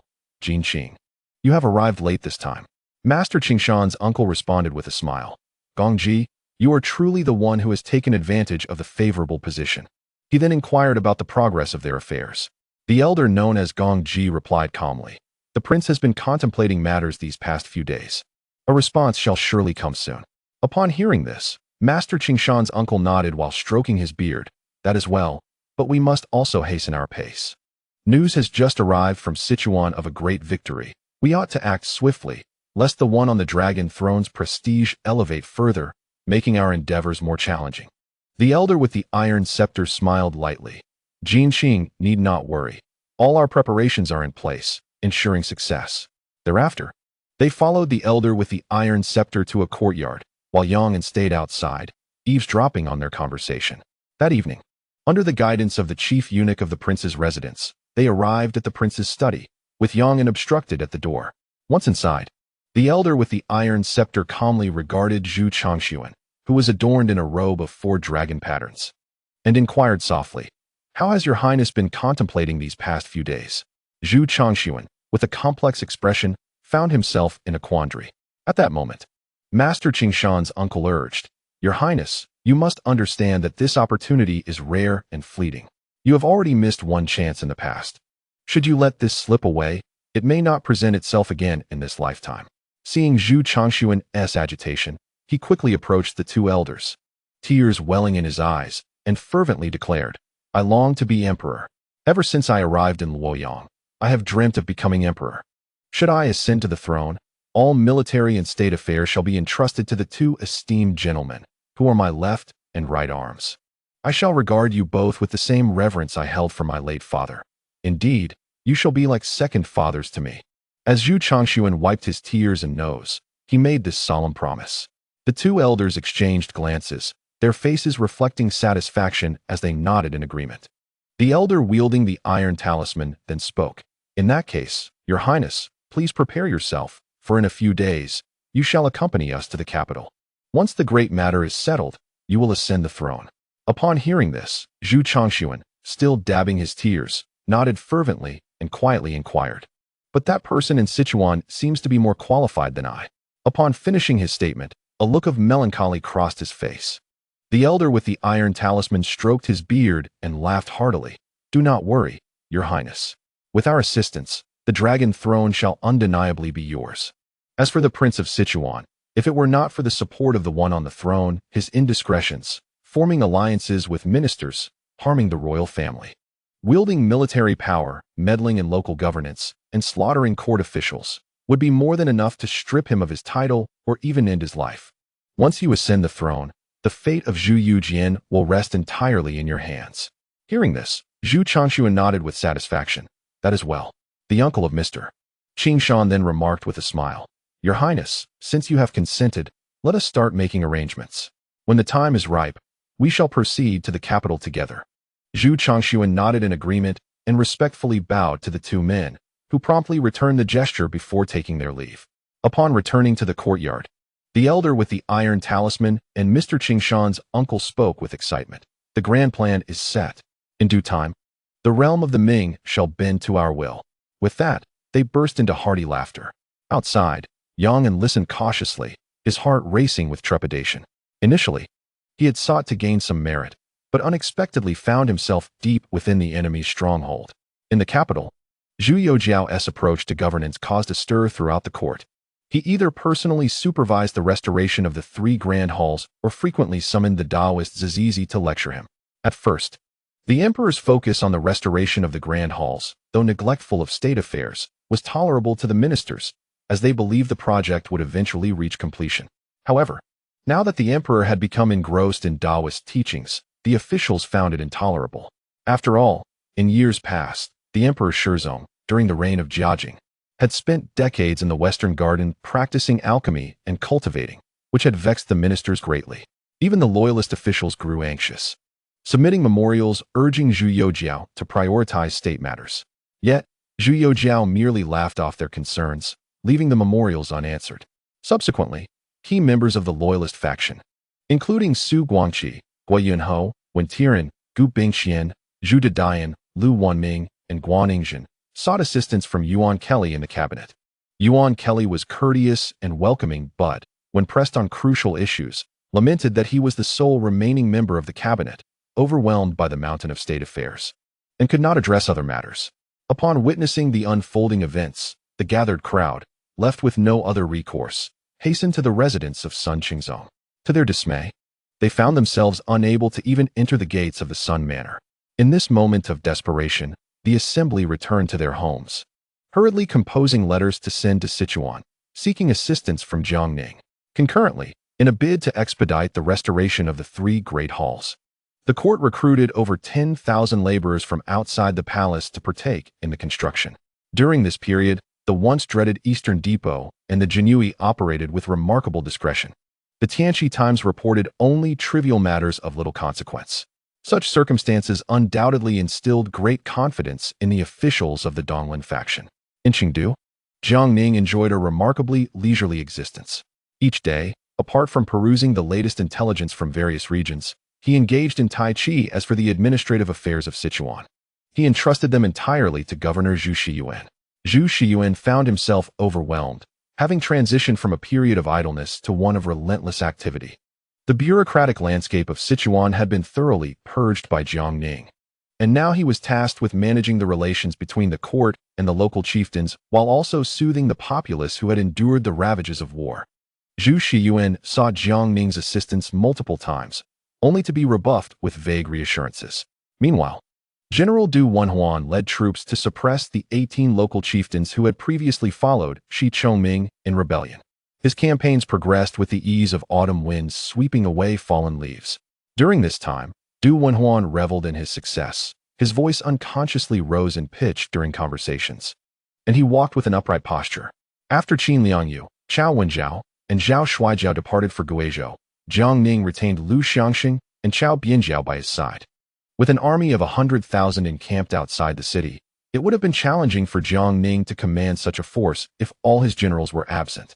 Fortunately, both Lu Xiangxing and Chao Bianjiao proved themselves to be adept leaders, managing the vast army with precision, which allowed Jiangning to rest easy, knowing that the tasks were in capable hands. Prince Zhu Youjian of Shu, meanwhile, was exceedingly cordial, frequently inviting Jiangning to hunt outside the city or to banquets at the royal palace. He endeavored to cultivate a closer relationship with Jiangning, hoping to glean insights on the prospects of establishing a nation overseas in the future. Jiangning responded patiently to each of these invitations. On this particular day, Jiangning once again accepted the prince's invitation to a banquet at the royal residence. Within the palace, tables were laden with exquisite food and fine wine, while courtesans danced gracefully. Li Ruoyan, Lu Xiangxing, and Chao Bianjiao appeared notably restrained. Li Ruoyan whispered, "My lord, this seems rather inappropriate. After all, we are here for military matters, yet we find ourselves idling away our days in revelry, whether in drinking, hunting, or enjoying performances." Jiangning smiled in response, saying, "This is precisely how life should be lived.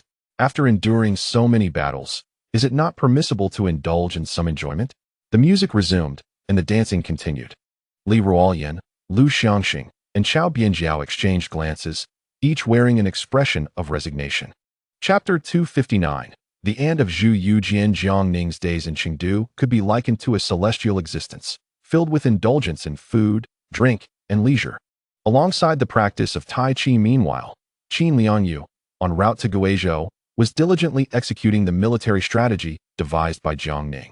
She led her troops in a tactic of encirclement without direct confrontation against Banyin and his rebellious forces, effectively driving them towards a predetermined direction.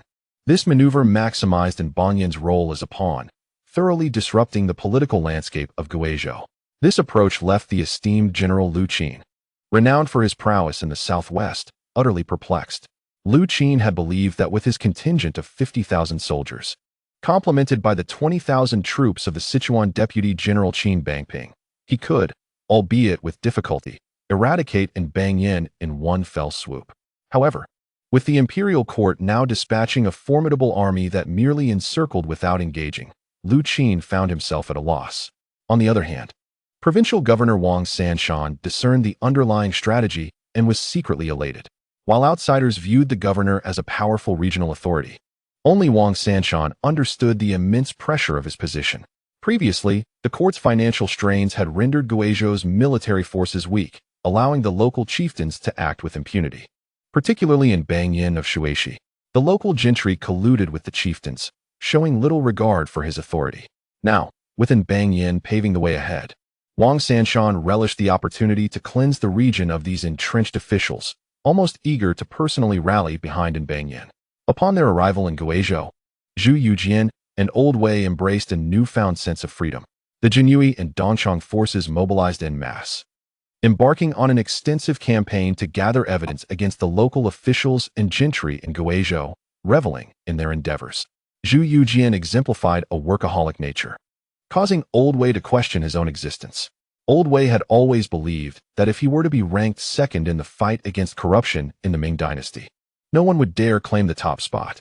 However, witnessing Zhu Youjian's fervor, Old Wei found himself humbled. As boxes of incriminating evidence against various officials and gentry were brought in, Zhu Youjian could hardly contain his glee. Over time, the accumulation of evidence against corrupt officials grew. With a smile, Zhu Youjian remarked to Old Wei, "In my opinion, we should simply eliminate all the officials in Guizhou's political arena and then select new ones. Wouldn't that be more efficient?" Upon hearing Zhu Youjian's proposal, Old Wei felt his mind momentarily shrink in disbelief. Renowned among the populace as a benevolent figure and viewed by corrupt officials as a living embodiment of retribution, Old Wei had always relied on virtue and reason to persuade others, never contemplating the casual execution of individuals without concrete evidence. Yet now, Zhu Youjian's audacious intent to purge the Guizhou political landscape was astonishing to Old Wei, who thought the prince's boldness was excessive. Thus, Old Wei gently counseled, "Your Highness, we represent the court. Our actions must adhere to established protocols and earn the trust of the people. We are not bandits. We cannot impose punishment without due process. As the old saying goes, to catch a thief, one must catch the stolen goods. To catch an adulterer, one must catch them in the act." Listening to Old Wei's persistent counsel, Zhu Youjian found it tiresome, yet ultimately conceded to abandon the notion of a complete purge of Guizhou's officials. Subsequently, he led the Ming guards directly to seek out Qin Liangyu. The execution of corrupt officials is no longer the pursuit of Zhu Youjian. His aspirations lie beyond domestic strife, as he envisions establishing a nation overseas. Lacking the skills for military campaigns would undoubtedly hinder his ambitions. Upon Zhu Youjian's arrival, Qin Liangyu felt a wave of exasperation. She was resolute in her opposition to Zhu Youjian accompanying the army to quell in Bangyan. Firstly, his unique status made him an exceptional case, and secondly, should any harm befall him on the battlefield, the weight of responsibility would be unbearable for her. However, Zhu Youjian cleverly leveraged his connection with Tian Rui to forge a bond with Qin Liangyu.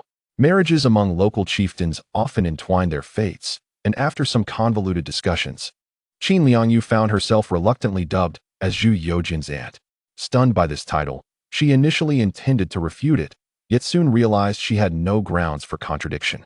Tian Rui's mother hailed from the Shizhu chieftain family, and she and Qin Liangyu had shared a close friendship in their youth, often referring to each other as sisters.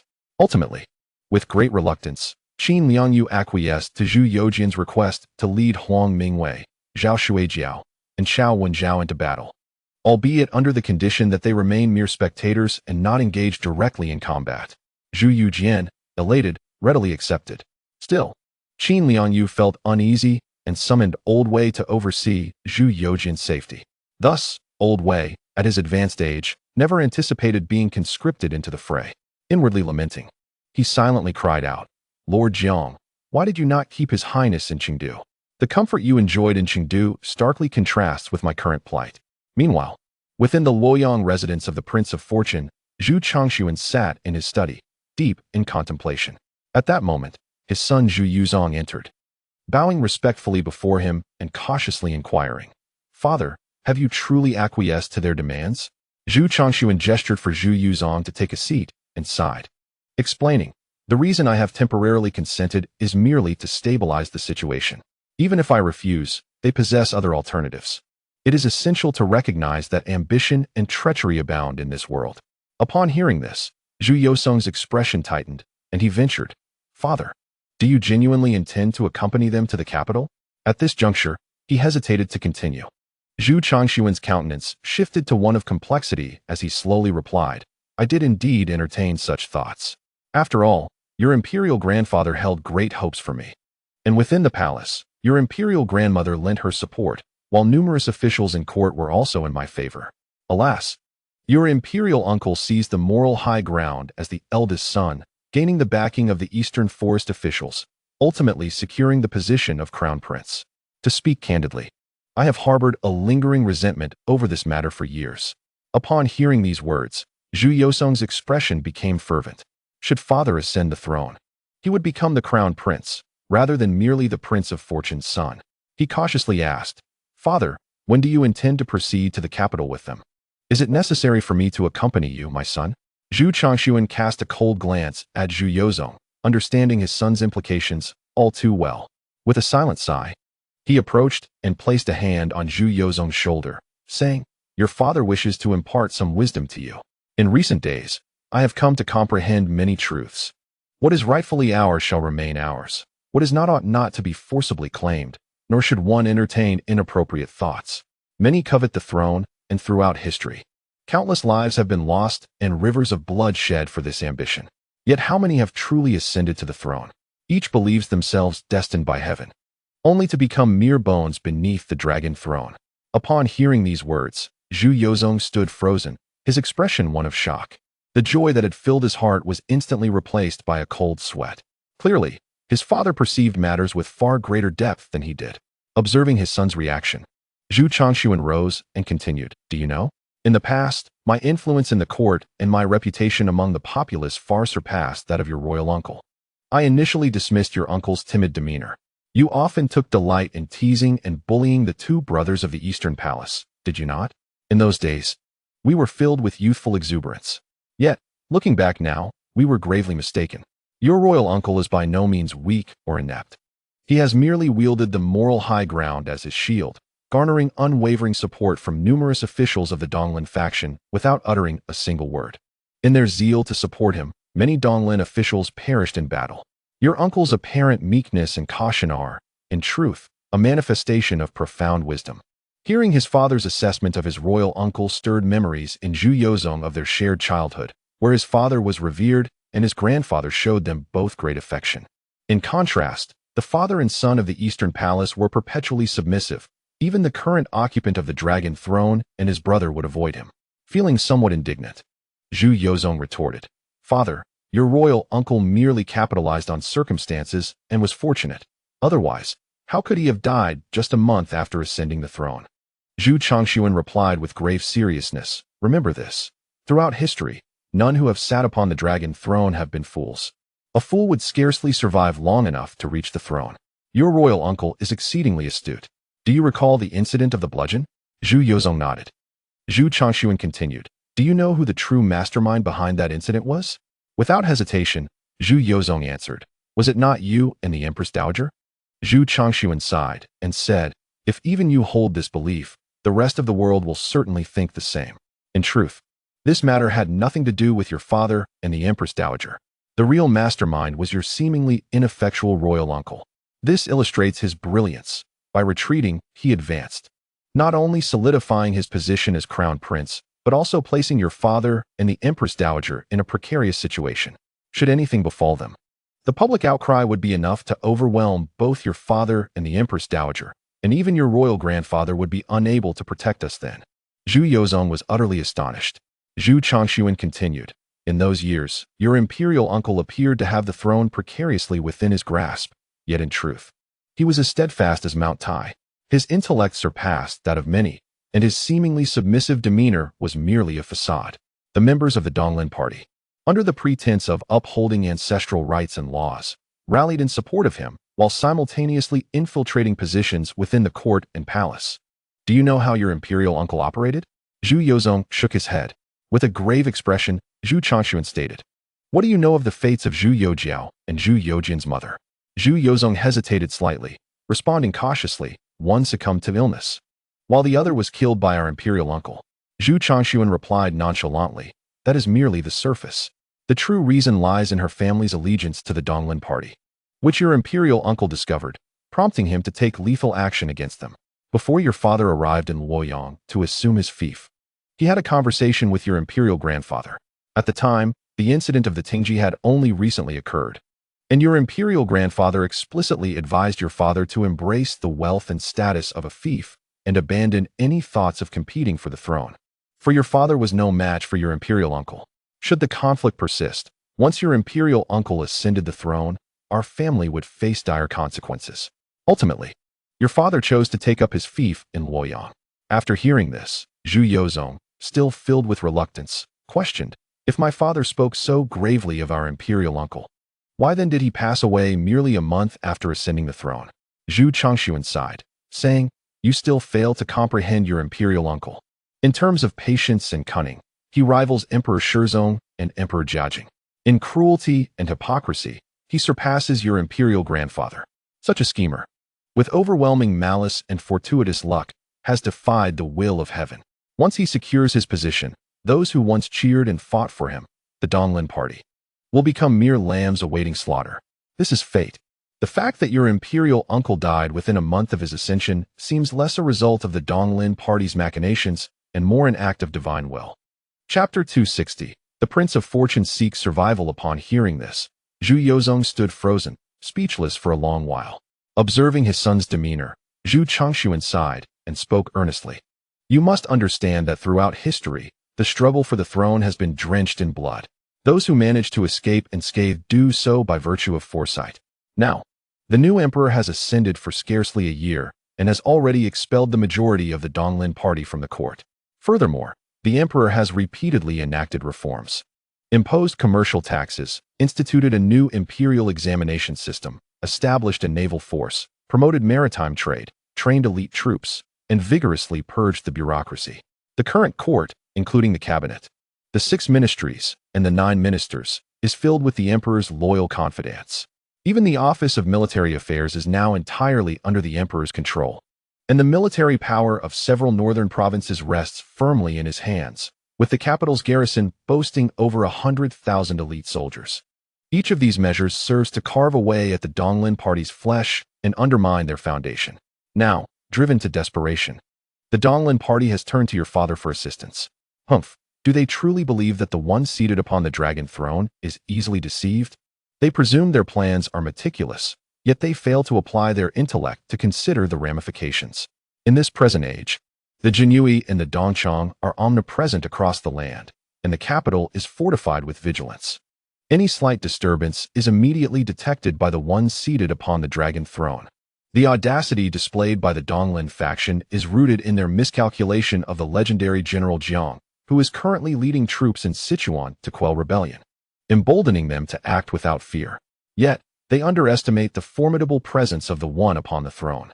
The Donglin faction's ambition to usurp the emperor's position might very well play into the emperor's hands, who may be waiting for them to reveal themselves, thereby justifying a ruthless purge. Should the emperor intervene, even the slightest misstep could lead to our family's demise. Even if, by some stroke of fortune, we were to ascend to the throne, what would it matter? After years away from the capital, even if my father were to claim the dragon throne, his foundation would have crumbled, rendering him merely a puppet for others to manipulate. In a contest for power against the Donglin faction, if they could unseat the one on the throne, they could just as easily do the same to us. Rather than risk such peril, it is wiser to cherish the wealth and privilege we currently possess. Upon hearing this, Zhu Youjian's complexion turned as pale as a sheet. His dreams of ascending to the position of crown prince were extinguished, plunging him into despair. It is evident that if our family were to become embroiled in this conflict, the risk of death looms large, irrespective of whether we could seize the throne. The one upon the throne is no benevolent figure. The Prince of Tianqi was easily discarded, and the King of Shu, who had reigned in Chengdu for over 2 centuries, was left in disarray by that individual's younger brother. Moreover, our family has a history of grievances with the one on the throne. Should they turn against us, the consequences would be dire. Trembling, Zhu Youjian wiped the cold sweat from his brow and hastily inquired, Father, if you keep those individuals in our residence, and this information gets exposed, we will have no defense. Zhu Youjian, upon hearing this, smiled gently and replied, Do not be alarmed, my son. The reason I have kept them close is that I have secured a letter of allegiance. I intend to present this letter to the one on the throne as a personal favor, hoping that it will allow him to set aside past grievances and cease to trouble us. Zhu Youjian nodded in agreement, then asked, But father, how shall we offer these individuals to the one on the throne? Zhu Youjian, observing his son's bewilderment, could not help but laugh heartily, saying, "With so many people in the royal residence, can you truly ascertain that none of them are affiliated with the Jinhui or the Dongchang?" At this, a chill surged through Zhu Youjian, as if he had plunged into an ice cellar. Seeing his reaction, Zhu Changshuan comforted him with a smile. "From here on, you need not concern yourself with anything. I shall handle the remainder." Zhu Youjian, still in a daze, nodded mechanically and then departed in a state of despondency. Watching his son's retreating figure, Zhu Changshuan sighed deeply and softly recited, "All day long I toil for mere sustenance. Having just feasted, I long for garments anew. With both food and clothing assured, I still yearn for the beauty of a beloved wife. To marry a beautiful wife and bear children. Yet lament the lack of land and foundation. If one possesses expansive farmland, one still finds oneself lamenting the scarcity of steeds for riding. With mules and horses tethered at the stable, one fears being wronged without an official title. A seventh-rank county official feels it is beneath him, yearning instead for the purple robes of the court. Aspiring to be a first-rank prime minister, one dreams of usurping the empire's foundation. Satisfied with being an emperor, one still longs for the elixir of immortality. Should one procure the potion for eternal life, one would then dare to debate with the heavens. Yet, insatiable is the heart that knows no contentment. What is life, if not a fleeting journey? If one wishes for the satisfaction of the world, it can only be found in a dream of the south. Subsequently, Zhu Changshuan rose and summoned his trusted eunuch, Zhao Chuanda, who stood vigil outside the door. He said, "Zhao, you have accompanied me for many years, from the capital to Luoyang, remaining my confidant. You are well aware of the current situation. Go and gather everyone from the royal residence to come before me, for I have matters to discuss." Zhao Chuanda, with a complex expression, nodded and hurriedly departed. Before long, 30 or more individuals were brought before Prince Fu, Zhu Changshuan. Among them were guards, eunuchs, palace maids, cooks, and physicians, representing a myriad of roles. The crowd appeared bewildered, unsure of the purpose of their assembly. Zhu Changshuan regarded them and spoke. "I am well aware of your identities and the functions you have performed in the royal residence. However, today I require your assistance in contacting our contacts in the capital. Please summon your liaison to meet with me." He then instructed Zhao Chuanda, "Reward each person with 50 taels of silver." Zhao Chuanda promptly nodded in agreement and led the group away. Though the crowd was perplexed, they returned to their posts and resumed their duties. Meanwhile, in the kitchen of the Prince Fu's residence, a diminutive cook glanced around to ensure no one was watching before hastily entering the kitchen. Approaching a middle-aged man tending the fire, he whispered, "Sir, just now the prince stated he wishes to contact the capital and asked for the liaison to meet him." The middle-aged man continued his work, adding wood to the flames, and chuckled. "It seems the prince is not a fool. He understands the gravity of the situation. In that case, I shall go meet him. These days have worn me thin, chopping wood, fetching water, cooking, and stoking the fire. Fortunately, I learned a few tricks from Lord Jiang, or else this work would be truly daunting." That night, Prince Fu Zhu Changshuan sat in his study, with his close confidant, Zhao Chuanda, quietly guarding the door. At that moment, a man emerged from the darkness. Zhao Chuanda gently opened the door and ushered the man inside. Zhu Changshuan regarded the somewhat familiar middle-aged figure and inquired, "Are you the one responsible for liaising with the capital?" The middle-aged man smiled slightly and replied, "Indeed, I am. I heard from my subordinates that your highness wished to contact the capital, so I have come." Zhu Changshuan gestured for him to take a seat and said, "There are several traitors in the royal residence who have incited me to commit acts of treason. This matter bears significant consequences. I have temporarily contained these individuals within the residence. I ask you to contact the capital and inquire whether these traitors should be executed on-site or escorted to the capital." The middle-aged man smiled broadly and remarked, "There is no need to contact the capital regarding this matter. I can inform your highness right now. All that is required is to reassure these individuals, and then follow them to the capital." Upon hearing this, Zhu Changshuan furrowed his brow in displeasure.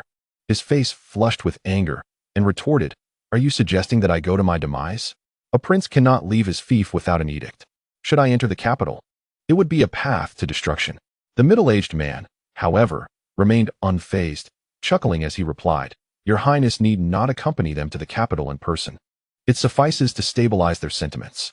I shall handle the rest, but your highness will need to cooperate well." Zhu Changshuan nodded slightly and inquired, "How should I cooperate?" The middle-aged man smiled gently and replied, "These individuals are entangled with many others. Your Highness merely needs to feign agreement to travel to the capital with them. Once the time is set, you shall take a boat north along the river. However, all the guards must be arranged by me, and I will manage the remaining matters. As for your Highness, it is best to remain in Luoyang and not proceed to the capital." After a moment of contemplation, Zhu Chongxuan stated, "A switch of the pillars?" The middle-aged man nodded in affirmation. Zhu Chongxuan reciprocated the gesture, saying, "In that case, I must trouble you." Subsequently, the middle-aged man prepared to take his leave. Suddenly, Zhu Chongxuan asked, "Why do I feel as if I have met you before?" The middle-aged man turned his head and smiled faintly, saying, "I had the fortune of meeting your Highness on several occasions in the capital years ago." With that, he turned and disappeared into the night. At that moment, the study of the royal residence was left with only Prince Zhu Chongxuan and his close aide Zhao Chuanda. After a brief pause, Zhu Chongxuan displayed a look of astonishment, incredulously exclaiming, "How could it be him? When did he infiltrate the royal residence?" Zhao Chuanda remained silent alongside him. Then, Zhu Chongxuan gave a bitter smile and said, "I didn't expect that person in the capital had everything arranged. Thankfully, I did not act foolishly. Otherwise, I might have met my end before even reaching the capital." After returning to the kitchen, the middle-aged man hastily instructed the short-statured chef, "Send a message to the capital immediately, stating that the big fish has taken the bait and can be netted at any time." The short chef nodded eagerly and then went to a secluded corner to retrieve a homing pigeon, releasing it into the night sky. Before long, the pigeon vanished into the vast darkness. Meanwhile, within the capital of the Ming dynasty, after several reinforcements, the construction of the 3 grand halls was nearing completion. Zhu Youjian personally oversaw the work and provided guidance daily, and during his leisure, he summoned the sage Shuzi to the palace to impart teachings. The rumors regarding Zhu Youjian's lineage, once swirling like a tempest in Jiangnan, had rapidly spread to the capital and throughout the entire northern Jili region.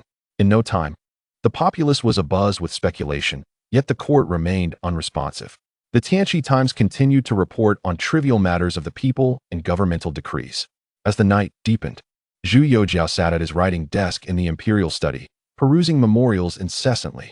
Standing by was Fang Zhenghua, who cautiously reported the various occurrences within the capital. After listening, Zhu Youjian nodded and stated, "Very well.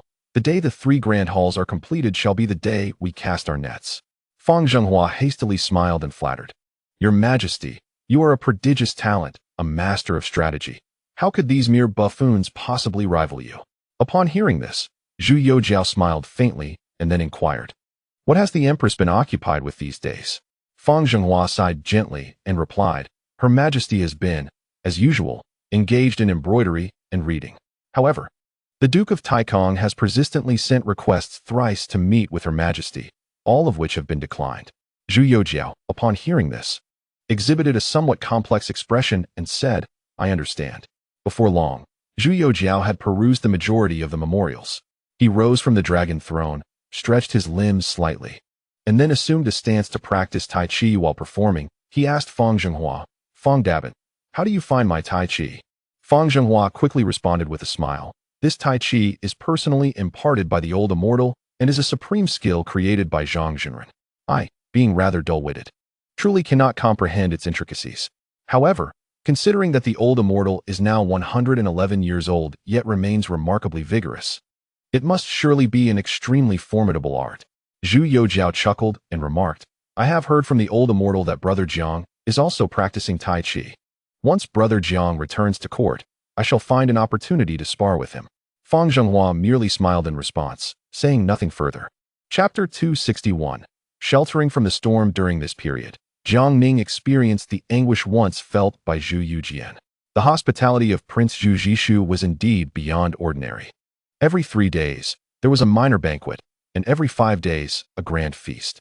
Gifts of gold upon arrival and silver upon departure, along with an endless stream of rare treasures and ancient artifacts, were continuously bestowed upon Jiang Ning. Most absurdly, there were even plans to send several young maidens to warm his bedding, leaving Jiang Ning utterly speechless. Subsequently, he declined the invitations under the pretext of handling official duties. After 3 successive requests from Zhu Zhishu, Jiang Ning did not even show his face, instructing Li Ruoyan to send the visitors away. From that point onward, Zhu Youjian ceased his persistent invitations to Jiang Ning. One day, while Jiang Ning was practicing Tai Chi in his courtyard, Li Ruoyan hurriedly entered, his face marked with urgency, and said, "My lord, urgent news from the capital." Jiang Ning did not respond, prompting Li Ruoyan to place the confidential report on the table. After approximately half an hour, Jiang Ning gradually concluded his practice, exhaling a deep breath, wiping the sweat from his forehead, and approached the table to examine the report. After a moment, he smiled and remarked, "The fish has finally taken the bait. Now, we simply await the right moment to net it." Hearing Jiang Ning's words, Li Ruoyan displayed a look of confusion and asked, "My lord, do we need to return to the capital?"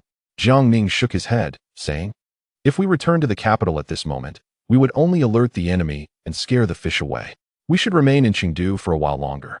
Once we have finished our netting, we shall proceed to Guizhou to deal with in Banyan." Li Ruoyan's expression turned to one of concern as he said, "But my lord, the troops in the capital have been depleted, with tens of thousands scattered across Shaanxi, Sichuan, and Guizhou, leaving the capital vulnerable. Furthermore, considering your current station in Sichuan and your absence from the court, can the emperor manage without your counsel? Should the East Lin faction become unruly and the situation spiral out of control, what recourse do we have?" Jiang Ning lifted a cup of tea and offered it to Li Ruoyan, saying, "Old Li, I have already made all necessary arrangements. The emperor is also well prepared. There is no need for excessive concern." Li Ruoyan accepted the tea, but, after a moment of contemplation, still expressed his worries. "Yet I remain apprehensive. For it has been you, sir, who has shielded His Majesty from the storms of court for so long. With your absence, I cannot help but feel uneasy." Jiang Ning chuckled. "In today's Ming dynasty, only one person can summon the winds and rains, and that is the emperor. As for providing shelter from the storm, the 6 ministries can certainly manage. It is not solely my responsibility. While I may shield the emperor, he, in turn, protects all loyal officials and subjects of the Ming. Throughout history, every emperor ascending the throne has felt trepidation and walked a precarious path. Yet for an emperor, there are myriad roads in the world, but no retreat. He must stand tall and advance resolutely. Therefore, we must place our faith in the emperor." Li Ruoyan nodded in response. At that moment, Jiang Ning inquired with a smile, "What news do we have from Guizhou today?" Li Ruoyan, with a slightly awkward demeanor, replied, "Everything is proceeding according to your strategy. More local chieftains have allied themselves with Banyan, who has grown increasingly reckless, capturing cities and plundering the gentry. Those unwilling to pledge allegiance to him face his direct aggression." Jiang Ning nodded thoughtfully upon hearing this news.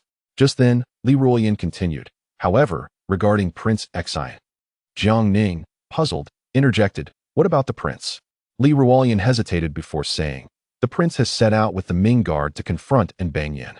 Jiang Ning was momentarily taken aback. He had originally dispatched Zhu Youjian and Old Wei to investigate corruption within the Guizhou administration and gather evidence. Why had this young lord taken the Ming Guard to the front lines? He exclaimed, "Isn't this reckless? Why doesn't General Qin intervene? And what of Eunuch Wei?" Li Ruoyan's expression grew increasingly complex as he replied, "General Qin is powerless in this instance. The prince did not bring the capital's troops or local forces. He has taken the Ming Guard. Moreover, General Qin is the prince's aunt." Jiang Ning was left speechless, astonished at the revelation of Qin Liangyu being Zhu Youjian's aunt. After a lengthy pause, he incredulously exclaimed, "Old Li, stop jesting. We are discussing serious matters." Li Ruoyan, equally embarrassed, insisted, "Sir, I assure you I speak only of serious matters, not in jest." He proceeded to elaborate on the relationship between Zhu Youjian and Qin Liangyu. Jiang Ning was left at a loss for words, contemplating how Zhu Youjian could act so impulsively, establishing familial ties before matters were even settled. He then continued, "Even if General Qin cannot intervene, what of Eunuch Wei? Cannot he dissuade the prince? On the battlefield, weapons are indiscriminate. If the prince were to be harmed, how would he explain it upon returning to the capital?" Li Ruoyan expressed his exasperation, stating that Wei Gonggong had also joined the battlefield. Jiang Ning stood frozen, pondering the absurdity of the situation. Why had Old Wei decided to join the fray and venture to the front lines? Li Ruoyan elaborated, explaining that General Qin was unable to dissuade His Highness, and thus had summoned Wei Gonggong. However, instead of persuading the prince, Wei Gonggong found himself being dragged into battle by His Highness. Jiang Ning was rendered speechless. These two mischief makers seemed to stir up trouble wherever they went. He promptly instructed to send a message to General Qin, emphasizing the need to protect the prince at all costs, ensuring no mishaps occurred. Li Ruolian nodded in agreement. At that moment, Old Wei, situated in Guizhou, was experiencing one of the most exhilarating periods of his life. Originally, he had been invited by Qin Liangyu to look after Zhu Youjian, but little did he expect that Zhu Youjian would defy convention. Initially, they had agreed that he would merely observe the battle. However, seizing an opportunity, while Chao Wenjiao and Zhao Shuijiao were coordinating their troops, Zhu Youjian unexpectedly commanded the Ming guards to launch an assault on the rebel forces, gallantly leading the charge with his sword drawn. Witnessing this chaotic scene, Old Wei felt as though the world was spinning around him, as if he could see his long-deceased great-grandmother beckoning him. If anything were to happen to Zhu Youjian, how could he, Old Wei, ever justify such a failure? In a frenzy, Old Wei spurred his horse into the fray, determined to shield Zhu Youjian at all costs. His mind was consumed with a singular thought. He must not allow a single hair on Zhu Youjian's head to be harmed. Otherwise, he would have no choice but to take his own life in atonement. Both Chao Wenjiao and Zhao Shuijiao were equally astonished by Zhu Youjian's reckless decision to engage in battle. This was no trivial matter. If news of this reached Jiangning in Chengdu or Zhu Youjiao in the capital, they would surely face dire consequences. Without hesitation, the two leaders rallied their elite troops, swiftly surrounding Zhu Youjian, insisting that he refrain from leading the charge. Realizing that the assembly was resolute in their opposition to his advance, Zhu Youjian acquiesced. He then ordered the Ming guards to follow the commands of Chao Wenjiao and Zhao Shuijiao in the battle against the rebels. This decision left both Chao and Zhao in a state of dismay. It was important to note that the members of the Ming guards were all scions of noble families. While they had undergone military training, they had never truly faced the battlefield. The two leaders felt little confidence in these privileged youths. To their astonishment, however, 4,000 Ming guards collectively petitioned Chao Wenjiao and Zhao Shuijiao to be allowed to fight, their spirits high, expressing their determination to achieve glory on the battlefield. This unexpected display left both Chao and Zhao speechless. Ultimately, after several appeals from Zhu Youjian, they reluctantly agreed to permit the Ming guards to participate in the conflict. Meanwhile, within the Fuwang mansion in Luoyang, Yang had encountered someone he had never dared to dream of meeting. He hurriedly recounted his journey from Sichuan to Luoyang, along with the intelligence he had gathered, presenting it all to his counterpart. Upon hearing his report, the individual recognized Yang and significant contributions and urged him to keep a close watch on certain individuals within the courtyard. Yang was overwhelmed with excitement, feeling as though he was on the brink of ascending to great heights. At this moment, in the small courtyard of the Wang residence, Mr. Qingshan, his uncle, and an elderly man holding an iron talisman sat together in a circle. Mr. Qingshan's uncle spoke first. "Brother Gongqing, now that Prince Fu has agreed, and preparations in the capital are in full swing, when shall we proceed to the city?" The elderly man, toying with the iron talisman in his hand, replied with a smile. "Indeed, news from the capital indicates that the three great halls are nearing completion. The day they are finished will herald a time of transformation. We shall embark for the capital in a few days." At this juncture, the atmosphere among them grew increasingly animated. The elderly man then continued. "This year's imperial examination has yielded unexpected results, with all candidates from the Donglin Academy being accepted, which has taken me by surprise." Mr. Qingshan's uncle, upon hearing this, chuckled and said, "Brother Gongqing, there is nothing to worry about. Even if the one seated on the dragon throne and that fellow from Jiangning harbor different intentions, once the tide is set, all their plans will amount to mere idle talk." The elderly man nodded in agreement and then inquired, "What is the current situation in Jiangning?" Mr. Qingshan's uncle burst into hearty laughter, exclaiming, "Ultimately, he is nothing more than a decorative pillow. Presently, he commands an army of 100,000 stationed in Chengdu, spending his days reveling with the King of Shu. As for Guizhou, it is under the command of Qin Liangyu, Zhao Shuijiao, and Chao Wenjiao, besieging the area. Yet they have made little progress. It seems the conflict will not resolve anytime soon." The elderly man nodded, his eyes twinkling with amusement. "In that case, let this Master Jiang enjoy himself thoroughly before his inevitable demise." Just as they conversed, Zhao Chuanda, the steward of the Wang residence, arrived at the courtyard. Upon noticing him, Yang promptly invited him inside. Zhao Chuanda, upon entering, immediately announced, "Gentlemen, the prince fell ill yesterday due to a chill and is currently recuperating. I implore you to finalize the time for your journey to the capital and inform me, so that the prince may prepare accordingly." Hearing this, the two immediately inquired about the condition of Prince Zhu Changxuan. Zhao Chuanda merely stated that it was a chill, offering no further details. The two nodded in response, offering a few words of concern before Zhao Chuanda took his leave. At this moment, Mr. Qingshan spoke. "Uncle, with Prince Fu falling ill at such a critical juncture, will it affect our grand plans?" The elderly man stroked his beard and chuckled. "Ah, Qingshan, the prince's ailment is but a minor chill. It is of no consequence. After all, what lies before him is the coveted throne, and even if he must crawl, Prince Fu will make his way to the capital to ascend the throne. That is an opportunity that countless individuals yearn for, but can scarcely obtain." Mr. Qingshan's uncle nodded in agreement, sharing in the optimism. Chapter 262. A banquet for the officials in the capital. As the completion of the three great halls drew near, the political landscape became increasingly enigmatic. The royalist officials maintained a palpable silence. Aside from handling affairs at the Yamen, they seldom ventured outside. The chief minister, Sun Qingzong, claimed illness and withdrew from public view, while the second minister, Yuan Kelly, dedicated himself to the cabinet, diligently attending to state matters. Meanwhile, Zhu Youjian focused solely on two pursuits: overseeing the progress of the three great halls and listening to the teachings of the divine void master. Even the right commander of the central army of the five armies, Duke Deng Wenming of Dingyuan, was summoned to the imperial palace to oversee the construction of the three great halls. Time swiftly passed, and in the blink of an eye, several days had elapsed. One day, within the small courtyard of the Prince of Luoyang, Mr. Qingshan, his uncle, and an elderly man wielding an iron talisman were examining a letter in their hands, an intense fervor igniting in their eyes.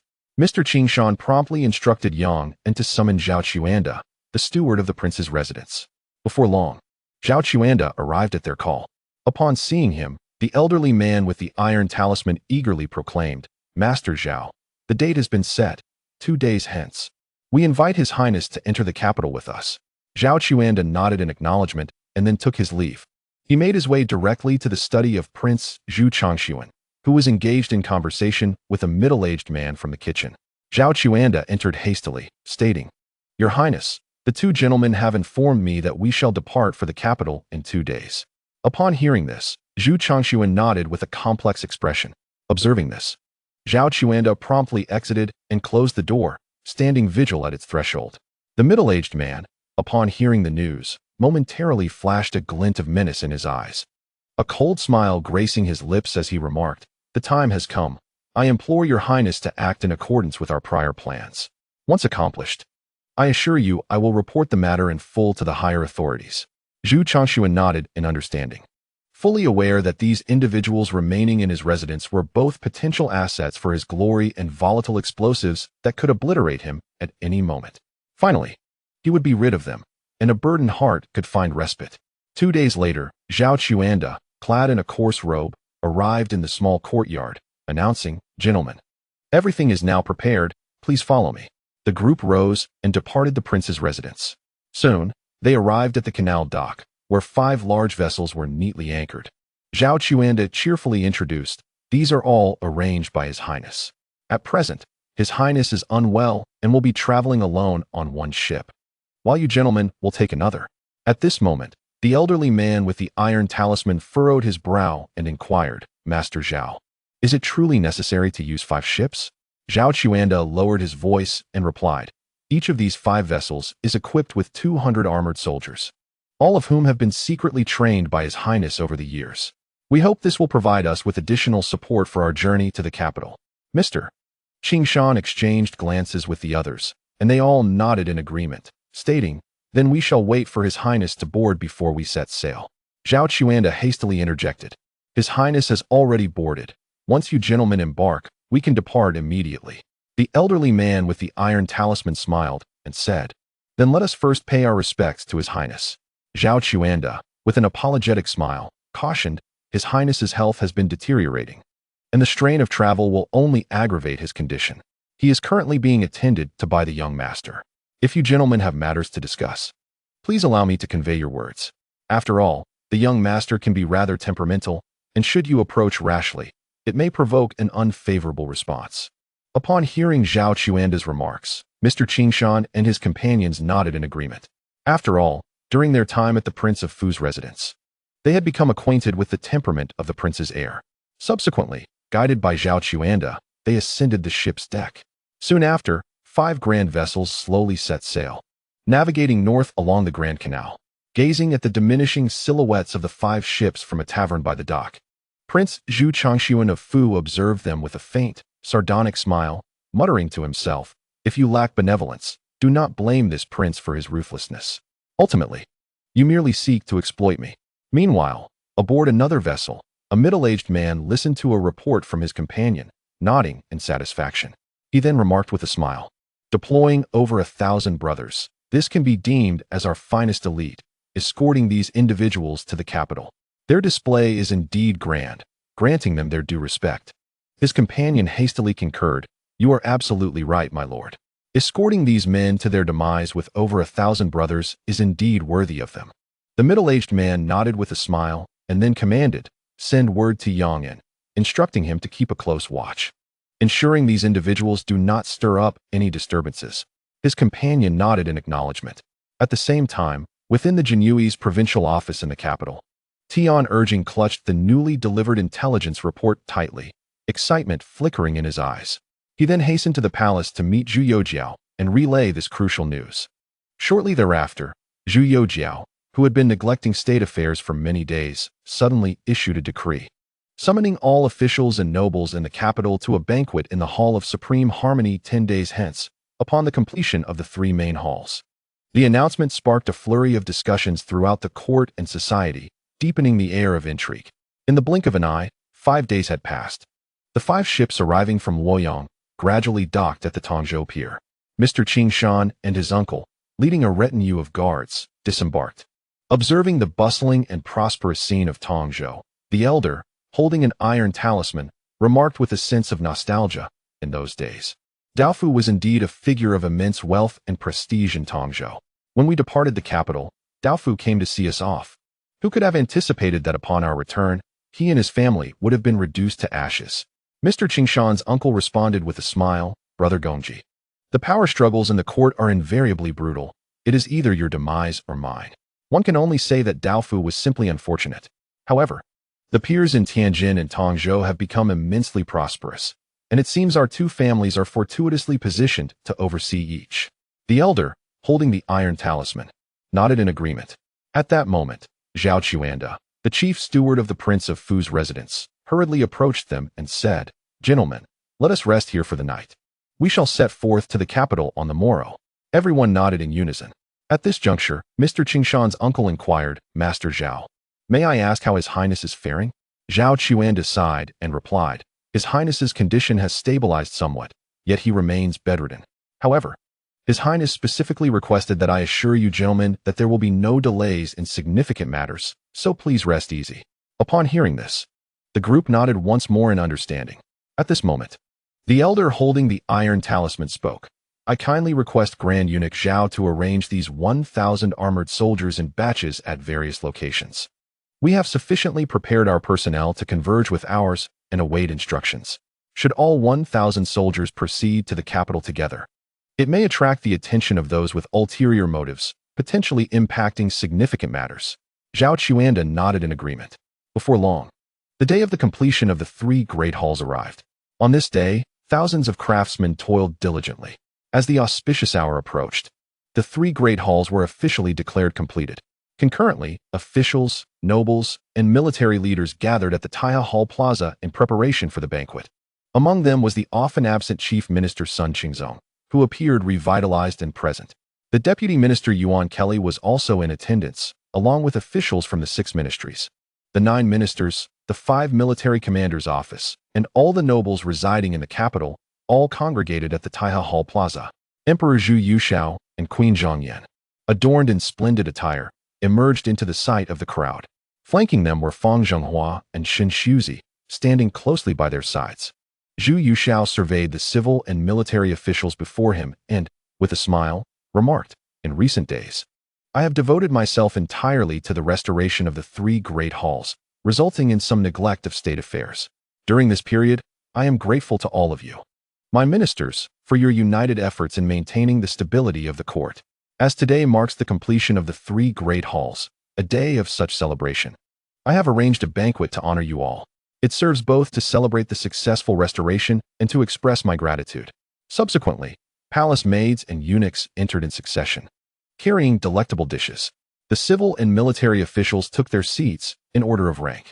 Zhu Youjian and Queen Zhang sat side by side, while Fang Zhenghua and Shen Shuzi stood like two guardian deities beside them. The assembled officials and nobles gazed upon the resplendent three great halls, each displaying a different expression. Minister of Revenue Guo Yinho stared at the halls, tears streaming down his face as he repeatedly wiped his eyes.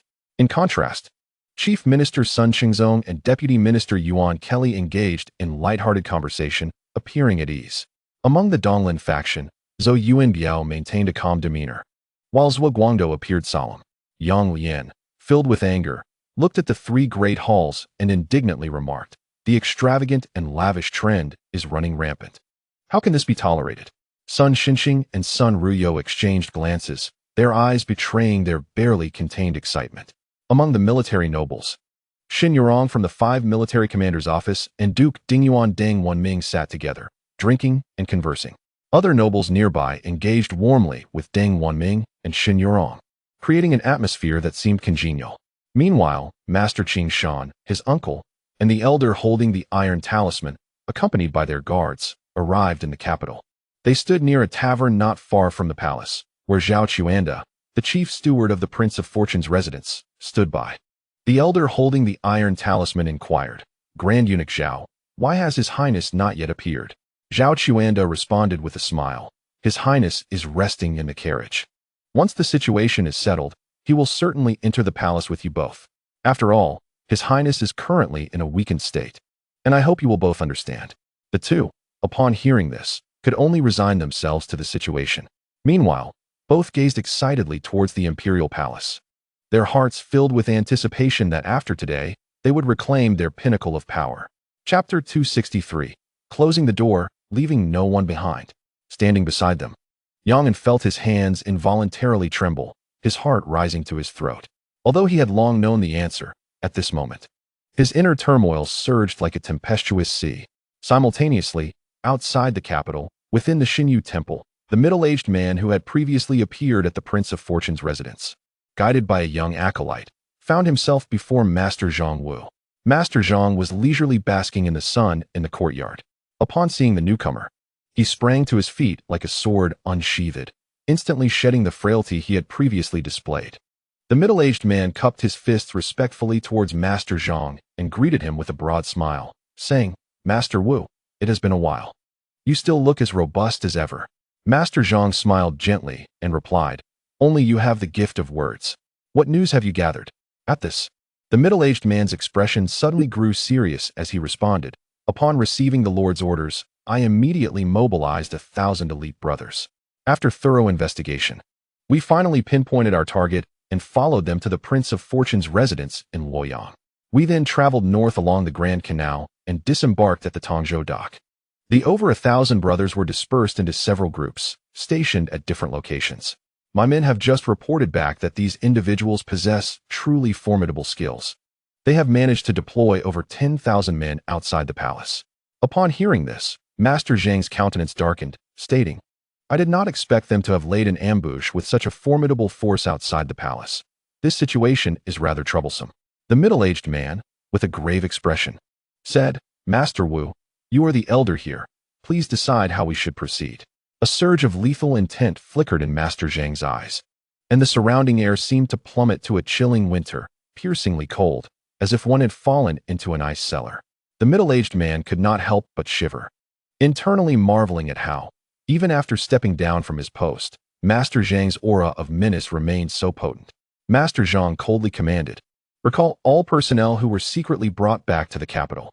We must first eliminate the over 10,000 ambushed outside, then have everyone assemble outside the palace, ready to enter and protect the emperor at a moment's notice."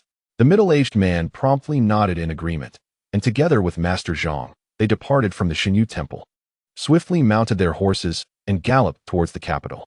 Meanwhile, in the square of the Taihe Palace, civil and military officials, along with nobles, each harbored their own thoughts, yet outwardly continued to enjoy the festivities of song and dance, indulging in fine wine and delicacies. Seated upon the dragon throne, Zhu Youjian maintained a calm demeanor, quietly observing the scene before him. Standing beside him, Fang Zhenghua wore a serious expression, his demeanor stern and unyielding. Even Xin Yuzi, who typically paid little heed to appearances, had notably altered his usual conduct, standing quietly by Zhu Youjian's side. At this moment, within several residences not far from the imperial city, a large assembly had gathered. The number of individuals in these residences varied, with some housing 700 or 800, while others boasted over 1,000. Without exception, they were all robust young men, wielding sharp blades. Even the 1,000 armored soldiers who had journeyed north from Luoyang were dispersed and assigned to these locations. Everyone bore a grave expression, tightly gripping their weapons, the atmosphere taut as a bowstring. Meanwhile, outside each residence, large numbers of individuals swiftly gathered, encircling these estates along the streets, effectively sealing off the thoroughfares. Before long, at least 1,000 people had amassed outside each mansion, uniformly equipped with strong bows and crossbows, with many even carrying firearms. Once all had assembled, a middle-aged man donned in a conical hat, with a long sword sheathed at his side, approached one of the residences, flanked by a throng of followers. Upon seeing this, the guards immediately shouted, "Who goes there?" "This is the residence of Lord Sun Ruyo, left Vice Minister of the Ministry of Rights." "What is your intention?" The middle-aged man, still wearing a smile, casually walked up to the guards and replied, "On the orders of my master, I have come to deliver a grand gift to Lord Sunday." As soon as he finished speaking, a flash of cold light erupted as the long sword was drawn, instantly cleaving one of the guards to the ground. Simultaneously, his followers brandished their weapons, descending upon the guards like tigers leaping from the mountains, slaying them in the blink of an eye. The middle-aged man then led his subordinates through the broken door. The hidden defenders in the residence were immediately alerted and rushed towards the courtyard. The man in the conical hat stepped into the estate, wielding his long sword, as both factions quickly formed a standoff. Upon seeing the group of brawny men brandishing weapons, the middle-aged man's smile widened, his eyes gleaming with a bloodthirsty light. From among the ambushed group inside, one man stepped forward, shouting angrily, "Who are you? Why have you intruded here?" Before he could finish, a long sword suddenly pierced through his chest from behind him. One of his assailants coldly replied, "Of course. We were the ones who called for you." In an instant, chaos erupted in the courtyard. The man in the conical hat bellowed, "Close the doors, leave no one behind." Immediately, his followers unleashed a torrent of arrows and bolts, igniting a fierce battle. The middle-aged man, displaying remarkable valor, charged into the fray, swinging his sword left and right. And within moments, several foes lay slain at his feet. Simultaneously, similar scenes unfolded at other residences, each engulfed in violence. At this moment, Lord Zhang Wuye rode his horse to the opposite side of the tavern where Yang Un and the others were located, seated in a private room on the second floor. His gaze fixed intently on the direction of the imperial city. A few sturdy men followed closely behind him.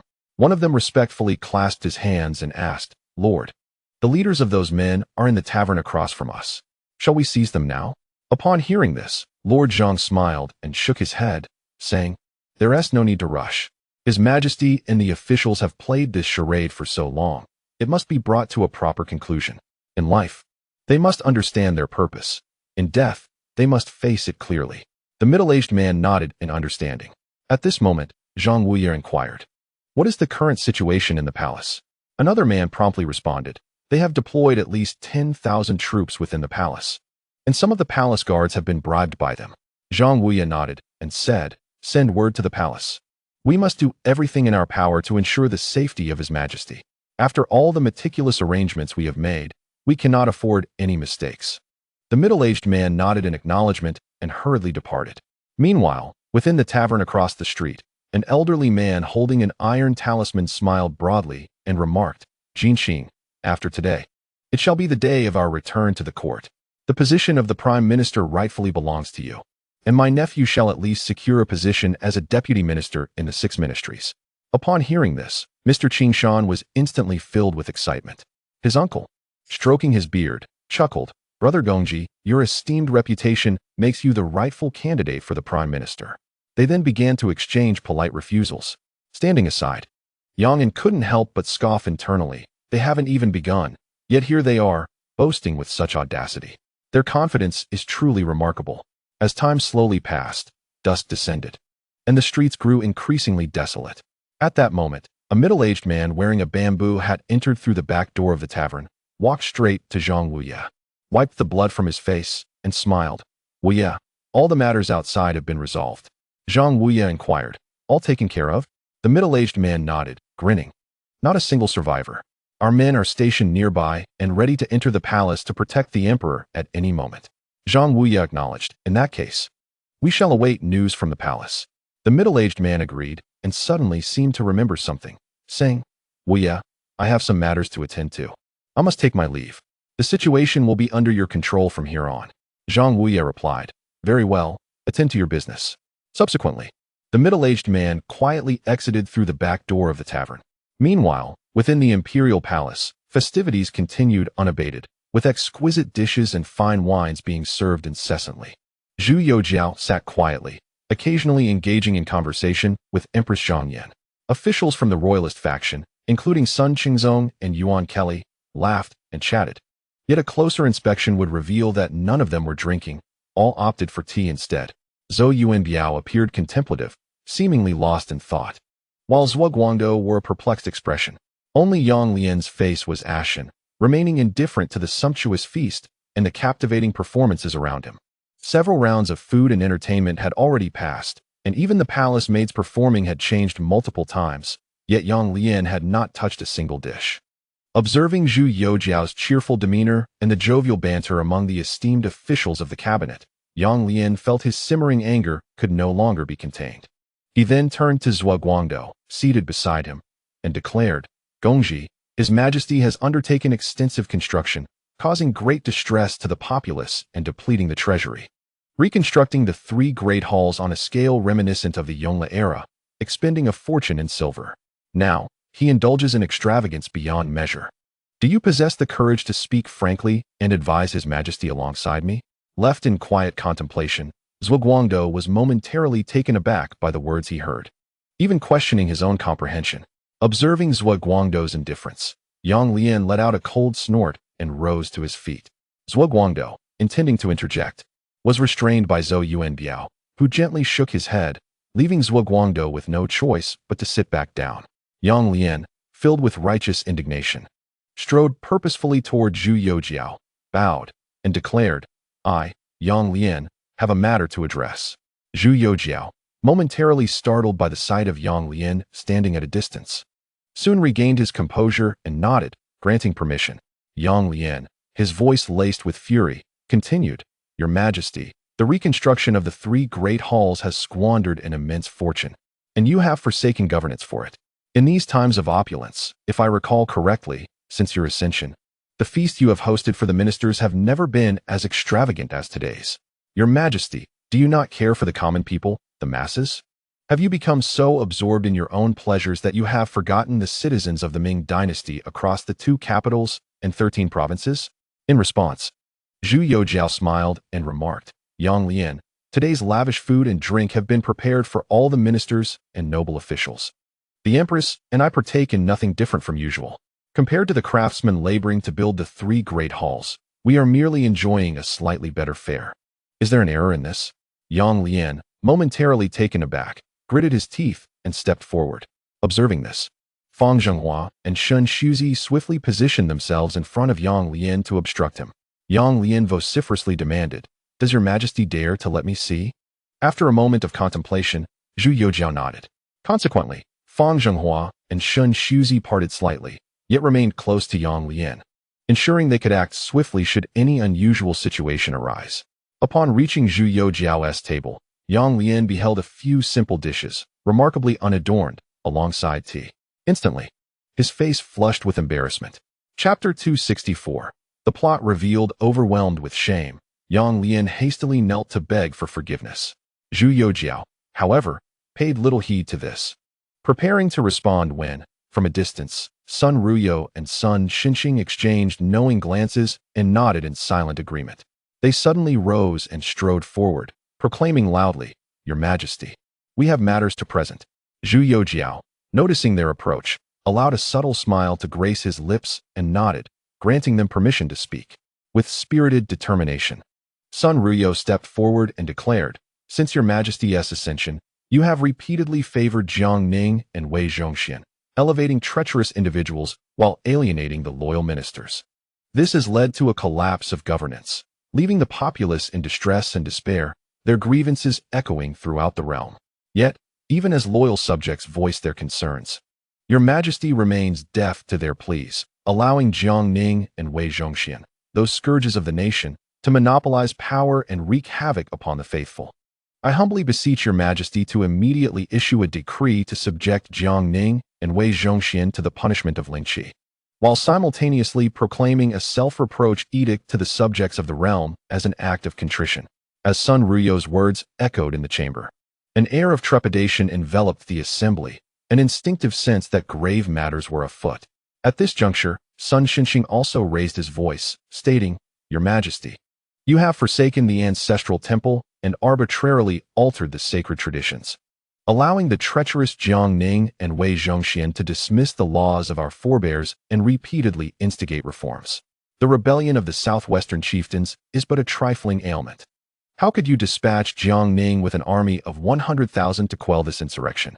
Such a mobilization of forces is a strain on the populace and a drain on the treasury. Though Jiang Ning has achieved some minor victories in Sichuan, he has descended into madness, colluding with Wei Zhongxian to annihilate the entire bureaucratic landscape of Sichuan. Even many chieftains who have traditionally remained loyal to the court have not been spared, plunging several southwestern provinces into chaos, with conflict erupting and the common people ensnared in dire straits. Furthermore, Your Majesty has permitted Prince Xian, in his princely capacity, to meddle in local military and political affairs. The lineage of the Shu king has guarded Chengdu for over 2 centuries, enduring hardships, if not glory. Yet, His Highness Prince Xian subjects the Shu king to various humiliations. How can Your Majesty remain oblivious to such conduct? I equally implore Your Majesty to issue a self-reproach edict to rectify public perception." As the words of the two men fell, numerous officials rose in agreement. In contrast, the loyalist officials observed the lack of rebuttal from the cabinet and the 6 ministries. And although anger simmered within them, they were compelled to stifle it. Even the nearby Zhou Yuanbiao and Zhuo Guangdou exchanged incredulous glances. Just as Zhou Yuanbiao was about to rise, he noticed Sun Qingzong, Yuan Kelly, and others maintaining their composure, steadfast as a mountain, seemingly prepared for the unfolding events. Contemplating this, Zhou Yuanbiao gestured for Zhuo Guangdou to remain seated once more. At this moment, Zhuo Guangdou appeared utterly disoriented, as if still grappling with the sudden upheaval. Upon hearing this, Zhu Youjian first turned pale, then gradually stood with a serene smile, addressing the assembly with calmness. "I possess but 8 sets of seasonal garments, which I change for dry cleaning. My daily diet is exceedingly frugal. In the imperial harem, the empress herself leads the palace maids in weaving and spinning, and I have but a handful of consorts. Wherefore then can one speak of extravagance and debauchery? The reconstruction of the 3 great halls serves merely to manifest the might of the Ming dynasty, with the majority of funds sourced from the imperial treasury.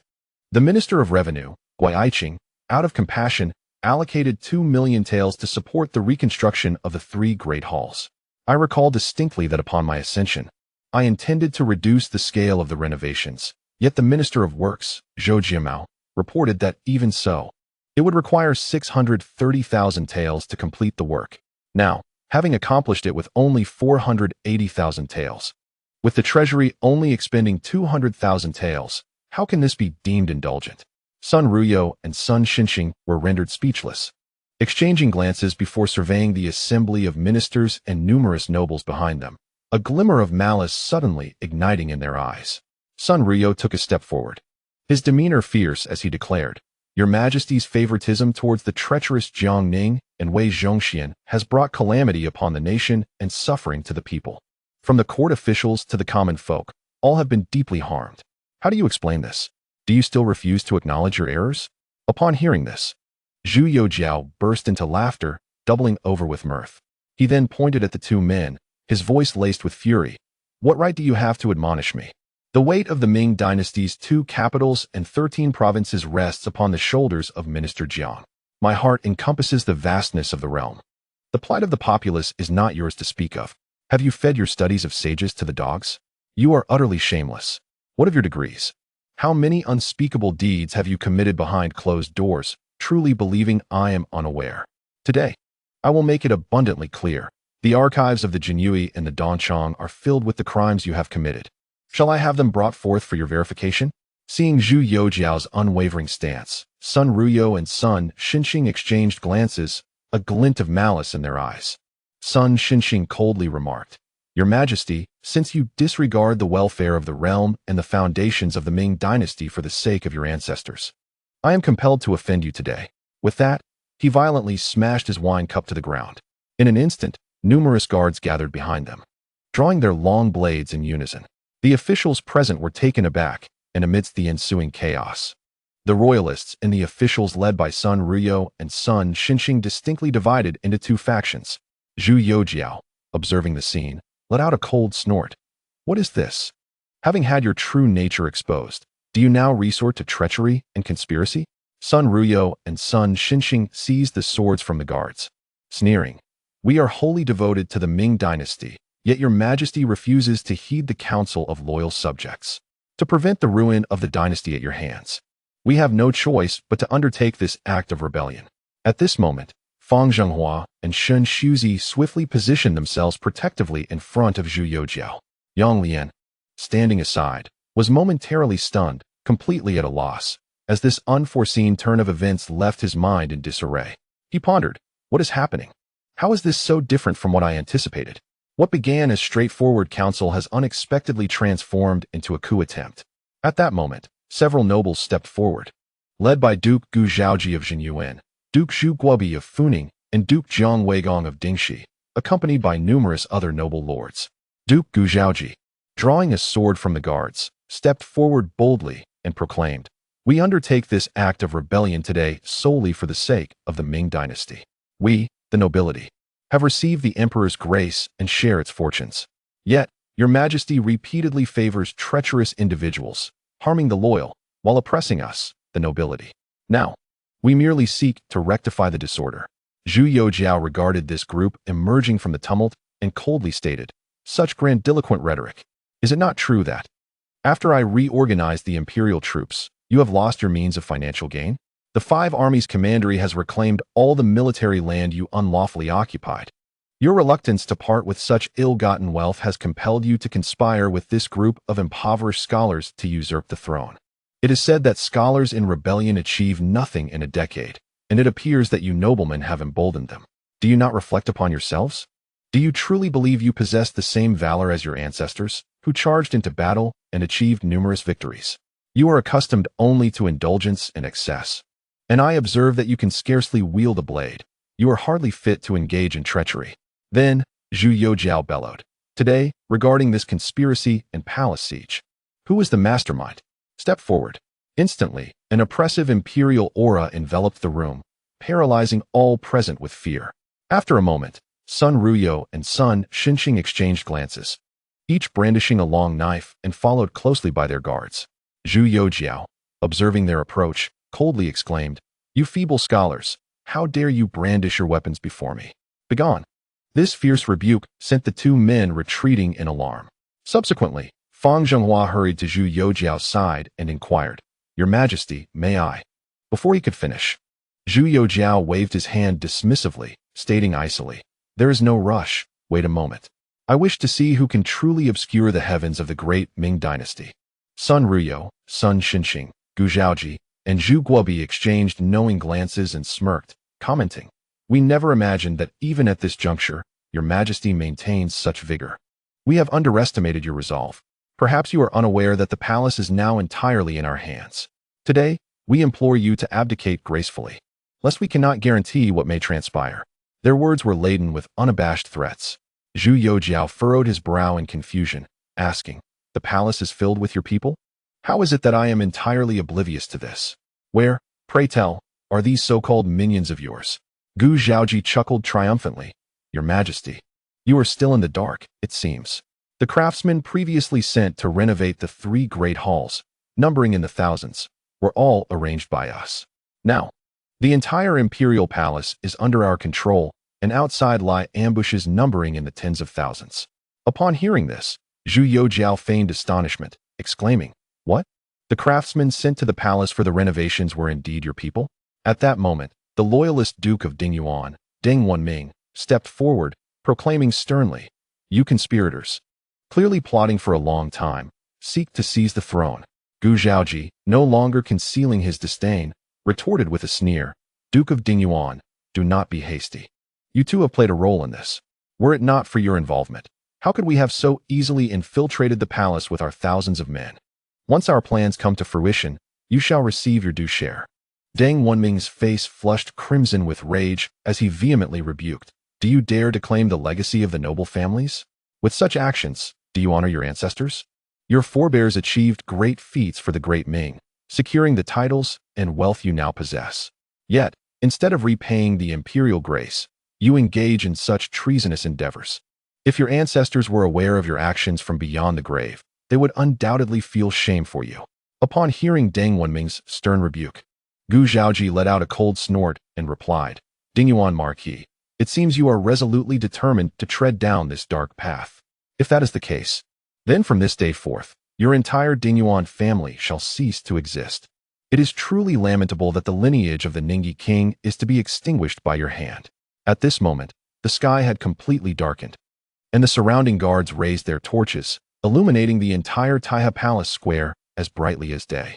Gu Zhaoji, wielding a long blade, strode forward and glanced at Zhang Guoji. The Duke of Taikong, standing not far from Deng Wanming, mocking, "Duke of Taikong, what are your intentions? Do you also wish to plunge into darkness? Do not forget your station." Upon hearing this, Zhang Guoji displayed a look of shame, then gritted his teeth and declared, "My identity and lineage require no elaboration from you. You plot treason against the throne. Today, even at the cost of my life, I, Zhang Guoji, shall defend the rightful rule of the Ming." Upon hearing Zhang Guoji's words, Zhang Yan's complexion turned as pale as a sheet, and she wavered unsteadily. Seeing this, Zhu Youjian quickly stepped forward to steady her. With tears welling in her eyes, Zhang Yan choked out, "Your Majesty, I am sorry. I have deceived you. In truth, I, Zhu Youjian, maintaining a calm demeanor, interjected, 'Let us speak of this later.'" As she leaned on Zhu Youjian for support, tears streamed down Zhang Yan's face. Chapter 265, The Showdown. At that moment, the Prime Minister's son Qingzong exchanged a glance with Yuan Kelly before stepping forward and admonishing, "How dare you conspire against the throne? Such a grave offense merits the annihilation of your entire clan. Are you seeking death?" The loyalist officials behind him rose in unison, angrily denouncing Sun Xinxing, Sun Ruyo, Gu Zhaoji, and the other nobles involved in the conspiracy. Sun Xinxing and Sun Ruyo, however, responded with laughter, "What is this, elder son? Is your ailment finally cured? You've only now chosen to speak. Don't you think it's a bit too late? Were it not for the treacherous Jiangning and Wei Zhongxian pulling down the Donglin gentlemen, a position like yours as prime minister would never have been bestowed upon you. Sun Qingzong, as for you, Yuan Kelly, and Shuiguoguan and Shangxi, you merely stumbled into the cabinet by chance. After today, you shall be branded as treacherous ministers of the Ming, with a reputation that could rival, if not surpass, that of Yin Song in infamy. Now, the palace is firmly within our control. You are but lambs awaiting slaughter." Zhu Youjian observed the heated exchange between the two sides with an air of calm. Fang Zhenghua tightly gripped a signal arrow, his expression focused. Meanwhile, outside the palace, in a tavern, Zhao Chuanda, the steward of the Fuwang mansion, hurried to the second-floor private room, saying, "Esteemed gentlemen, His Highness has sent me to inquire when you will enter the palace." Upon hearing this, Mr. Qingshan and the others gazed towards the palace, nodding. "Please convey to His Highness that we shall gather our people momentarily to escort him into the palace for his ascension." Zhao Chuanda nodded in agreement and then hurriedly departed. Mr. Qingshan withdrew a signal arrow from his bosom, preparing to launch it into the sky, when he suddenly noticed a throng of people rapidly gathering on the street, a dense mass stretching as far as the eye could see. With a hint of confusion, he glanced at the signal arrow in his hand before tucking it back into his clothing, exclaiming excitedly, "Uncle, the people have arrived." Mr. Qingshan's uncle and the elder wielding the iron talisman hurried to the window, gazing down at the assembled crowd. Both burst into hearty laughter, declaring, "The momentum is established. Let us proceed to the palace and support His Highness, the Prince of Fortune, in his ascension." Subsequently, the group, accompanied by several guards, hastily descended the stairs, where they found Zhao Chuanda waiting with a horse-drawn carriage. He said, "Gentlemen, shall we enter the palace together?" The elder with the iron talisman and Mr. Qingshan, along with his uncle, exchanged puzzled looks upon seeing the carriage. "Is the prince in good health?" they inquired. Zhao Chuanda chuckled, replying, "The prince has just taken his medicine and is a bit drowsy. He is resting in the carriage. However, he assured me that with your capable assistance, everything will be foolproof. He can be awakened at the time of the coronation." The elder and Mr. Qingshan's uncle exchanged a glance, secretly delighted, to them. Such an agreeable prince of fortune was the ideal monarch. They mounted their horses with vigor and rode ahead towards the imperial palace.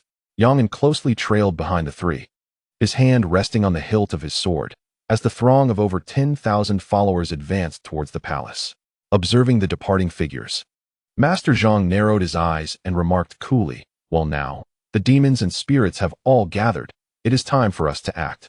Several middle-aged men behind him nodded in agreement and set off first. Master Zhang, hands clasped behind his back, descended the stairs and made his way towards the palace. Muttering to himself, "That fellow said he had matters to attend to, yet there is still no sign of him. I wonder what he is so busy with." He shook his head, self-deprecatingly acknowledging, "Perhaps Lord Jiang has other plans. It seems I truly am growing old." Meanwhile, in the grand courtyard of the Taiha Hall within the palace, the rebellious civil officials and nobles were embroiled in a heated argument with their loyalist counterparts. Zhu Youjian observed coldly, remaining silent. However, the rebellious faction, bolstered by military support, gradually gained the upper hand in the dispute, causing many lower-ranking officials to appear anxious and unsettled. In contrast, the heavyweights of the cabinet and the 6 ministries remained steadfast, with the Minister of Revenue, Guo Yunho, even displaying a glimmer of excitement, seemingly deep in calculation. Ultimately, Sun Ruyo, Sun Xinxing, Gu Zhaoji, and Zhu Guobi exchanged glances and discreetly instructed their attendants. Soon, the air was filled with the sounds of battle cries, as the craftsmen originally tasked with repairing the 3 great halls armed themselves and gathered in the Taiha Hall courtyard. Observing the assembled forces, Sun Xinxing and Sun Ruyo decided to drop their pretense, brandishing their long knives at Zhu Youjian with triumphant expressions. "Zhu Youjian," they declared, "we had initially intended to spare your life, but it seems you are too obstinate, determined to resist to the bitter end. You now face 2 choices. Either promptly pen an abdication edict, bequeathing the throne to the Prince of Fortune, after which you may choose between poison or a silken noose, or meet your demise at our hands, in which case someone will certainly write the abdication edict for you. The choice is yours." Zhu Youjian scoffed and remarked, "Did you not proclaim me to be an illiterate carpenter emperor? Yet now you demand that I compose an abdication edict? How absurd! Let it be known, I shall never pen such a decree. Even should I relinquish the throne, it shall not be passed to Prince Fu." Meanwhile, standing beside him, Fang Zhenghua appeared anxious, ever ready to sound the alarm from his signal arrow. At that moment, a cacophony of battle cries erupted nearby, prompting the assembly to turn their gaze. They beheld Li Ruyu, the chief scribe of the imperial ceremonial office, wielding a blade, followed closely by hundreds of young eunuchs, swiftly approaching the crowd. Fang Zhenghua furrowed his brow upon witnessing this, while Zhu Youjian maintained a demeanor of calm indifference. Sun Ruyo and Sun Xinxing chuckled and inquired, "Ah, Li Gonggong has arrived. One wonders what decision he intends to make. Will he join us in supporting a new emperor, thereby securing his legacy? Or will he steadfastly follow Zhu Youjian to his demise?" Li Ruyu gazed upon the unfolding scene, taken aback by the unexpected assembly of adversaries, silently pondering whether his previous conjectures had been misguided. However, observing the tranquil countenance of Zhu Youjian and the unwavering gaze of Fang Zhenghua, he steeled himself, contemplating that fortune often favors the bold. In terms of seniority, he could not rival Wei Zhongxian and could only barely match Fang Zhenghua against Chao Huachun of the Imperial Horse Guards. If he failed to achieve a significant feat today, how could he aspire to advancement in the future? Although the risk was considerable, the potential reward was alluring.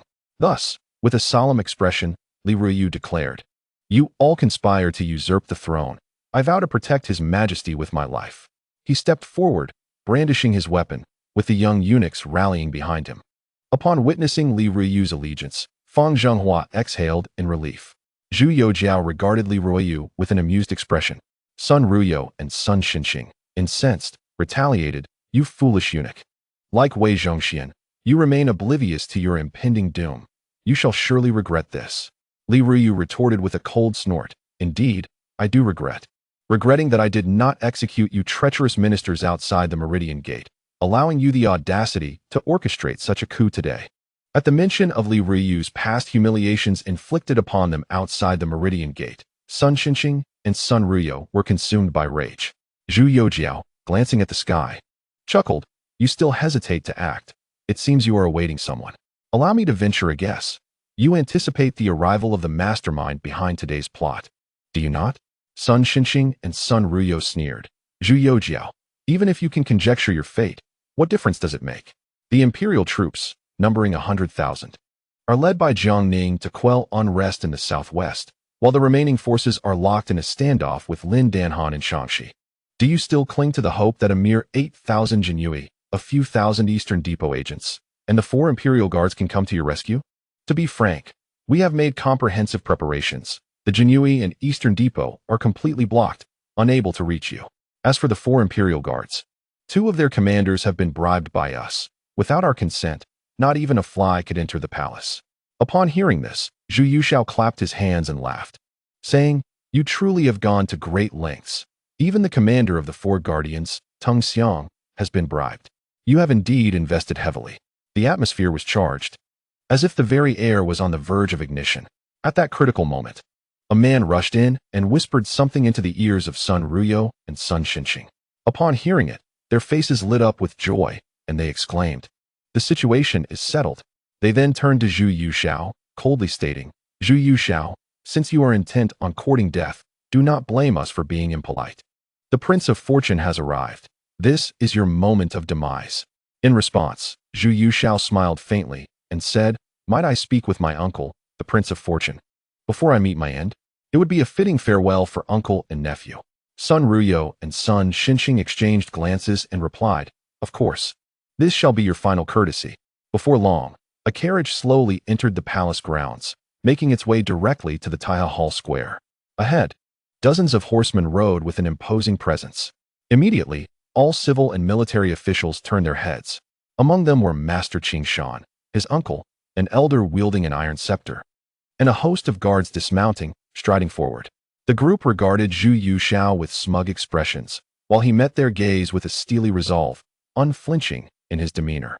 Sun Xinxing, Sun Ruyo, Gu Zhaojing, Zhu Guobi, and others all bowed to the elder with the iron scepter and Master Qing Shan's uncle. At that moment, Sun Qingzong and Yuan Kelly's expressions darkened as they coldly remarked, "Zhao Nanxing, Yi Xianggao. We did not expect that you two were orchestrating this palace coup from behind the scenes." Zhao Nanxing toyed with the iron scepter, mockingly replying, "Elder son, is it not too late to say such things now?" Yi Xianggao stroked his beard, leisurely responding, "We have long planned for this day. Fortunately, the heavens have favored us, and the situation is now settled. If you are willing to pledge your loyalty to the Prince of Fortune, generous rewards await.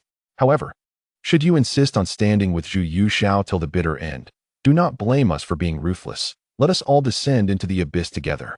The loyalist officials were taken aback, their hearts sinking as they cast their gazes towards the carriage. Before long, dozens began to shift towards Sun Xinxing and Sun Ruyo's camp. At this juncture, Yi Xianggao and Zhao Nanxing turned to Zhu Youjian and smugly proclaimed, "Zhu Youjian, do you see? This is where the hearts of the people lie." Zhu Youjian remained silent, his expression calm. Zhao Nanxing continued, wielding the iron scepter, "Zhu Youjian, you do possess some skill, surpassing even that of your father. Initially, we intended to give you more time, but you acted with such swiftness, reforming commerce and taxation, revitalizing the imperial examination system, and reorganizing the capital's military. You have even captured all 8 major Shangxi merchants, severing our trade with the borders. You have purged the palace multiple times, cleansing even the Tai Hospital and the Guanglu Temple of our infiltrators. Had it not been for these actions, we would not have had to confront you directly. Simply have someone secretly drug you.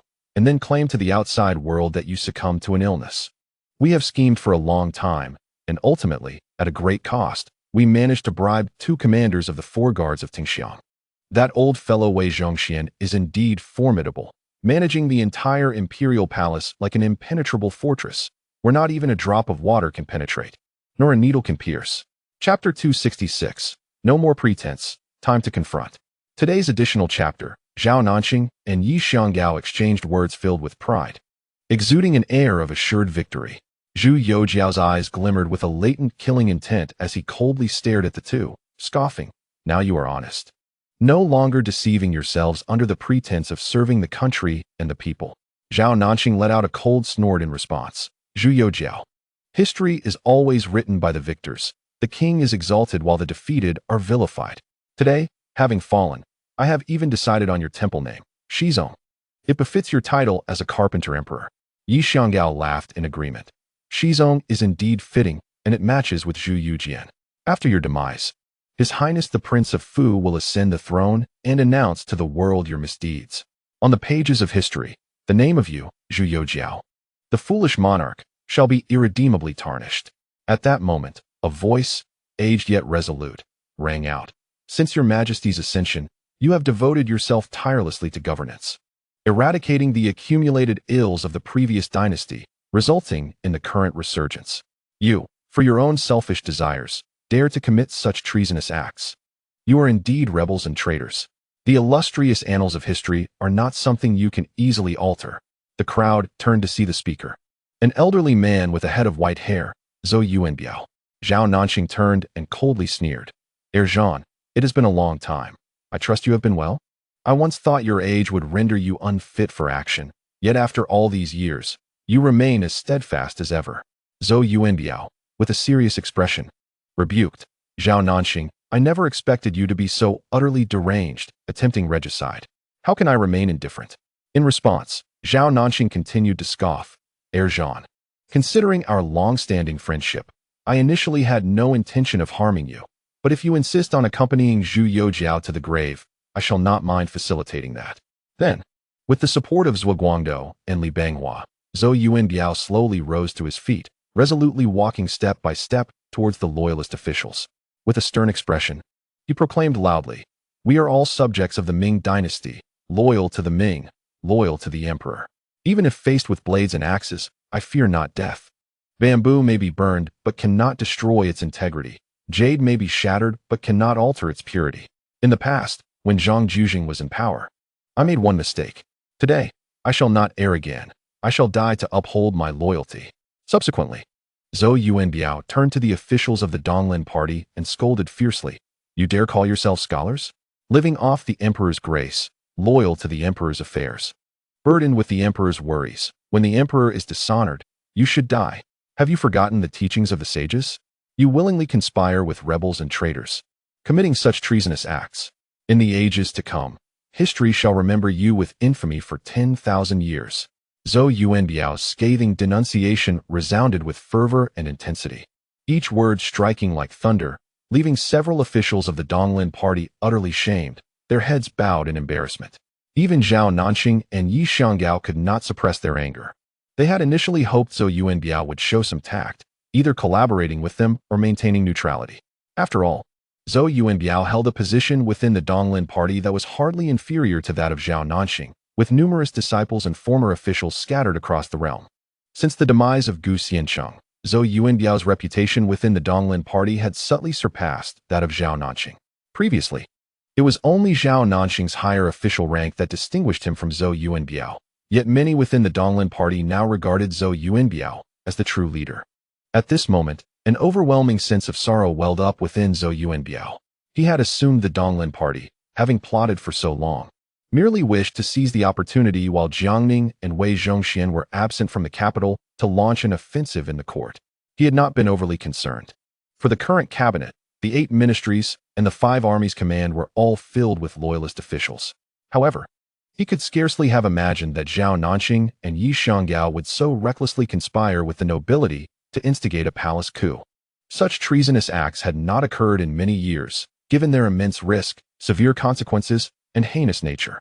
Yet, witnessing the tense atmosphere unfolding before him. Zhou Yuanbiao resolved to make a stand, even at the cost of his life. Simultaneously, he sighed inwardly, realizing he had misjudged Jiangning all along. He had always believed Jiangning would retain some hidden strategies to deal with the Donglin party. Yet, in light of the current situation, things had escalated beyond salvaging, leaving him filled with helplessness and desolation. Zhu Youjian, observing the scene, burst into laughter, exclaiming, "It seems I am not utterly foolish after all.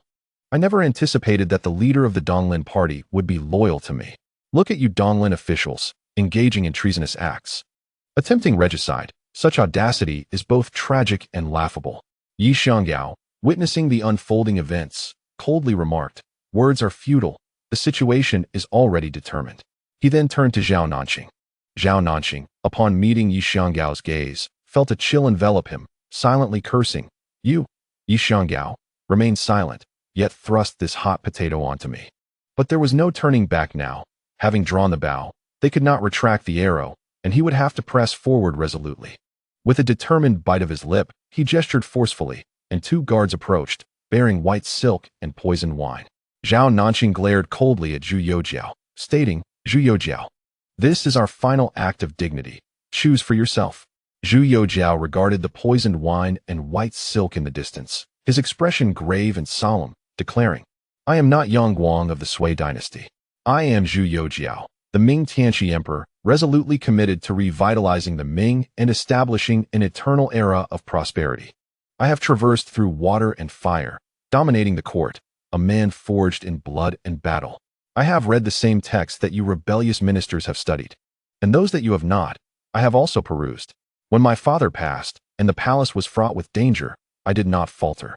Do you truly think I would fear your attempts to harm me? Remove this poisoned wine and white silk. I shall accept neither." Upon hearing Zhu Youjian's sharp rebuke, Zhao Nanqing's countenance turned ashen, his iron scepter gripped tightly in his hand, knuckles paling from the force of his grasp. He coldly shouted, "Zhu Youjian, you are pushing your luck." Zhu Youjian responded with a cold laugh, "What of it if I am? Even if I perish today, I shall never allow you treacherous rebels to usurp the throne and seize power, oppressing the common folk. I desire for the people to have sustenance by day and shelter by night, for the world to be expansive, and for the vassals of distant lands to submit. I aim to forge a true nation and home." Years ago, our great founder, Emperor Hongwu, rose from humble beginnings to claim the realm. Such was the will of heaven. As a descendant of the founder, if he could conquer this Ming dynasty, I too can safeguard it. As the son of heaven, I am inherently burdened with this duty and responsibility. Each word from Zhu Youjian was like a pearl cast upon stone, resounding with the clarity of a great bell. At that moment, his imperial demeanor shone through, leaving all present in awe. His declaration instilled unease among many of the conspirators and officials of the Eastern Lin faction, while invigorating the loyalists.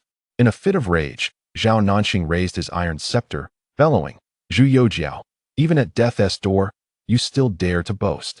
Your life is in our hands. Since you disregard your dignity, we shall bestow it upon you." With that, he waved his hand, signaling 2 armed guards to approach Zhu Youjian.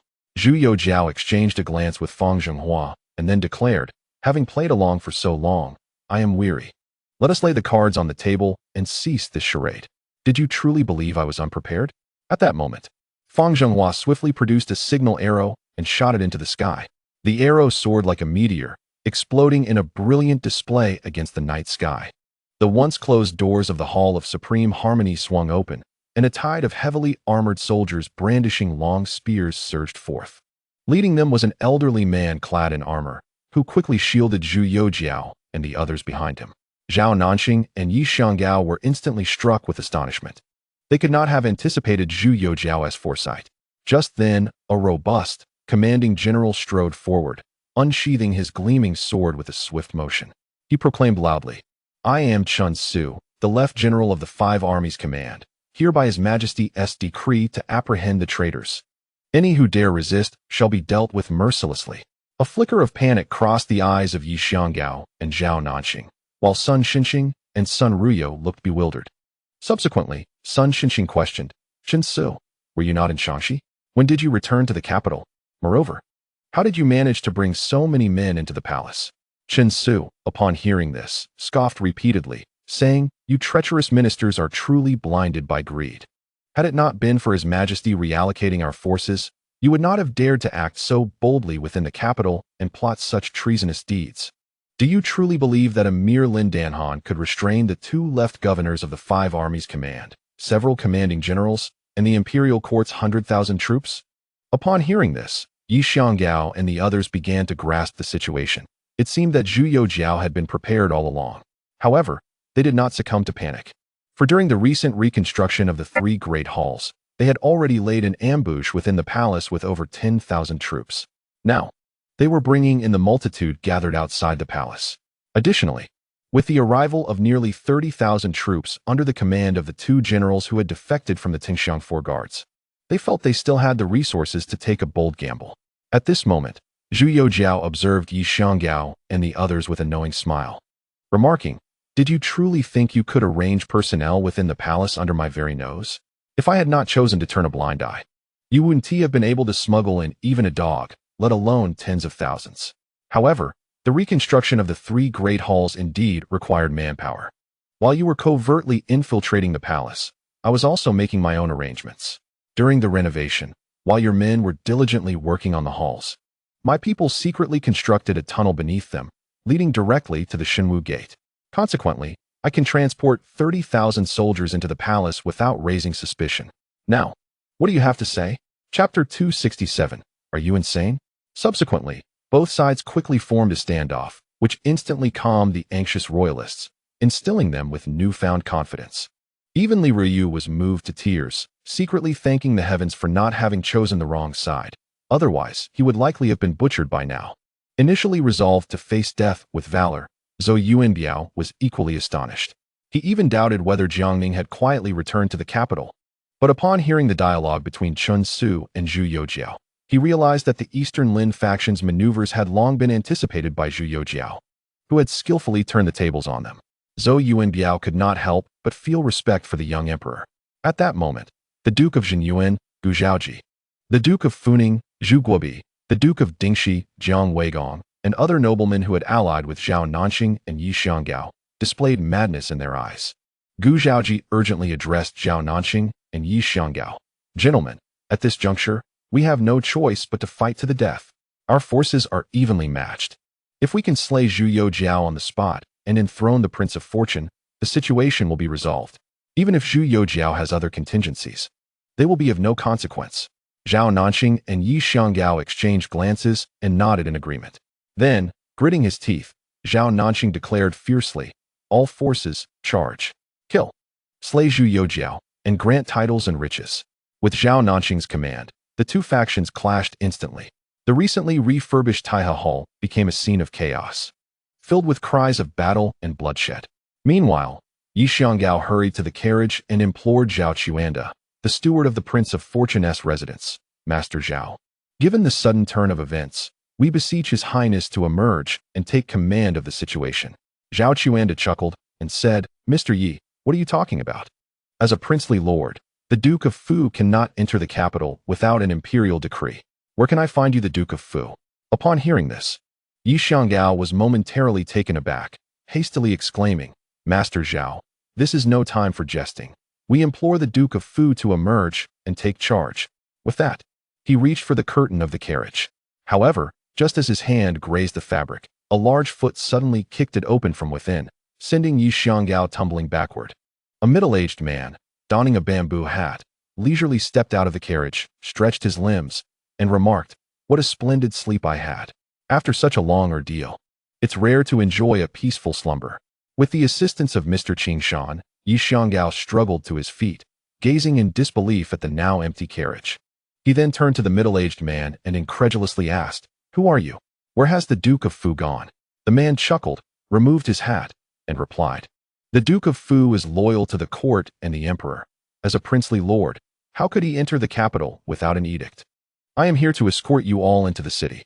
Yi Xianggao was utterly stunned, his eyes nearly bulging out of their sockets as he exclaimed, "Su Xianshun, how can it be you? Weren't you in Nanjing?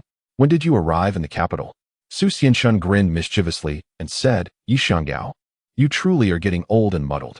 As soon as you arrived at the Duke of Fu's residence in Luoyang, I followed closely behind, spending a month in the kitchen preparing meals for you all, and then escorting you into the capital.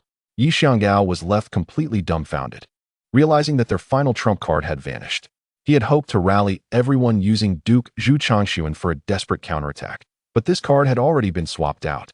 His eyes filled with bloodshot fury, he shouted to the throngs surrounding the carriage, "Seize him! Turn this bastard into minced meat to alleviate my grievances." Yet, the thousands of followers encircling the carriage remained motionless. Driven to madness, Yi Xianggao bellowed, "What is the matter? Have you all eaten bear hearts and leopard guts? Daring not to heed my commands?" At that moment, an elderly man with graying hair and a stooped figure emerged from the crowd, a smile gracing his face as he said, "Yi Xianggao, what a grand display of authority. Do you consider the Jinhui your personal entourage? Have you lost your mind?" Su Xianshun quickly approached, smiling as he said, "Master Wu, you've arrived." Master Zhang scolded with a grin, "You rascal. You claim to be busy with important matters. Yet here you are, tucked away in the carriage enjoying a nap. What a pity for this old man. At my age, I must still clean up your mess." The two then exchanged fierce glances, their eyes glinting with menace as they fixed their gaze on Yi Xianggao. At this moment, Yi Xianggao felt the world spinning around him, staring in disbelief at the thousands of men he had brought from outside the palace, questioning, "Are these all Jinhui? Where have the men we arranged outside the palace gone?" Su Xianshun chuckled softly and inquired, "Yi Xianggao, have the 1,000 cavalrymen brought from Luoyang been discreetly allocated to various locations by your faction? Can you fathom where the multitude stationed outside the palace has vanished to?" At that moment, Yi Xianggao was engulfed by despair. He understood all too well that those positioned outside the palace had undoubtedly been dealt with. It turned out that the thousands he had joyfully brought in alongside Zhao Nanqing were merely members of the Jinhui. In this instant, they realized they had lost utterly. What was once believed to be an impeccable plan had, unbeknownst to them, been laid bare from the very beginning. It appeared that Yi Xianggao and Zhao Nanqing, having exerted themselves for so long, were merely pawns in the game of Zhu Youjian, manipulated for someone else's amusement. Filled with self-loathing, Yi Xianggao wished he could slap himself twice. He then turned to his guard beside him and commanded, "Escort me out of the palace. Each of you shall receive a reward of 100,000 taels." No sooner had he spoken than a steel blade was pressed against his throat. Yi Xianggao and Mr. Qingshan turned to see that the assailant was none other than Yang, and Mr. Qingshan, his face a mask of disbelief, exclaimed, "Brother Yang, what is the meaning of this?" Yang grinned and replied, "Mr. Qingshan, Mr. Yi, my apologies. I too am a member of the Jinhui." Upon hearing this, Yi Xianggao collapsed to the ground, while Mr. Qingshan's face turned ashen. It dawned on them that even their closest protectors were members of the Jinhui. How could they possibly contend with Zhu Youjian? Subsequently, Su Xianshun waved his hand, and several Jinhui officers stepped forward, promptly binding all of them, including their guards. Meanwhile, Lord Zhang observed the skirmish between the two factions and sighed, "Alas, I did not anticipate being drawn into this bloody turmoil even after relinquishing my duties. You, hurry and lead your men to subdue these rebels." Su Xianshun nodded in agreement, then unsheathed his long knife. With a flourish of his hand, over 10,000 Jinhui surged into the fray like tigers descending from the mountains. This sudden turn of events left Zhao Nanqing and his comrades utterly astounded. They turned to find that Yi Xianggao had vanished, while the thousands they had brought from outside the palace were now drawing their blades, mercilessly striking at their own kind. Zhao Nanqing was momentarily rendered speechless. As he focused his gaze, he spotted Su Xianshun and Yang together, and it dawned on him that the reinforcements he had sought from outside the palace were, in fact, all agents of the Jinhui. The once infallible plan had unraveled into a myriad of flaws, ensnared by Zhu Youjiao's cunning. In a state of utter collapse, Zhao Nanqing bellowed, "Zhu Youjian, you are truly ruthless. You have been plotting against us from the very start. Jiang Ning, you scoundrel, from the moment I laid eyes on you, I sensed your treachery. Come out, and I shall confront you." His thunderous shout instantly revealed his position. Su Xianshun licked his lips, and alongside Yang charged towards Zhao Nanqing, eyes alight with exhilaration. As Zhu Youjian gazed impassively upon the scene of carnage before him, Shen Shuzi and Fang Zhenghua flanked him on either side, while Sun Qingzong, Yuan Kelly, and a host of notable figures from the 6 ministries of the cabinet stood respectfully nearby. At that moment, Zhou Yuanbiao, supported by Luo Guangdou and Li Banghua, approached Zhu Youjian with a trembling demeanor and bowed. Observing the white-haired leader of the Donglin faction, Zhu Youjian felt a wave of melancholy wash over him. Zhou Yuanbiao inquired, "Your Majesty, I dare to ask, has Lord Jiang returned to the capital? Are you already aware of the treasonous schemes of Zhao Nanqing and Yi Xianggao?" In response, Zhu Youjian stated, "Esteemed Minister Zhou, Lord Jiang remains in Sichuan and has not yet returned. As for the traitors Zhao Nanqing and Yi Xianggao, I detected their conspiratorial intentions from the outset. Subsequently, I joined forces with Lord Jiang to set various traps, awaiting their own downfall. In the end, as anticipated, they all emerged." Upon hearing this, Zhou Yuanbiao nodded and remarked, "Your Majesty is indeed wise. It is a blessing for the Ming dynasty and its people to have such a sagacious emperor as yourself." Zhu Youjian smiled and replied, "It is heartening to find such principled individuals like you among the Donglin faction, which has not entirely disappointed me." Zhou Yuanbiao, feeling a sense of shame at the praise, responded, "I am unworthy of such commendation from your Majesty.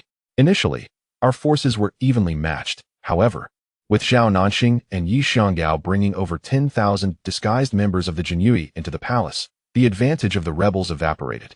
At present, under Chun Si's command, the imperial troops steadily advance, gradually constricting the rebels' operational space. Witnessing the increasingly dire situation, the rebels hastily retreated towards the palace gates, fighting as they withdrew. Yet, at that moment, the exit had been thoroughly sealed by Su Xianshun and his contingent of Jinyui. Zhao Nanqing, now thoroughly panicked, felt as though heaven offered no escape and the earth provided no refuge. As he saw Su Xianshun and Yang advancing toward him, he urgently turned to the Marquis of Jinyuan, Gu Zhaoji, and urged, "Marquis, quickly signal for reinforcements from the Wuqing army to assist us in breaking free. Then we shall fight our way to Tianjin and descend along the Grand Canal." Gu Zhaoji promptly nodded in agreement, hastily retrieving a signal arrow from his bosom and launching it skyward. A brilliant spark ascended, and then, gathering the remaining nobility, Gu Zhaoji began to rally their forces in an attempt to breach the blockade of the Jinyui and escape the palace. To bolster the morale of the troops, Zhao Nanqing bellowed, "Everyone, join me in breaking out of the palace. Once we reach Tianjin and descend along the Grand Canal, I assure you, riches and glory will be yours to enjoy without end." With Zhao Nanqing's rallying cry, the previously demoralized rebels found their spirits reignited.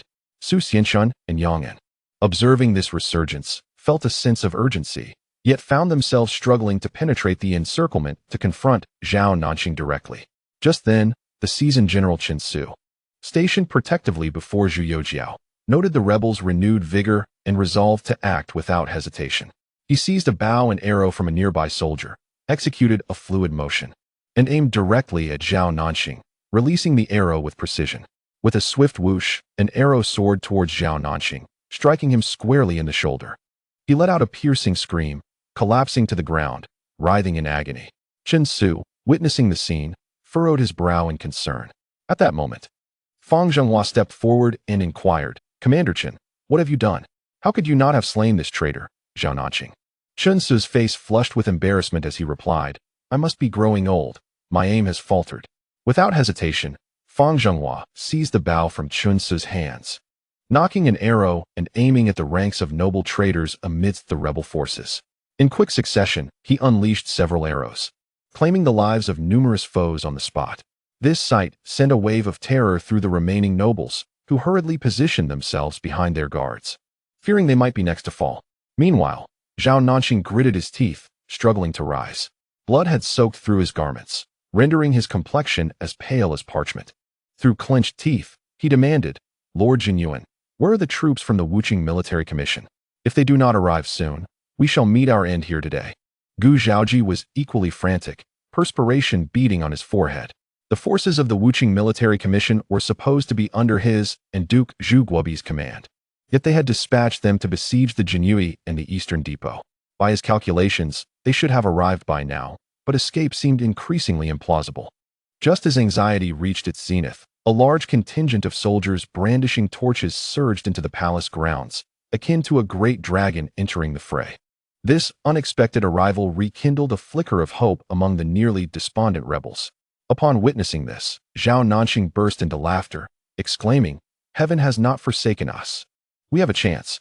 He hurriedly regrouped the remaining few thousand troops, retreating towards the Meridian Gate while continuing to fight. Chapter 268. The Defeat of the Rebels and the MVP Reckoning. As the throngs of soldiers poured in like a tide, two figures emerged at the forefront. Clad in the distinctive flying fish attire, their waists adorned with embroidered spring knives, Zhao Nanxing and Gu Zhaoji stood frozen in disbelief, exclaiming, "Tian urging, Sun Yunhe? What brings you here? Where are the men from the Wuqing Military Commission?" Tian urging chuckled sinisterly, slowly drawing his embroidered spring knife, and coldly replied, "The troops of the Wuqing Military Commission have been dealt with. We have just finished our task and have come to escort you on your journey." With that, Tian urging and Sun Yunhe charged into the fray like tigers descending a mountain, followed closely by the soldiers of the Jinui and the Eastern Depot, who eagerly joined the chaotic melee. Zhao Nanxing felt as though struck by lightning, collapsing to the ground in despair, murmuring, "It's over, it's over. It's all over." Lord Jinyuan Gu Zhaoji and Duke Zhu Guobi appeared ashen, their last glimmer of hope extinguished, under the fierce assault of the capital's soldiers. The thousands of Jinui and the agents of the Eastern Depot, the rebel forces swiftly disintegrated. Many, realizing the inevitable fate, discarded their weapons and knelt in surrender. However, Emperor Zhu Youjian remained cold and silent, observing the unfolding chaos. Noting the emperor's lack of response, Tian urging, Su Xianshun, and Sun Yunhe became frenzied, indiscriminately striking down anyone in their path, regardless of surrender. In the presence of numerous loyalist officials, not a single voice rose to object. All understood that these rebels faced a death sentence that would implicate their entire clans. Moreover, their audacity to invade the imperial palace with the intent to assassinate the emperor left no room for negotiation regarding surrender. Within a mere half-hour, the insurrectionists were entirely annihilated. Led by Zhao Nanxing, Yi Xianggao, Gu Zhaoji, and Zhu Guobi, the traitors were bound and brought before Zhu Yuxiao. At that moment, the imperial palace was engulfed in a sea of blood, the stench of death permeating every inch of the air. Zhu Yuxiao cast a cold glance over the kneeling leaders of the rebellion, then turned his gaze toward the mountain of corpses and the rivers of blood that painted a gruesome picture nearby. At this juncture, Zhao Nanxing slowly raised his head, a cruel smile flickering across his face, his eyes brimming with hatred as he spoke. "Zhu Yuxiao, what a grand display. Today's slaughter has claimed the lives of over 10,000. Your ruthlessness rivals, if not surpasses, that of your ancestor Zhu Yuanzhang." Zhu Yuxiao remained composed, replying with a measured tone, "The deaths of these tens of thousands, both within and outside the palace, are the direct result of your own selfish desires. This blood debt, naturally, falls upon your heads." After speaking, he turned to Li Ryu and commanded, "Immediately arrange for personnel to cleanse the palace, transporting all the corpses outside the city for burial." Li Ryu promptly nodded in agreement and hurried off to gather the necessary manpower. Standing nearby, Tian urging instructed Su Xianshun and Sun Yunhe to lead the Imperial Guards and the Eastern Depot enforcers to assist. Realizing the enormity of the task at hand with over 10,000 bodies to be moved. At this moment, Shen Shuzi observed the bloody scene before him and sighed deeply, then slowly uttered, "Your Majesty, the traitors have been vanquished, yet the loss of so many lives compels me to perform a rite of absolution." Upon hearing this, Zhu Yuxiao nodded and smiled. "The old sage's compassion for the living is commendable. To receive a personal absolution from you is indeed a stroke of fortune for these traitors." Shen Shuzi bowed respectfully and then proceeded forward with steady steps, softly reciting, "At that time, the savior of suffering, pervading the 10 directions, often employs divine power to rescue sentient beings from their delusions. Beings, unaware, are like the blind witnessing the sun and moon. From the boundless void, draw forth without limits. Auspicious clouds open the gates of life, and propitious smoke fills the doors of death, initially manifesting the primal essence to connect with auspicious responses, rescuing all sins and transcending all calamities." His voice was deep and resonant, echoing with a transcendental force, reverberating through the blood-soaked halls of the palace.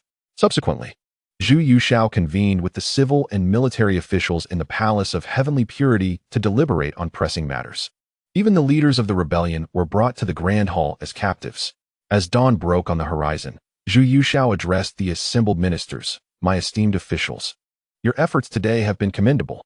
Although the traitors have been completely apprehended, The magnitude of this event is truly significant. We must swiftly and judiciously arrange the subsequent matters to prevent causing panic among the populace. He then, citing the infiltration of assassins into the palace and the instability of the situation, decisively ordered the closure of the 9 gates of the capital. Simultaneously, he issued a strict decree mandating that all citizens remain indoors and refrain from wandering the streets. He also arranged for the Jinyui and the personnel from the Dongchang to patrol the streets, maintaining order within the capital. In the Grand Hall, Zhu Youjian coldly fixed his gaze upon the kneeling Zhao Nanxing and Yi Xianggao, sneering, "Zhao Nanxing, Yi Xianggao, you truly possess remarkable audacity. Managing to gather tens of thousands in the capital to conspire against the throne and entangling so many accomplices. It is not in vain that I specially played along in this farce."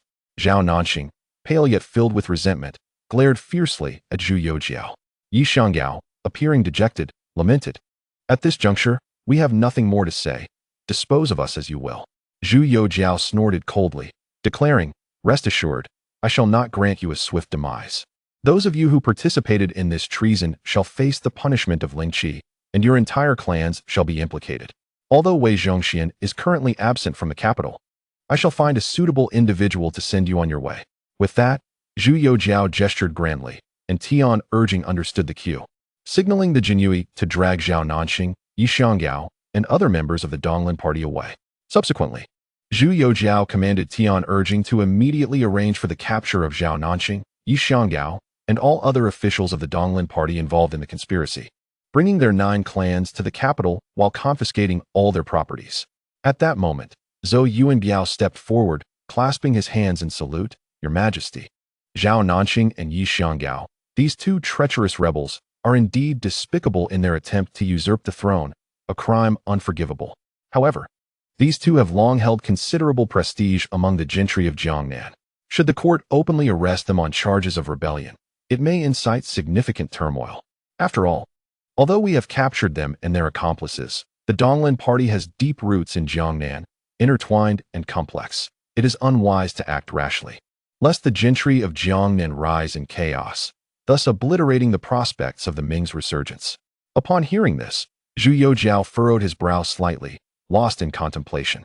Just then, Sun Qingzong and Yuan Kelly also stepped forward, stating, "Your Majesty, what the esteemed Zhou elder has articulated is indeed prudent. After all, Zhao Nanxing and Yi Xianggao previously held significant positions in the court, with Yi Xianggao having served as the prime minister. To arrest them and their 9 clans on charges of treason would undoubtedly be tantamount to a direct confrontation with the Donglin party of Jiangnan, damaging both the court's reputation and your Majesty's sagacity." Zhu Youjian rose and paced the hall, pondering for a moment before proclaiming, "Then let it be under the accusation of collusion with the enemy and treason that they, along with other officials of the Donglin party involved in the conspiracy, be arrested and their 9 clans brought to the capital." Sun Qingzong and Yuan Kelly hurriedly replied, "Your Majesty is wise." At this point, Zhu Youjian spoke again. "Let the esteemed Zhou be appointed as the imperial envoy, with Li Bu's right vice minister Gong Yingzhen and Jinyui commander Tian urging as the deputy envoy. Urging shall lead the Jinyui to Jiangnan to apprehend their 9 clans and confiscate their properties." Zhou Yuanbiao and Gong Yingzhen promptly bowed to accept the decree, aware that another confiscation action was underway, and this time it implicated entire clans, a most advantageous task indeed. Guo Yinho could no longer contain himself and promptly stepped forward, his chest thumping audibly. He declared, "Your Majesty, this old minister humbly requests your decree.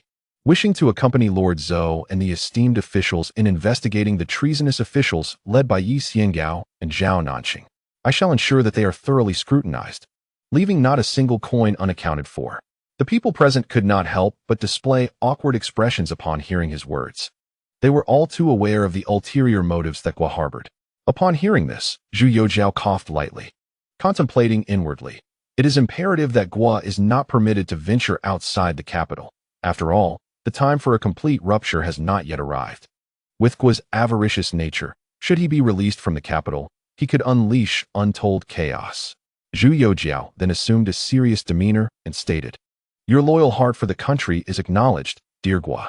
However, with Lord Zhou, the esteemed officials, and the commander of the Jinyui, Tian Ergang, already tasked with investigating the treasonous faction and their kin, Your role shall be to oversee the confiscation of the assets belonging to the officials involved in the conspiracy, with Li Ruoyu from the Directorate of Ceremonial Affairs accompanying you in this matter." Upon hearing this, Gui Yunho's countenance fell. He believed that when it came to confiscating assets, he was far more adept than the Jinyue. Nevertheless, Zhu Youjian's stance was unwavering, and with no alternative, Gui reluctantly acquiesced. Adhering to the principle that even the smallest mosquito is still meat, he accepted the responsibility of investigating the assets of the treasonous officials within the capital. However, Gui Yunho remained undeterred. After receiving the decree, he immediately sought out Tianqi, meticulously briefing him on the details of the asset confiscation, and ultimately presented his personally compiled treasure-seeking manual to Tianqi. Tianqi, upon receiving the manual, was momentarily taken aback, internally marveling. The Minister of Revenue, Gua, is remarkably dedicated. Even the treasure hunters of the Jinyue would likely feel inferior in comparison. Subsequently, Tianqi hurried to find Master Zhang. Upon meeting, he cheerfully remarked, "Master Zhang, you have worked hard this time, but I must trouble you to endure a little longer." Master Zhang, with a puzzled expression, inquired, "Now that all the treasonous factions in the capital have been apprehended, what further instructions does the commander have?" With a smile, Tianqi relayed the decree to apprehend Zhao Nanxing, Yi Xianggao, and their kin. Master Zhang, incredulous, exclaimed, "Does the commander wish for this old body of mine to accompany the two esteemed officials in capturing Zhao Nanxing, Yi Xianggao, and their kin?" Tianqi hastily shook his head, saying, "Master Zhang, you are of advanced age, a respected elder. How could I, as a junior, dare to impose upon you?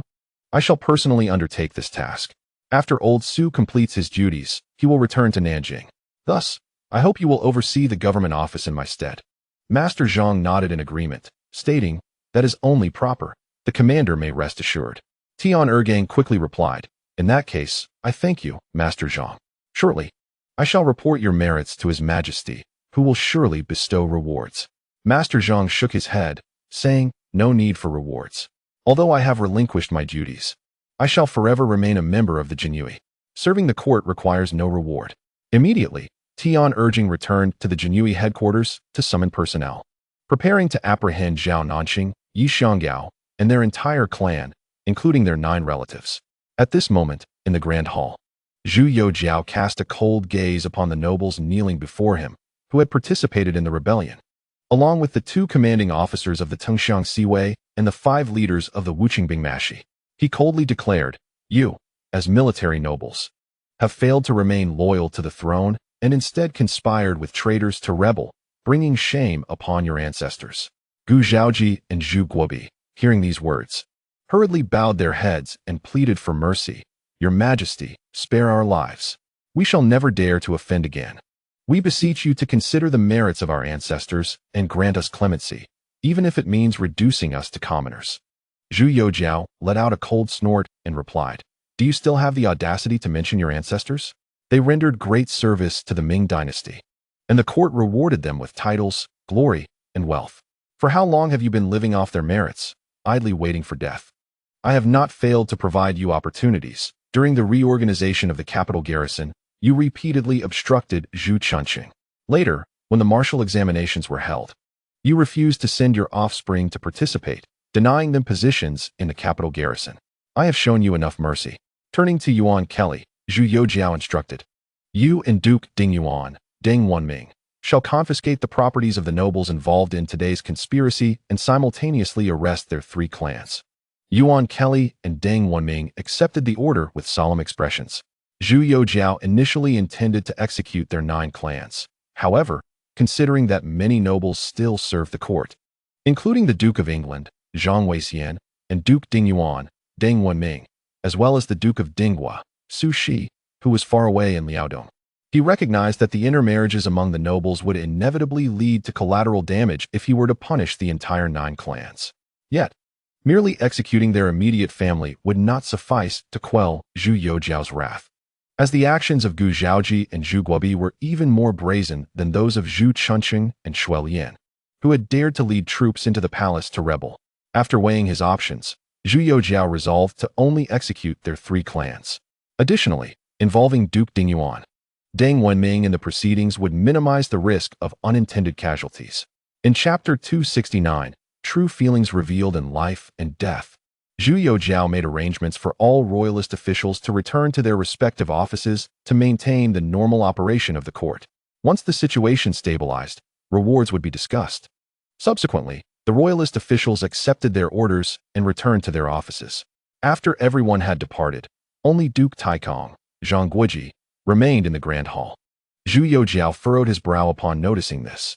Zhang Guoji slowly knelt on the ground, respectfully bowing to Zhu Youjian, and said, "Your Majesty, I have sinned, and I humbly seek your Majesty's forgiveness. In my youth, I was born a bandit, but later changed my ways and settled in Xiangfu, Hunan. The precious pearl is not my biological daughter. Her biological father was originally a bandit who had long been in contact with the old minister. Unfortunately, he met his demise during the court's crackdown. The old minister then took in Baozhu, publicly declaring her to be his own daughter, intending to live out his days in peace. However, fate proved to be cruel. Just as His Majesty ascended the throne, members of the Donglin faction and Lady Lu from the palace approached the old minister, insisting that his daughter be made empress, employing both threats and temptations. They warned him that should he refuse, they would expose the true lineage of both him and Baozhu.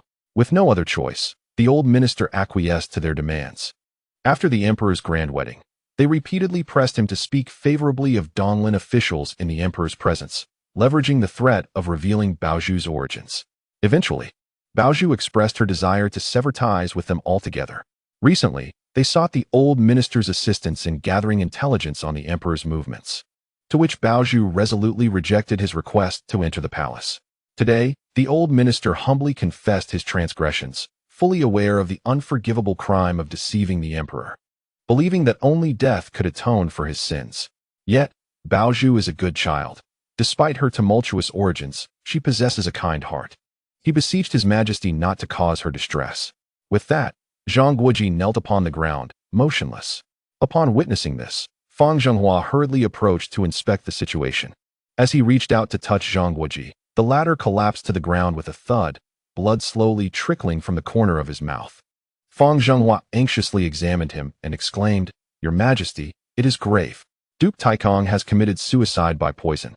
Zhu Youjian gazed at Zhang Guoji's lifeless body with a complex expression, then sighed deeply, stating, "Let him be buried with the honors befitting a count.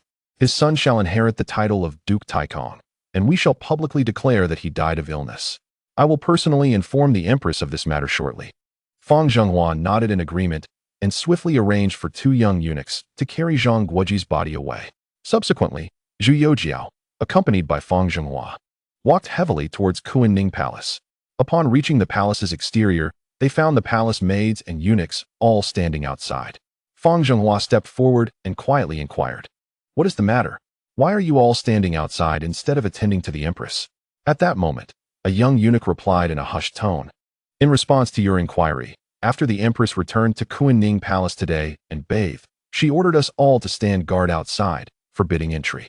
We dared not disobey her command." Hearing this, Fang Zhenghua's expression changed dramatically, and he quickly turned to Zhu Youjian. Startled, Zhu Youjian forcefully pushed open the door. There, he beheld Zhang Yan collapsed over her writing desk, several neatly arranged outfits laid out before her, alongside an empty porcelain vial. Rushing forward to check, he found Zhang Yan's breath faint, with a trickle of blood at the corner of her mouth. Fang Zhenghua was horrified, swiftly picking up the porcelain vial to inspect it, and then urgently declared, "Your Majesty, it is dire. The Empress has ingested poison." Zhu Youjian, consumed with anxiety, called out repeatedly, "Baozhu, what has happened? Please do not frighten me."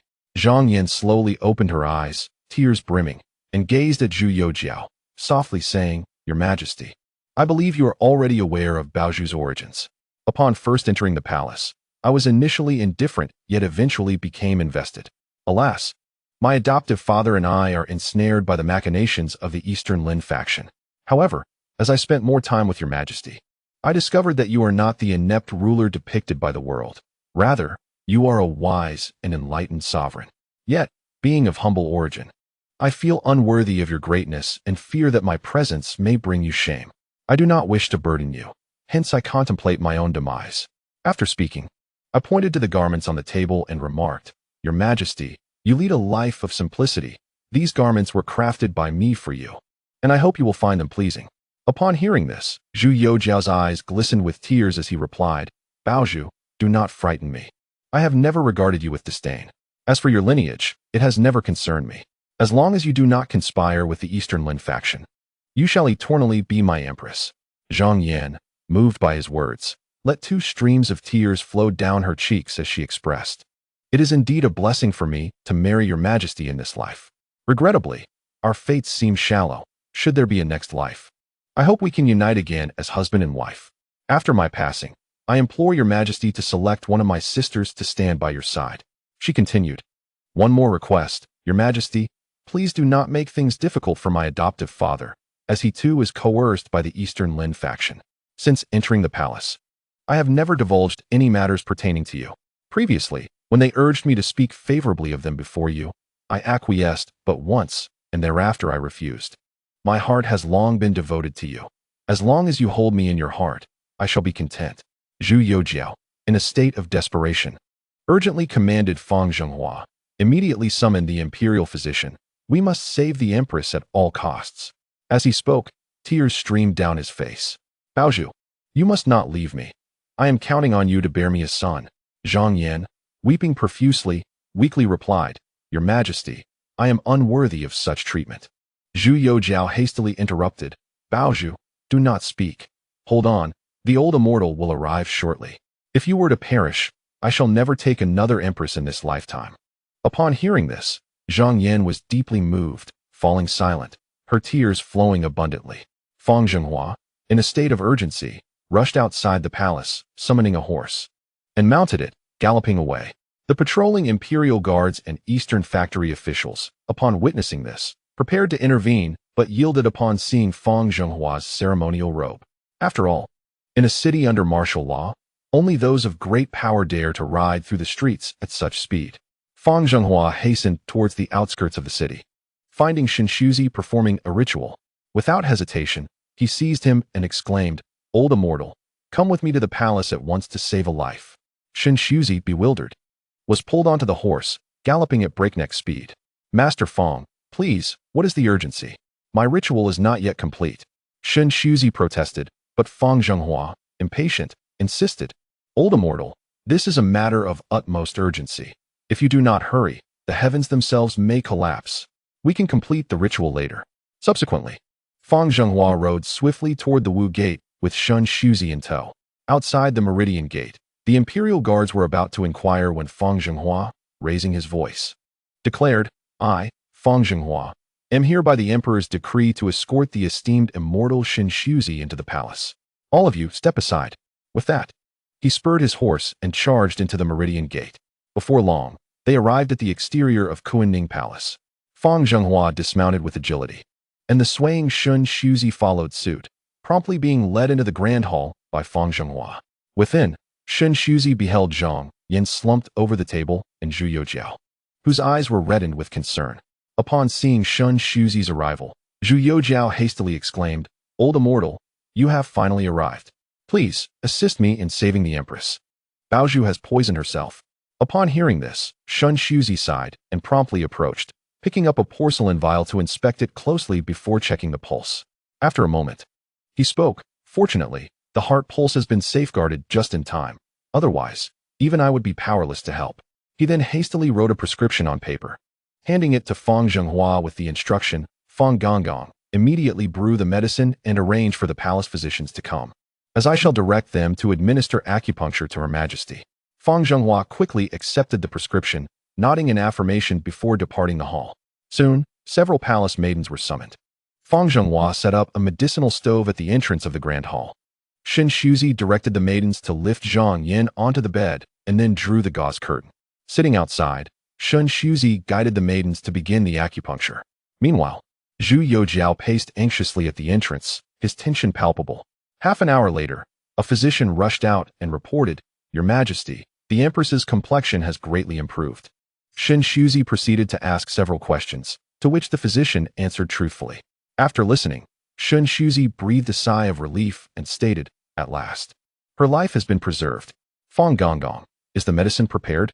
Fang Zhenghua, his face smudged with soot, hurried over with the medicinal bowl, saying, "Old immortal, the medicine is ready."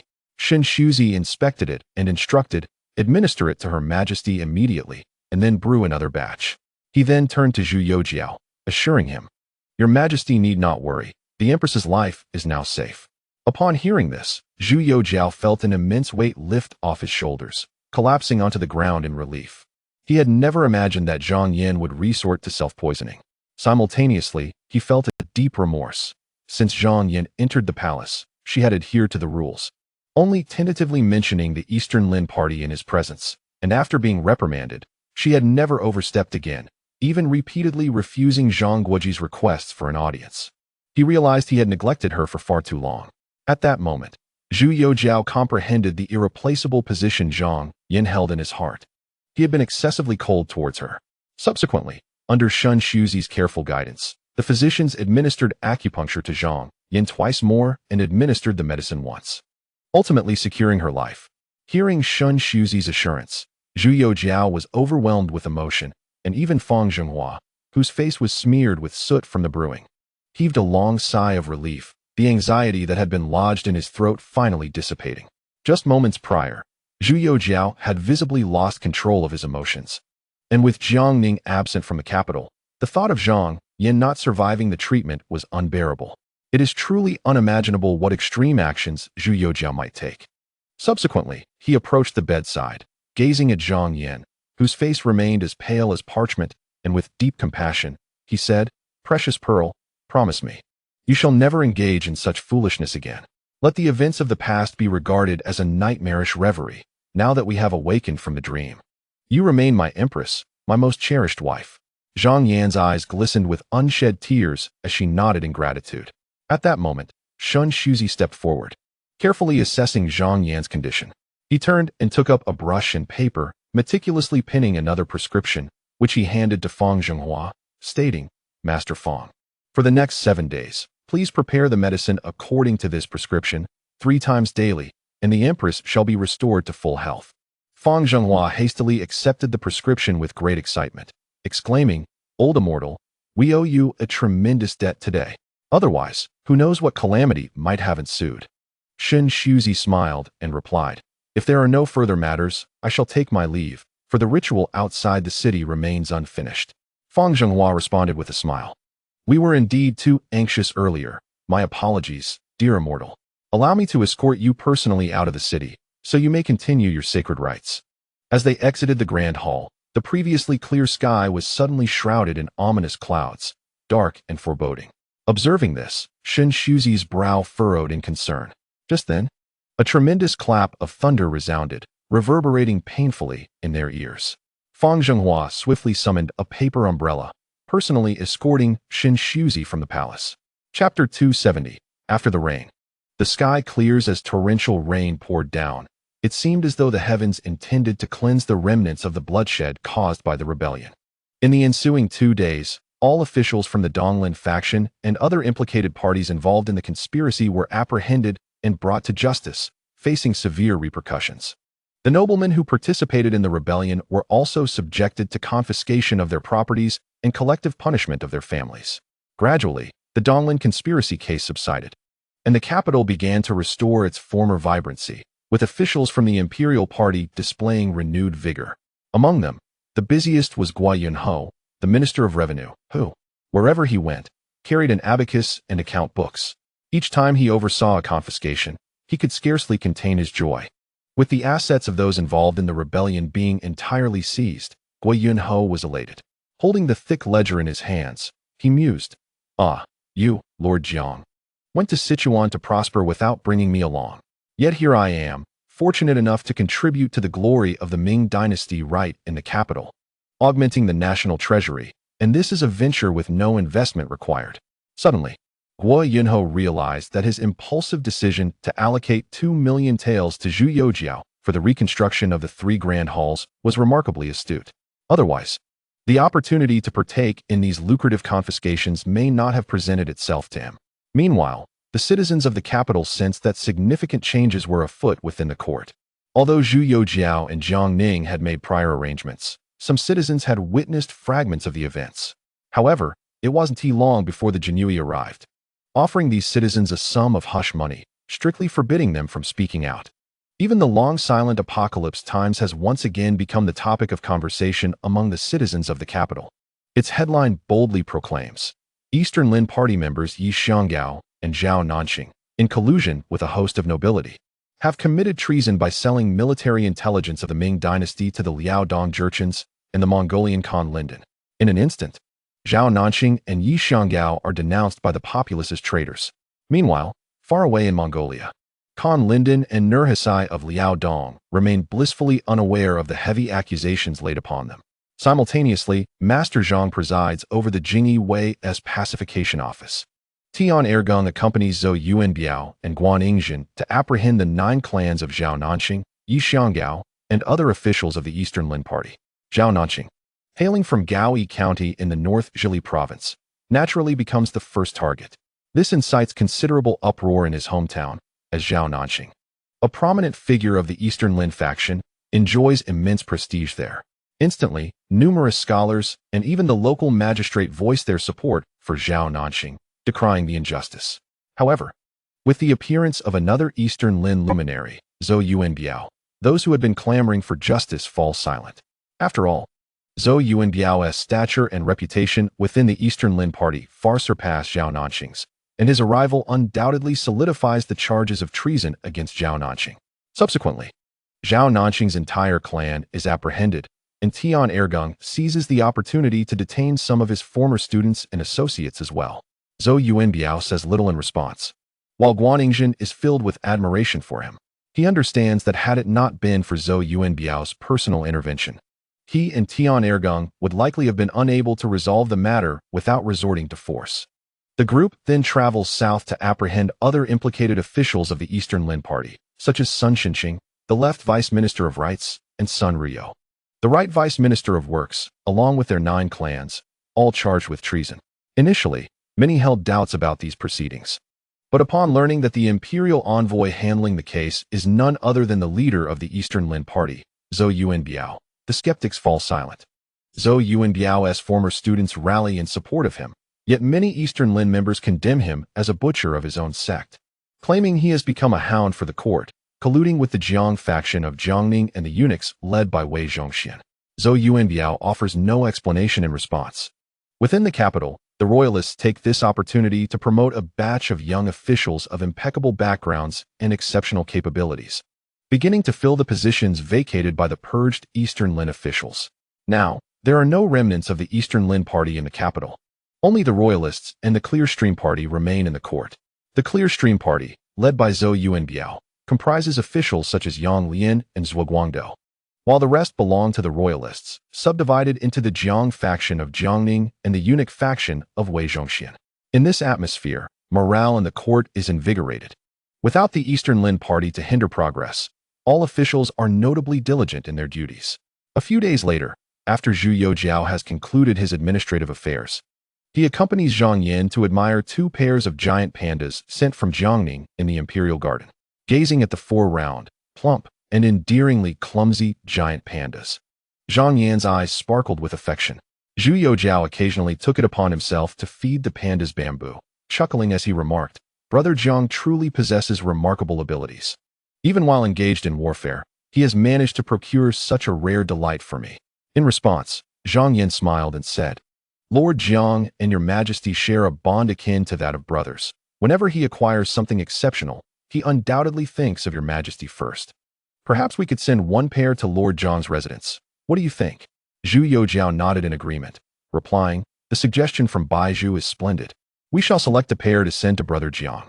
At that moment, Zhang Yan inquired playfully, "Your majesty, I wish to invite Lord Jiang's 2 wives to the palace for a visit.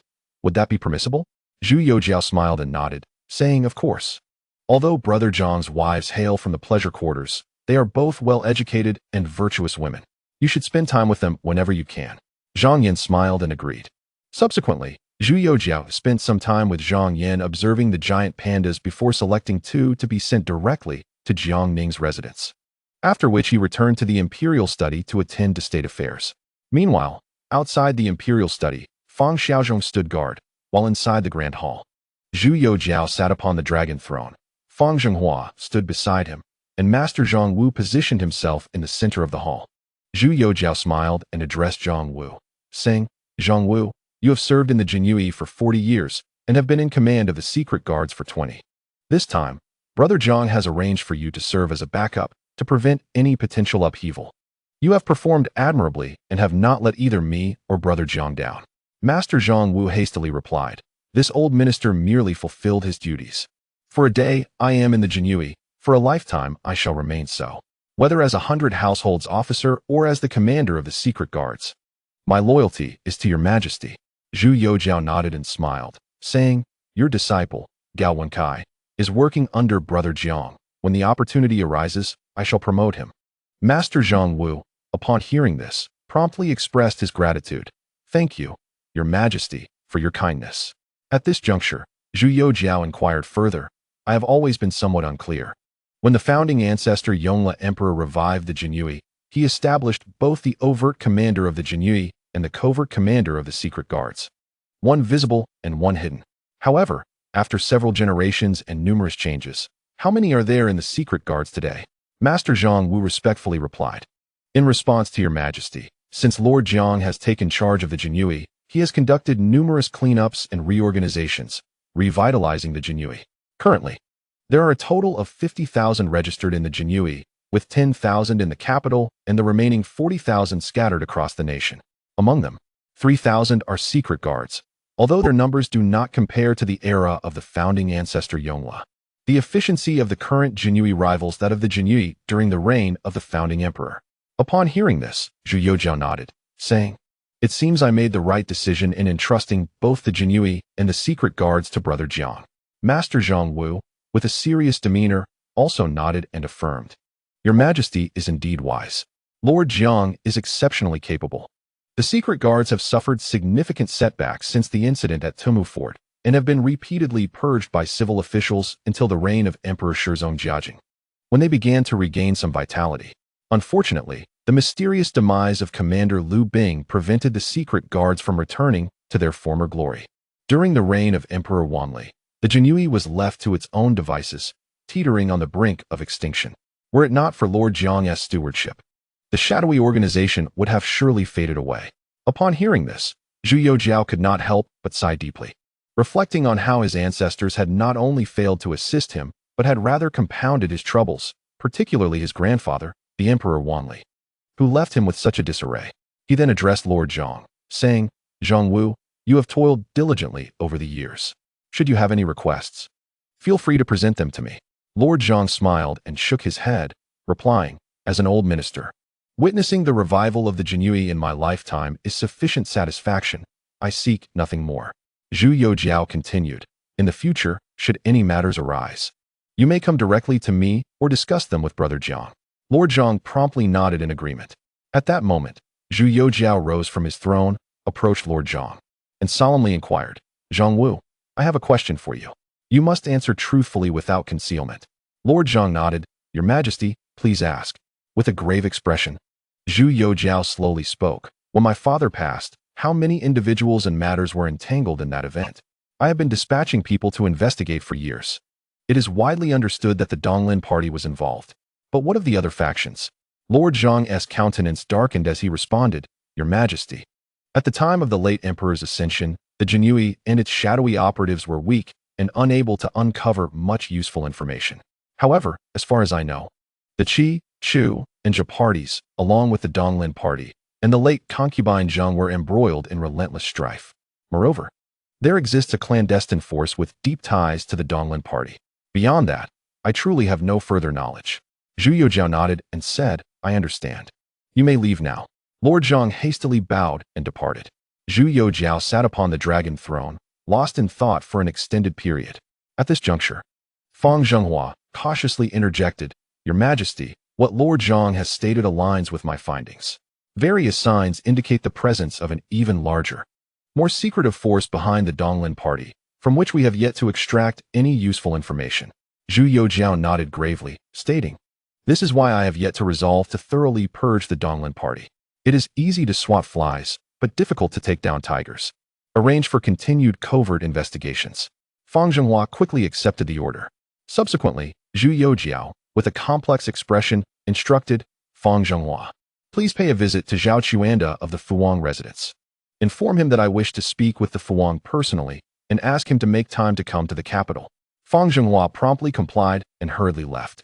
At that moment, the grand hall was empty. Zhu Youjian, seated upon the dragon throne, began to speak softly, as if to himself or perhaps confiding in someone far away. Brother Jiang, the state of the world is intricate and tumultuous, ever-changing, yet with ambition in one's heart, nothing is insurmountable. Plans are made by man, but success lies with the heavens. Together, as brothers, we can conquer even the most formidable challenges. The world is like a chessboard, and it is we who hold the pieces. The Ming dynasty has endured for nearly 260 years, commencing with the establishment under the Hanwu era, through the conflicts of civil and military factions, culminating in the Cheng'en campaign and the relocation of the capital to Shuntian. From the 7 voyages to the west and the flourishing Yongle era to the benevolent rule of the Run and Xian periods. The turmoil of the Battle of Tumu Fortress and the capture of Emperor Yingzong, followed by the tumultuous restoration. The reign of Emperor Cheng'en saw the empowerment of civil officials, leading to a disconnection of authority. Then, with Emperor Wuzong seizing control of the military, the downfall of Lu Jin ensued, only for Wuzong himself to pass away. The ceremonial disputes surrounding the ascension of Emperor Shizong, the opening of trade during the Longqing era, and the consolidation of power by Zhang Zhujing for a decade created an era of prosperity during the Wanli period. Emperor Shizong was destined to be the revitalizer of the Ming dynasty. However, driven by personal grievances, he recklessly dismantled Zhang Zhujing's reforms, squandering the monumental achievements of change. After 28 years of neglect, indulging in excess and favoritism towards the Zheng family, he sought to replace the rightful heir, leading to the degradation of court integrity and the eruption of factional disputes, resulting in the rapid destruction of a once promising situation. Merely a month into his reign, the father emperor, with unfulfilled ambitions, passed away suddenly, plunging loyal ministers and valiant generals into the chaos of factional strife. The arduous journey of the Ming has been fraught with trials and tribulations, difficult to convey to outsiders. Thankfully, I have encountered you, Brother Jiang, providing me with the confidence to rectify court affairs, purify governance, and strengthen military capabilities. I harbor grand ambitions, and you possess the intellectual prowess to navigate these turbulent times. In this vast world, you are my sole confidant, and I alone truly comprehend you. Together, as brothers, we view the realm as a chessboard, with the officials as our pieces, and despite being swept along by the currents, we possess the insight to perceive the shifting tides. However, the road ahead is fraught with peril and uncertainty. Initially, the Donglin party monopolized power, with nobles colluding and betraying the nation, and now they plot rebellion. The world is not devoid of those with ulterior motives. The Liao Dong faction harbors ambitions, while the extravagant and rebellious Shakongming stirs unrest in the southwest. The Donglin gentry in Jiangnan are equally ambitious, and the poison of Shandong runs deeper. Now, as you commence your strategic planning, should you succeed, it would undoubtedly eradicate a malignant tumor afflicting the common people. In this present era, the opulence of the noble class contrasts starkly with the plight of the impoverished. Even matters concerning the relocation of the royal family overseas are now in your purview. Our brotherly collaboration, spanning decades, is not for personal glory but to transform the Ming dynasty, renewing it entirely, enabling the populace to stand tall with dignity. Chapter 271. Reactions from all sides. With the court's thunderous assault, the Donglin officials and numerous nobles involved in the conspiracy were swiftly apprehended and brought to justice. Their extended families faced the same fate, and their assets were confiscated. The common folk rejoiced, vocally condemning these traitors as deserving of their fate. Subsequently, Zhang Wenhe utilized the suppression of Shakongming's rebellion in Jiangning as a pretext to successfully divert public attention. The Tianqi Times reported that the provincial governor of Jiangning had thoroughly quelled the rebellion of Shakongming in Sichuan, and both Shakongming and his subordinates were now being escorted to the capital. Upon hearing this news, the populace felt invigorated, and the incense offerings to the heroic spirits of the Ming surged in prominence. Soon after, Zhu Youjian personally visited the grand ancestral temple to pay homage to his forebears. Following this, Shakongming and his followers, along with the Donglin officials and nobles involved in the conspiracy, were all transported to Zizipalu. where Zhu Youjian appointed Li Ruyu to oversee their execution. When Li Ruyu learned of this news, he was utterly bewildered. His initial intention had merely been to enhance his presence before the emperor and elevate his standing in the imperial court. Yet he found himself entrusted with such a monumental task. A tumult of joy and astonishment surged within him. The joy stemmed from the prospect that if he were to execute this assignment with aplomb, he would surely solidify his position in the emperor's esteem. The astonishment, however, arose from the weight of the task at hand. The notion of executing so many individuals could potentially tarnish his reputation, drawing comparisons to the infamous Wei Zhongxian. As a newcomer in the office of rights, he had yet to demonstrate any noteworthy achievements, and mere displays of loyalty would evidently not suffice. Resolutely, Li Ruyu steeled himself and committed to the endeavor. On the day of the executions, he emulated the methods of the venerable Wei, administering judgment upon all criminals at the Shiji archway. In a fleeting moment, the ground was awash with blood, and thousands met their demise. This decisive act significantly bolstered the authority of the court in the eyes of officials nationwide and earned the approbation of the common folk, who were filled with renewed confidence in the government. After all, to execute over 1,000 officials in one fell swoop was an unprecedented event since the founding of the dynasty, rivaled only by the reign of the esteemed Hongwu emperor, when the populace enjoyed a far more prosperous and stable existence than today. This event undoubtedly served as a harbinger, instilling hope among the people for the days to come, while the court's credibility soared to new heights within the populace. Subsequently, Zhu Youjian decreed that the Minister of Personnel, Yang He, select suitable talents from the newly appointed scholars to be dispatched to Sichuan, aiming to stabilize the region swiftly. In response to the joint petition from the governor of Jiangning and Sichuan, Zhu Youjian, regarding the appointment of indigenous chieftains to certain official positions, Zhu Youjian did not hesitate to approve it with a flourish. However, he imposed stringent restrictions on the ranks of these chieftains' appointments, ensuring they would not incite further disturbances. Simultaneously, Zhu Youjian issued a decree commanding each chieftain to send their offspring to the Imperial Academy for education, with the hope that they might serve the Ming dynasty in the future, thus balancing benevolence with authority. Shortly thereafter, Fang Xiaozhong was dispatched to Sichuan to convey the imperial edict. Meanwhile, the officials Zhang Yuanbiao, Guan Yingzhen, and Tian Erjing, who had traveled south to investigate the case, acted with remarkable swiftness, swiftly apprehending all Eastland Party officials involved in the conspiracy along with their 9 clans. As Tian Erjing perused the treasure search manual personally compiled by Guo Yunho, he couldn't help but feel a sense of reflection. Guo Yunho, known for his avarice, had indeed employed a myriad of ingenious tactics in the confiscation of corrupt officials' ill-gotten gains. The Ming dynasty had long adhered to an unwritten rule that the ancestral tombs and ancestral halls of criminals would remain untouched, even in cases of full family execution or the punishment of 9 generations, preserving a vestige of dignity for the families of the condemned. Take, for instance, the case of Yin Song. While his assets were confiscated, his ancestral tomb and hall remained intact, allowing him to dwell nearby and sustain his life through the land surrounding the gravesite. As for the rumors that Yin Song resorted to begging at the tomb and ultimately succumbed to cold and hunger, these were merely fabrications propagated by the common people. However, Guo Yunho's treasure search manual audaciously shattered this unwritten convention by explicitly including ancestral tombs and halls within the scope of confiscation. Seeing the situation, Tian Erjing decided to act in accordance with the records in the search for treasures and ordered the confiscation of the ancestral graves and ancestral halls of all the Eastland Party officials involved in the conspiracy. This move undoubtedly struck a profound fear into the already restless gentry of Jiangnan. They realized that the court was indeed employing severe measures, leaving no sacred place untouched, even those that pertained to family roots and dignity. As a result, a chill ran through the hearts of the Jiangnan gentry. Meanwhile, Shui Guoguan successfully completed the promotion of novel crops such as sweet potatoes, corn, and potatoes in Shaanxi. After concluding matters with the governor Qiao Yinsheng, he set off to return to the capital. On the other hand, outside the pass, Lin Danhan, after a prolonged standoff with the imperial forces, found himself unable to gain any advantage and, in helplessness, chose to retreat. After all, his previous confrontations with Nurhasai had already inflicted significant losses. If he continued to stalemate with the Ming army, the risk of Nurhasai launching a surprise attack from behind was one he could not afford to take. With Lin Danhan's retreat, the crisis in Shaanxi was entirely resolved. General He Yunlong led his troops back to Xianzhou for rest, while Yang Zhaoji continued to garrison Datong.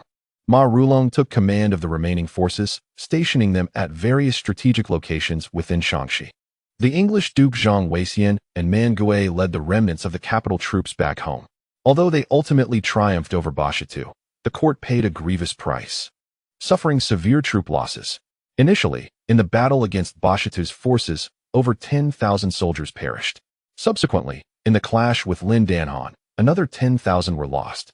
As they returned, the military flags fluttered in the breeze, with Zhang Weixian and Man Gui leading their soldiers and carts carrying the ashes of the fallen back to the capital. Upon their arrival, Chen Su, Shen Yurong, and the Grand Academician Sun Qingzong, along with Yuan Kelly, personally went to the city gates to welcome them. Emperor Zhu Youjian himself went to the Ming Heroes Shrine to preside over the ceremony for the heroes' entombment.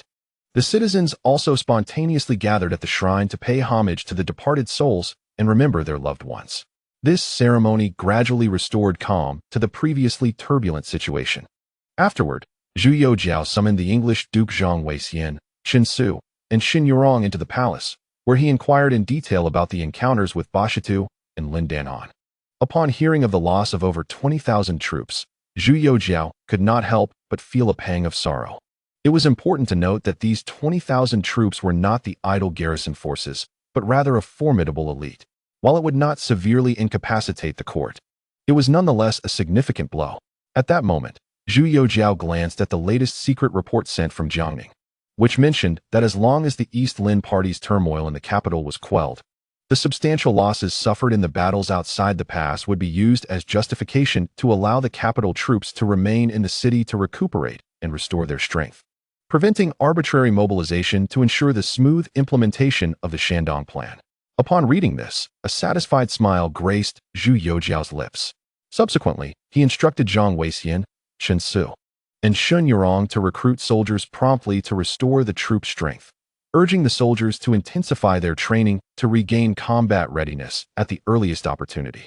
Concurrently, Zhu Youjian commanded the Jinyui, Zhang Wenhe, to vigorously publicize in the Tianqi Times the court's recent triumphs beyond the pass, where they first achieved a significant victory over the Bushitu and subsequently defeated Lin Danhan, reaping substantial rewards.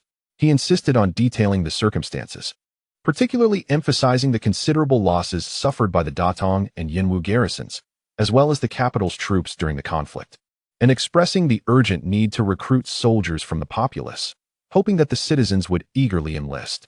Upon the release of this information, the populace, initially basking in the euphoria of victory, found themselves momentarily bewildered. Historically, the court had only reported good news, yet this time, it astonishingly disclosed the specifics of the war and the exact toll it had taken. However, it wasn't long before many young men from the North Zhili region enthusiastically volunteered for military service. Meanwhile, Lin Danhan, upon receiving relevant news, was utterly stunned. He was filled with confusion, pondering when he had colluded with the Donglin party members Zhao Nanxing and Yi Xianggao. When had these individuals ever betrayed military intelligence of the Ming to him? How had he unwittingly become the scapegoat for this situation? After much contemplation, he could only attribute these matters to the internal strife within the Ming court. In Liaodong, upon learning the news, Nurhasai immediately summoned his advisors for discussion. Daisen was the first to speak, stating, "I report to you, Father Khan, it seems there is turmoil within the Ming court. The Zhu Emperor, seeking to divert internal discord, has unfairly placed the blame upon us." Nurhasai snorted disdainfully, retorting, "This is well understood by me. Have you not discerned any further signs?" He then turned to Huang Taiji. Rising, Huang Taiji elaborated, "I report to you, Father Khan, according to the latest intelligence I have acquired, the Zhu family has now completely seized control of the military forces in several northern provinces of the Ming, having trained over 100,000 troops in the capital's garrison alone. Currently, 100,000 soldiers have been dispatched by Jiangning to quell the rebellion in Sichuan. It is evident that the Donglin party members Zhao Nanxing and Yi Xianggao sought to exploit the weakened defenses of the Ming capital to incite rebellion, only to be suppressed by the Zhu heir. Yet, for various reasons, he cannot openly confront the Donglin party of Jiangnan, hence he has shifted the blame onto us.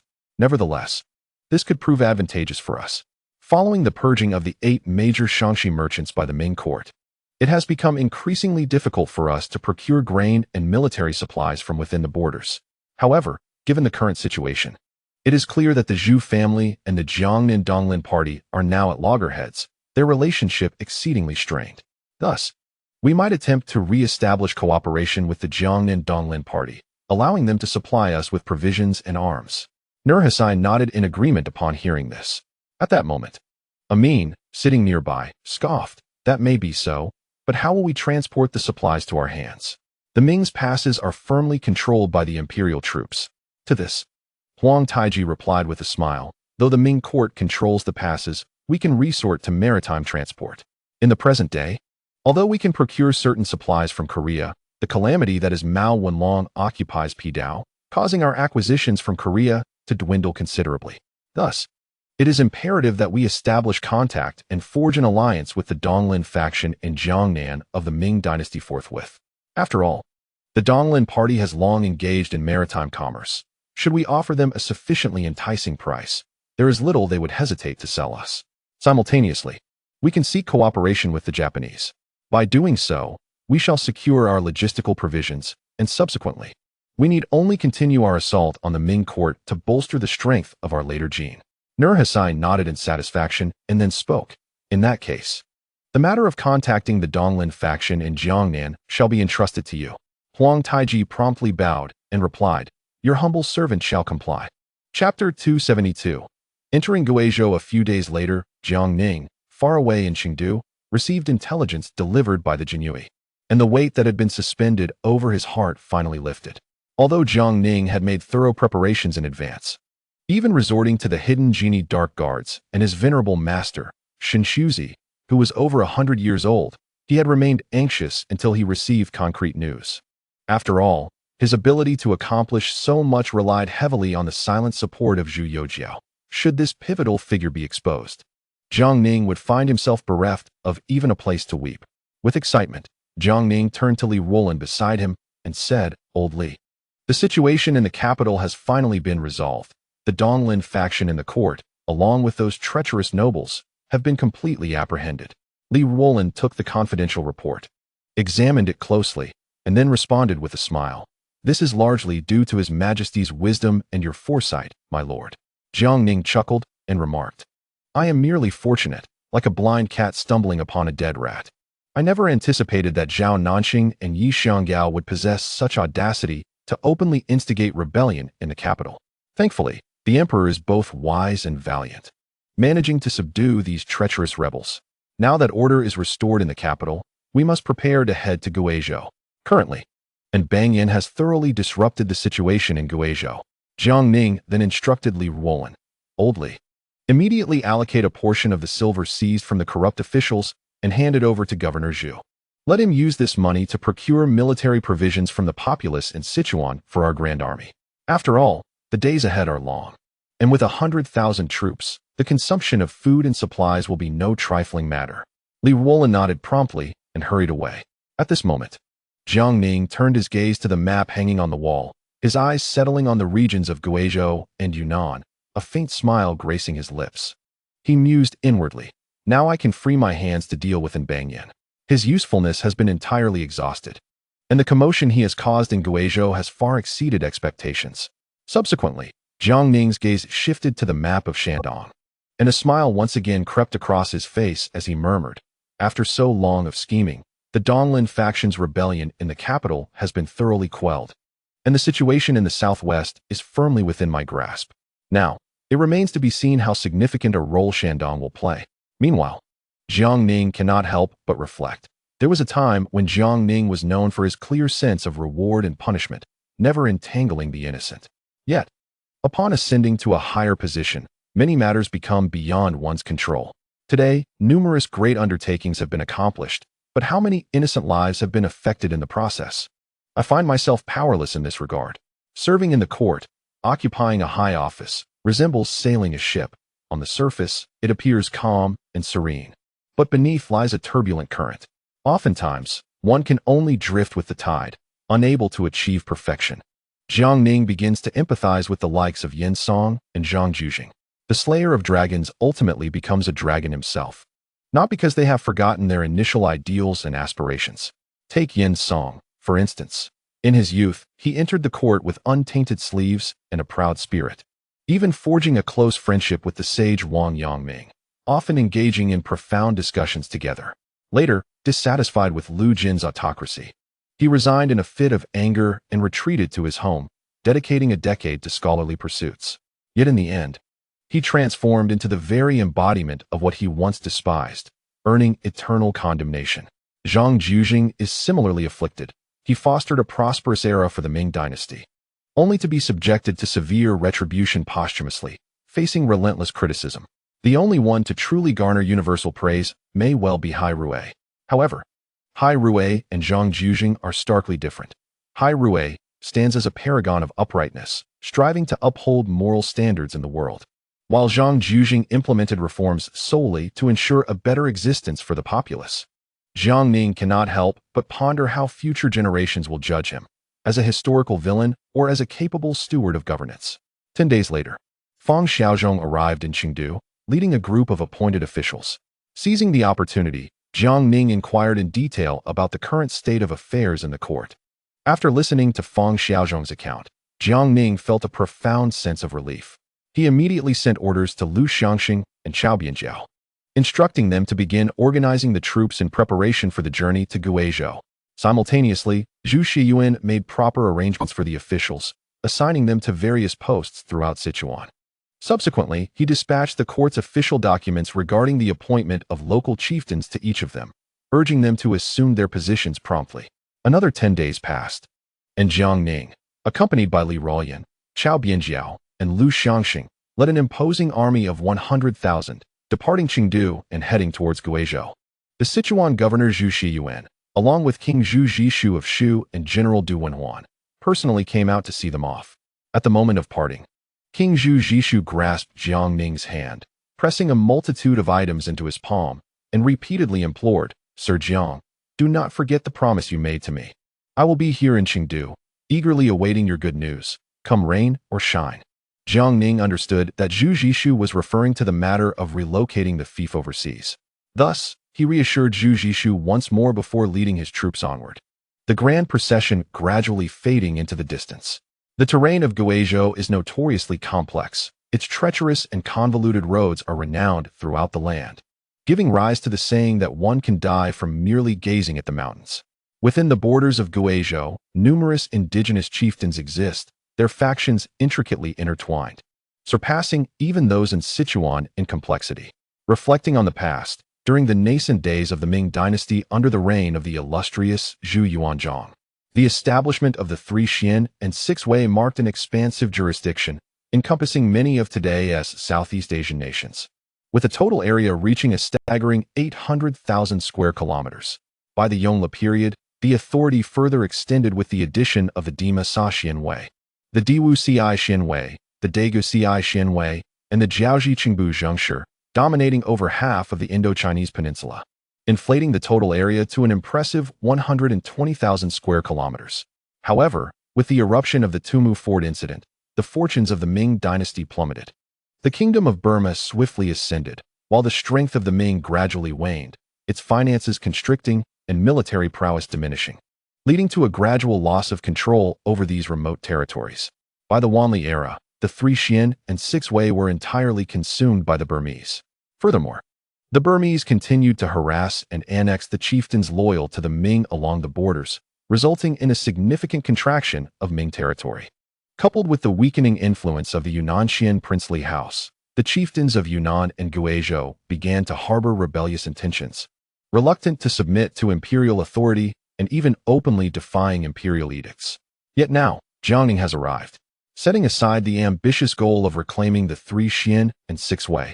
It is imperative to rectify the insubordinate chieftains across several southwestern provinces, resolutely implementing the policy of returning governance to the central authority, thereby establishing firm control over the southwestern provinces in preparation for future territorial expansion. As for those audacious small nations daring to encroach upon Ming lands, Jiang Ning shall show no leniency. Should they continue their reckless provocations, he will not hesitate to administer justice without mercy. What was originally a mere 600-li journey took Jiangning and his army over a month, even at an accelerated pace, owing to the treacherous terrain. Upon entering Sichuan, the biting cold prevailed, and now, for months later, the weather has warmed. Finally, on the 21st day of the 5th month in the 2nd year of the Tianqi era, the Grand Army arrived in Guiyang. At this point, the troops were weary and dispirited, resembling a band of refugees. The governor of Guizhou, Wang Sanshan, along with the esteemed General Lu Qin, known for his prowess in the southwestern regions, personally came forth to greet them. Jiangning, already feeling a sense of disarray from the arduous journey, was momentarily taken aback upon seeing Wang Sanshan and Lu Qin. As he questioned whether he had arrived at the correct destination, the two men before him appeared as if they had fallen from grace. One resembled a destitute county magistrate, while the other seemed akin to a lowly militia captain.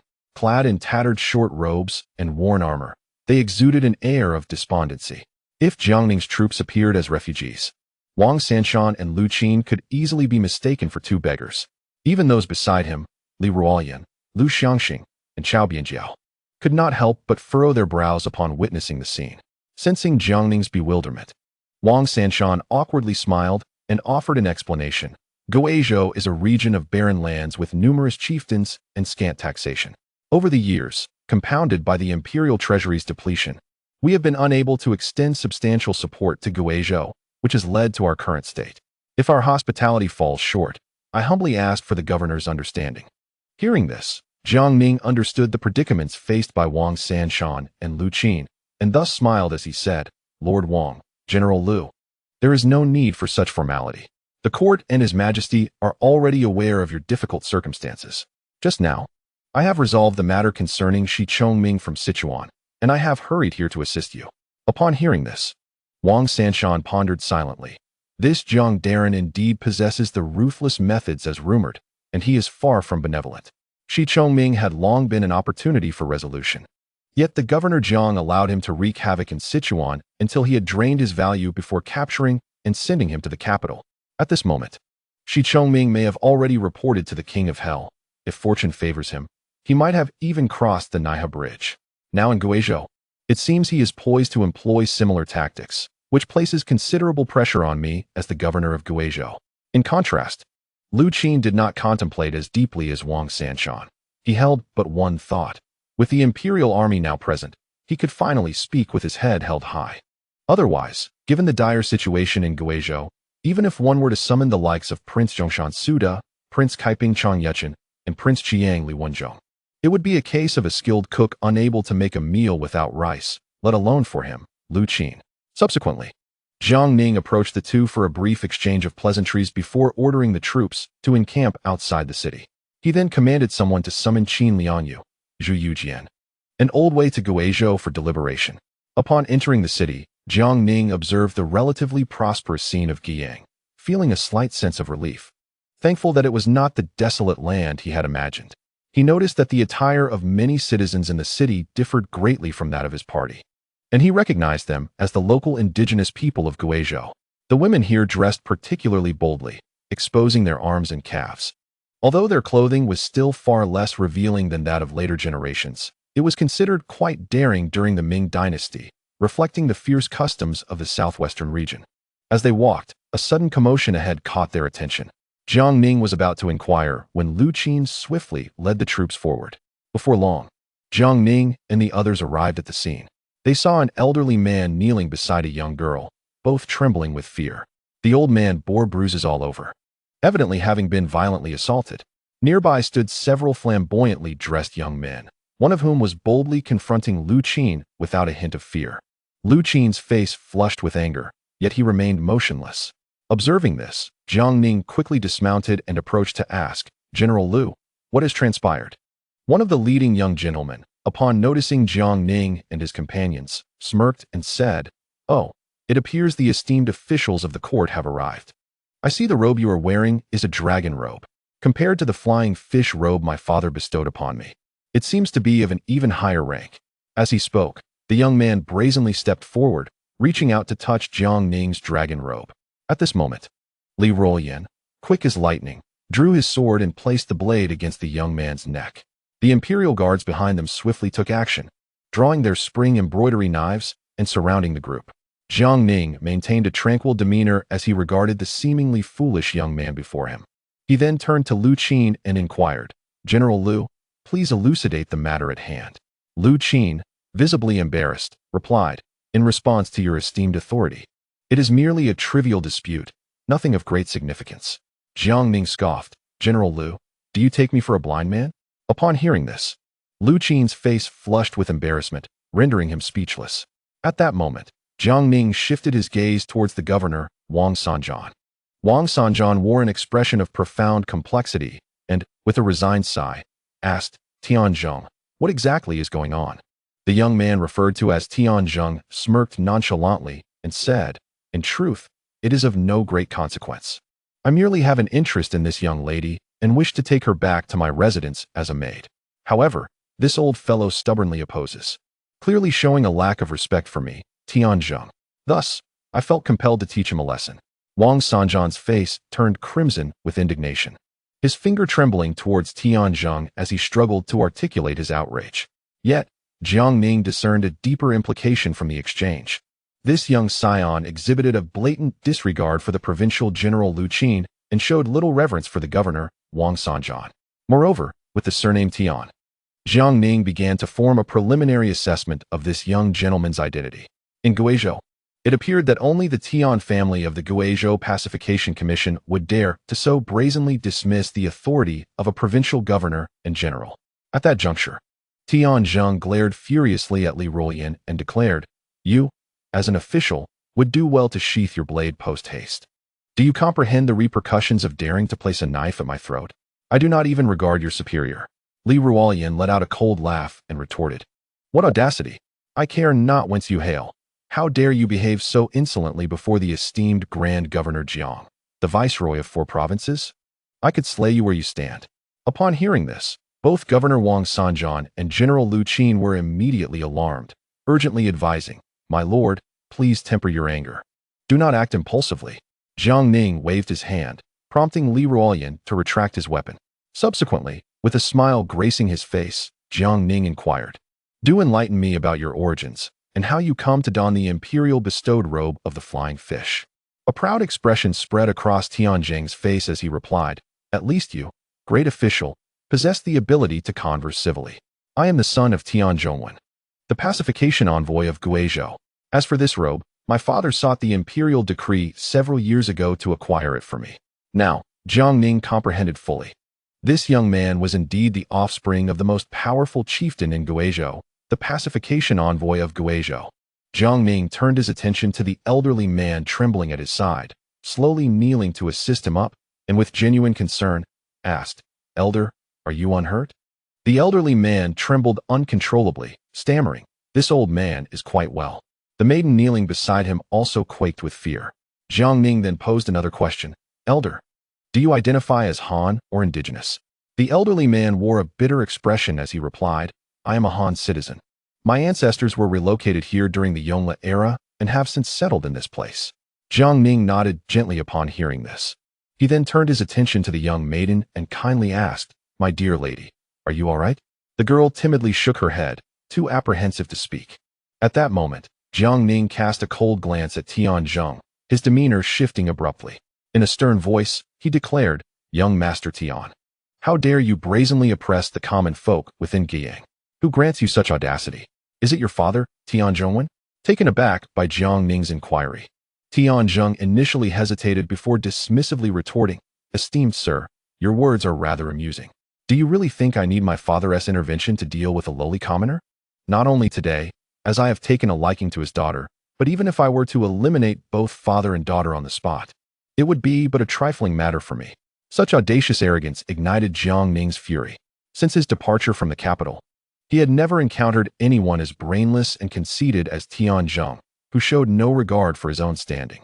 Coldly addressing Li Ruoyan, he commanded, "Old Li, apprehend this entire group and take this father and daughter to the governor's office. I shall personally handle the matter shortly."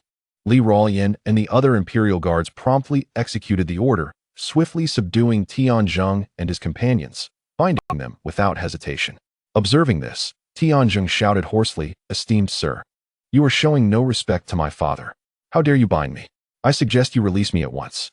Even Governor Wang and General Liu would not dare touch me. If my father arrives and this escalates, it will not end well for you. Wang Sanshan and Lu Qin were about to intercede, but Jiang Ning turned to glare at them, warning, if either of you dares to plead for this scoundrel, I shall immediately revoke your positions and send you to the front lines to confront in Bangyan. Upon hearing this, both Wang Sanshan and Lu Qin fell silent. As though their throats had been constricted, Jiang Ning then mounted his horse and rode directly to the governor's office, disregarding the crowd. Li Ruolian hurriedly followed in his wake. At that moment, Lu Xiangxing, who had been trailing behind, spoke up, Sir, it is evident from Tianjing's words that he has frequently harmed the common people. Why not execute him on the spot? Chao Bianjiao, equally incensed, chimed in, Sir, Jiando, Lu Xiangxing's courtesy name, speaks rightly. With but a word from you, I shall have this scoundrel executed immediately. Listening to the fervent suggestions of his capable subordinates, Jiang Ning smiled slightly and replied, eliminating this scoundrel is not a difficult task. Yet he has a father behind him. If we are to deal with this properly, we must uproot the source. First, we must capture his father and see how he dares to be so arrogant. Both men nodded in agreement. Before long, the group arrived at the governor's office.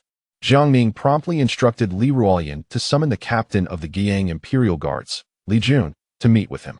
Meanwhile, the news of Tianjing's capture quickly spread, reaching Tianzhongwen, who, upon learning that his precious son had been apprehended in Guiyang, urgently sought to understand the details of the situation.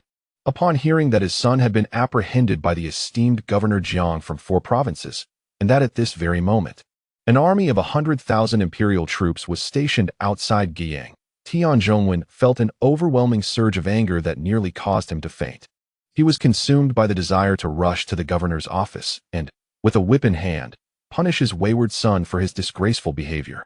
It was one thing to stir up trouble on ordinary days, but to provoke an imperial envoy was nothing short of inviting calamity upon himself. Although he had some acquaintance with Guizhou's Governor Wang Sanshan and General Lu Qin, and had managed to suppress his son's bullying antics, he never anticipated that his precious child would embroil him in such a significant predicament. After regaining his composure, Tianzhongwen promptly prepared to head to the governor's office to plead for leniency.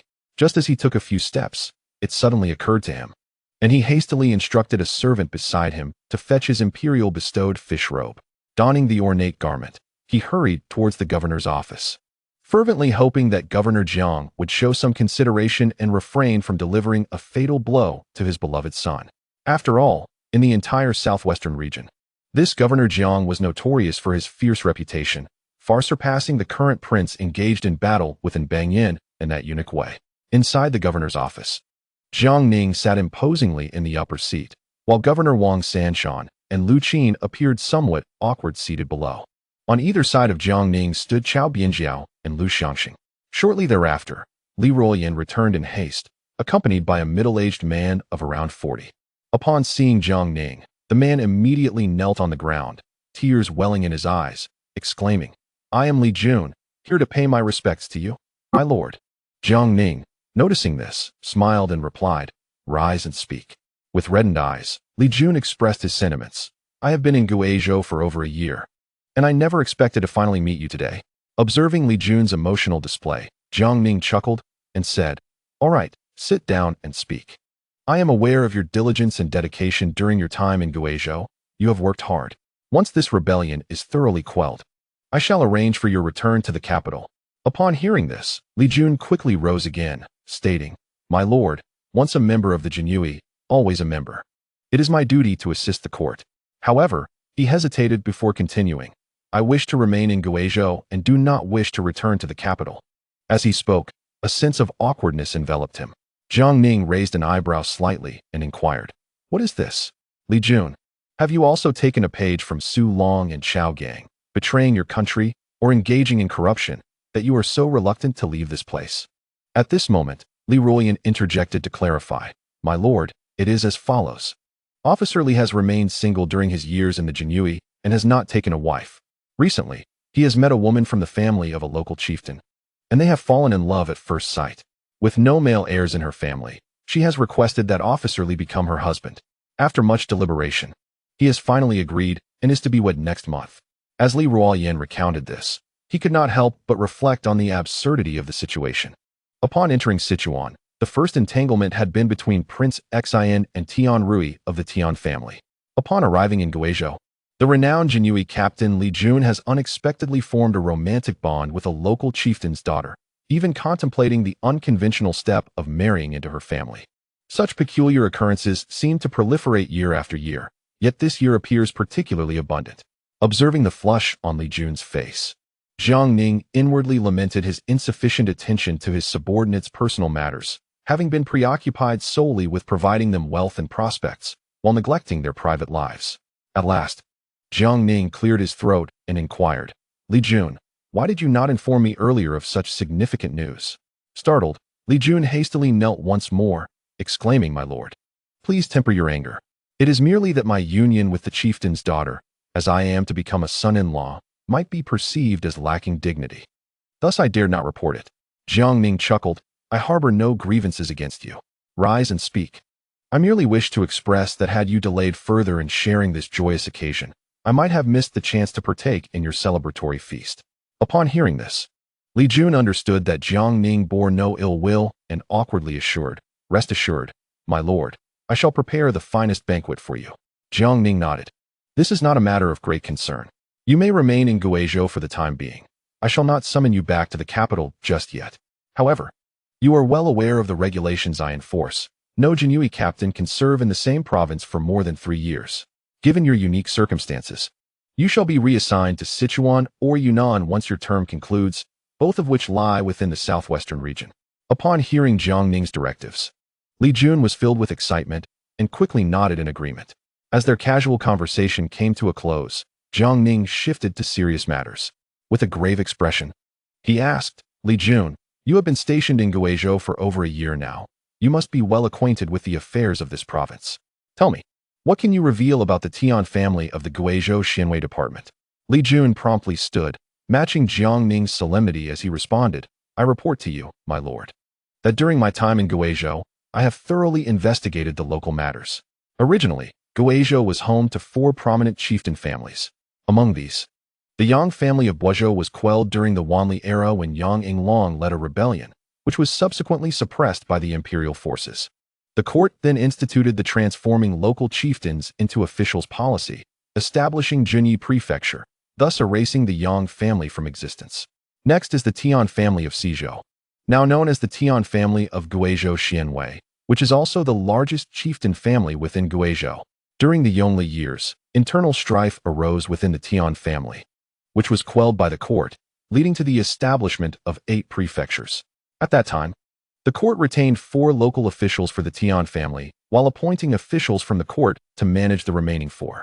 However, when Yang Inglong rebelled, the Tian family contributed significantly, resulting in the court recalling the officials. Presently, all 8 prefectures under the Tian family are governed by local officials. The current head, Tian Zhongwen, serves as the Xianwei envoy of Guizhou and commands approximately 40,000 troops. However, through my discreet inquiries, I have ascertained that the actual military strength exceeds 60,000. A few years ago, Tian Zhongwen even petitioned the court to allow his son, Tian Zhong, to inherit the position of Xianwei envoy. Jiang Ning nodded in understanding, now grasping the situation more clearly. In Guizhou province, the Tian clan holds a status akin to that of local sovereigns. Although they lack formal titles of nobility, their dominion spans numerous territories, with 8 prefectures governed autonomously by local officials. The commanding envoy wields substantial power, effectively positioning him as a regional lord. It is no wonder that Tian Zhong, whom I encountered earlier, displayed such audacity in my presence. Subsequently, Jiang Ning resumed the conversation, inquiring, over the years, has the Tian clan engaged in any unlawful activities? Or do they harbor intentions contrary to the court, similar to in Banyan? Upon hearing Jiang Ning's question, the governor of Guizhou, Wang Sanshan, and General Lu Qin, who sat nearby, felt their hearts leap into their throats. They dreaded that the esteemed Governor Jiang might, in a fit of rage over Tian Zhang's earlier insolence, decide to eradicate the Tian clan entirely, which would spell disaster. The two hastily rose to speak, but Jiang Ning shot them a cold glare, stating, "I did not inquire of you two." Instantly, they returned to their seats in embarrassment. Observing this, Li Jun quickly responded, "Your Excellency, While the Tian clan has committed some infractions in Guizhou over the years, they are not particularly egregious. After Tian Zhongwen inherited the position of the Guizhou envoy, he continued the practice of local autonomy and maintained limited interactions with the court. Although there are occasional disputes between the local populace and those under the court's jurisdiction, significant conflicts have been absent. When Bangyan rebelled, he attempted to sway Tian Zhongwen to his cause, but Tian declined. Based on these observations, it appears that the Tian clan currently harbors no rebellious intentions towards the court. At this juncture, Governor Wang Sanshan eagerly stood and added jovially, "Indeed, while the relationship between the Tian clan and the court has not been particularly harmonious, they have managed to coexist without major issues. During the recent famine in Guizhou, the Tian clan even provided grain to aid the suffering populace, standing in stark contrast to the treasonous Bangyan." Listening to Wang Sanshan's remarks, Jiang Ming gestured for Li Jun to continue. Thus, Li Jun resumed, "According to intelligence gathered from our personnel within the Tian clan, it appears the clan is not as united as it seems. The officials of the 8 prefectures under their jurisdiction are all members of the Tian family, and there are significant internal conflicts, often arising from competition over mineral resources. Although Tian Zhongwen serves as the Guizhou envoy, his personal influence is insufficient to quell the discord among his subordinates. Currently, only 2 of the 8 prefectures are loyal to him, while the remaining 6 local governors do not heed his authority. Therefore, even if Tian Zhongwen wished to follow Bangyan in rebellion, he lacks the requisite strength." Jiang Ming astutely detected vital information from Li Jun's words and promptly inquired, "You mentioned that the 8 prefectures of the Tian clan frequently clash over mineral resources. Could you elaborate on this matter?" After a moment's contemplation, Li Jun replied, "Your Excellency, the mineral wealth within Guizhou is abundant, including valuable resources such as copper, gold, and cinnabar, most of which are controlled by local chieftains. The 8 prefectures of the Tian clan oversee a considerable share. Yet the limited resources and uneven distribution lead to frequent conflicts among them. Moreover, they often exploit courier stations to illegally trade tea, iron, copper, and a variety of other mineral resources across Yunnan, Guizhou, and Sichuan." Upon hearing this, Jiang Ming comprehended the situation entirely. He then turned his gaze, piercing and cold, towards the governor of Guizhou, Wang Sanshan, and inquired, "Master Wang, pray tell, what compels you to so fervently exonerate Tian Zhongwen? How much silver does he bestow upon you each year that warrants such zealous advocacy on his behalf?" At these words, Wang Sanshan trembled with fear, hastily retorting, "Lord Jiang, I am wronged. Since my appointment, I have never taken a single tael of silver for myself." Hearing this, Jiang Ming let out a cold laugh and replied, "Master Wang, do you truly believe your own words? As the head of the Jinyue, I am acutely aware of the intricacies of the Ming court, and honest officials in this realm are as rare as phoenix feathers. Your name is conspicuously absent from the list of the incorruptible." Wang Sanshan's complexion turned pale in an instant, and with a resigned expression, he confessed, "Lord Jiang, it is true that I have received a considerable sum from Tian Zhongwen over the years, yet I have never dared to embezzle a single coin. You, who have long served in the capital, cannot fathom the hardships of Guizhou. As the saying goes, no sky remains clear for 3 days, no land is level for 3 feet, and no man possesses 3 coins. This is precisely Guizhou's plight. Furthermore, the region is rife with local chieftains, each with centuries of lineage, maintaining a facade of loyalty while being detached from the court. The treasury receives meager taxes from Guizhou, and in light of the national coffers being depleted, the officials here live from hand to mouth. Tian Zhongwen and other chieftains have, over the years, sent silver to me, and I have intervened in their disputes in the name of the court. However, I have my principles. I cannot allow these chieftains to conspire with one another. Although they breach imperial edicts by illicitly trading tea and minerals, such matters are beyond the court's reach. Instead, I have sought to manage these issues effectively within reasonable limits to prevent complete chaos. Moreover, while mediating their conflicts, I have also sought to divide and conquer. When Tian Zhongwen first assumed the title of Xianwei envoy, 4 of the 8 prefectures under his command were loyal to him.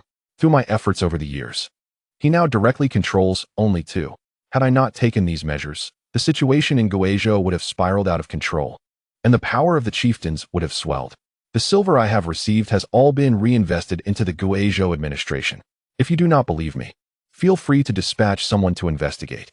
I share this not in pursuit of accolades, but in hopes that you may grasp the complexity of Guizhou's circumstances and refrain from hasty actions. With the rebellion of Nbangyan already underway, should another chieftain rise in revolt, unless you intend to eradicate all chieftains throughout Guizhou, we must tread carefully. Wang Xinshan then trembled as he removed his official cap and gently placed it on the table, stating, "Those circumstances have led to this. My transgressions against the law are undeniable.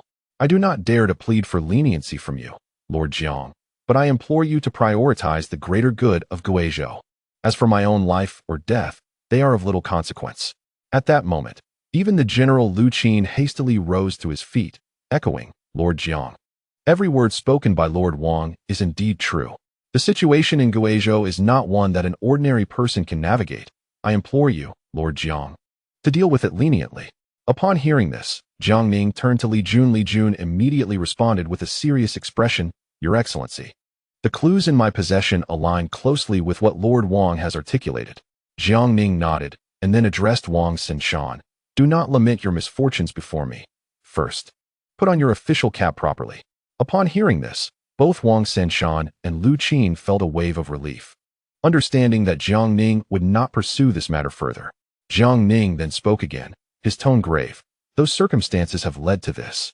The law of the land cannot tolerate sacrilege. While the death penalty may be evaded, the living punishment cannot be escaped. I shall personally intervene to quell the insurrection of the native chieftains in Guizhou.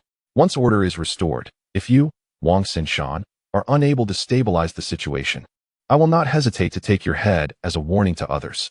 Hearing Jiang Ning's words, Wang Xinshan quickly bowed, assuring, "Rest assured, Lord Jiang. Even if it costs me my life, I will stabilize the situation in Guizhou." Jiang Ning then turned to Li Jun, inquiring, "Li Jun, you previously mentioned that there are 4 major chieftain families in Guizhou, aside from the Yang family of Boizhou, which was thoroughly subdued after their rebellion in the Wanli era. The present Tian family, and the rebellious Nbangyan. Who is the remaining family?" Li Jun replied, "The remaining family is the Song family of Shuidong. However, their power is the weakest among the 4 major chieftain families and has been gradually declining in recent years. Currently, the Song family has been quite compliant, harboring little conflict with the court, and their attitude is decidedly more submissive compared to the other chieftains." Jiang Ning nodded thoughtfully. With Nbangyan's rebellion under control, he could be extinguished at any moment. The Shuidong Song family, having already weakened and exhibiting respect towards the court, could be dealt with in a more conciliatory manner. As for the Tian family, they represented an unstable factor in the Guizhou situation that must be addressed. A gentle approach would be attempted first. If that failed, decisive military action would be employed. Jiang Ning's resolve was clear. No chieftain power could be permitted to exist within Guizhou. Chapter 275. The Tian father and son. Jiang Ning again inquired of Li Jun, "What is the current status of the other chieftains in Guizhou? Are there any conspiring alongside Nbangyan?" Li Jun, shaking his head vigorously, replied with utmost seriousness, "To report to you, my lord. Nbangyan dared to rebel because of the audacious uprising led by Shi Chongming and Chongqing, which emboldened him. In recent years, the Shuixian family has rapidly developed in Guizhou, accumulating considerable strength, and has taken the opportunity to annex substantial territories from other chieftains. Coupled with the declining power of the Tian family, the Shuixian family has become the largest chieftain force in Guizhou, leading to their disloyal ambitions. However, since Shi Chongming was quelled by the court with decisive measures, the other chieftains in Guizhou are now acting with great caution, fearing that when the court moves against Nbangyan, they too will be swept away in the reckoning." Upon hearing this, Jiang Ning nodded and waved his hand to signal Li Jun to withdraw. He understood that in Guizhou, apart from the rebellious Nbangyan, the Tian family could shoulder the burden. Once he dealt with the Tian family, all other issues would be easily resolved. At that moment, a member of the Jinyui hurriedly approached to report, "Your Excellency, the Guizhou envoy Tian Zhongwen requests an audience." Jiang Ning's lips curled into a faint smile at this news, remarking, "It seems that when one speaks of Cao Cao, Cao Cao arrives. I had not sought him out, yet he has come to me. Let him in." The Jinyui obeyed and departed swiftly. Before long, a man in his 40s entered the hall. He was short and stout, with squinty eyes reminiscent of a Maitreya Buddha, clad in a poorly fitting Feiyu robe. Upon entering, He scanned the room, his gaze settling upon Jiang Ning, who occupied the high seat. He hurriedly bowed and said, "I am Tian Zhongwen, the Guizhou envoy, and I pay my respects to Governor Jiang." Jiang Ning remained silent, coldly staring at Tian Zhongwen. Under the scrutiny, Tian Zhongwen felt a chill run down his spine. He had rushed here solely for his son, Tian Zheng. After all, this Governor Jiang had decisively dealt with the Shakongming faction in Sichuan, where the warlord Shakongming, commanding an army of 100,000, was said to have already tasted the soup of Mengpe and crossed the Naihe Bridge. This illustrated the ruthless methods of Governor Jiang. Tian Zhongwen furtively glanced at the sitting provincial governor Wang Sanshan and General Lu Qin, hoping to glean some insight from their expressions, but found both men silent, their faces grim. As time ticked away, the atmosphere in the hall grew increasingly tense. Soon, beads of cold sweat dotted Tian Zhongwen's forehead. At last, Jiang Ning spoke, his tone indifferent. "Ah, it is the esteemed Tian Darren who has arrived. Please, take a seat." Tian Zhongwen, as if awakening from a dream, quickly expressed his gratitude. "Thank you, Governor Jiang." He then wiped the sweat from his brow and cautiously took a seat beside. At this moment, Jiang Ning wore a slightly amused smile and inquired, "Pray tell, what brings you here, Darren Tian?" Upon hearing this, Tian Zhongwen hastily rose, his expression awkward as he said, "I have come to beseech your excellency regarding my unfilial son, Tian Zheng. It has come to my attention that my wayward son has acted disrespectfully before your esteemed self. Hence I hurried here to take him home for a proper admonition and punishment." Jiang Ning, upon hearing this, let out a cold laugh, thinking that while Tian Zhongwen was not foolish, his reasoning was rather childish, and he would not be easily deceived. Then, Jiang Ning replied with a serious demeanor, "You worry too much, Darren Tian. Your son's behavior before me was merely trifling matters. There is no need to take it to heart." Upon hearing this, Tian Zhongwen exhaled in relief, believing that Governor Jiang had no intention of pursuing the matter of his son's disrespect. However, Jiang Ning followed up with a smile. "The court has its own laws. I have always been one to handle affairs in accordance with protocol." He then turned to Li Ruoyan and instructed, "Explain to Darren Tian what the consequences of disrespect before an imperial envoy entail." Li Ruoyan nodded and, with a serious expression, stated, "The imperial envoy represents the Son of Heaven, conducting inspections as if the emperor himself were present. Today, Tian Zheng displayed an unreasonable act before the imperial envoy, equating to a blatant contempt for the court's laws and a disregard for the emperor's authority. According to the law, death is the only punishment." Upon hearing this, Tian Zhongwen was momentarily stunned, and then, with a thud, he fell to his knees, hastily pleading, "I beseech you, Lord Jiang, to show mercy. My rebellious son has been spoiled by my indulgence and does not comprehend the proprieties. Yet, I dare to guarantee with my life that he harbors no intention of defying the court's majesty. I implore you to see reason." As he spoke, Tian Zhongwen repeatedly bowed his head to the ground in supplication. Jiang Ning, witnessing this, felt a surge of delight within. Initially, he merely aimed to instill a sense of caution in Tian Zhongwen, testing his stance. Had he proved resistant to authority, Jiang would have needed to reconsider his approach. However, the fact that Tian Zhongwen was pliable to both soft and hard measures was exceedingly fortuitous. Ultimately, Jiang Ning rose with a smile, approached Tian Zhongwen, and assisted him to his feet, saying, "Lord Tian, I was merely speaking in accordance with the laws of the court. Yet, you have steadfastly guarded Guizhou for many years, demonstrating unwavering loyalty to the court. Your ancestors even assisted the imperial forces in quelling the Yang rebellion in Guizhou during the Wanli era, rendering significant contributions. How could I possibly hold a trivial matter against you?" Upon hearing these words, Tian Zhongwen felt a wave of relief wash over him, while simultaneously cursing inwardly. "Ah, this Governor Jiang is indeed no simple character. He spoke of business with formality only to dismiss my plight so casually." Nevertheless, Tian Zhongwen dared not let his guard down and cautiously said, "I am grateful for your leniency, Lord Jiang. Please allow me to bring that rebellious son here, so I may administer a proper lesson before you, ensuring he receives a sound thrashing." Jiang Ning, upon hearing this, exchanged a knowing glance with Li Ruoyan and ceased further conversation. Before long, Tian Zheng was brought forth. Upon entering the grand hall, he remained full of arrogance, vociferously protesting. Seeing his father, Tian Zheng exclaimed, "Father, Why did you take so long to arrive? These officials are too overbearing, apprehending your son for such trifles. Had you arrived a moment later, I might never have seen you again." He then turned to Wang Sanshan, venting his grievances. "Lord Wang, I am, after all, of your kin. How could you stand by and do nothing?" He continued to address Lu. "And you, old Lu, my father has looked after you many times." Hearing Tianjing's words, Wang Sanshan and Lu Qin were infuriated, their faces darkening as they silently cursed. This foolish son of a landlord cannot discern the gravity of the situation. Does he not recognize the decorum of this occasion? Daring to speak so freely? At this moment, Tian Zhongwen was already seething with rage. Observing his incessantly chattering son, he wasted no words and delivered 2 resounding slaps, sending Tianzhong sprawling to the ground. He then raised his foot and began to stomp, shouting, "You wretched beast, you rebellious son. Do you not realize you nearly brought ruin upon the entire Tian clan? To act so insolently before the imperial envoy is a flagrant violation of the law. Today, I shall break your legs to prevent you from causing further mischief." Tianzhong, despite the beating, still cried out in protest, "Father, why are you hitting me? I have done nothing wrong. I was merely trying to finish my words." Another 2 slaps followed, eliciting pitiful cries from Tianzhong. Jiang Ning observed coldly from the sidelines, inwardly lamenting that although the Tian family had indeed fallen from grace, Tian Zhongwen was no ordinary individual.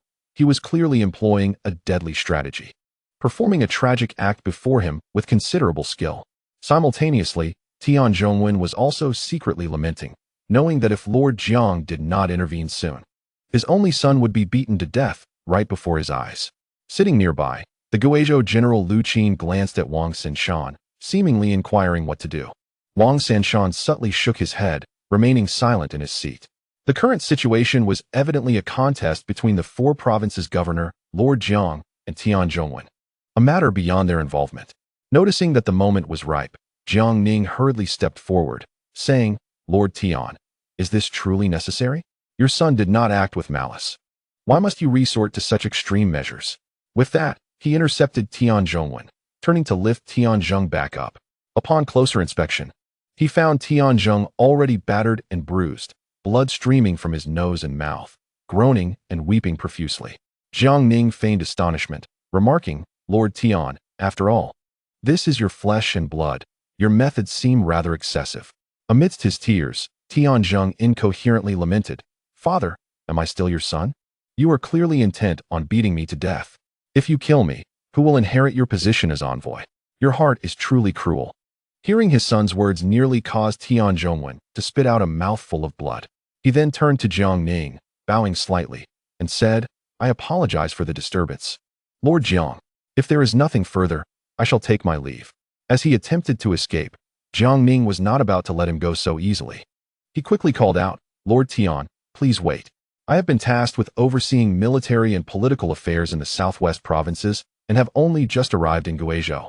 There are many matters I am yet to understand. Today presents a perfect opportunity for me to seek your counsel. I hope you will not withhold your wisdom." Upon hearing Jiang Ning's words, Tian Zhongwen felt a tightening in his chest, realizing that leaving the governor's office today would likely be far from simple. Gritting his teeth, he forced a smile and replied, "I am unworthy of your instruction, yet as the envoy of Guizhou, I stand ready to assist you should you require help." Jiang Ning smiled and inquired, "What is your opinion on Banyan's open rebellion?" Immediately, Tian Zhongwen assumed a serious expression, declaring, "And Banyan is a wretched creature, heartless and ungrateful. The court has never been unkind to us local chieftains, yet he dares to betray the court and openly revolt. He is truly a disgrace among us. I cannot coexist with him. Should you require assistance, I am willing to mobilize my troops to join the imperial forces in subduing that treacherous dog." Meanwhile, Tian Zhongwen felt a surge of pride within. He had played the role of a submissive subordinate, expressed his stance, and articulated his attitude.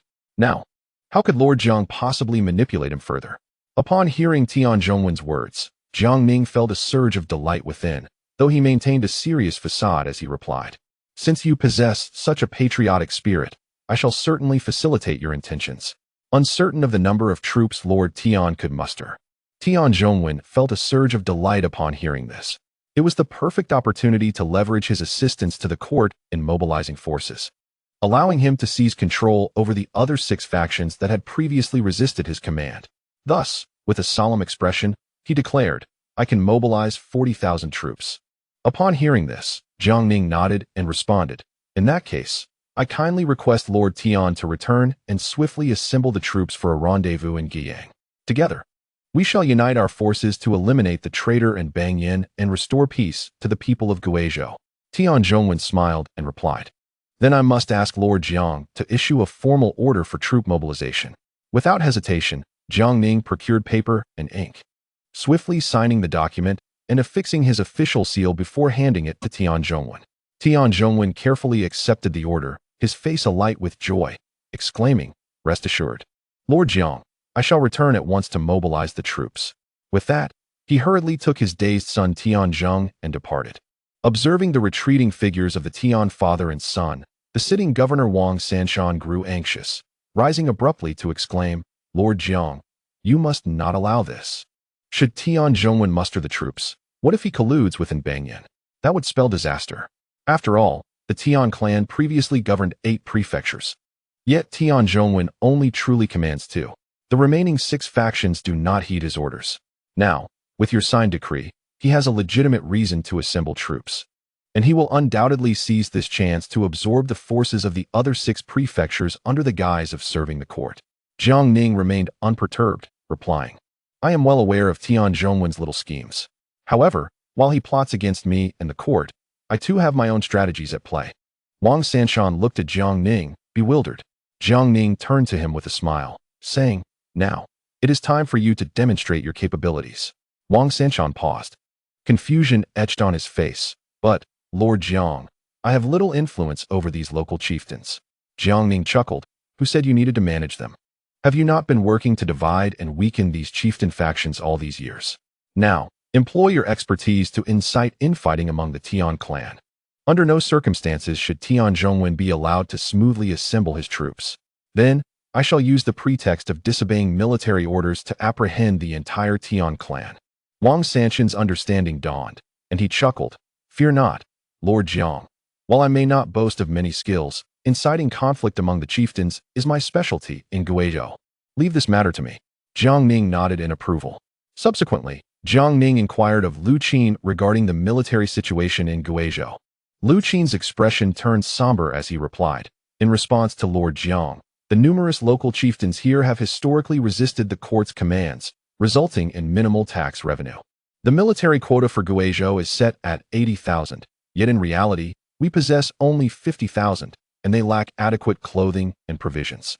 A year ago, His Majesty allocated a portion of military funds from the capital, which has only recently allowed us to regain some strength. But we still fall far short compared to the chieftain's forces. When Bang Yin rebelled, I could only rely on the assistance of Deputy General Qin Bangping from Sichuan to keep him constrained within certain limits. Since the arrival of Governor Qin in Guizhou, the plans devised have allowed Bang Yin to lead the rebel forces to roam freely within the province. Now, seizing the opportunity, Bang Yin has absorbed considerable military strength from the local chieftains, with the rebel army swelling to a formidable 80,000. Upon hearing this, Jiang Ning felt a sense of clarity and declared, "Very well, from now on, I shall take charge of everything." Noting the late hour, he added, "Everyone should retire for the night." Subsequently, Wang Sanshan and Lu Qin rose to take their leave. At that moment, Jiang Ning turned to Li Jun, who had not yet departed, as if a sudden thought struck him, and inquired, "Li Jun, do Tian Zhongwen and his son Tian Zheng frequently commit acts of violence against the populace, oppressing them and engaging in unruly behavior?" Li Jun hastily shook his head and replied, "My lord, over the years, Tian Zhongwen has been embroiled in constant conflict with the other 6 prefectures, often engaging in skirmishes. But he has managed to contain these issues within his own territory, without affecting others. His son, Tian Zheng, does oppress the common folk from time to time. Yet Tian Zhongwen always arranges for apologies and compensation in silver to resolve matters amicably."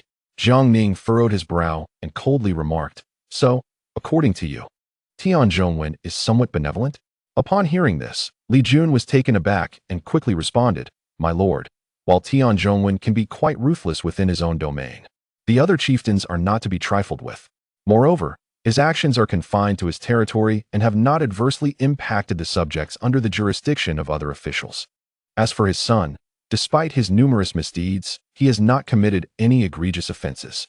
For instance, regarding today's incident where Tianqi forcibly took a woman. Such occurrences have happened before. However, before the woman could be taken home, Tianqi would ensure her release and provide compensation, subsequently confining Tianqi at home for a period as punishment. Therefore, one could argue that Tianqi is merely unrefined and misbehaved, but hardly deserving of severe punishment. After a moment of contemplation, Jiang Ning stated, "In that case, I do not intend to eradicate the Tian family completely. I hope they will recognize their own limitations." He then turned to Li Ruoyan and instructed, "Old Li, provide that father and daughter we rescued earlier with some silver to facilitate their departure, and arrange for someone to discreetly protect them." Li Ruoyan nodded and hurried off. Just then, Li Jun quietly interjected, "My lord, I have one more matter to report." Jiang Ning looked momentarily surprised. Li Jun quickly clarified, "Earlier, with Governor Wang and General Lu present, there were certain matters I could not discuss." Jiang Ning urged, "All right. Li Jun, you may speak now. What is so secretive about it?" Li Jun promptly produced a booklet from his bosom and handed it over, whispering, "Vice General Zhang Yanfang has long been colluding with various local chieftains within Guizhou. These chieftains have been illicitly trading in tea, iron, copper, and other goods monopolized by the court, and he has profited immensely from this. He often conspires with the general and the chieftains to plunder the subjects under the jurisdiction of officials. During the current campaign against Banyan, Zhang Yanfang has further seized the opportunity to privately confiscate the property of both chieftains and commoners, concealing it all for his own gain. Initially, I intended to report this matter to Lord Wei of the Eastern Depot and His Highness the Prince of Xian, but as they are both at the front lines, I had no choice but to suppress this information for the time being." Upon hearing this, Jiang Ning slammed his hand down heavily on the table, startling Li Jun, who was about to kneel in fear. Jiang Ning raised his hand to halt him and said, "I understand your concerns. Allow me to ask you, do Wang Sanshan and Lu Qin not take action?" Li Jun, with a resigned expression, responded, "Your Excellency is unaware that in Guizhou, having troops is the only assurance.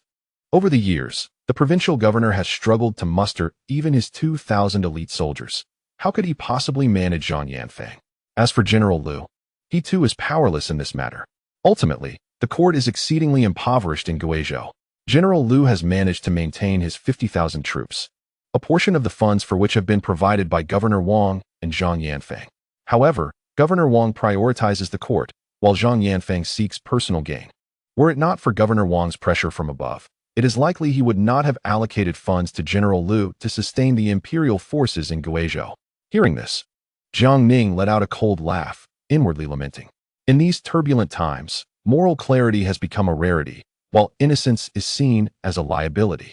It is no wonder that, in the annals of history, the once great General Lu Qin faced repeated failures in his campaigns against Banyan, ultimately being held accountable, only to achieve a fleeting redemption before meeting a tragic end in battle. Even Governor Wang Sanshan perished in combat. They undoubtedly faced a multitude of constraints beyond their control, perhaps epitomizing the tragedy of this age." Subsequently, Jiang Ning commanded with a resonant voice, "Summon General Xiao Chao to me." The Jinyui swiftly complied.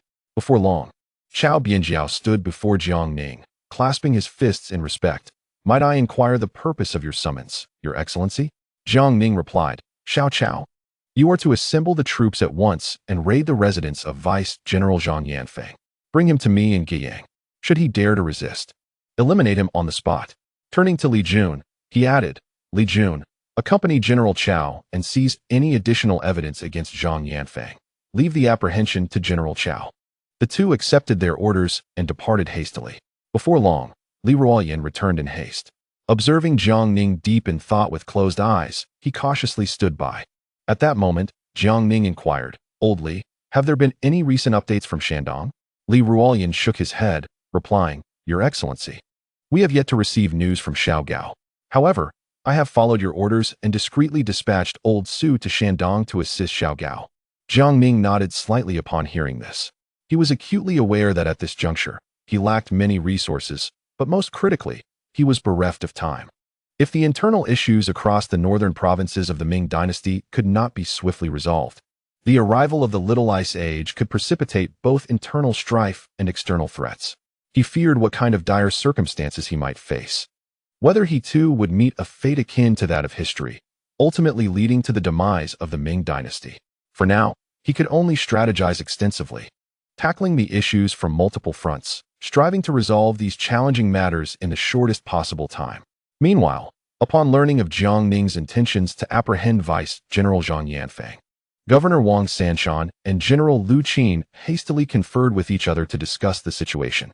Observing the anxious visage of Lu Qin, Wang Sanshan stroked his beard and remarked, "General Lu, it would be prudent for us to refrain from intervening in this matter. Zhang Yanfang has become increasingly reckless over the years. Previously, we had no choice but to feign civility for the sake of the greater good of the court. Now that Lord Jiang has arrived, should we continue to engage in duplicity with Zhang, it would be tantamount to colluding with him. As for our previous predicament, Lord Jiang will undoubtedly form his own judgment. There is no need for concern." Upon hearing Wang Sanshan's words, Lu Qin felt a sense of relief wash over him. He was genuinely apprehensive that, in the reckoning of Zhang Yanfang, he too might be swept away. After all, his position as general had been utterly humiliating, akin to being a child neglected by both grandmother and uncle, left to rely solely on the company of the provincial governor, Wang Sanshan. In this rugged and fiercely independent Guizhou, they seemed like two forsaken children abandoned by the court. Now, with the arrival of a family member, he feared that without a moment's hesitation, they might both be dealt with summarily.